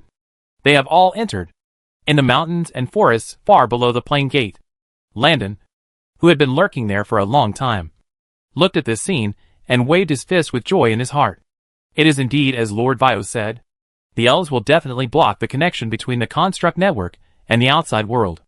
Now, according to the news from the organization, the constructs covered by the domain are now all paralyzed. In those areas not covered by the domain of the elves, the constructs still retain consciousness, but the construct headbands can no longer connect to the construct network. That guy knows so much. Dark Crow kept mumbling as usual, and Landon could only pretend not to hear it. After all, Lord Vio and Lord Dark Crow have helped him a lot, and it would not be good to favor either one. Then, we can send a signal and prepare to start the second step of the plan.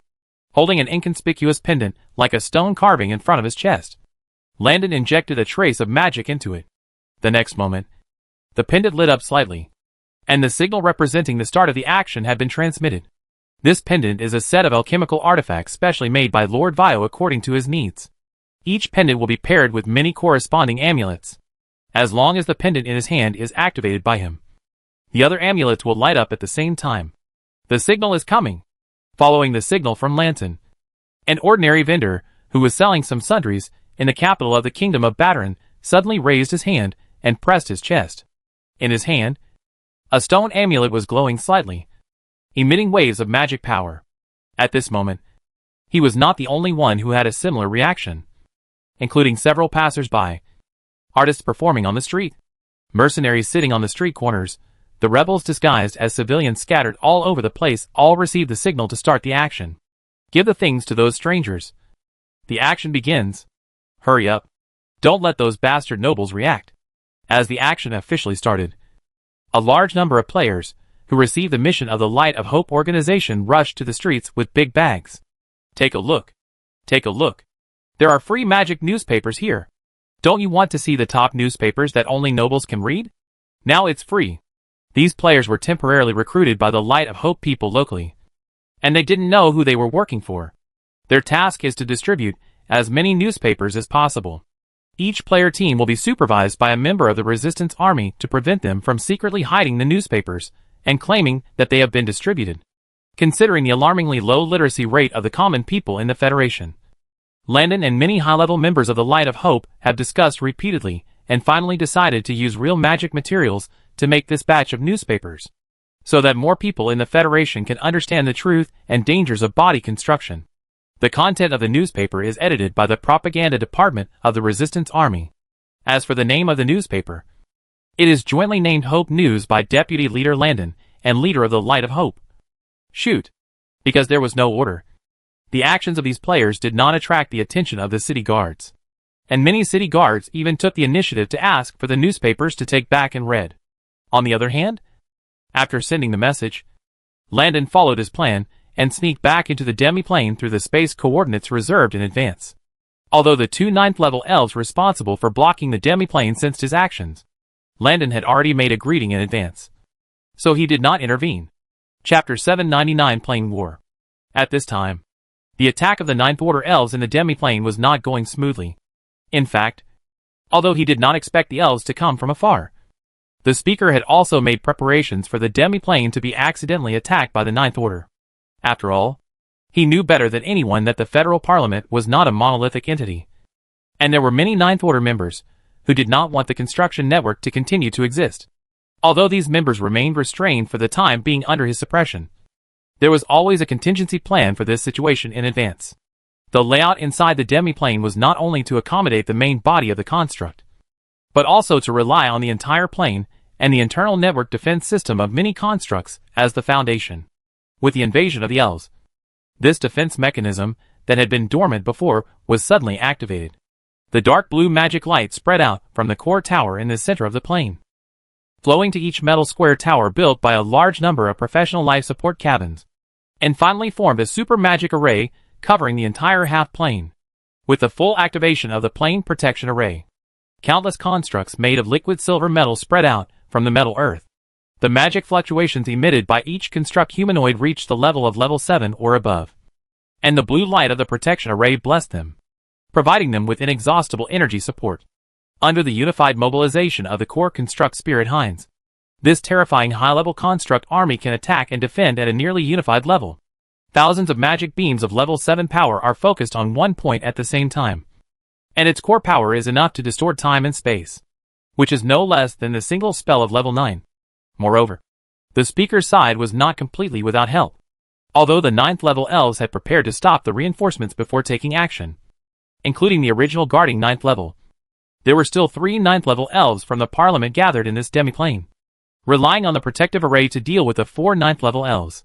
Due to the huge home advantage, the 3 veteran 9th level elves from the Parliament relied on their own strength to stop the 4 9th level elves, including 2 9th level extreme elves.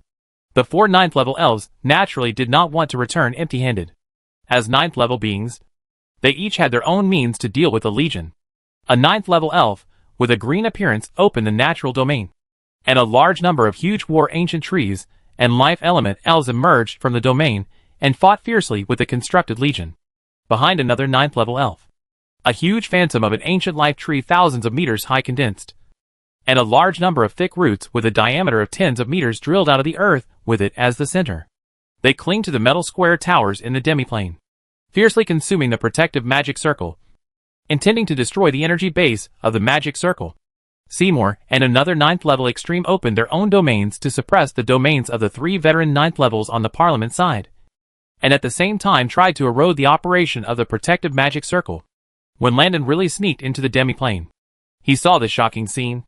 Countless thick dark brown knotted roots with emerald green buds on the surface cling to the silver-white metal square towers that were originally scattered throughout the demi-plane. Compared with these hundreds of meters high metal towers, the size of these tree roots is not inferior. Under their fierce entanglement, the blue light on the surface of the metal tower has begun to flicker unstably, as if it is about to collapse. On the metal land in the distance, a huge cluster of ancient war trees surrounded by a large area of glittering life elemental elves mixed with countless tiny, but highly uniform constructs on the opposite side. The green symbolizing vibrant life, and the silver representing cold metal. The two sides intertwined and destroyed each other like two oceans. In the air, the fierce collision of the rule domain has made the sky distorted and blurred, like a canvas with a palette overturned. All kinds of oil paints mixed together in a mess, smearing into an indescribable picture. Landon couldn't see the location of the 9th level elves on both sides, so he could only avoid the most dangerous positions through his senses, and carefully lurk in the direction of the tower. His plan was to take advantage of the 9th level elves to break through the tower, and get what they wanted. And then use the power of Lord Darkraven to make up for it according to the situation. And completely destroy the core of the construct network. Of course, since the two sides are still fighting, Landon can't get close to the core position for the time being. But he is very patient, because the elves will only be more anxious than him. As he expected, the situation on the battlefield changed quickly, because the attack had been unsuccessful for a long time. The elves, who were worried about the change of the situation, finally used their real trump card. Under the protection of 3 9th level elves, Seymour Silverleaf took out a small piece of dark green, like a branch. But at the moment when the branch appeared, a special breath suddenly spread out, which was a kind of vitality that was rich and sticky, but as deep as the cold starry sky. Even the 9th order domain that was colliding could not stop the spread of this breath. No. Stop him. When the 9th order on the Parliament's side sensed the appearance of this breath, their expressions changed. But they were only barely relying on the plane protection array to defend. And they could not stop Seymour's actions at all. Following Seymour's will, the dark green branch in his hand lit up slightly.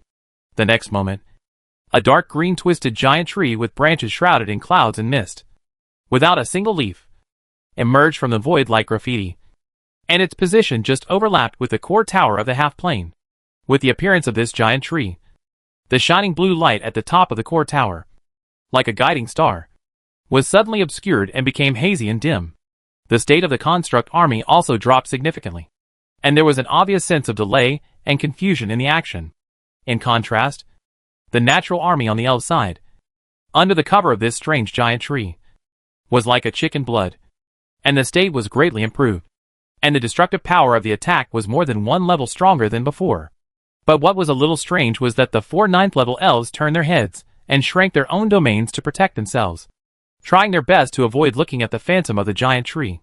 The 3 9th level elves on the council, who were enveloped by the phantom of the giant tree, had already fallen silent, and their existence could not be sensed from the outside world.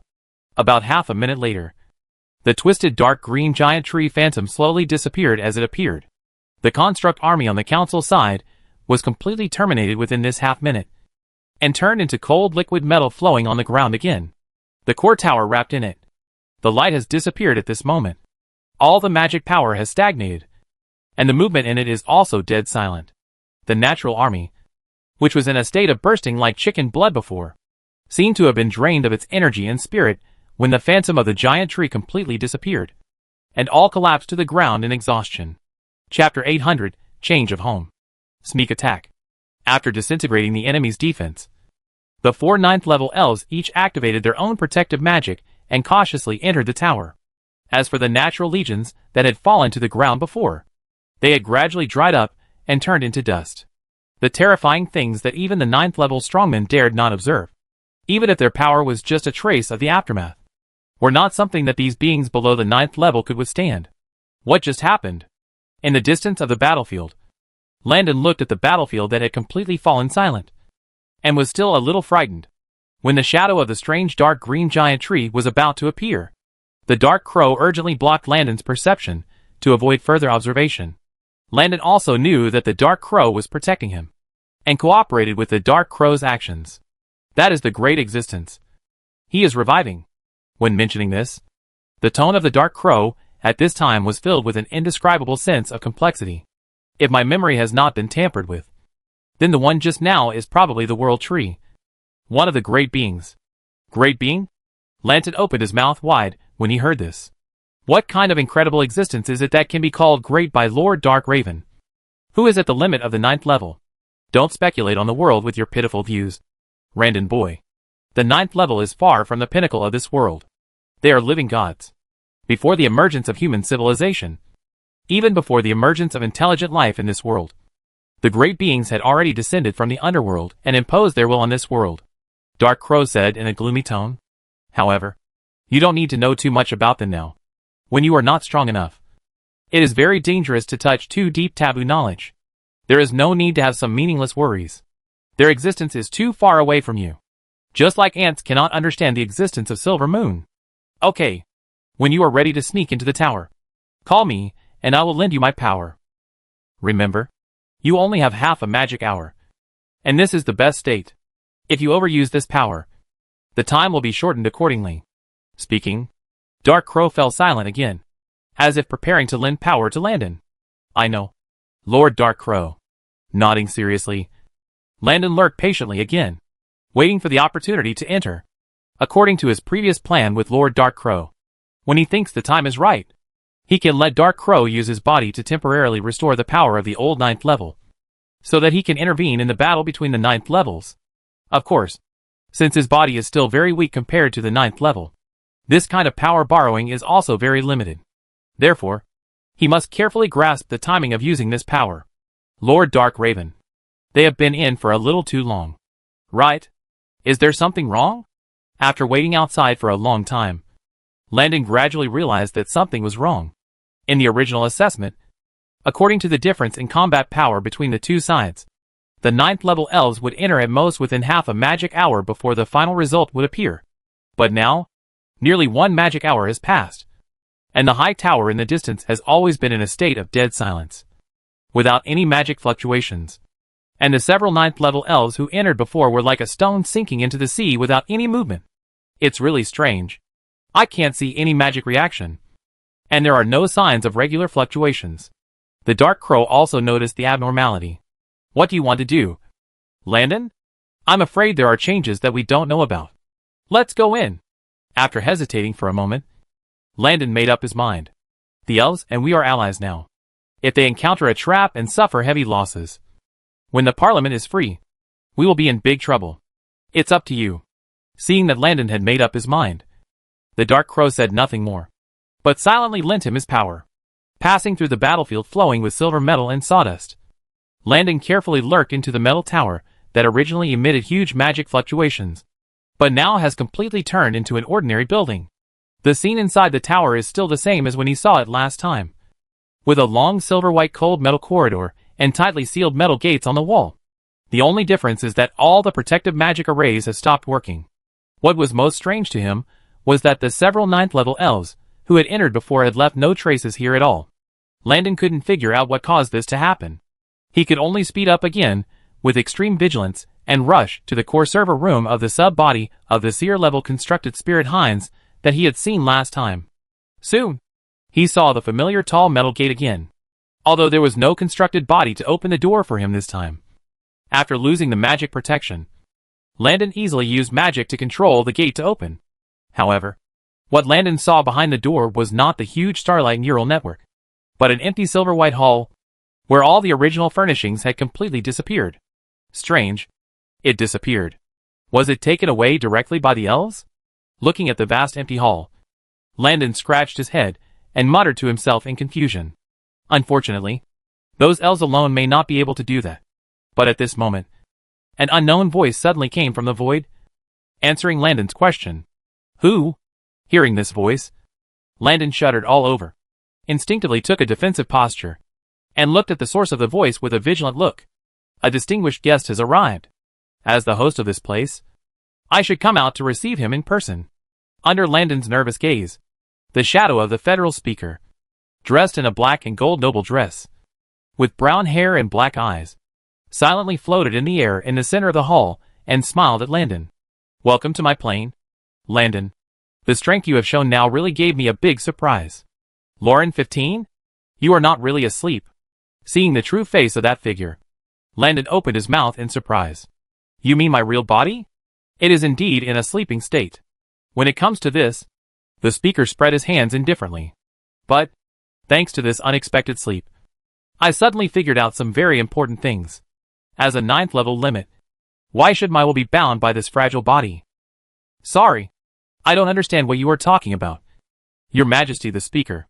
Frowning, Landon slowly took a step back and prepared to retreat temporarily. Don't you understand? It doesn't matter if you don't understand. Then let's change to a more intuitive topic. With a mysterious smile, the speaker waved his hand, and several hazy pictures suddenly appeared in the air.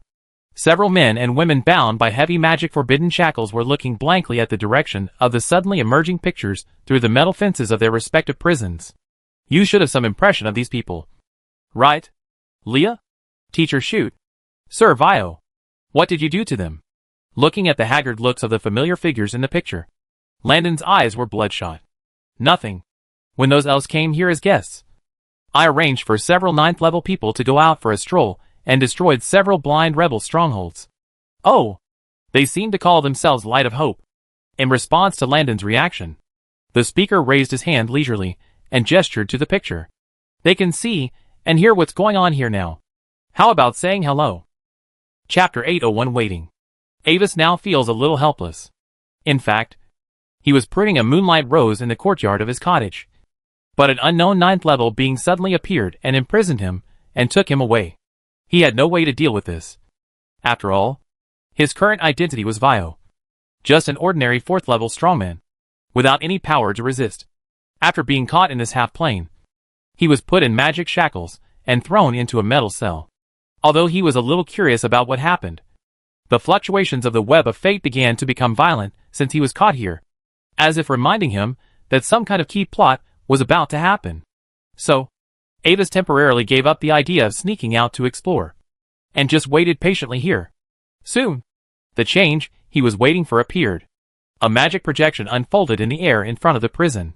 The picture in the projection was the confrontation between Landon and the speaker, and even the conversation between the two could be heard clearly. How about it? Do you want to say hello? As the speaker's voice fell, when Landon looked at the projection screen, the voices of other people suddenly came from the side of the screen. Avis was very familiar with these voices. Obviously, he was not the only important member of Light of Hope who was captured by the 9th level raid. Landon, is that you? Can you hear me? At the other end of the projection, looking at Landon who suddenly appeared in the unknown magic projection in front of him, and the voice of Landon talking to another person, the leader of the Light of Hope, Shu Gallo, was stunned for a moment, and then a trace of determination appeared in his expression. Don't worry about me, Landon. Take your own safety as the priority. You are destined to do something great. If I don't leave here alive, remember to take my share to avenge me in the future. Brother, be careful. We have been caught by the people of the federal parliament. Their real target may be you. Landon's sister Leah also spoke anxiously, and her hands unconsciously grasped the bars of the cell. But her body without magic power could no longer shake the cold metal. In fact, everyone was imprisoned in different areas. But because of the projection, they looked like they were gathered together in Landon's eyes at this moment. Through the projection, hearing the words of his temporary companions, Avis stroked the prison door and looked at the anxious Landon on the other side of the screen. He felt that he should say something at this time. As the teacher of Landon's sister and the one who rescued them when they were in danger, he should set an example. So, after brewing his emotions for a while, Avis spoke concisely with a fearless spirit and impassioned belief. I've been caught. Save me. Everyone wait for me. I will definitely save you. Looking at the people imprisoned in the prison, Landon clenched his fists tightly. What a touching scene. What do you think? Do you want to abandon all the people who care about you and run away with your tail between your legs? Looking at this scene, the projection of the speaker clapped gently, as if appreciating this touching scene like an opera. Let them go. Otherwise, I will be rude to you. Looking coldly at the speaker in the air, Landon's tone sank, and his eyes seemed to be about to spit out angry flames. Release them? The speaker looked calm and at Landon with a half smile. Of course, no problem. But I am busy receiving those elf guests, and I really have no time to do such a small thing. But I can tell you that they are now imprisoned in the underground area of this tower, and there are different partitions. If you want them to be free, please release them yourself. As he said, in front of Landon, the ground in the middle of the empty hall suddenly split to both sides, revealing a circular passage flashing with a strange light. At the same time, a three-dimensional architectural structure projection appeared in front of Landon. The overall projection showed the outline of an inverted tree, with several small red dots distributed in this tree. A big red dot at the bottom of the treetop, and a white dot at the top of the inverted trunk of the tree. See? Those little red dots are the location of their cells, and the white dot is where you are now. As for the red star at the bottom, it is the real location of Heinz, the target you want to find. Looking at the vigilant Landon with a smile, the speaker added kindly, Oh, by the way, I remind you that in order to ensure safety, their cells and anti-magic shackles are built with special curse magic. Don't try to destroy the cells with violence. Otherwise it will only cause their consciousness to be cursed and annihilated. And the only way to unlock it is to inject your blood into the keyhole of the cell. At this point, the projection of the speaker in the air slowly disappeared, leaving only the last words echoing in the hall. Then, I will be waiting for your arrival in the deepest part of the underground. What should we do? The enemy is obviously prepared. We may fall into a trap if we go in. And he wants your blood. Obviously he has bad intentions. Looking at the entrance that exudes a strange atmosphere, Dark Crow warned Landon in his heart. How long can I maintain the 9th level power? However, Landon ignored Dark Crow's reminder. 23 minutes and 50 seconds. Dark Crow sighed and said nothing more. Okay. With a firm look, Landon walked to the entrance of the passage, calmed down, and then jumped down. When passing through the tunnel entrance, Landon felt as if he had penetrated an invisible membrane, and the atmosphere around him suddenly changed. But before he could carefully sense the changes in the environment, a large number of beam attacks and hideous constructs from the bottom of the tunnel forced him to concentrate on dealing with a hastily launched battle. The waiting time is always long.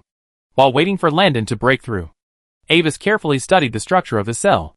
Although wearing the magic forbidden shackles, the clone was wearing the shackles, which would not affect Avis's body hidden in the old secret scripture. The Ninth Order who captured him did not search him carefully, and the hidden old secret scripture avoided the guards well, and was brought in by him. Before Landon appeared, Avis had already researched some tricks.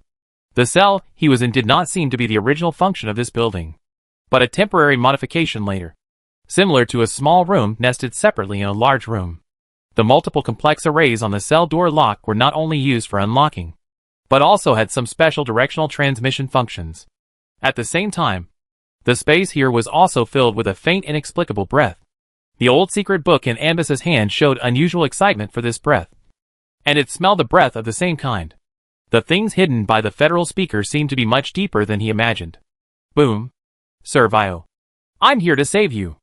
At this time, a metal door at the end of the corridor was suddenly broken violently, and Landon, who was a little unstable, appeared in front of Anvis with a pale-faced Leah. As he said, in front of Anvis, Landon raised his hand and pressed on the magic lock of the prison. Strands of blood flowed from his fingertips and poured into the lock, dyeing the fine magic patterns carved on it with a layer of scarlet blood.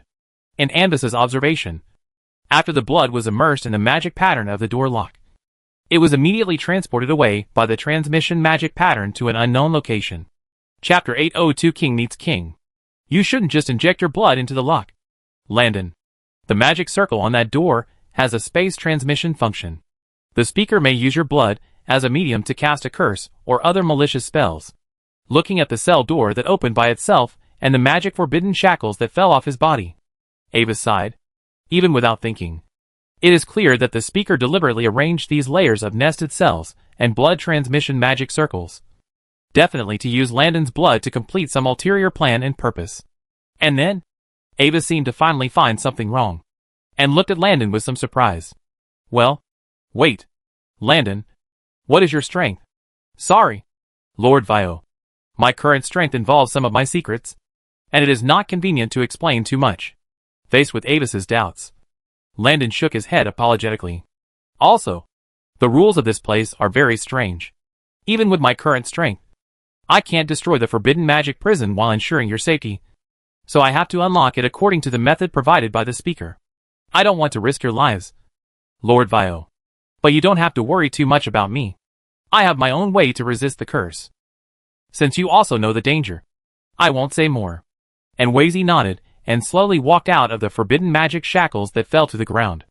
At the same time, a strong magic wave emanated from him. Sorry, there is something I have been hiding from you, Landon. For some reasons, I have concealed my true strength before. In fact, I am not a 4th level, but a 7th level, although it is not worth mentioning compared to your strength. It should not be a big drag. Everyone has his own secrets. You don't have to explain anything to me, Lord Vio. After listening to Avis's words, Landon just nodded calmly. Let's go quickly, Lord Vio. First rescue the other captured companions, and then go to the bottom to destroy the core of the construction network. So, following the explosive Landon, Avis officially became a member of this temporary brave team.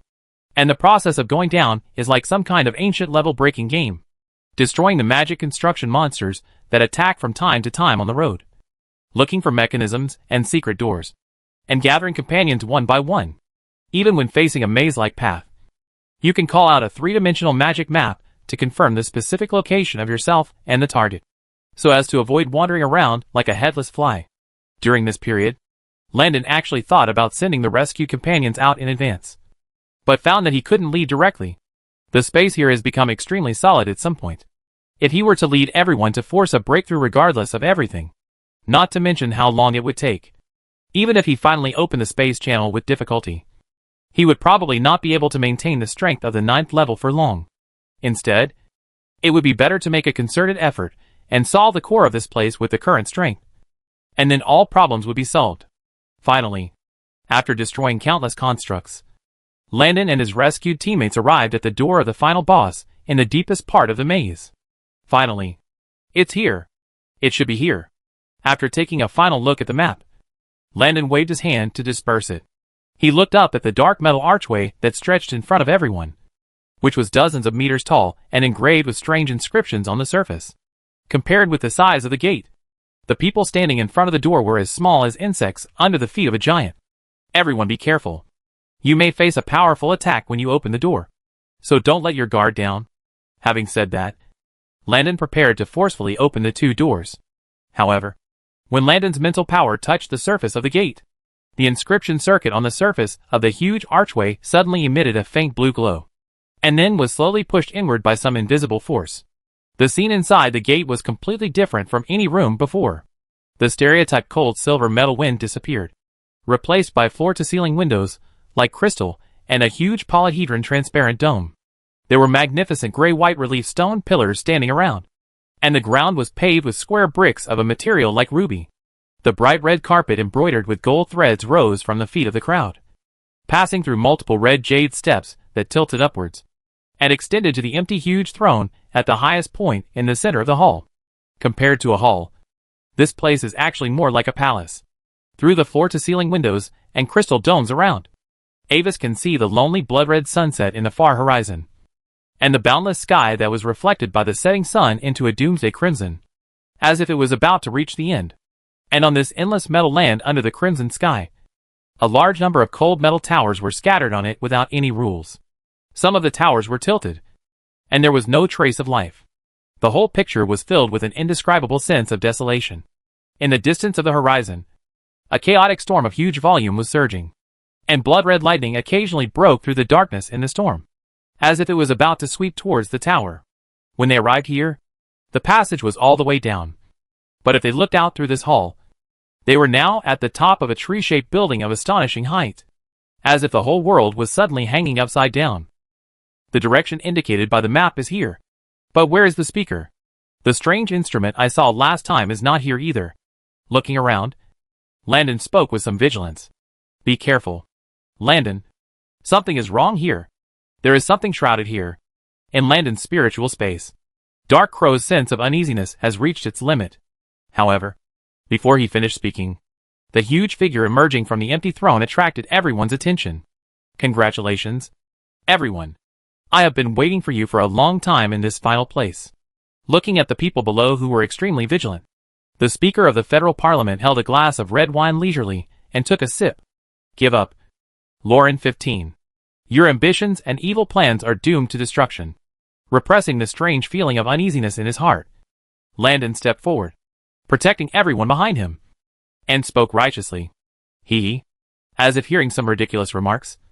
A sarcastic look flashed across the speaker's face, but he did not comment on anything, but directly changed the subject. In fact, Landon, I need to thank you. The goblin royal blood hidden in you successfully helped me obtain the lowest level of control authority of Hines. It is because of your cooperation that I can truly take this last step. As he spoke, the speaker slowly stood up from the throne, closed his eyes, and opened his arms, and a strange and incomprehensible aura of rule surged out from his body. As he moved, the bloody sunset on the horizon suddenly went out like a lamp, and the bright and unusual starry sky lit up from the night sky. But if you look closely, you will find that these galaxies vaguely form a whole structure like a neural network. Do you feel it? This amazing power. The next moment, the phantom of the speaker on the throne did not make a sound. But there was a vast spiritual fluctuation like the starry sky, rolling in from the endless stars. Chapter 803 Battle. This is impossible. This is not a force that this world can tolerate at all. Faced with the speaker who seemed to be holding the entire night sky, Dark Crow was shocked. And then suddenly noticed something unusual. No! That's not right. There is something wrong with this space. Is this an illusion? But after calming down, Dark Crow immediately realized the speaker's true or false. Illusion? As if he could hear Dark Crow's words. The projection of the speaker on the throne showed a strange smile. Although I can't tell what kind of existence you are, I have to say that your knowledge is not bad. In this simulated world, you can find the problem and describe it with the closest illusion, which is indeed quite good. What do you mean by simulated world? Listening to the speaker's confusing words, the leader of the Light of Hope, Shoot, who had been standing behind Landon and had not spoken a word, finally couldn't help but ask. As the word literally means, the place you are in is not the real world, but a simulation created by the seer-level construct Spirit Hines. As if he had already felt that he had one. The speaker was very interested in talking. And even when facing the enemy, he was not reluctant to speak. Just as ordinary people can pull themselves into dreams through sleep, spellcasters can construct illusions to pull enemies into illusions. And the dream world can allow 9th-level beings to enter and explore, and even use the power of rules to fight in it. In essence, these are actually illusory worlds. But the difference between the three is that compared with the dreams of ordinary people, the world created by illusion spells is more solid and stable. The dream world is more stable than the former. And there are some real things, rather than completely illusory scenes. So, if an illusory world can be strong and stable enough, and rely on a real material demi-plane to exist, and even have its own independent operating rules, at this time, is it inappropriate to call it a simple illusion? The speaker looked at Landon. You must know that in the ancient High Elf civilization, Seer class is the level of the legendary floating city. And Hines, who can be called Seer class, naturally has the ability to match this title. And simulating the operation of the real-world rules is one of Hines' abilities. As for the rules of this world, I believe that Lord Landon, who has mastered the 9th-level power, should have the deepest understanding. Right? I see. It is higher than the illusion, but not as good as the real world. Feeling the suffocating, terrifying pressure from the night sky, Landon's heart slowly sank, and his breathing became a little hurried. The current Speaker of the Federal Parliament is the most powerful enemy he has ever faced. So powerful that even if all his cards are revealed, his chances of winning are still slim. But he knows that he must not show any signs of weakness, because his sister and relatives, who have depended on each other since childhood, are now behind him. Cannot retreat. There is no way to retreat. So, what about those elf princes before? Where did you send them? Instinctively licking his dry lips, before really taking action, Landon asked the last question without much hope. Those stupid and ignorant elves, aren't they there? With a cold smile, the speaker raised the goblet in his hand and gestured to the chaotic storm in the distance on the horizon. They have fallen into Hines' virtual world and are enjoying the joy of fighting endless enemies. To be honest, the power of that one they called is indeed very terrifying. But unfortunately, it is only a projection that is not as powerful as the original body, and it is far from enough to make my existence wither. Okay, let's end the Q&A session for now. As the speaker's voice fell, the atmosphere in the hall began to become stagnant and oppressive. But in the tense atmosphere between the two sides, the speaker did not launch a destructive attack as ruthlessly as everyone imagined. Instead, he took another sip of the scarlet wine in the cup, and his black eyes stared at Landon and his group below the hall calmly. To be honest, I have read your information and have observed you for a while. Landon, your experience is very interesting and has successfully aroused my interest. Since you have helped me a lot, I can give you a chance. Join me and become one of my subordinates. I will forgive your previous crimes against the Federation. Forgive my crimes against the Federation? Staring at the speaker on the throne, Landon's voice was extremely cold. If the Parliament had not supported the rebels behind the scenes, and if the noble armies of the large kingdoms had not disguised themselves as rebels and invaded small kingdoms everywhere, the war in the Federation would have ended long ago. And you took advantage of the war in the Federation to promote the construction of the body, and secretly controlled countless deceived people with the construction network. According to the intelligence collected by the former Spark organization, the war in the Federation has not stopped until now. And it seems that you are also behind it. I think it is you, Mr. Speaker, who really needs to be forgiven by the people of the Federation. It seems that we have some differences in our views. The speaker smiled indifferently. And the next moment, he drank the wine in the glass in one gulp, and then suddenly threw his hand and dropped the crystal goblet on the ground. As the crystal fragments bloomed on the ruby ground, the speaker's projection disappeared from the throne. Instead, there was an almost crazy intuitive warning, and a blazing white star that cut through the night sky and fell straight down in the direction of the hall. When it was seen from a distance in the night sky, it seemed to be only a small star. But as it gradually approached the ground, the size of the star became larger and larger. In the end, its diameter was even much larger than the giant tree-like building where everyone was.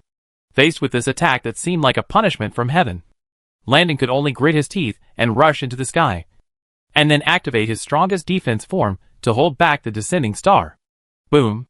When the huge star in the night sky came into contact with Landon's tiny figure, the space nearby seemed to have a slight vibration. Landon gritted his teeth and desperately mobilized the power lent to him by Lord Dark Raven, while blocking the burning of the star flames containing the strange rule imprint. He tried to decompose the structure of the star to prevent it from directly colliding with the palace where everyone was. A wisp of black smoke like apoptosis rule power rose from his body's surface and then eroded into the interior of the star. Gradually, the brilliance of the star became dim, and its structure was eroded and decomposed by Landon with the apoptosis rule, turning into several pieces of blazing and shining fragments, which fell on the metal ground near the building, forming a giant melted crater. Chapter 804, Radiant Light. Interesting power, but it's meaningless. Watching Landon's actions, the speaker's mighty spiritual power rolled down from the night sky. You have caused chaos in the Federation, provoked wars, disobeyed the nobles, deceived people, plundered wantonly, and colluded with foreign enemies. In the name of the Speaker of the Federation, I sentence you guilty. Accompanied by the Speaker's will, dozens of stars in the night sky trembled, and then fell at the same time. This won't work. If we can't find the enemy's true body, then all our actions are just consuming our own strength. Lord Dark Crow, can you sense where the enemy's true body is? Facing this terrifying attack that seemed like the Doomsday Judgment, Landon's face was increasingly pale as the gradually approaching brilliant starlight. While preparing for the impact, he also asked Lord Dark Crow where the enemy was in his heart. I can't be sure of the enemy's true body. The Dark Crow's voice was a little hesitant. In my perception, the entire night sky is the enemy's true form. The entire night sky? After hearing Dark Crow's answer, Landon was silent for a moment, and decisively decided to give up the idea of attacking the enemy's vital points, and turned his eyes to the distant sky, the chaotic storm area. In the perception of rules, he could feel that the storm area was incompatible with the surrounding world. Strictly speaking, it was as if some foreign object was forcibly inserted into this world, causing the world to spontaneously produce an immune reaction. Let's find a way to rescue the elves first. Otherwise it will be difficult for us to resist the speaker's attack alone. Lord Dark Crow, please help me protect my sister and companions. Okay. As Dark Crow responded, the figures of Avis and others who were still in the hall suddenly became ethereal, and a miniature domain enveloped them to prevent them from being annihilated by the aftermath of the speaker's attack. And Landon himself rushed to the storm area in the distance at a high speed. Facing those falling white stars, he just tried to dodge and destroy those that could not be dodged one by one. Of course, correspondingly, the power borrowed by Landon was also rapidly consumed.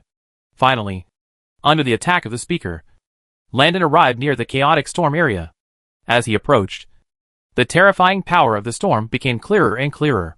From a distance, the scarlet thunder, which was only as thick as chopsticks, was now as thick as a pillar connecting the sky and the earth. Want to rescue those elves? It's useless. Their real location is not in this layer of space at all, but has been separated by me in different virtual worlds. The chaotic storm zone that appeared here was nothing more than a projection-like appearance caused by the virtual world being stirred by the power of rules. Watching Landon's actions, the speaker's indifferent voice echoed from the night sky. Humph! Look at me! Xiao Hei. Landon was unshakable in the face of the speaker's ridicule, and just roared suddenly. Roar. As he called, A huge black dog with 4 paws burning with terrifying transparent flames that burned the space unstable and trembling.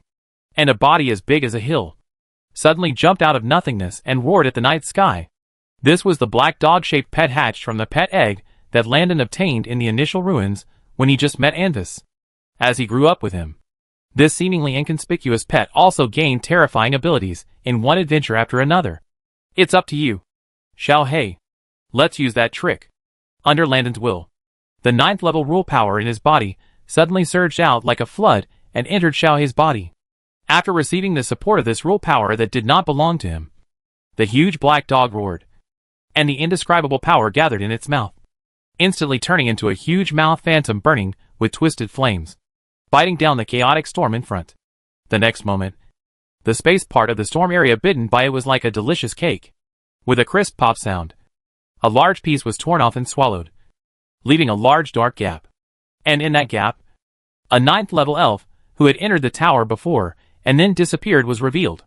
In contrast, after swallowing a large mass of space containing a terrifying storm, the huge black dog just burped and did not show any discomfort. At this moment, the 9th Order elf, who was fighting against the speaker's virtual world, suddenly sensed this gap, and immediately seized the opportunity, decisively used magic to get rid of the entanglement of the space rules, and jumped out directly with secret methods. Then, Landon did the same thing again and rescued the rest of the 9th Order elves. However, with the frequent use of this terrifying power, the big black dog gradually began to show signs of fatigue, and his abdomen was abnormally swollen, as if he had indigestion. But what was a little strange was that, after seeing that Landon had a way to directly break through the barrier of the virtual world and rescue those elves, he temporarily stopped the star attack and observed with interest. I never thought that you are the mysterious 9th level strongman behind the Light of Hope. I, Seymour Silverleaf, would like to thank you, Lord Landon, for your help on behalf of the Elf King's court. After being rescued by Landon, when Seymour faced Landon's eyes again, his attitude obviously became respectful. Before, in his mind, Landon was just a young man who had a good relationship with Princess Freya and had good future potential. But now, it can be seen that this is not just a good talent, but has already stood at the top of this world. No need to be polite. Your Majesty Seymour, I wonder if you can sense where the enemy's true body is. Landon frowned and stared at the unusually brilliant starry sky above his head. The enemy's true body. This is impossible. Seymour was stunned, and then his face suddenly sank. In my perception, the entire starry sky contains the enemy's will. The other 9th level elves also changed color. But no matter what secret method they used to perceive, they could only conclude that the enemy was the entire starry sky. I didn't expect. Landon, you are really good at giving people surprises. At this time, the speaker's huge mental power fluctuations rolled down from the night sky again. That kind of terrible innate ability that can tear and devour even the world barrier actually appeared in such a pet that is not even 9th level. If you and it become true 9th level, I'm afraid it will really become a big trouble for me.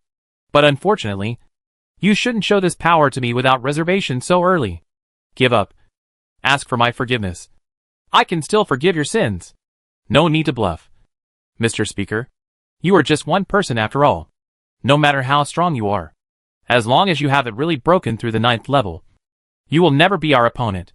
Frowning and looking at the night sky, Seymour spoke in a deep voice. How can an ant crawling in the mud understand the greatness and vastness of the night sky and the sea of stars? The speaker's mental fluctuations were mixed with a strong sense of contempt. Now, I will let you really understand what you are facing. As the speaker spoke, a very bright star suddenly appeared out of thin air in the center of the night sky, and the brightness of this star is still increasing rapidly, reflecting the world that was originally shrouded in the night as if it had suddenly entered noon. And when this sunlight shone down, everyone was surprised to find that among the countless towers scattered on the meadow land, there were suddenly countless pale white spirits.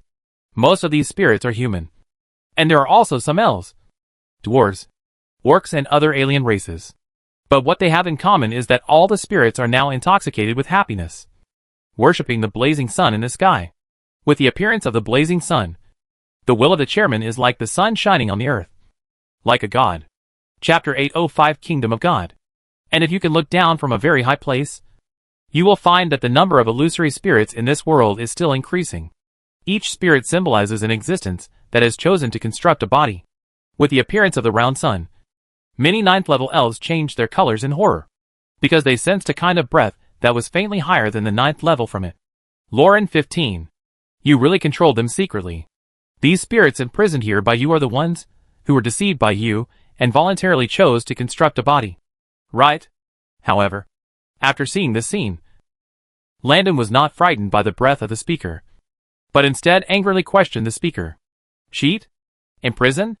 The speaker's indifferent thoughts came from the round sun that looked like a god.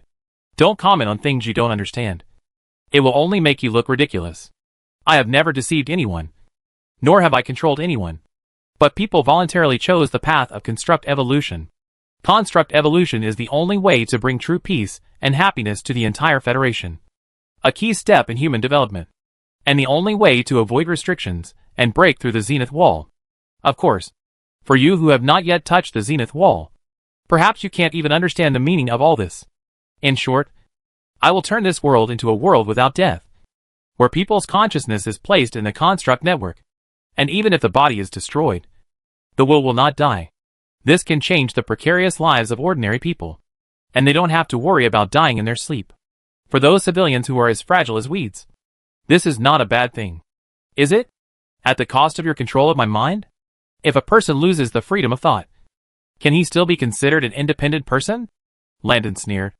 And after repeating the words of Lord Darkraven, he raised his head and glared at the sky. No need to say more. As long as you find a way to knock you down here, I will find a way to make them return to normal. As Landon's voice fell, the other 9th level elves were also ready for battle, aiming directly at the round sun in the sky.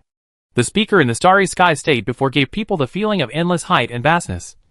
And there was no obvious core, which made it difficult to start.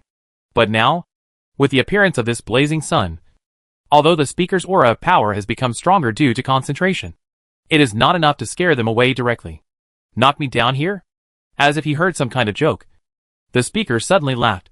And with his laughter, the sky, the sun suddenly trembled, and then slowly sank to the earth. At the same time, the many spirits on the ground slowly lit up, as if they were echoing the blazing sun in the sky. With the appearance of this strange phenomenon, a deep pressure that made all the beings present change color suddenly pressed on Landon and others like a mountain. Although the round sun hanging in the sky was also very powerful, it could still fight. But now this sun, which is connected with the endless spirits on the earth, will involuntarily feel despair even if it just senses that breath. That is the different level of life essence. Just like mortals looking up to gods, unmatched, beyond imagination, can only bow down and worship. In ancient myths and legends, when a person dies, the gods will judge according to his deeds in his lifetime. Good people will return to the land of gods and enjoy eternal happiness and happiness. And evil people will fall into hell and suffer the pain of endless flames forever. In the hearts of the people, the indifferent voice of the speaker echoed. Now, I am honored to introduce to you. This place is the kingdom of God. With the appearance of the round sun, the Landon Brave team, which was protected by the rule shield left by the Dark Crow, also found the abnormality of the situation. Something is wrong outside. After Brother Landon left, I don't know what he did. The sky suddenly brightened, and there was also that weird sun and those strange spirits, looking at the changes in the outside world through the transparent walls of the hall. Leah and others began to feel anxious while wondering, although the speaker's eyes never paid attention to this side from beginning to end, and the rule shield helped everyone resist the pressure of the aftermath. Leah and others did not really feel the desperate might. But even so, they saw all kinds of strange changes in the outside world and understood that this was definitely not good news for Landon. And it might even mean that Landon had fallen into a disadvantage. Sir Schuster, Teacher Vio, is there any way we can help Brother Landon? Thinking of this, Leah instinctively began to ask for help from the two strongest people in her heart except Landon. You don't understand how powerful your brother is now. Leah, if even he and other elf lords can fail, then everything we do is useless. The leader of the Light of Hope, Shoot, was very confident in Landon. In his mind, Landon was now at the 9th level. As long as he could rescue the elves, it would be easy to fight the speaker together, or at least drive the speaker away. Yes, Deputy Commander Landon will definitely do it. The other captured Light of Hope leaders also echoed. Full of confidence in Landon, like fanatical fans. They were still far from the 9th level. They only knew that His Majesty Landon was now at the 9th level, and was going to support the trapped elves. Presumably, as long as they were gathered together, the speaker would not be able to deal with so many 9th levels no matter how strong he was. But at this time, unlike the optimistic others, Avis's eyes had become extremely solemn. As the highest controller of the Silver Moon class floating city tower Spirit Bomia, and having personally experienced the experience of controlling the power of the constructed network, he had sensed the real situation of the speaker now.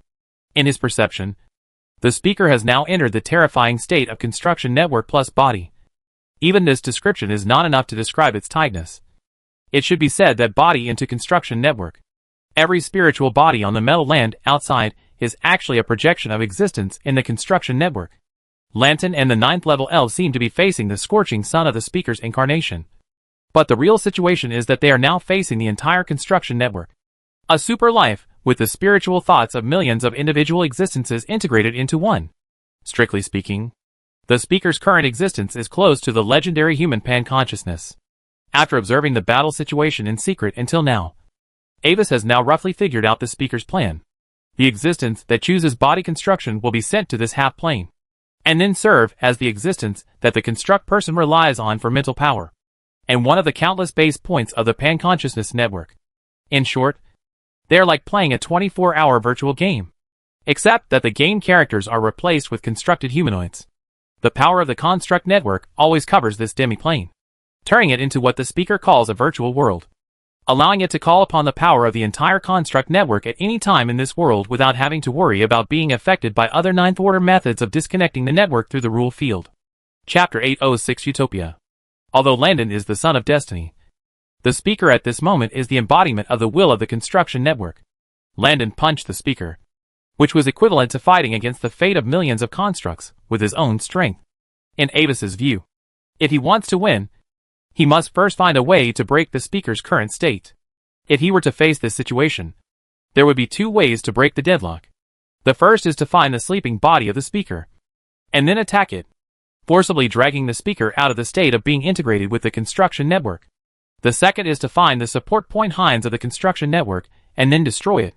The existence form of the construction network is somewhat similar to a long-term super-large domain magic, and Hines is responsible for maintaining the normal operation of the underlying architecture of this domain magic. Today's construction network is actually not the same as the original construction network. The construction network, which was born in the hands of the previous generation of the speaker, is essentially a super limit-breaking spell based on the dream world constructed by the previous speaker with the help of the power of the Dream Lord Malem. However, with the swallowing of the old secret book and the blocking of Malem's vision, the original construction network lost its power foundation and dissipated directly, which is also the real reason for the first interruption of the construction network. The current construction network is the current speaker imitating the previous construction network and reconstructed with the help of Hines. Its core abandons the power of the dream world and relies entirely on the virtual world rules simulated by Hines. As an existence who once seized the control of the construction network, and Wazy has a preliminary idea of how to relieve the speaker's current state. But that requires the cooperation of the floating city core tower Spirit Bomia. Theoretically, with Landon's current ability, it seems impossible to find the speaker's body or destroy Hines. But the child of destiny can often do unexpected things. When Avis used his clone and the old secret book as a location to remotely call the floating city, Landon, who was at the sun setting point in the distance, finally broke out. Landon roared. And then the man and the dog became one, and he stubbornly launched a counterattack against the sun in the sky that looked like a god. As the child of destiny, even if the real god was in front of him, he dared to punch fearlessly. But unfortunately, there was no miracle. Landon's figure could not even get close to the sun, and he fell down under the sunlight, and his breath dropped sharply. Even his little black wailed, and left his body again, and then turned into a shadow and dissipated, looking like he was severely injured. As for those 9th order elves, when the speaker entered the state of unity with the construction network, they had already abandoned all illusions of defeating the speaker and immediately activated their secret methods to escape. However, the speaker did not intend to let go of these 9th order elves who came to his door. If they were in the outside world, he might not be able to stop these 9th order elves from escaping in a group. But in the virtual world, he built with the help of Hines, These elves were like fish caught in a fishing net, and could only be slaughtered by him. When they found that they could not escape by their own strength, these ninth order elves had gathered together at this moment, ready to use a secret treasure to escape while Landon's attack attracted the speaker's attention. But unfortunately, for the current state of the speaker, the elves' little tricks are meaningless. The power of the ninth level lies in the ability to use the power of the operating rules of the entire world. And the operating rules of this world are all set by me. In my world, how can you defy my will? In the endless sky, the speaker's vast mental power waves rolled down. Just as the speaker said, under the shining golden sunlight, the rule fields of many ninth level elves melted like ice and snow. And even Seymour, who was at the limit of the ninth level, had no power to fight back, and was separated and suppressed by the speaker again. I will give you one last chance. Landon, submit to me and join the new order of the Federation. I can allow you, and the person you designate, to keep your original body. After easily dealing with the elves who wanted to escape, the speaker looked back at Landon. Although I don't understand why the speaker thinks so highly of me, please give up. I will never join your camp. Gritting his teeth and half kneeling on the ground, Landon tried to raise his head and look palely at the blazing sun in the sky. Although he was seriously injured, his head was still stubbornly held high, and his momentum was not reduced at all. Why are you so resistant? As long as you nod, you and your companions can survive, and even occupy a high position in the future new order of the Federation. Isn't this great? Looking down at Landon on the ground indifferently, the speaker's words were somewhat puzzled. I can tell you why I pay attention to you. Because your identity is the agent of fate. And your camp will be favored by fate. And everything will develop very smoothly. Those who are hostile to you will be negatively affected by fate accordingly, and will often encounter some unexpected problems and fail. I have also heard about your ideals. You want to build a world without class oppression, where everyone is equal, warm, and full of hope for tomorrow.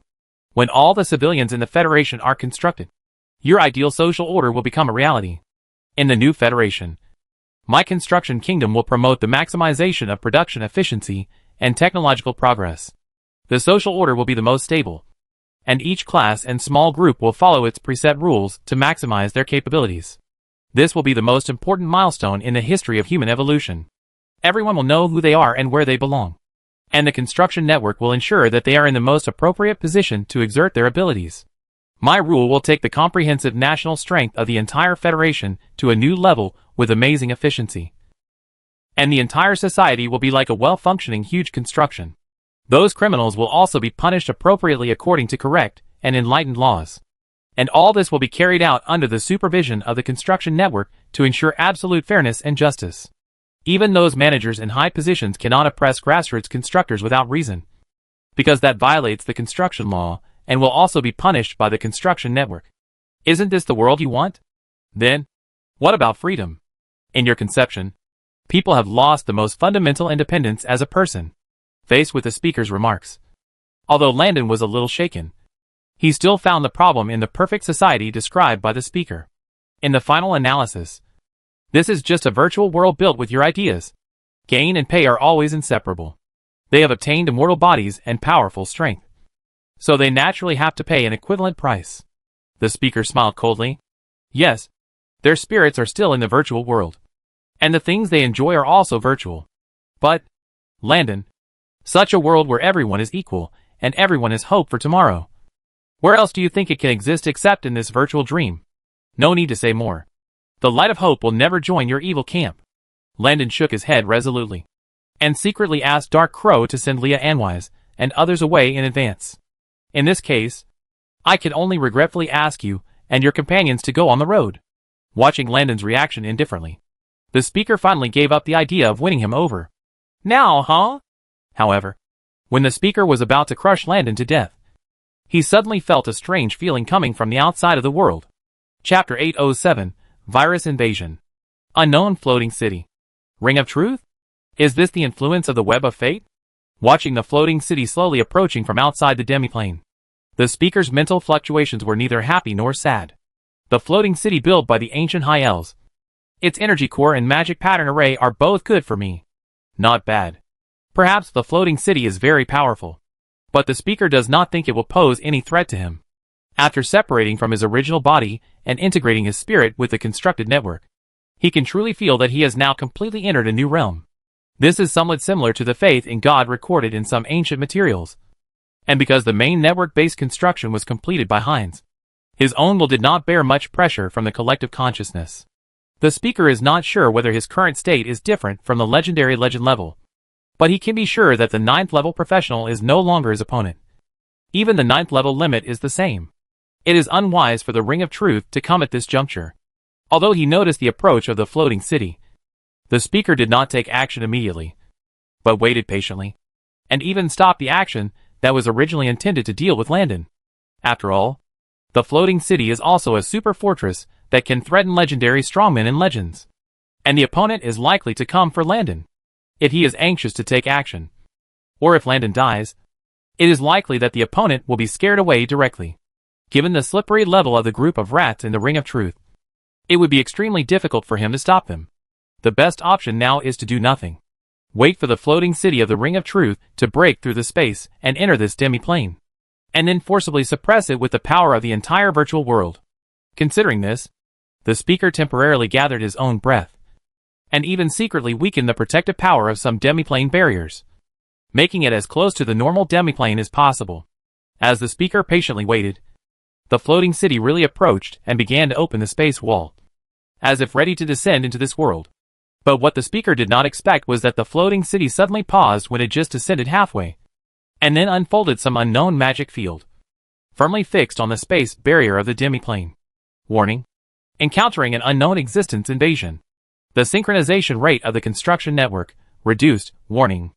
The next moment, the sudden alarm from Heinz and the suddenly intermittent prompt sound made the speaker's originally calm mood suddenly change. What's going on? Heinz? In a hurry, the speaker didn't care to hide anymore, but directly revealed his most powerful strength, wanting to directly destroy the floating city that caused all this. He had already reacted. After the floating city arrived, Heinz had a problem, which must be the work of the Circle of Truth, although it is unclear how the mysterious leader of the Circle of Truth did all this. As long as the source of the problem is eliminated, the problem can naturally be solved. As Landon and others watched in amazement, the sun in the sky burst out with unprecedented light, and then suddenly moved, crashing into a tiny black spot in the sky that appeared at some unknown time. And something unexpected happened again. Under the cover of the sun's radiance, the black spot was not completely illuminated, but began to expand in size. In the end, it was like a black hole in the sky, blocking all the sunlight outside. What is that? Looking at this scene, Landon was a little confused, but also secretly relieved. The power of the sun incarnated by the speaker was too huge. Even if he tried his best, he couldn't shake it at all. At this moment, the speaker seemed to have encountered a powerful foreign enemy. He was finally able to take a breath and recover a little. That seems to be the floating city. The floating city of the Ring of Truth. Can it actually compete with the current speaker head-on? Dark Crow sensed it more clearly, but it also made him a little doubtful. As the chief governor of the ancient magic empire that once had 9 floating cities, he had seen the power of the floating city many times, and even experienced the pressure of facing the floating city himself. But except for the strongest eternity among the 9 floating cities, the other 8 floating cities, under the control of the 9th level, have not reached the level of being completely superior to the 9th level like the speaker. Not to mention that the main body of this floating city was obviously severely damaged, and was only barely repaired. Its real combat power may not even reach the weakest of the 9 floating cities. How did the mysterious leader of the Circle of Truth confront the speaker head-on? And thus didn't care about the various doubts and speculations of other people in the outside world. After locating the precise coordinates of this demi-plane with the help of Vio's clone and the old secret book, he directly drove the floating city to jump from the dream dimension. Although the 2 9th level elves outside were maintaining the domain blockade, they were actually mainly to prevent the connection of the construct network in the main material world, which had little impact on the dream world. As for the point that Dark Crow was puzzled about, the floating city was indeed severely damaged in the series of battles. But in fact, Avis did not rely on the floating city to confront the speaker head-on, but launched an invisible and fierce war at the level of the construct network. Construct network is still a new term in this world. Not to mention that this is almost the first network invasion since the birth of the network. The speaker's form as the incarnation of the construct networks will does have almost unsolvable power. But Landon's previous multiple attempts have allowed Avis to determine Heinz's current state. Landon's previous induction was not wrong. The abnormally bright stars in the entire night sky were the manifestation of Heinz's true form. The Heinz that Landon saw before, like a central server, was actually just a port for receiving information. This entire demiplane is the real Heinz sub-body left by the Goblin civilization, and Avis embedded the floating city on the outer wall of the demiplane, which is equivalent to plugging a U-disk into Heinz's supercomputer that is physically disconnected from the internet. In the standalone virtual world built by Heinz, the speaker who has the highest authority and can use the power of world rules as well as the only true God without any meaning. But when the virtual world encounters an external network invasion, the location of the battlefield changes. Just like no matter how strong you are in a standalone game, you can't prevent the game from crashing due to viruses and bugs, and you must find a way to kill the virus from the outside. In other words, Avis's existence at this moment is equivalent to the computer virus that crashes the game. That black hole-like special effect is not a protective magic, but the effect of the disappearance of part of the virtual world. Chapter 808: The Catalyst of the Child of Destiny. As the speaker fought against Avis's invasion with all his might, the entire virtual world began to experience unstable fluctuations. A large number of strange distortions occurred in the space, and some spirits were caught in these suddenly appearing distorted areas and disappeared directly. At the same time, the scorching sun incarnated by the speaker began to expand and shrink unstably, and beams of divine sunlight fell like raindrops that destroyed the world. Landon had to return to defense urgently and deploy his domain to protect Leah and others again. But correspondingly, due to the weakening of the constraints of the world rules, a group of 9th level elves finally found a rare opportunity, and quickly joined forces to condense a vibration drill, and began to attack the space wall of the virtual world through high-frequency space vibrations, trying to force a gap to rush out. Because of the offensive and defensive battle with Avis, the speaker has no time to take care of the elves for the time being. But even without the speaker's presidency, it is still very difficult to break through the barriers of the virtual world when the power of its own rules is suppressed by the whole world, thanks to the timely arrival of the people from the Circle of Truth. Otherwise we would be in danger. Looking at the huge black hole in the sky competing with the scorching sun, the leader of the Light of Hope sighed with relief. But why did they come? Is their goal consistent with that of the elves? It is very likely that the Circle of Truth should have been prepared for this. Otherwise, it would not have been able to fight the speaker as soon as it appeared. After observing this, Dark Crow gradually understood how the floating city fought against the speaker, and couldn't help but sigh. It is undoubtedly the best choice to not confront the speaker in the panconscious state, but to confront Heinz's body directly.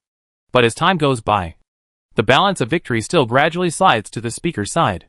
The power of the floating city that was barely repaired by Avis could not compare with Heinz, who had been carefully managed by the speaker for a long time. Except for the initial surprise of the speaker. The speaker has adjusted himself and started to carry out fierce network attack and defense with him. It's a bit troublesome. The strength of the construct spirit named Heinz that the speaker got is a little beyond expectations. I'm afraid it won't be able to disintegrate the construct network by relying solely on Bomia's calculation ability. Looking at the network hole that can no longer expand and even has a tendency to shrink, representing the area occupied by his side, Avis in the floating city gradually became a little serious. By now, he has understood the information that the Continental Magic Council said that the plan of the federal speaker would pose a threat to him. If the current speaker of the Federation succeeds, then when the majority of the Federation chooses to transform into a body, the speaker, who gains the power of the construct network, will probably be as powerful as a true legend. Then, under the strong suppression of the speaker and the cover of the construct network, the Federation will undoubtedly be completely unified by the speaker and become the third largest empire on the continent. At that time, the existence of the speaker will become a fatal threat to all forces, especially at the moment when the Gloria Empire is in chaos. The speaker who has unified the Federation will definitely take the opportunity to tear a piece of flesh from the Gloria Empire without hesitation, and at the same time take the opportunity to observe the reaction of the Gloria Empire, and then decide whether to go further.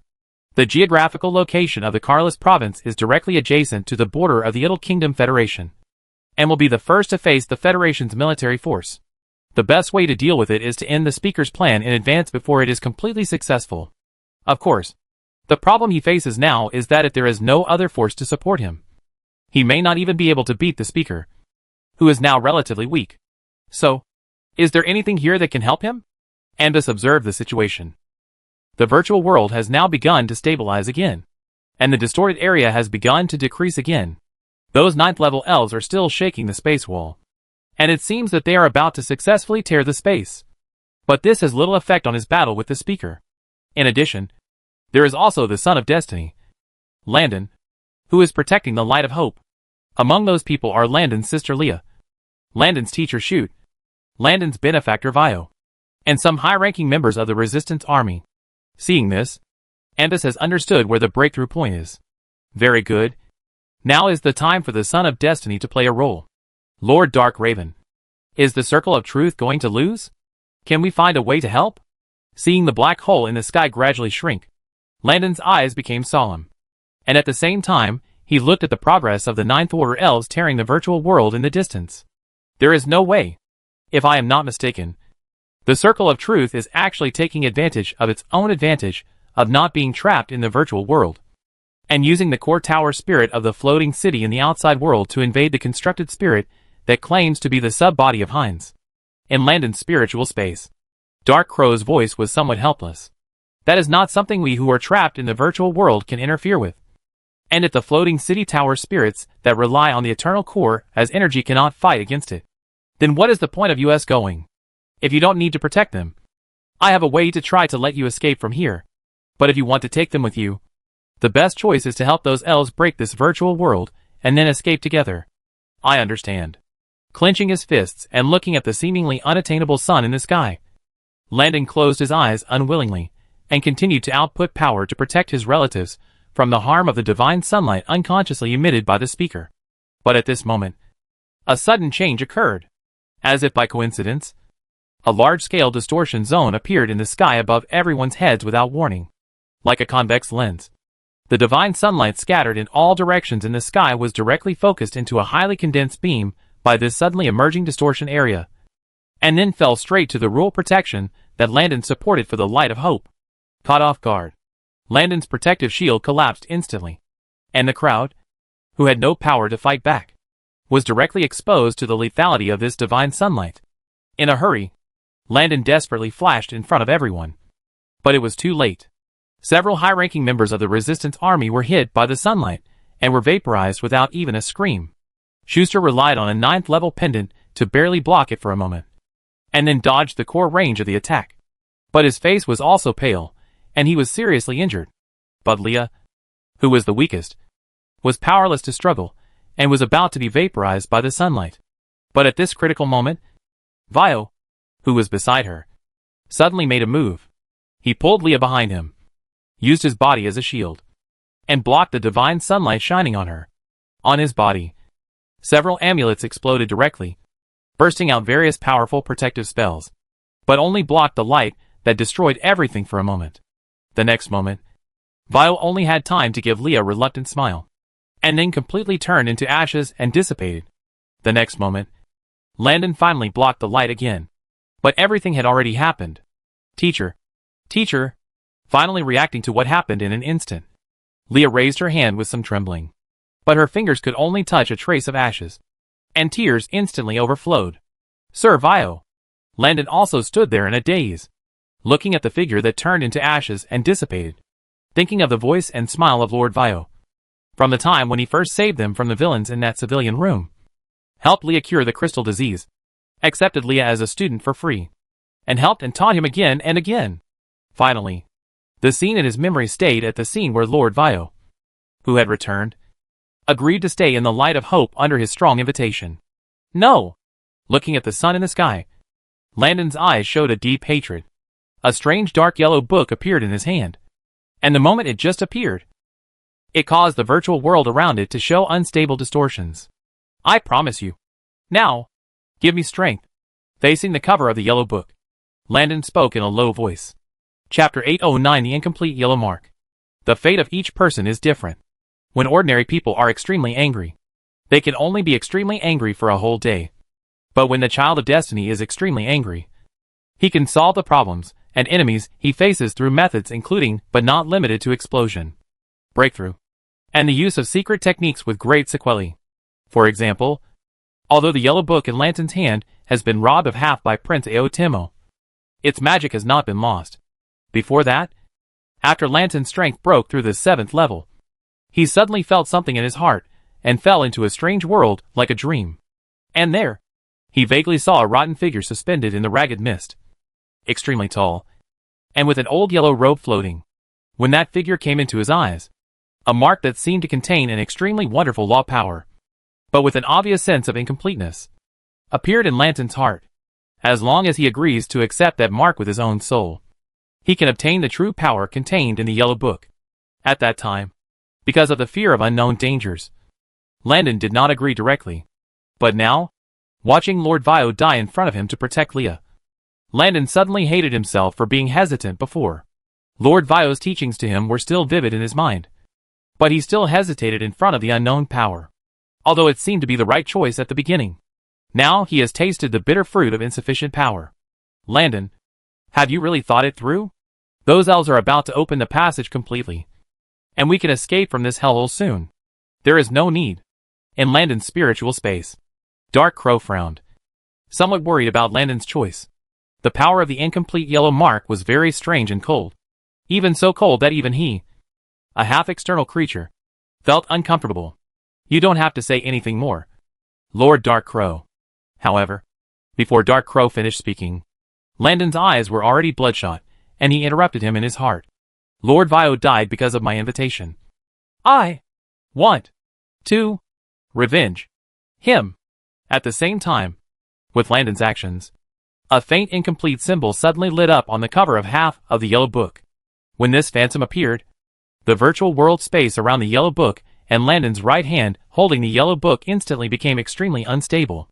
It was like an old black and white TV set with a severely interfered signal, with large areas of distortion and noise, as if it could not bear the power essence contained in this symbol. The next moment, the shadow emitted a deep yellow glow, and a similar symbol instantly lit up between Landon's eyebrows, like some kind of brand. So, that's it, this fake world. When the symbol appeared, in Landon's eyes, the whole world finally showed its true appearance. There was no underground world. He had previously thought that he was going down, but in fact, he was going up to the top of the tower. The entire demiplane was covered by countless illusory grids, which were the rules of the virtual world constructed by Heinz.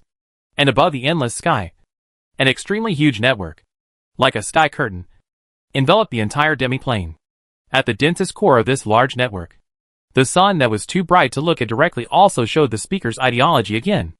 As for the terrifying divine sunlight, it also revealed its true nature. It was just the unconscious ripples of will emitted between the speaker and Avis's invasion and defense. In this strange state, Landon looked at his hand.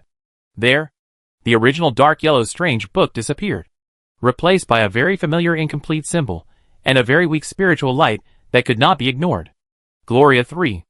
After glancing at the spiritual light that looked like a dim star, Landon retracted his sight and turned back to the symbol.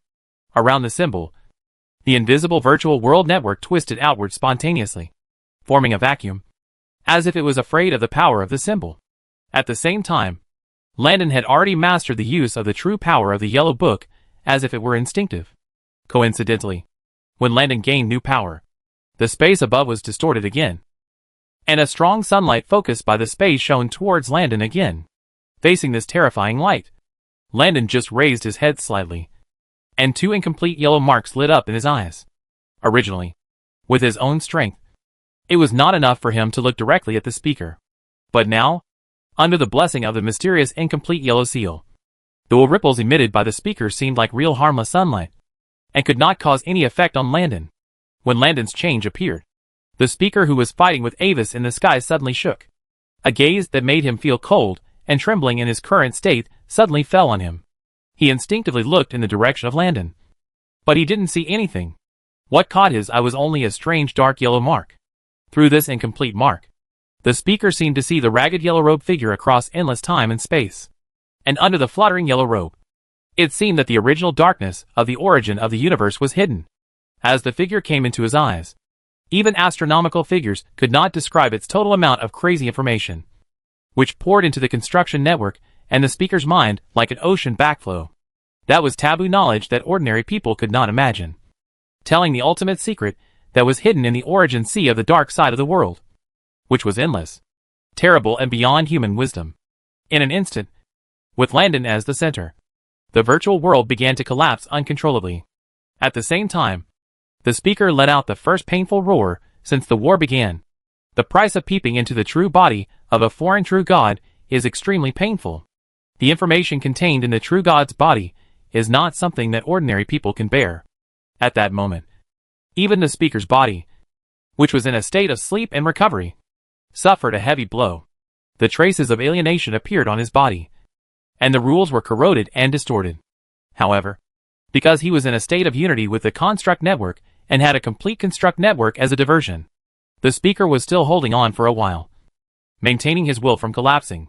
As the transit of the Yellow Seal power, Landon was also not doing well. After launching that attack, he simply fainted, since the world barrier was broken by Landon in advance. The people of the Light of Hope had taken the opportunity to escape with the unconscious Landon.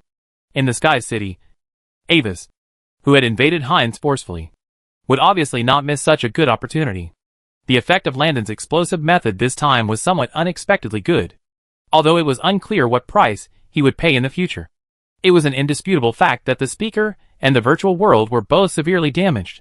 As the speaker fell into a disadvantage, the empty area represented by Avis began to expand again, and even began to reversely devour everything in the virtual world. No! I can never fail. I want power. I want more power. Facing a real desperate situation, the speaker's will fluctuations also became crazy, accompanied by a distorted roar. A metal cabin hidden in the core of the demiplane, which was completely black, suddenly ignited an invisible flame. That was the place where the speaker's body was hidden. But at this moment, the speaker made a desperate choice. He completely burned his body as a 9th level extreme spellcaster, freeing his will from the last bit of restraint of his body. The next moment, an explosion that changed the color of the sky and the earth erupted from there, under the power of the self-detonation of a 9th level extreme spellcaster. The storm of rules that destroyed everything directly penetrated the space wall, instantly connecting the domain that was jointly maintained by 2 9th level elves in the outside world, and blocking the demiplane from the main material world. The construction network inside the demiplane was reconnected with the outside world. Chapter 810 Constructing Skynet. Idle Federation, the capital of the Kingdom of Lauren. As one of the most prosperous super cities in the Federation, the high-profile actions of the 9th level elves to use the domain to block the construction network have attracted a lot of attention from all parties. Many people watched in secret, intending to use these elves to test the speaker's true strength. No strongman is a fool. The speaker's previous promotion of the construction network regardless of controversy, and the emergence of the construction group have aroused the suspicion of many 9th level, except for the diehards of the federal speaker's faction. Other 9th level forces are waiting to see what means the speaker will use to deal with these elves. Not to mention the calculations between these major forces. Many low and middle level professionals in the civilian world have been completely attracted by the rare interruption of the construction network connection and the strange phenomenon in the sky. The fight between the 9th level is still too far away for civilians, although it is shrouded in the field of the network disconnection rule. Very few people still know what it means. Players are scrambling to broadcast live the sky of the Federation suddenly turning crimson, and use this as a picture, creating a lot of rumors on the forum. Hi, everyone. I am your charming dragonborn with a tail up. You should have heard that there is a large-scale strange celestial phenomenon in the Federation. On the streets of Luolon King's capital, the last dragonborn, who has now completely changed his job to become a professional anchor, is letting himself go in front of the camera. It just so happens that I am in Luolon King's capital now. Let me broadcast the abnormal celestial phenomenon of the Federation to you today. Hey, Big Anchor. Are you working hard on the task to please Her Royal Highness the Princess? Several passing players saw him and laughed. As the last Dragonborn became more and more famous, even if he walked on the street, there would be fans who had watched his live broadcasts to greet him. What do you mean by pleasing Her Royal Highness the Princess? I don't know. Don't make up something that didn't happen. The elf glared at the player who made the noise and denied it 3 times. What do you mean by making up something? When I was doing a mission and passed by the outskirts of the Black Feather Kingdom Palace, I saw you running away from the palace with something. And there were a group of guards chasing and hacking at you. The player did not flinch, but deliberately spoke loudly to the camera. I was just helping the Black Feather Princess to get something back from the palace. Her Royal Highness the Princess asked me to do something. How can it be considered licking? The last Dragonborn's face twitched, and he instinctively argued loudly, and then deliberately ignored the sarcastic remarks such as, "Oh, and it's just Her Royal Highness's mission," that floated in the barrage. With a previous system update, the function of adjusting the live broadcast delay time has been implemented. Since there is no secret mission at the moment, the elf uses the lowest delay of 1 second. Wait! Look at the sky. What is that? At this time, someone suddenly screamed, and pointed at the sky desperately, and his white knuckles trembled a little. What the hell is that? The camera unconsciously pointed to the sky, and watching the sudden change in the sky, the last dragon was also a little stunned. With the self-explosion of the speaker, in the eyes of the residents of the main material world, the sky, which was originally crimson due to the coverage of the field, now suddenly broke into a huge hole. The surging darkness and terrifying gray lightning lingered in it, and the destructive breath full of death made all the professionals, who sensed its power, change their faces drastically. Gods! Is this world about to usher in the final judgment? At this moment, both players and natives instinctively held their breath. People on the streets and alleys looked up and looked at the changes in the sky in horror. Some believers who believed in gods had already knelt on the ground, praying for the forgiveness of gods. What exactly happened in the demiplane? How are Mr. Seymour and the others? At this time, the 2 9th-level elves in the sky looked extremely solemn. This sudden and terrifying explosion made them realize that something uncontrollable seemed to have happened in the situation. However, before they could wonder for long, several 9th-level elves in miserable conditions appeared directly beside them. The final self-explosion of the speaker directly swept in several elves, who were unable to escape. Although they joined forces to bear it at the critical moment, they all suffered serious rule trauma. The situation has changed. Hurry up! Get out of here! Suppressing his own injuries, Seymour's mental fluctuations carried everything that had happened in the previous half-plane into the minds of the 2 remaining 9th-level elves. And then he and the 2 9th-level elves, whose faces also changed drastically, teleported away without looking back. As the elves fled, the crimson color of the sky stained by the domain quickly dissipated, leaving only an inextinguishable black hole. But with the appearance of this hole, something indescribable quickly began to spread throughout the entire construction network. Fortunately, due to the previous network disconnection, many people took off their headbands and survived. But there were also many who did not take off their headbands. At this moment, as the constructed network was reconnected, these people fell down without a groan. Due to the information pollution from the yellow figure, the speaker has begun to distribute the information pressure to every network connection without regard for the consequences. When the main body was completely abandoned, and the will was completely integrated with the constructed network, the speaker at this moment had truly escaped from the category of individual organisms, and turned into a collective of group pan-consciousness. The strength of the groups will depend on the total number and average quality of the individuals that make up the group. With the speaker's unremitting promotion in the past few years, the number of people using the constructed network has now reached an exaggerated level of tens of millions. The pressure that Heinz alone could not bear would no longer be so unbearable if it was distributed to countless people in the Federation. Of course, the price is that the individuals who bear these taboo knowledge will be permanently affected. Visible to the naked eye, mutations began to occur without warning on the bodies of those wearing the construct headbands. Some people had been swaying buds all over their bodies. Some began to bleed from all 7 orifices. Some turned pale, and their facial features twisted together like a whirlpool. But all the mutated people seemed to be unaware of this, just standing there blankly as if they had lost their souls. Ah! The civilians who saw all this happening screamed in fear and fled far away, as if avoiding snakes and scorpions, fearing that the mutations on their bodies would be transmitted to themselves. The only good news is that since these taboo information has been diluted by Heinz, and the source has disappeared, at this moment, it is distributed to tens of millions of network connections, so it will not directly cause death. Some troubles. Although Landon's last move seems to have severely injured Heinz, it still allows the speaker to connect to the external construct network. In the floating city, Avis frowned and pinched his nose. Compared with before, the current speaker is the real final form, with the seer-level alchemy spirit Heinz as the core. The construct head rings throughout the Federation as tentacles, and the speaker himself, who has abandoned his body as the central will.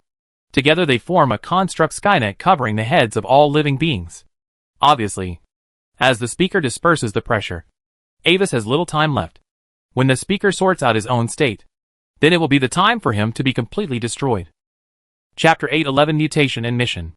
Of course, despite this, Avis did not try to stop the speaker, but immediately controlled the floating city to separate from the demiplane. Originally, Avis expected that the speaker would be injured by Landon's trump card, which he would use regardless of the cost. Then he could sit back and reap the benefits. And while getting rid of the severely injured speaker, he would also reap the legacy left by the speaker. This was not a plan that Avis made on a whim. In fact, before the speaker took action, he had repeatedly divined and confirmed that Landon did have a trump card that was enough to counter the speaker. And when Landon played his trump card and the speaker was severely injured, he could take action himself and complete the final harvest of the speaker. But this was the normal fate. What Avis did not foresee was that the trump card that Landon was forced to play was a little too shocking. The Yellow Book can communicate with the real body of the extraterritorial gods, which made Avis temporarily change the original plan to make up for the knife. Since it involves extraterritorial gods, his previous predictions are no longer accurate. But correspondingly, the speaker no longer needs him to deal with it personally. In fact, the moment the speaker was forced to connect to the Continental Construction Network without regard for the consequences and spread the pressure he was under through the network, he was no longer the only one who was ready to cause trouble for the speaker. First of all network connectors were contaminated by forbidden knowledge. This disaster, which affected tens of millions of people, and was obviously related to the existence of the outside world, would never let the Holy Light Church let the initiator go. Secondly, since the Continental Magic Council could predict the speaker's problem, it was estimated that they were also prepared for it. The Stargazer couldn't put all his eggs in one basket.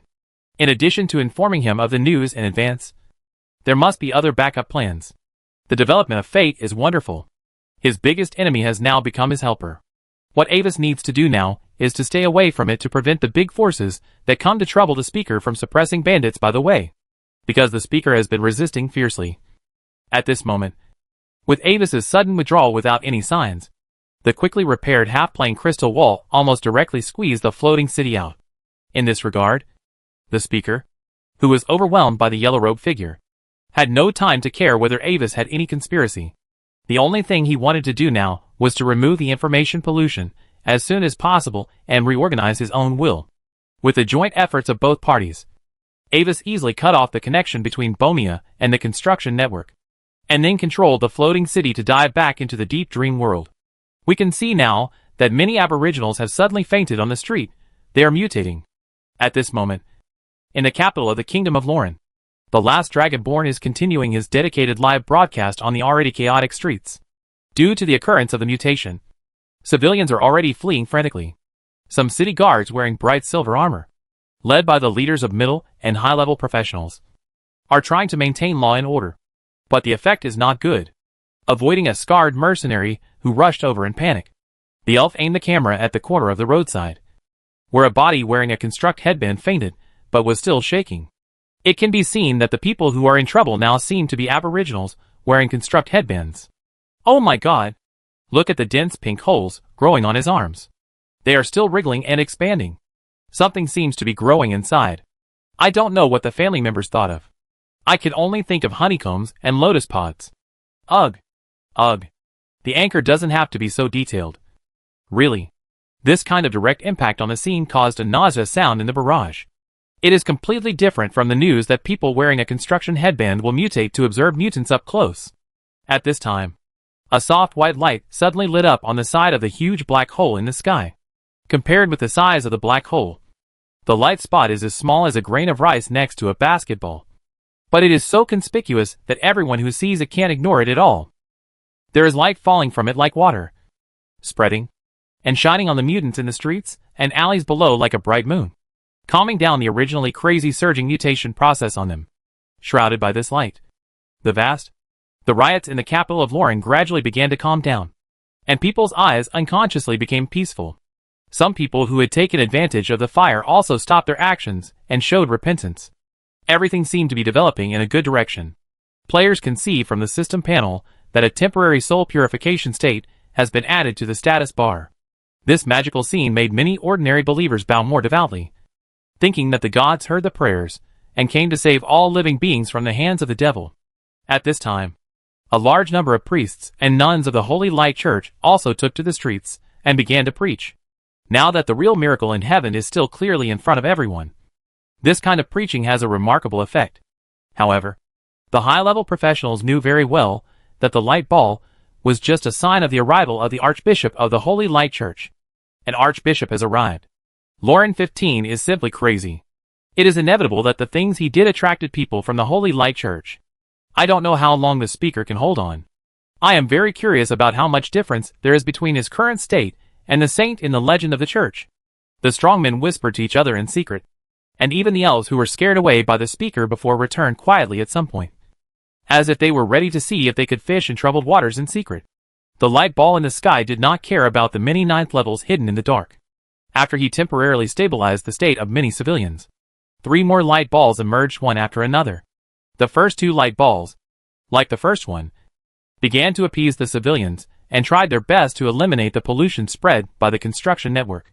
The last light ball burst out with a magical aura that made all the ninth levels present palpitate, and then rushed into the black hole neatly. The next moment, terrifying magical fluctuations spread directly from the vortex. It was as if a forbidden spell had erupted here, as if that figure had forced its way into the demi-plane where Heinz was. Looking at this scene, Avis, who was hidden in the dream world, raised his eyebrows. When the last ball of light appeared, he suddenly felt the presence of a familiar twisted seed. In other words, the last ball of light that rushed into the demi-plane was his old acquaintance, Bishop Yanel. And it was Bishop Yanel in the state of sainthood. From the appearance, it can be seen that the degree of sainthood he can control is deeper now, and more than half of his body has turned into the holy light state. What kind of sparks will the saint who surpasses the 9th level and the construction network will that also surpasses the 9th level create? Ambus didn't have to wait too long, and the result was soon revealed. The space broke open again, and Yanel, who was all light, walked out of it. What's the situation? Not only Ambus was concerned about the outcome of the battle, but the people of the Holy Light Church were even more concerned. It's very troublesome. The target's mental state is a bit strange, and it seems to be in a state of chaos polluted by the gods outside the domain. Yanel's voice was indifferent. This was the effect of sainthood, and the emotions of the self-being would temporarily disappear. That means that if we can purify this polluted state, Mr. Speaker will have a hope of waking up again. The Archbishop Holy Inquisition Jorgsen, who led the team, nodded. Chapter 8:12 Division. The people of the Holy Light Church did not know how the speaker became what he is now, but past experience told them that it was usually right to purify the pollution first. The principle that blackening is 3 times stronger and whitening is 7 times weaker is also applicable in this world. Due to the suddenness of the incident, the Holy Light Church only had time to mobilize Holy Judge Jorgsen, Holy Son Yanel, and 2 other ascetics of the church, who did not have any major tasks to solve the disaster. However, this also reflects the confidence of the Holy Light Church in them from the side, believing that the lineup of 4 people is enough to solve this problem. Although Yanel is still the only one who can use the full super 9th level saint, the Archbishop blessed by the power of God is equally powerful. The ancient foreign objects brought chaotic darkness, and that darkness devoured the people. People called on God in despair. So God came with supreme glory and drove away the darkness and foreign objects. After determining the next action plan, Holy Judge Jorgsen held the circular holy emblem of light on his chest with great care and activated his own divine crystal.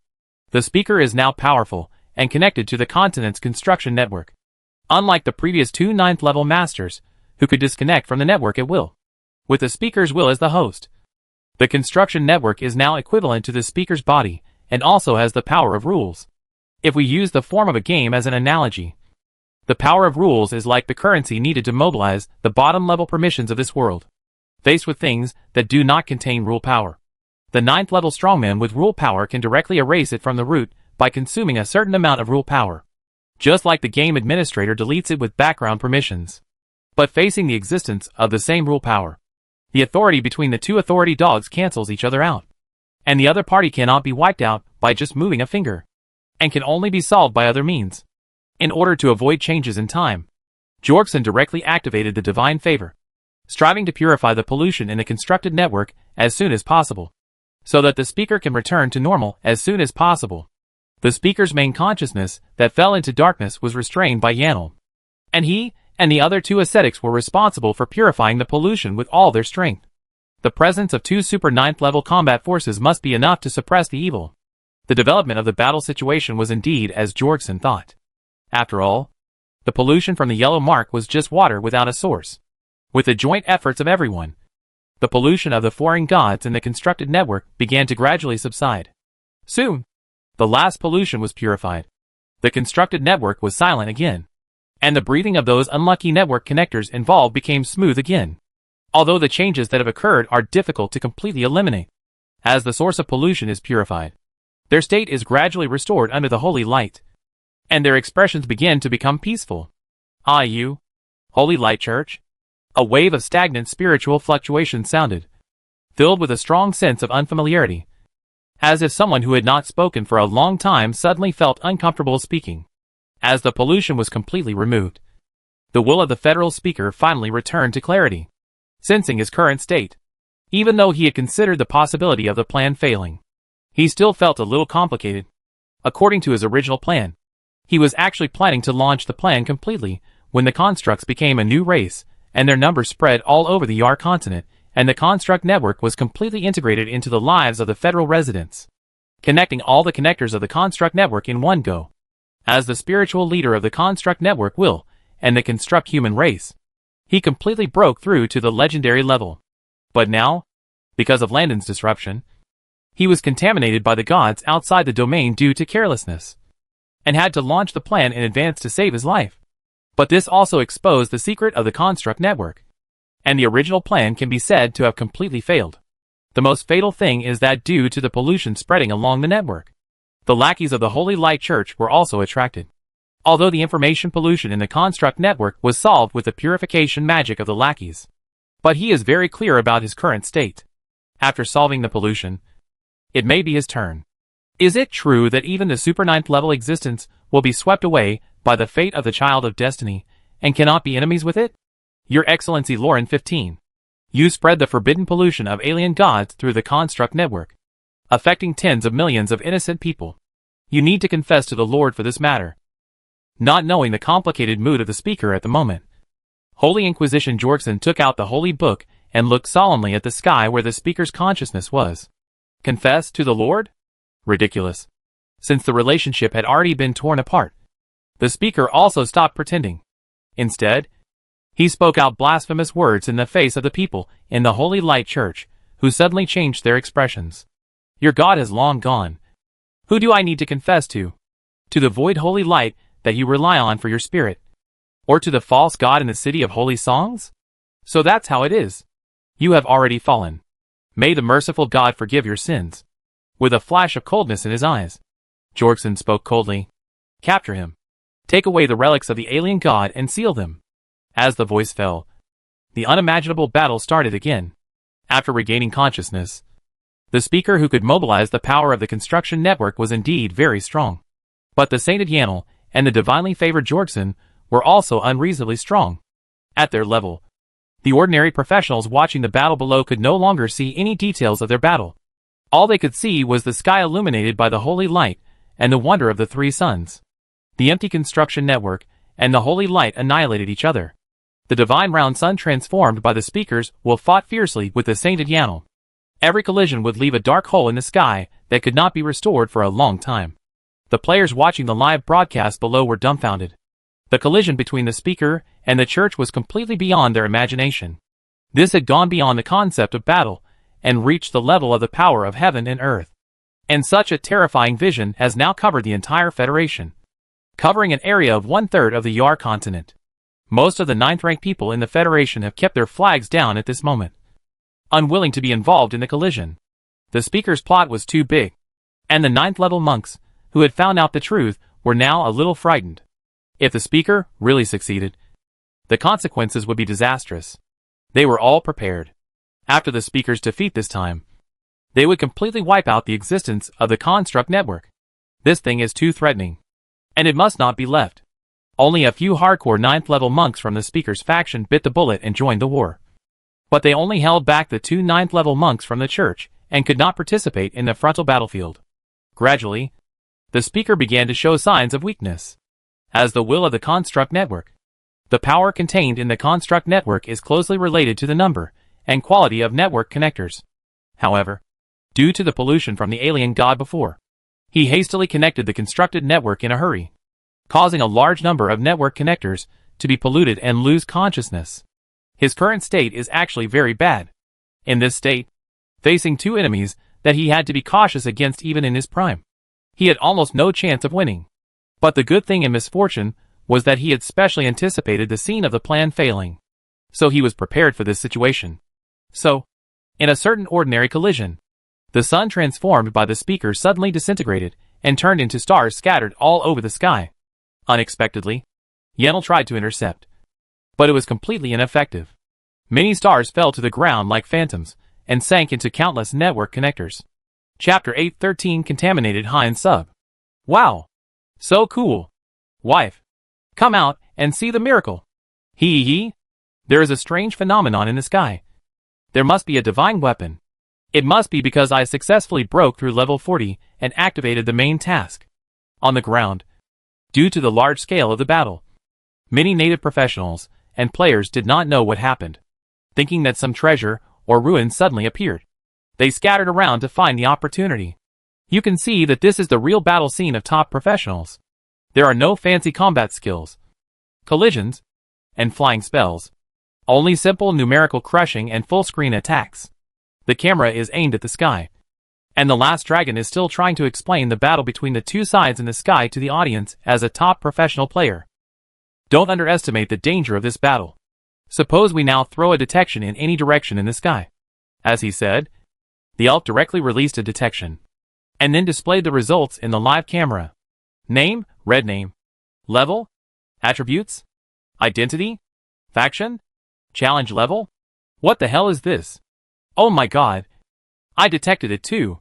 I can really see it just by waving the sensor up to the sky. No. I saw it when I sent the sensor up to the ground. Wait.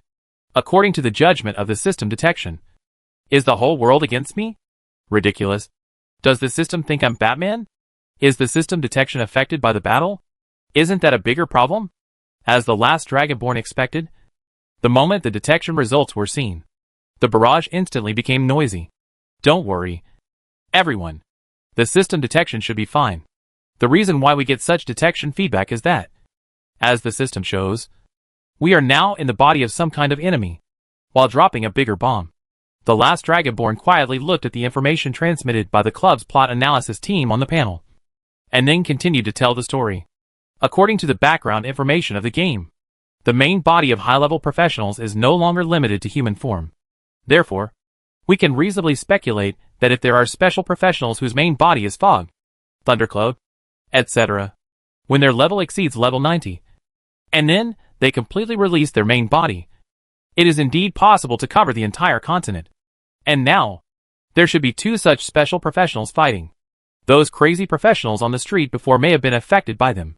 But don't worry. Even if you risk sudden death today, the anchor will continue to broadcast the battle results for you. Although the truth is not clear. Relying on the team of the White Light Club, the last Dragonborn still tried to make up a decent explanation.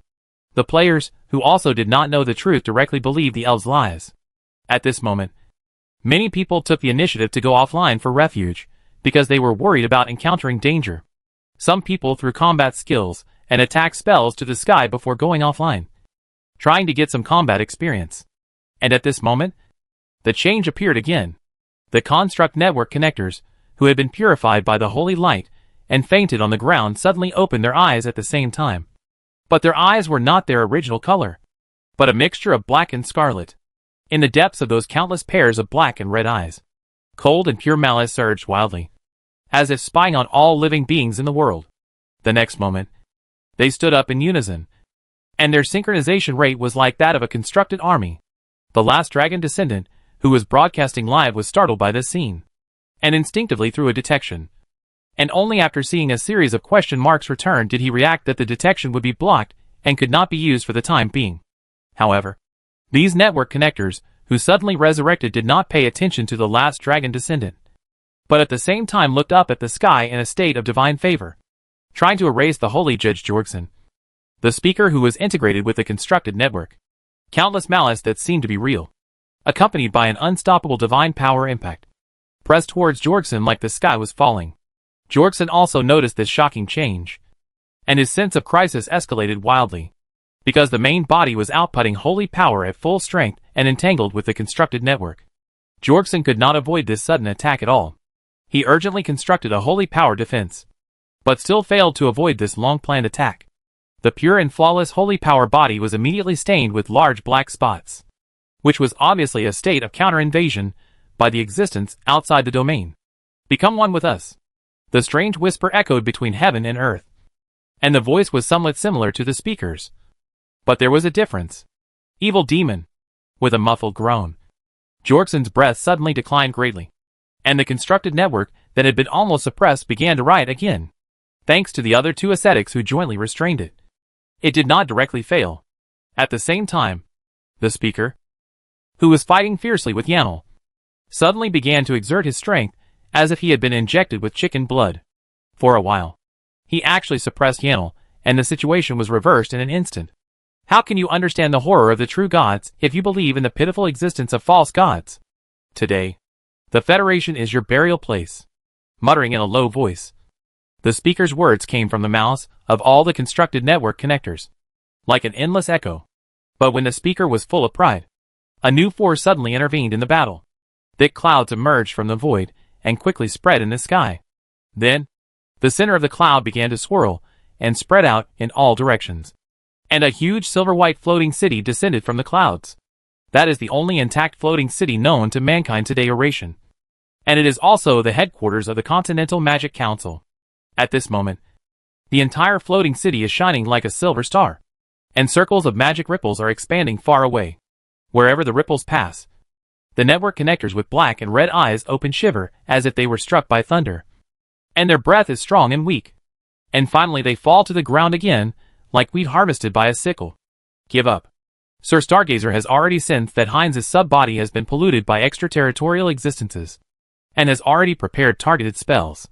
Mystery Seeker Alvani's figure appeared above the floating city, facing the speaker in the sky from a distance. At the same time, the floating city is still releasing ripples, stepping up the harvest of the will of the gods that descended on many network connectors. Unlike the pure information pollution brought by the yellow mark before, these black and red intertwined eye effects are actually caused by the will of Heinz's sub-body. In the war in ancient times, although Heinz's sub-body survived due to the independence of the demi-plane, it was also inevitably polluted by unknown extraterritorial gods. For Heinz's sub-body, which originally had no self-will, this pollution made its ability stronger, but it also awakened something similar to self, and the overall development was in an unknown direction. Seeing the appearance of the floating city, and Viston, who was hiding in the dream world and watching the battle from afar, suddenly became excited. The Continental Magic Council, which had foreseen the future development, personally intervened, indicating that this good show had reached its final moment. The old secret book was also somewhat restless, and seemed to be very interested in a certain existence between the speaker and the Heinz sub-body. But the other party was still too strong, and it was not a good time to seal it. Chapter 814, The Final End. Anvis knew what was going on, because the Stargazer had provided him with intelligence. So the Continental Magic Council must have known that he was secretly watching the war. In this case, the Council chose to go to war directly, which means that his existence has been taken into consideration. It is even possible that the Magic Council and the Holy Light Church took action at the same time this time, not only to jointly deal with the speaker, but also to take advantage of this opportunity to jointly deal with him as an unstable factor. However, Anvis dared to risk falling into the trap of the Council and waited here to snatch the speaker's head. And he also had his own confidence. The relationship between the Holy Light Church and the Continental Magic Council was not harmonious. Before dealing with the common enemy, the speaker, he and the Magic Council were still allies. And most importantly, now that the Stargazer has fallen asleep again, and Yanel is actually his man, this means that the real strength gap between the two sides is not that big. Even if the Holy Light Church and the Continental Magic Council really join forces secretly to ambush him, he can still get away. On the battlefield, as the Holy Light Church and the Continental Magic Council joined forces, the speaker was inevitably doomed to defeat. The Holy Light Church was responsible for purifying the speaker's existence, and the Magic Council was responsible for clearing the mutated hind subbody will. With the two working together, the scope of the construct network that originally covered the entire Federation began to shrink little by little. As for those constructs who had already transformed, no one had time to take care of their situation, and no one knew where their future would go, as the speaker's defeat was a foregone conclusion. Some 9th level people who were at odds with the speaker took action one after another, adding insult to injury, and tried to secretly intercept some mutated construct networks that had merged with the speaker as research materials. Magic Council of the Continent. Are you going to tear up the peace agreement with the Federation too? Being attacked by the two major forces. The speaker's will was shaking wildly, questioning why his allies were adding insult to injury at a critical moment. Article 372 of the agreement clearly states that if either party creates a disaster that affects more than 1/3 of the continent, the other party can ignore the restrictions of the treaty and stop it until the disaster is ended. Facing the speaker's questioning, Mystery Seeker Alvani spoke solemnly, while speeding up the casting of spells, striving to get rid of the speaker as soon as possible. Very good. Since it has come to this, I have nothing to say to you. Seeing the attitude of the Magic Council, the speaker sneered in anger. This time, I did fail. But this is not the end. One day in the future, I will return to this world. As the last words fell, the speaker stopped resisting and allowed the Church and the Magic Council to join forces to clear the last point of the constructed network covering the Federation with his will. The demiplane carrying the hind sub-body collapsed under the attack of both sides, and the countless constructs it had disappeared completely in the space turbulence. It's over. Listening to the speaker's last words, Holy Judge Jorgson frowned, spread his perception to cover a space and carefully investigate, and finally confirmed that the construct network had indeed been completely purified. The speaker who had just thrown down the harsh words seemed to have been solved. However, would a powerful person like the speaker really have no trump cards or backup to save his life? Mr. Alvani, what do you think? Unable to confirm the life or death of the speaker, Jorge-san finally turned to the direction of the floating city. The only 9th level prophet on the continent is in the Magic Council, and he believes that the other party should be able to find out the real situation of the speaker. Unclear. However, in response to Jorgeson's question, Orvani just gave an answer that he didn't know. Okay. Hearing this answer, Jorgeson's eyes gradually turned cold as he looked at the floating city. Orvani was also a little helpless in his heart. He knew his own family affairs. Jorge-san thought that the Magic Council could predict the whereabouts of the speaker. But in fact, before Stargazer Bruns fell asleep again, he only had time to tell him, when the plan of the federal speaker was launched, follow the Holy Light Church to take action. The information that the Stargazer fell asleep again is still confidential. Without the Stargazer, Orvani is not sure about the current state of the speaker. He tried to use various tracking magic and strange objects to track the speaker's whereabouts, but all failed. Although all signs showed that the speaker was indeed dead, due to the speaker's abnormal behavior at the end and the vague spiritual uneasiness in his heart. Both sides did not leave, but continued to try to find the speaker's final whereabouts. When the two sides were deadlocked, Avis finally stepped into the battlefield. After the Holy Light Church and the Magic Council joined forces to completely wipe out the speaker's will, the old secret scripture finally responded. For the sake of keeping a low profile, he did not let the floating city show up this time, but only arranged for a clone to enter with the old secret scripture, trying to quietly absorb the remaining part of the speaker, and then run away. However, this plan was aborted in the first step, and the old secret scripture burst out with a sealing brilliance far beyond any previous time, with the pale sealed pages as the source. The power of the seal spreads like water to an infinitely far direction. Even if the ice bear far away in the Evernight ice field raises his head, he can see the distant sky, the indescribable strange light shining among the psychedelic aurora. This huge movement undoubtedly attracted the attention of both parties in the field. Holy Judge Jorgson frowned. He sensed an uncomfortable breath from the old secret book, as if the extraterritorial existence sealed by the church. Mystery Seeker Orvani narrowed his eyes slightly. He recognized the breath of the book. The visitor seemed to be the leader of the circle of truth that the Stargazer had mentioned to him. However, before both parties made any moves, something surprising happened again. Under the shining of the seal, the breath of the speaker actually reappeared. Although the breath was very faint, its spread was extremely wide. as if it was all over the continent. What the hell? This is impossible. At this moment, the reappearing speaker finally felt the long-lost panic. This is his real life-saving trump card. His transformation is not only the unity of will and construct network, but also the fundamental attachment of his existence to the group of constructors. As the god of the constructs, as long as there are constructs on this continent, his will not really disappear. But now, the strange dark green ancient book in the sky has forcibly separated his will in an indescribable way and continuously absorbed it into the pages. How can he not be shocked and terrified? At the last moment, the speaker struggled desperately and broke out a resistance that was countless times more intense than before. But everything was a foregone conclusion, as the speaker's last concept of existence was completely immersed in the pages of the book. An abstract pattern like a hazy glow appeared on the page. Then, the dark green thick book closed by itself, returned to Anva's side, and quieted down, like a well-fed little beast. Chapter 8:15 Sneak Attack. Except for Mystery Seeker Alvani, who had some guesses in his mind, all the other beings who saw this scene, including the people of the Holy Light Church, were filled with deep suspicion. The posture of the old secret book sealing the speaker was a bit too dazzling. So dazzling that no one could ignore it. The Speaker of the Federal Parliament, who was in a domineering and arrogant posture, was easily found and sealed by a strange book without any resistance. Then, what kind of strange and powerful existence is the owner of this book behind the scenes? When everything was over, as the dark green mysterious book returned by itself and fell into the hands of a person wearing white gloves, everyone's eyes unconsciously gathered on the black-robed figure that was alone in the sky, as if overlooking everything. Who is he? Wait! That symbol is the Circle of Truth?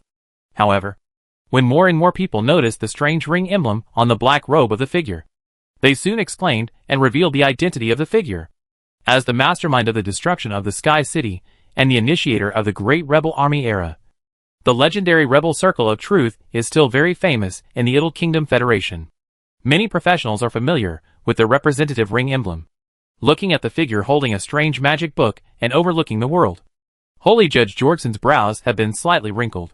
The Holy Light Church actually attaches great importance to the organization of the Circle of Truth.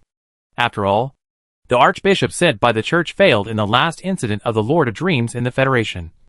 And it was the people of the Circle of Truth who came forward and solved it with some strange means. The result was that the Lord of Dreams failed to descend, and the Federal Speaker became the former Federal Speaker. Come to think of it, it seemed that the Federal Speaker was also causing trouble that time. And he also relied on the Magic Guide Construction Network. Lord, what's wrong with the Federal Speaker recently? Pulling back the impolite thoughts that ran away, Jorgson stared at Avis's clone, with a lot of thoughts in his mind. Why did the people of the Circle of Truth suddenly appear at the critical moment twice each time? How did they find and seal the real body of the speaker? One mystery after another surged from his heart, making his expression gradually become grim as he looked at Avis. You know, what they, an archbishop in the state of God's favor, and a son of God, could not do. But the mysterious existence from the Circle of Truth did it? What does this mean? The Circle of Truth, a mysterious resistance organization of unknown origin, can be comparable to the Holy Light Church in terms of real high-end strength. Most importantly, the breath emitted by the weird dark green thick book is very close to the disgusting smell of those foreign beings. The mysterious and powerful strength, as well as the suspected close relationship with the external existence. The above 2 points combined. For the Holy Light Church, the Ring of Truth is an extremely huge destabilizing factor. In the heart of Holy Judge Jorgson, the threat level of the Ring of Truth has been unprecedentedly adjusted to the highest level. All kinds of thoughts flashed through his mind quickly, and finally all became resolute. We must not continue to let them develop. Now, just keep them. Since the threat has been discovered, it must be dealt with as soon as possible. Get ready. That book is suspected to be related to an extraterritorial existence. We need to recover it. Thinking of this, while Jorgson secretly accumulated strength, he also secretly conveyed a message to Yanler through telepathy. After receiving the communication, Yanler looked at Jorgson thoughtfully, nodded silently, and then continued to look at the figure holding the book in the sky expressionlessly. At the point where Yanler's gaze fell, as the focus of the audience's attention, Avis's clone kept holding the old secret scripture, like a statue. Someone wants to sneak attack me. After receiving the message from Yanler through the Twisted Seed, Avis glanced at Jorgsen, who seemed unchanged on the surface, and hesitated to speak. He is now in a special state. After the old secret scripture sealed the speaker, a huge force was injected into Avis's body along the invisible transmission pipeline. It seems that the energy this time is also illusory and unpredictable due to the assimilation of the speaker and the construction network. Moreover, unlike the simple and crude improvement of all attributes of the panel in the past, this time the power infusion did not improve any of Avis' attributes. Instead, with the injection of this power, Avis unprecedentedly sensed an indescribable grand existence, boundless and infinitely vast. Wherever you look, there are surging gorgeous colors that cannot be described in any words. They surge like tides in this vast world. It is an aggregate of countless source energies, the energy closest to the beginning of creation. Even if you just take a simple look, a lot of understanding of the origin of the world will arise in your heart. A ray of enlightenment was born in Avis' heart, and he instinctively understood what he had sensed. The sea of origin of the void, the source of truth that all spellcasters dream of and pursue. According to the top-secret information provided by the Olivendi family, the key step for an 8th level professional to break through the 9th level is to communicate with the sea of origin of the void in the dark, and then use the source energy to gradually make the essence of one's existence conform to certain world rules. However, in the process of ordinary professionals breaking through the 9th level, the perception of the sea of origin of the void is hazy. Now, relying on the strange energy support of the old secret scriptures, Avis can clearly sense the existence of the sea of origin and the fascinating source energy surging in it. At the same time, the mysticism model, which had been silent in Avis's spiritual space before, as the initial spell, suddenly trembled at this moment, like some kind of signpost.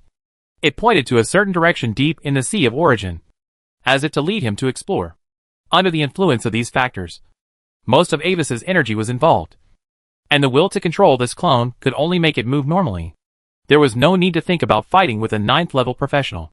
So, facing the Archbishop, who was ready to move, Avis raised his right hand slightly.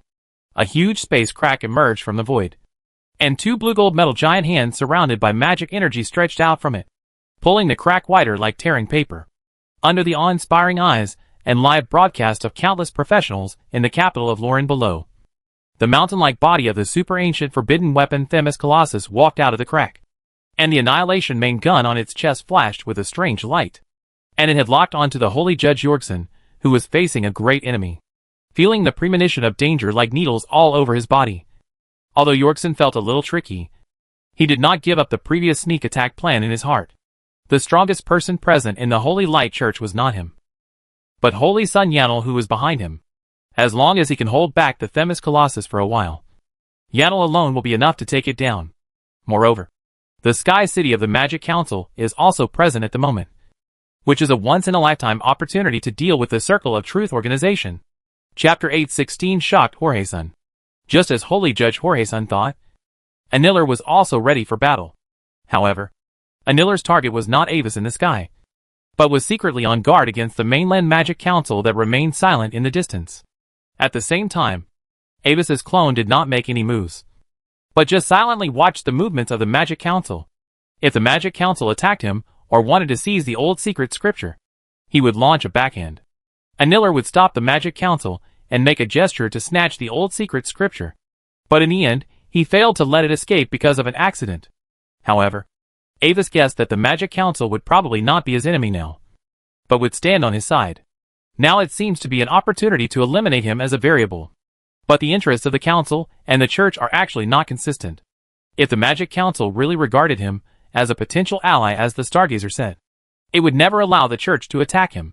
He was waiting for the Magic Council to express its attitude. Stop, Lord Jorgsen. The people of the Circle of Truth have helped us after all. We don't need to fight them. Finally, the voice of Mystery Seeker Alvani spread far away from the Sky City, but its content surprised countless people. The Continental Magic Council actually stood on the side of the Circle of Truth. What did you say? After a moment of shock, Holy Judge Jorgsen turned his head and looked at the Sky City in disbelief. This is a once-in-a-lifetime opportunity. As long as the two sides temporarily join forces, they will almost certainly be able to capture the people of the Circle of Truth and the mysterious magic book. But now, You tell me there is no need to fight? Stop it. If you insist on attacking the Circle of Truth today, we will not sit idly by. Facing Jorgson's astonishment, Orvani's voice came out from the floating city again. But the content was even more shocking. After being astonished, unimaginable anger suddenly surged from Jorgson's heart. Facing these resistance organizations that destroy the order of the continent, you, the Magic Council, dare to collude with them in defiance of the world? However, after reevaluating the difference in combat power between the two sides, Jorgson's heart sank slightly. If the Magic Council and the Circle of Truth really join forces to attack them, then with the few people he and Anil brought, they may not have an advantage in the battle. In addition, his own god's favor state is about to end, and time is not on his side. For a time, Holy Inquisition Jorgson was in a dilemma. However, Avis did not let his choice difficulty last too long. As the energy transmission weakened, Avis's clone, carrying the secret scripture of the old days, began to communicate with the channel connecting to the dream world again. During this period, Jorgson wanted to interrupt, but the Themis Colossus was watching closely, making it difficult for him to be distracted. Son of the Holy Sun Yanel also needed to guard against the surprise attack of the Magic Council and protect the two ascetics of the church from being attacked by the enemy. So he had no time to take care of other things. Not to mention the Magic Council, which was paying attention to the movements of the church throughout the process, and was ready to intercept at any time.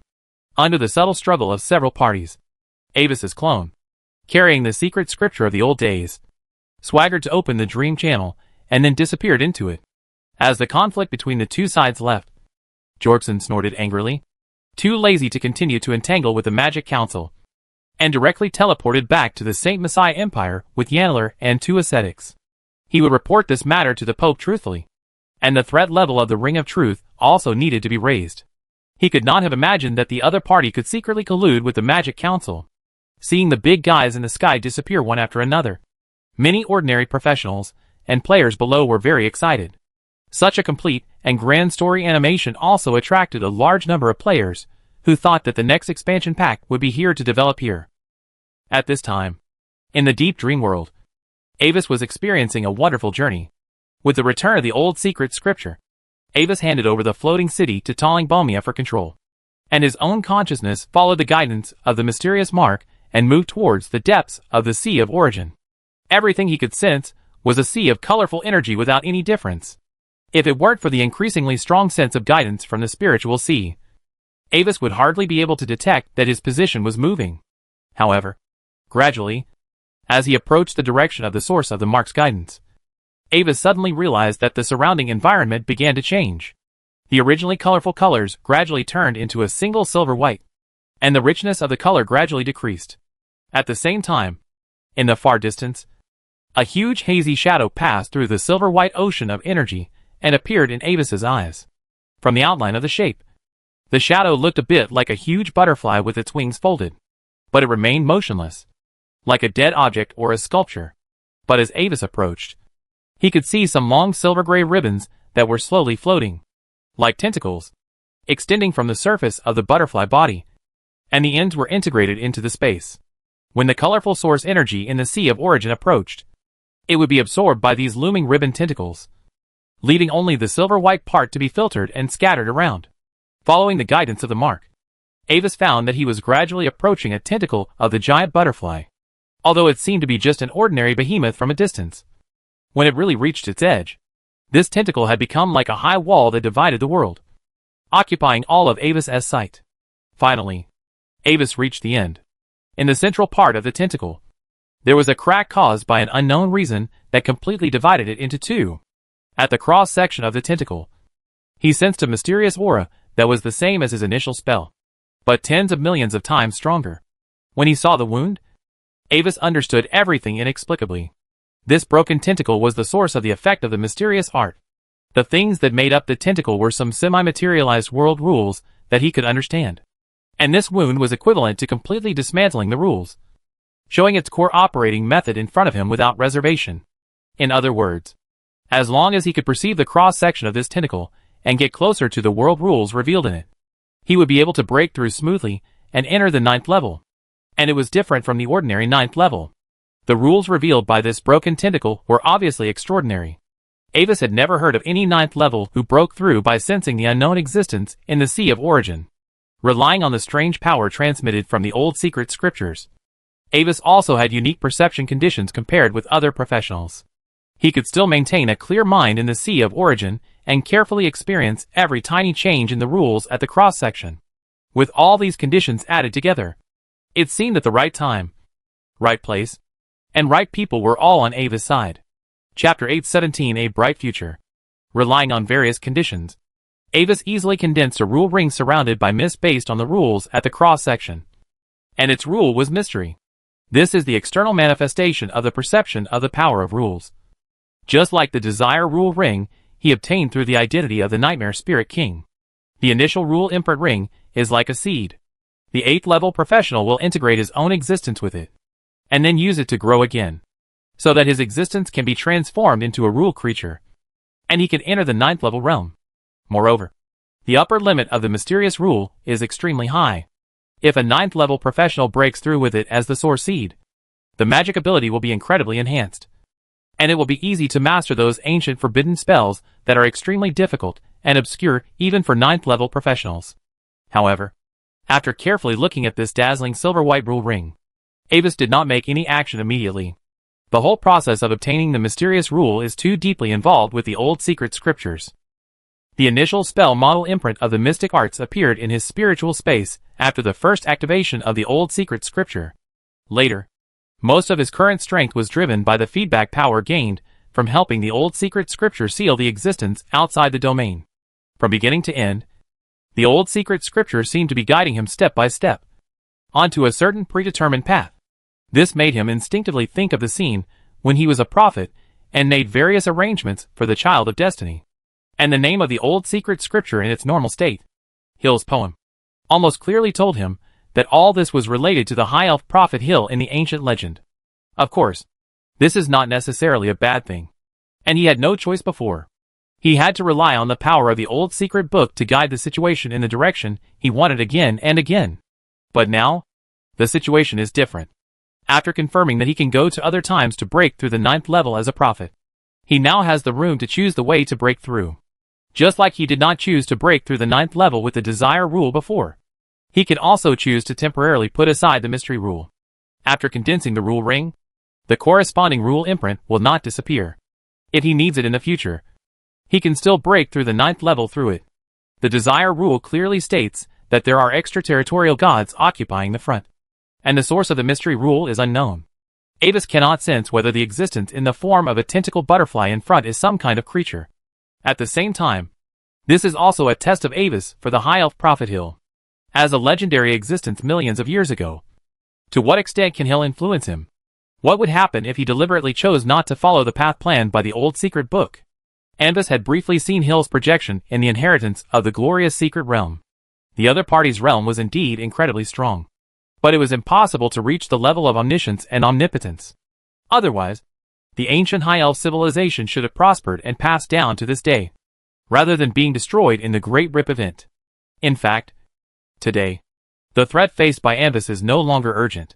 Anil, the son of the Holy Light Church, is his man. With this core nail, any movement of the Holy Light Church, including the Saint Plan, will be known to him at the first time.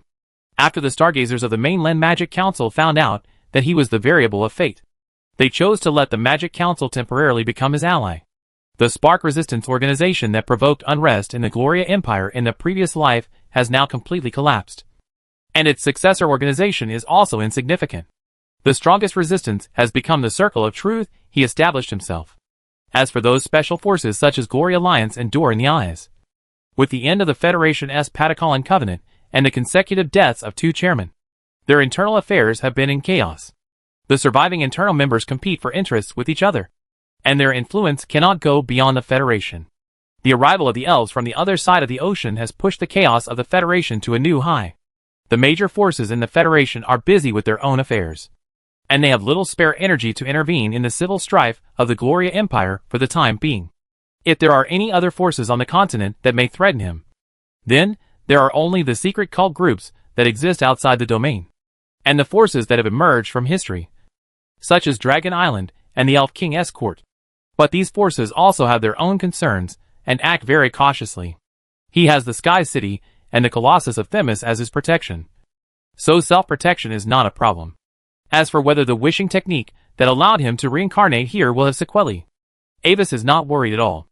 As long as he can successfully break through the 9th level prophet, the Olivendi family will inevitably rise with it. Add to that Fiona, who is highly suspected of being the prophecy star, and it will be difficult not to prosper. After a simple inventory, Avis found that he seemed to have completely reversed the situation on the continent unintentionally. And the crisis he faced in his previous life has been basically resolved. If it were an epic stage play or a folk fairy tale, it would have reached the final act now. The righteous hero solved all the difficulties he faced and headed for a bright future. With the end of the Federation War, the speaker's ambition to become a god was shattered, and the far-reaching consequences it caused gradually began to emerge. Since the key to the two disasters was inseparable from the magic construction network, the vast majority of the Federation's members voted to completely ban things related to the construction network from continuing to appear in the Federation, and at the same time forced the collection of all construction headbands. However, to the surprise of many people, although the construction network disappeared, the Federation's construction people were preserved as a new race. This was because of the ambition of the former speaker Lauren 15. He really wanted to create a new race that was superior to humans, and then become its god himself. Therefore, with the help of the ultimate deduction ability of the Hind sub-body, the speaker's body construction of the construction people is not a simple way to put the consciousness of the recipient into the construction body, but a complex two-way transformation. After the transformation, the consciousness of the construct is digitized, and the construct body will become the first body of the construct race. Even if the original flesh and blood body disappears, as long as the consciousness of the construct is still there, it can consume some resources to condense again. If you want to kill a construct, you must destroy both its flesh and blood body and the construct body. Of course, due to the special life-saving ability of the foreigners, the talent of the constructs has not caused a big sensation. But there are still many people who are keenly aware of the huge potential of the construct race and try to recruit the best among them. Against this background, a crack quietly broke through a space, and Avis, who concealed his own breath, returned to the main material world. The problem of the federal speaker was completely solved.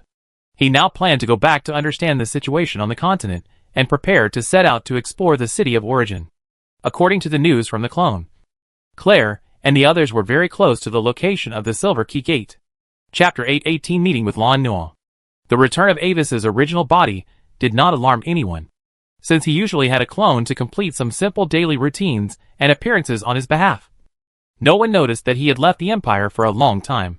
In the previous dispute with the Hungjing Club, he showed his strength.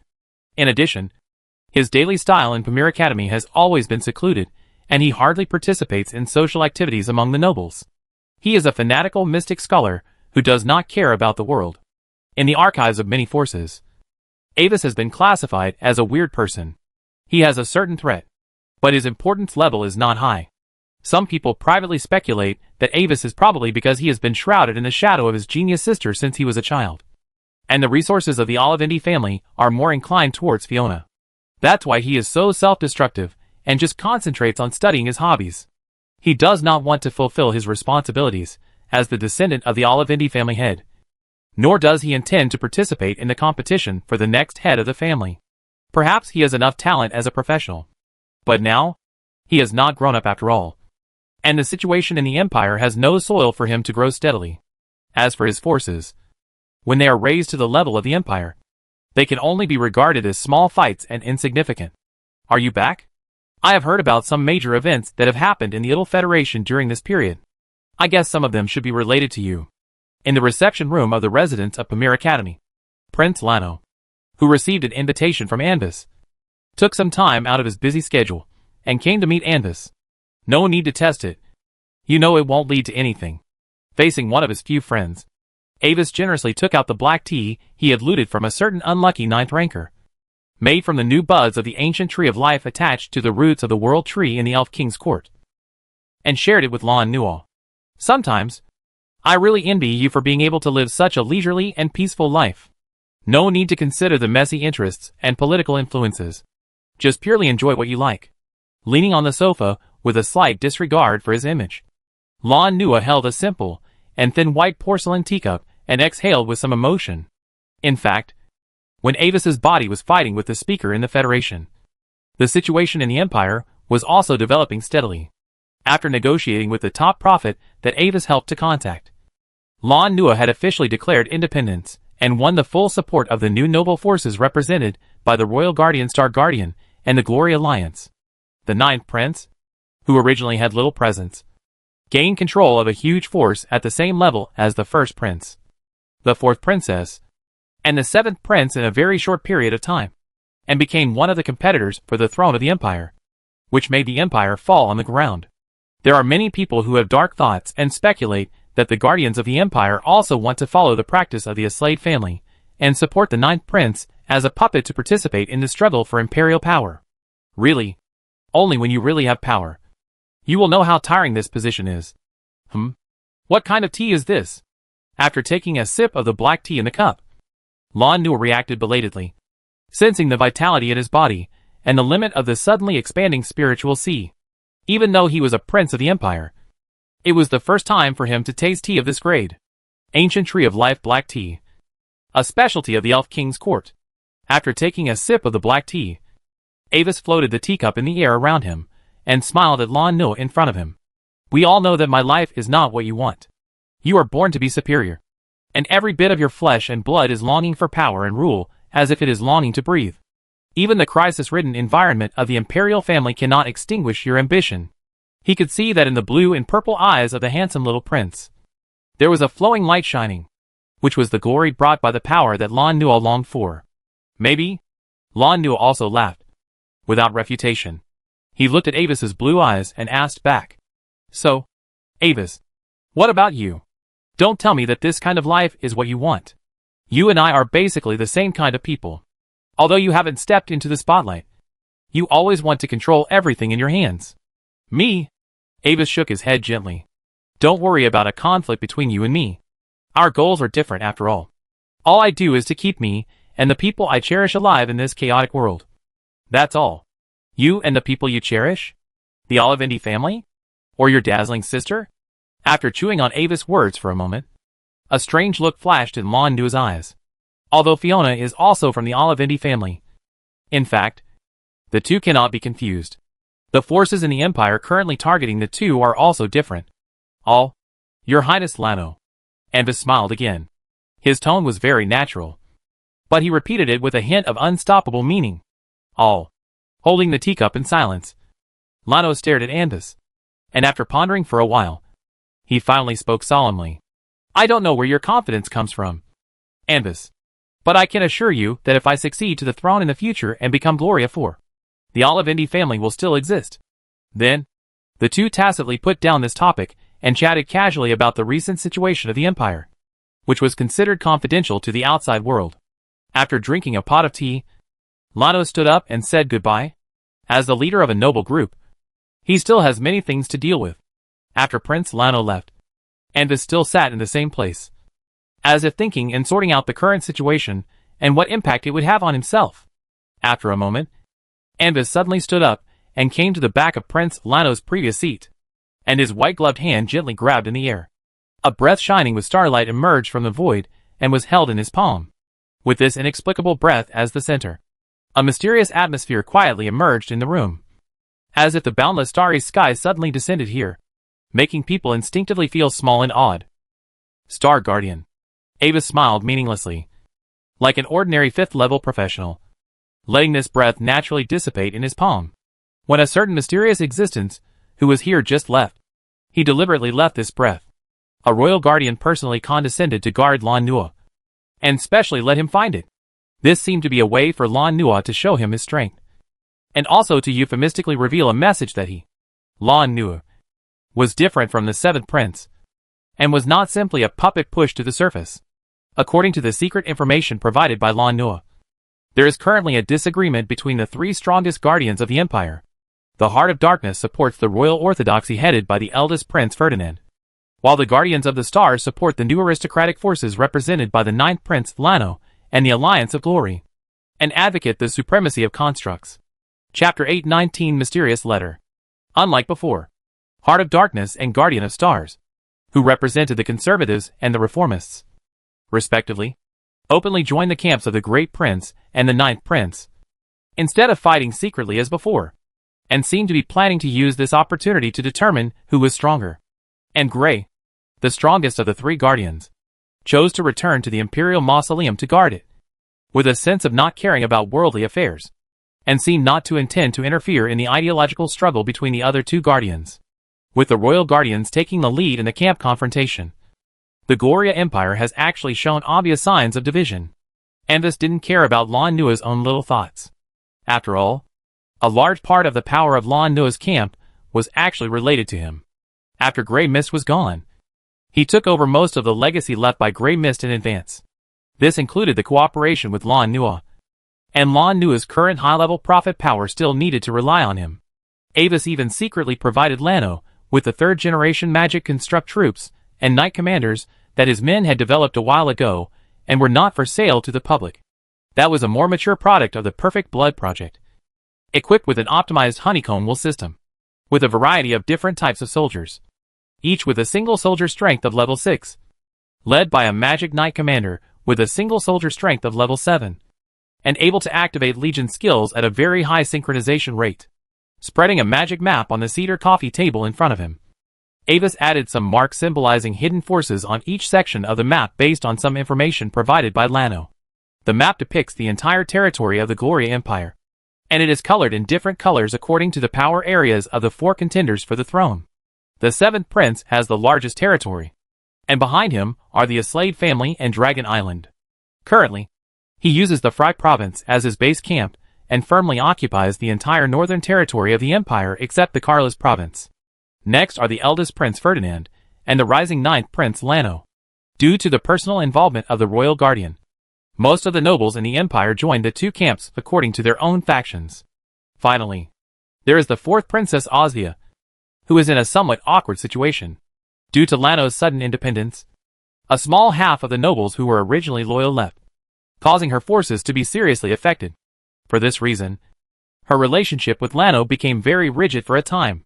However, due to Fiona's mediation for Lano and Lano's large compensation for Ozia, the relationship between the two sides has eased, and they have resumed their cooperation. However, according to Avis's own secret information channels, the Enoch family seems to have some kind of contact and interest exchange with Ozia secretly. Among the 4 major families in the empire, the Olivindi and Alfred families have always been close, while the Enoch family, which is famous for magic, and the Aslade family, which is a combat class, do not deal with each other. Now that the Aslade family is powerful, the Enoch family cannot sit idly by, and at least have to give it some trouble. Avis personally speculates that if the Enoch family suffers a setback in the friction between the Aslade family, perhaps the Olivindi and Alfred families will secretly help to balance the power gap between the two sides. At the same time, the remaining marquises in the empire also have their own little calculations. According to the confidential information provided by Lan Nua, the branch of the Songqing esoteric cult, the Revelation esoteric cult that believes in the daughter of the Red Cup, secretly colluded with the marquises and seemed to be secretly preparing some rituals.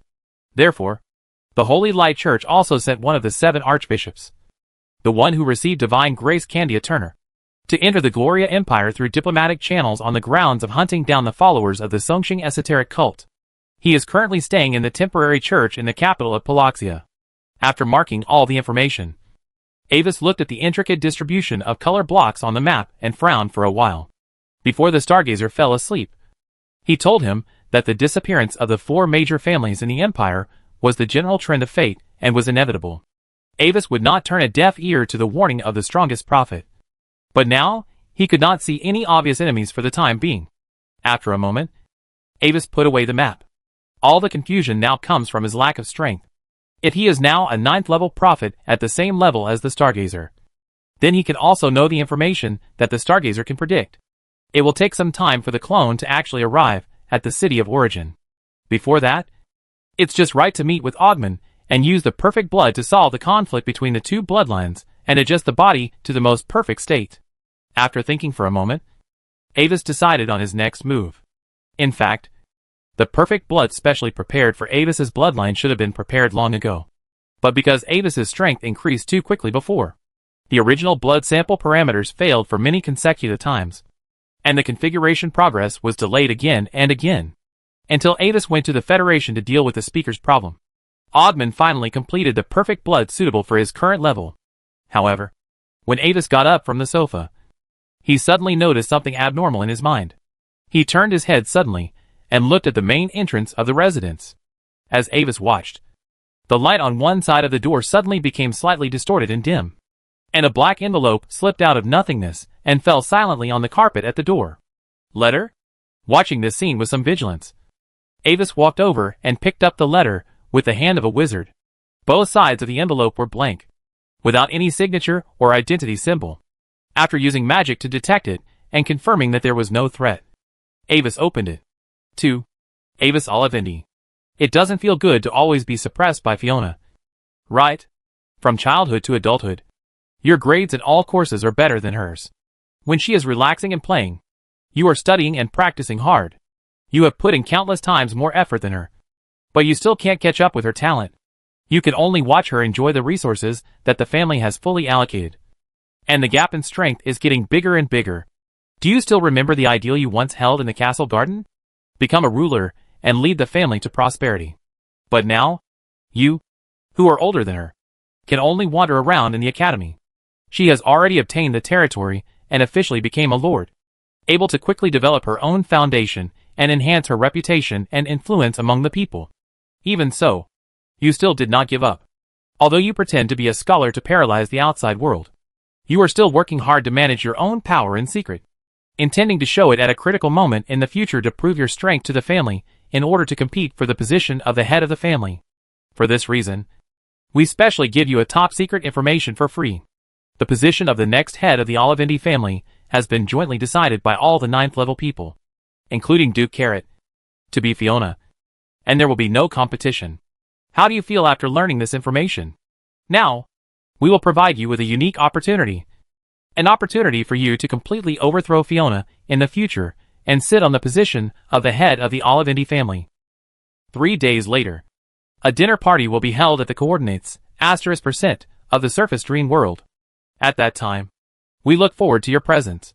After reading this letter with a very strange format and wording, Avis was silent for a while. The sender seemed to know something about him, but not very well. Moreover, Avis could feel that there was a thin power of the alien god on the letter paper. This power was secretly affecting his emotions, trying to invisibly induce his thinking to change in the direction the writer wanted. Not to mention that Avis' current strength is only level 5. Even a true level 7 professional would be unconsciously tricked when reading the letter, and be aroused with resentment and dissatisfaction towards Fiona and the family. Moreover, due to the extremely high status of the alien god's power, it can also avoid triggering the protective ornaments prepared for him by the family. But unfortunately, for Avis now, the amount of this power is too small, and even the old secret book is too lazy to absorb it. Chapter 820 Perfect Blood Ceremony. But, is my situation so miserable? Carefully playing with the shining heart of Amos' gem, Avis stroked the hard and cool facets of the gem and fell into deep thought. Indeed, according to the situation described in this letter, I have lived such a miserable life since I was a child, and I was hit in a sore spot. I should be very angry now.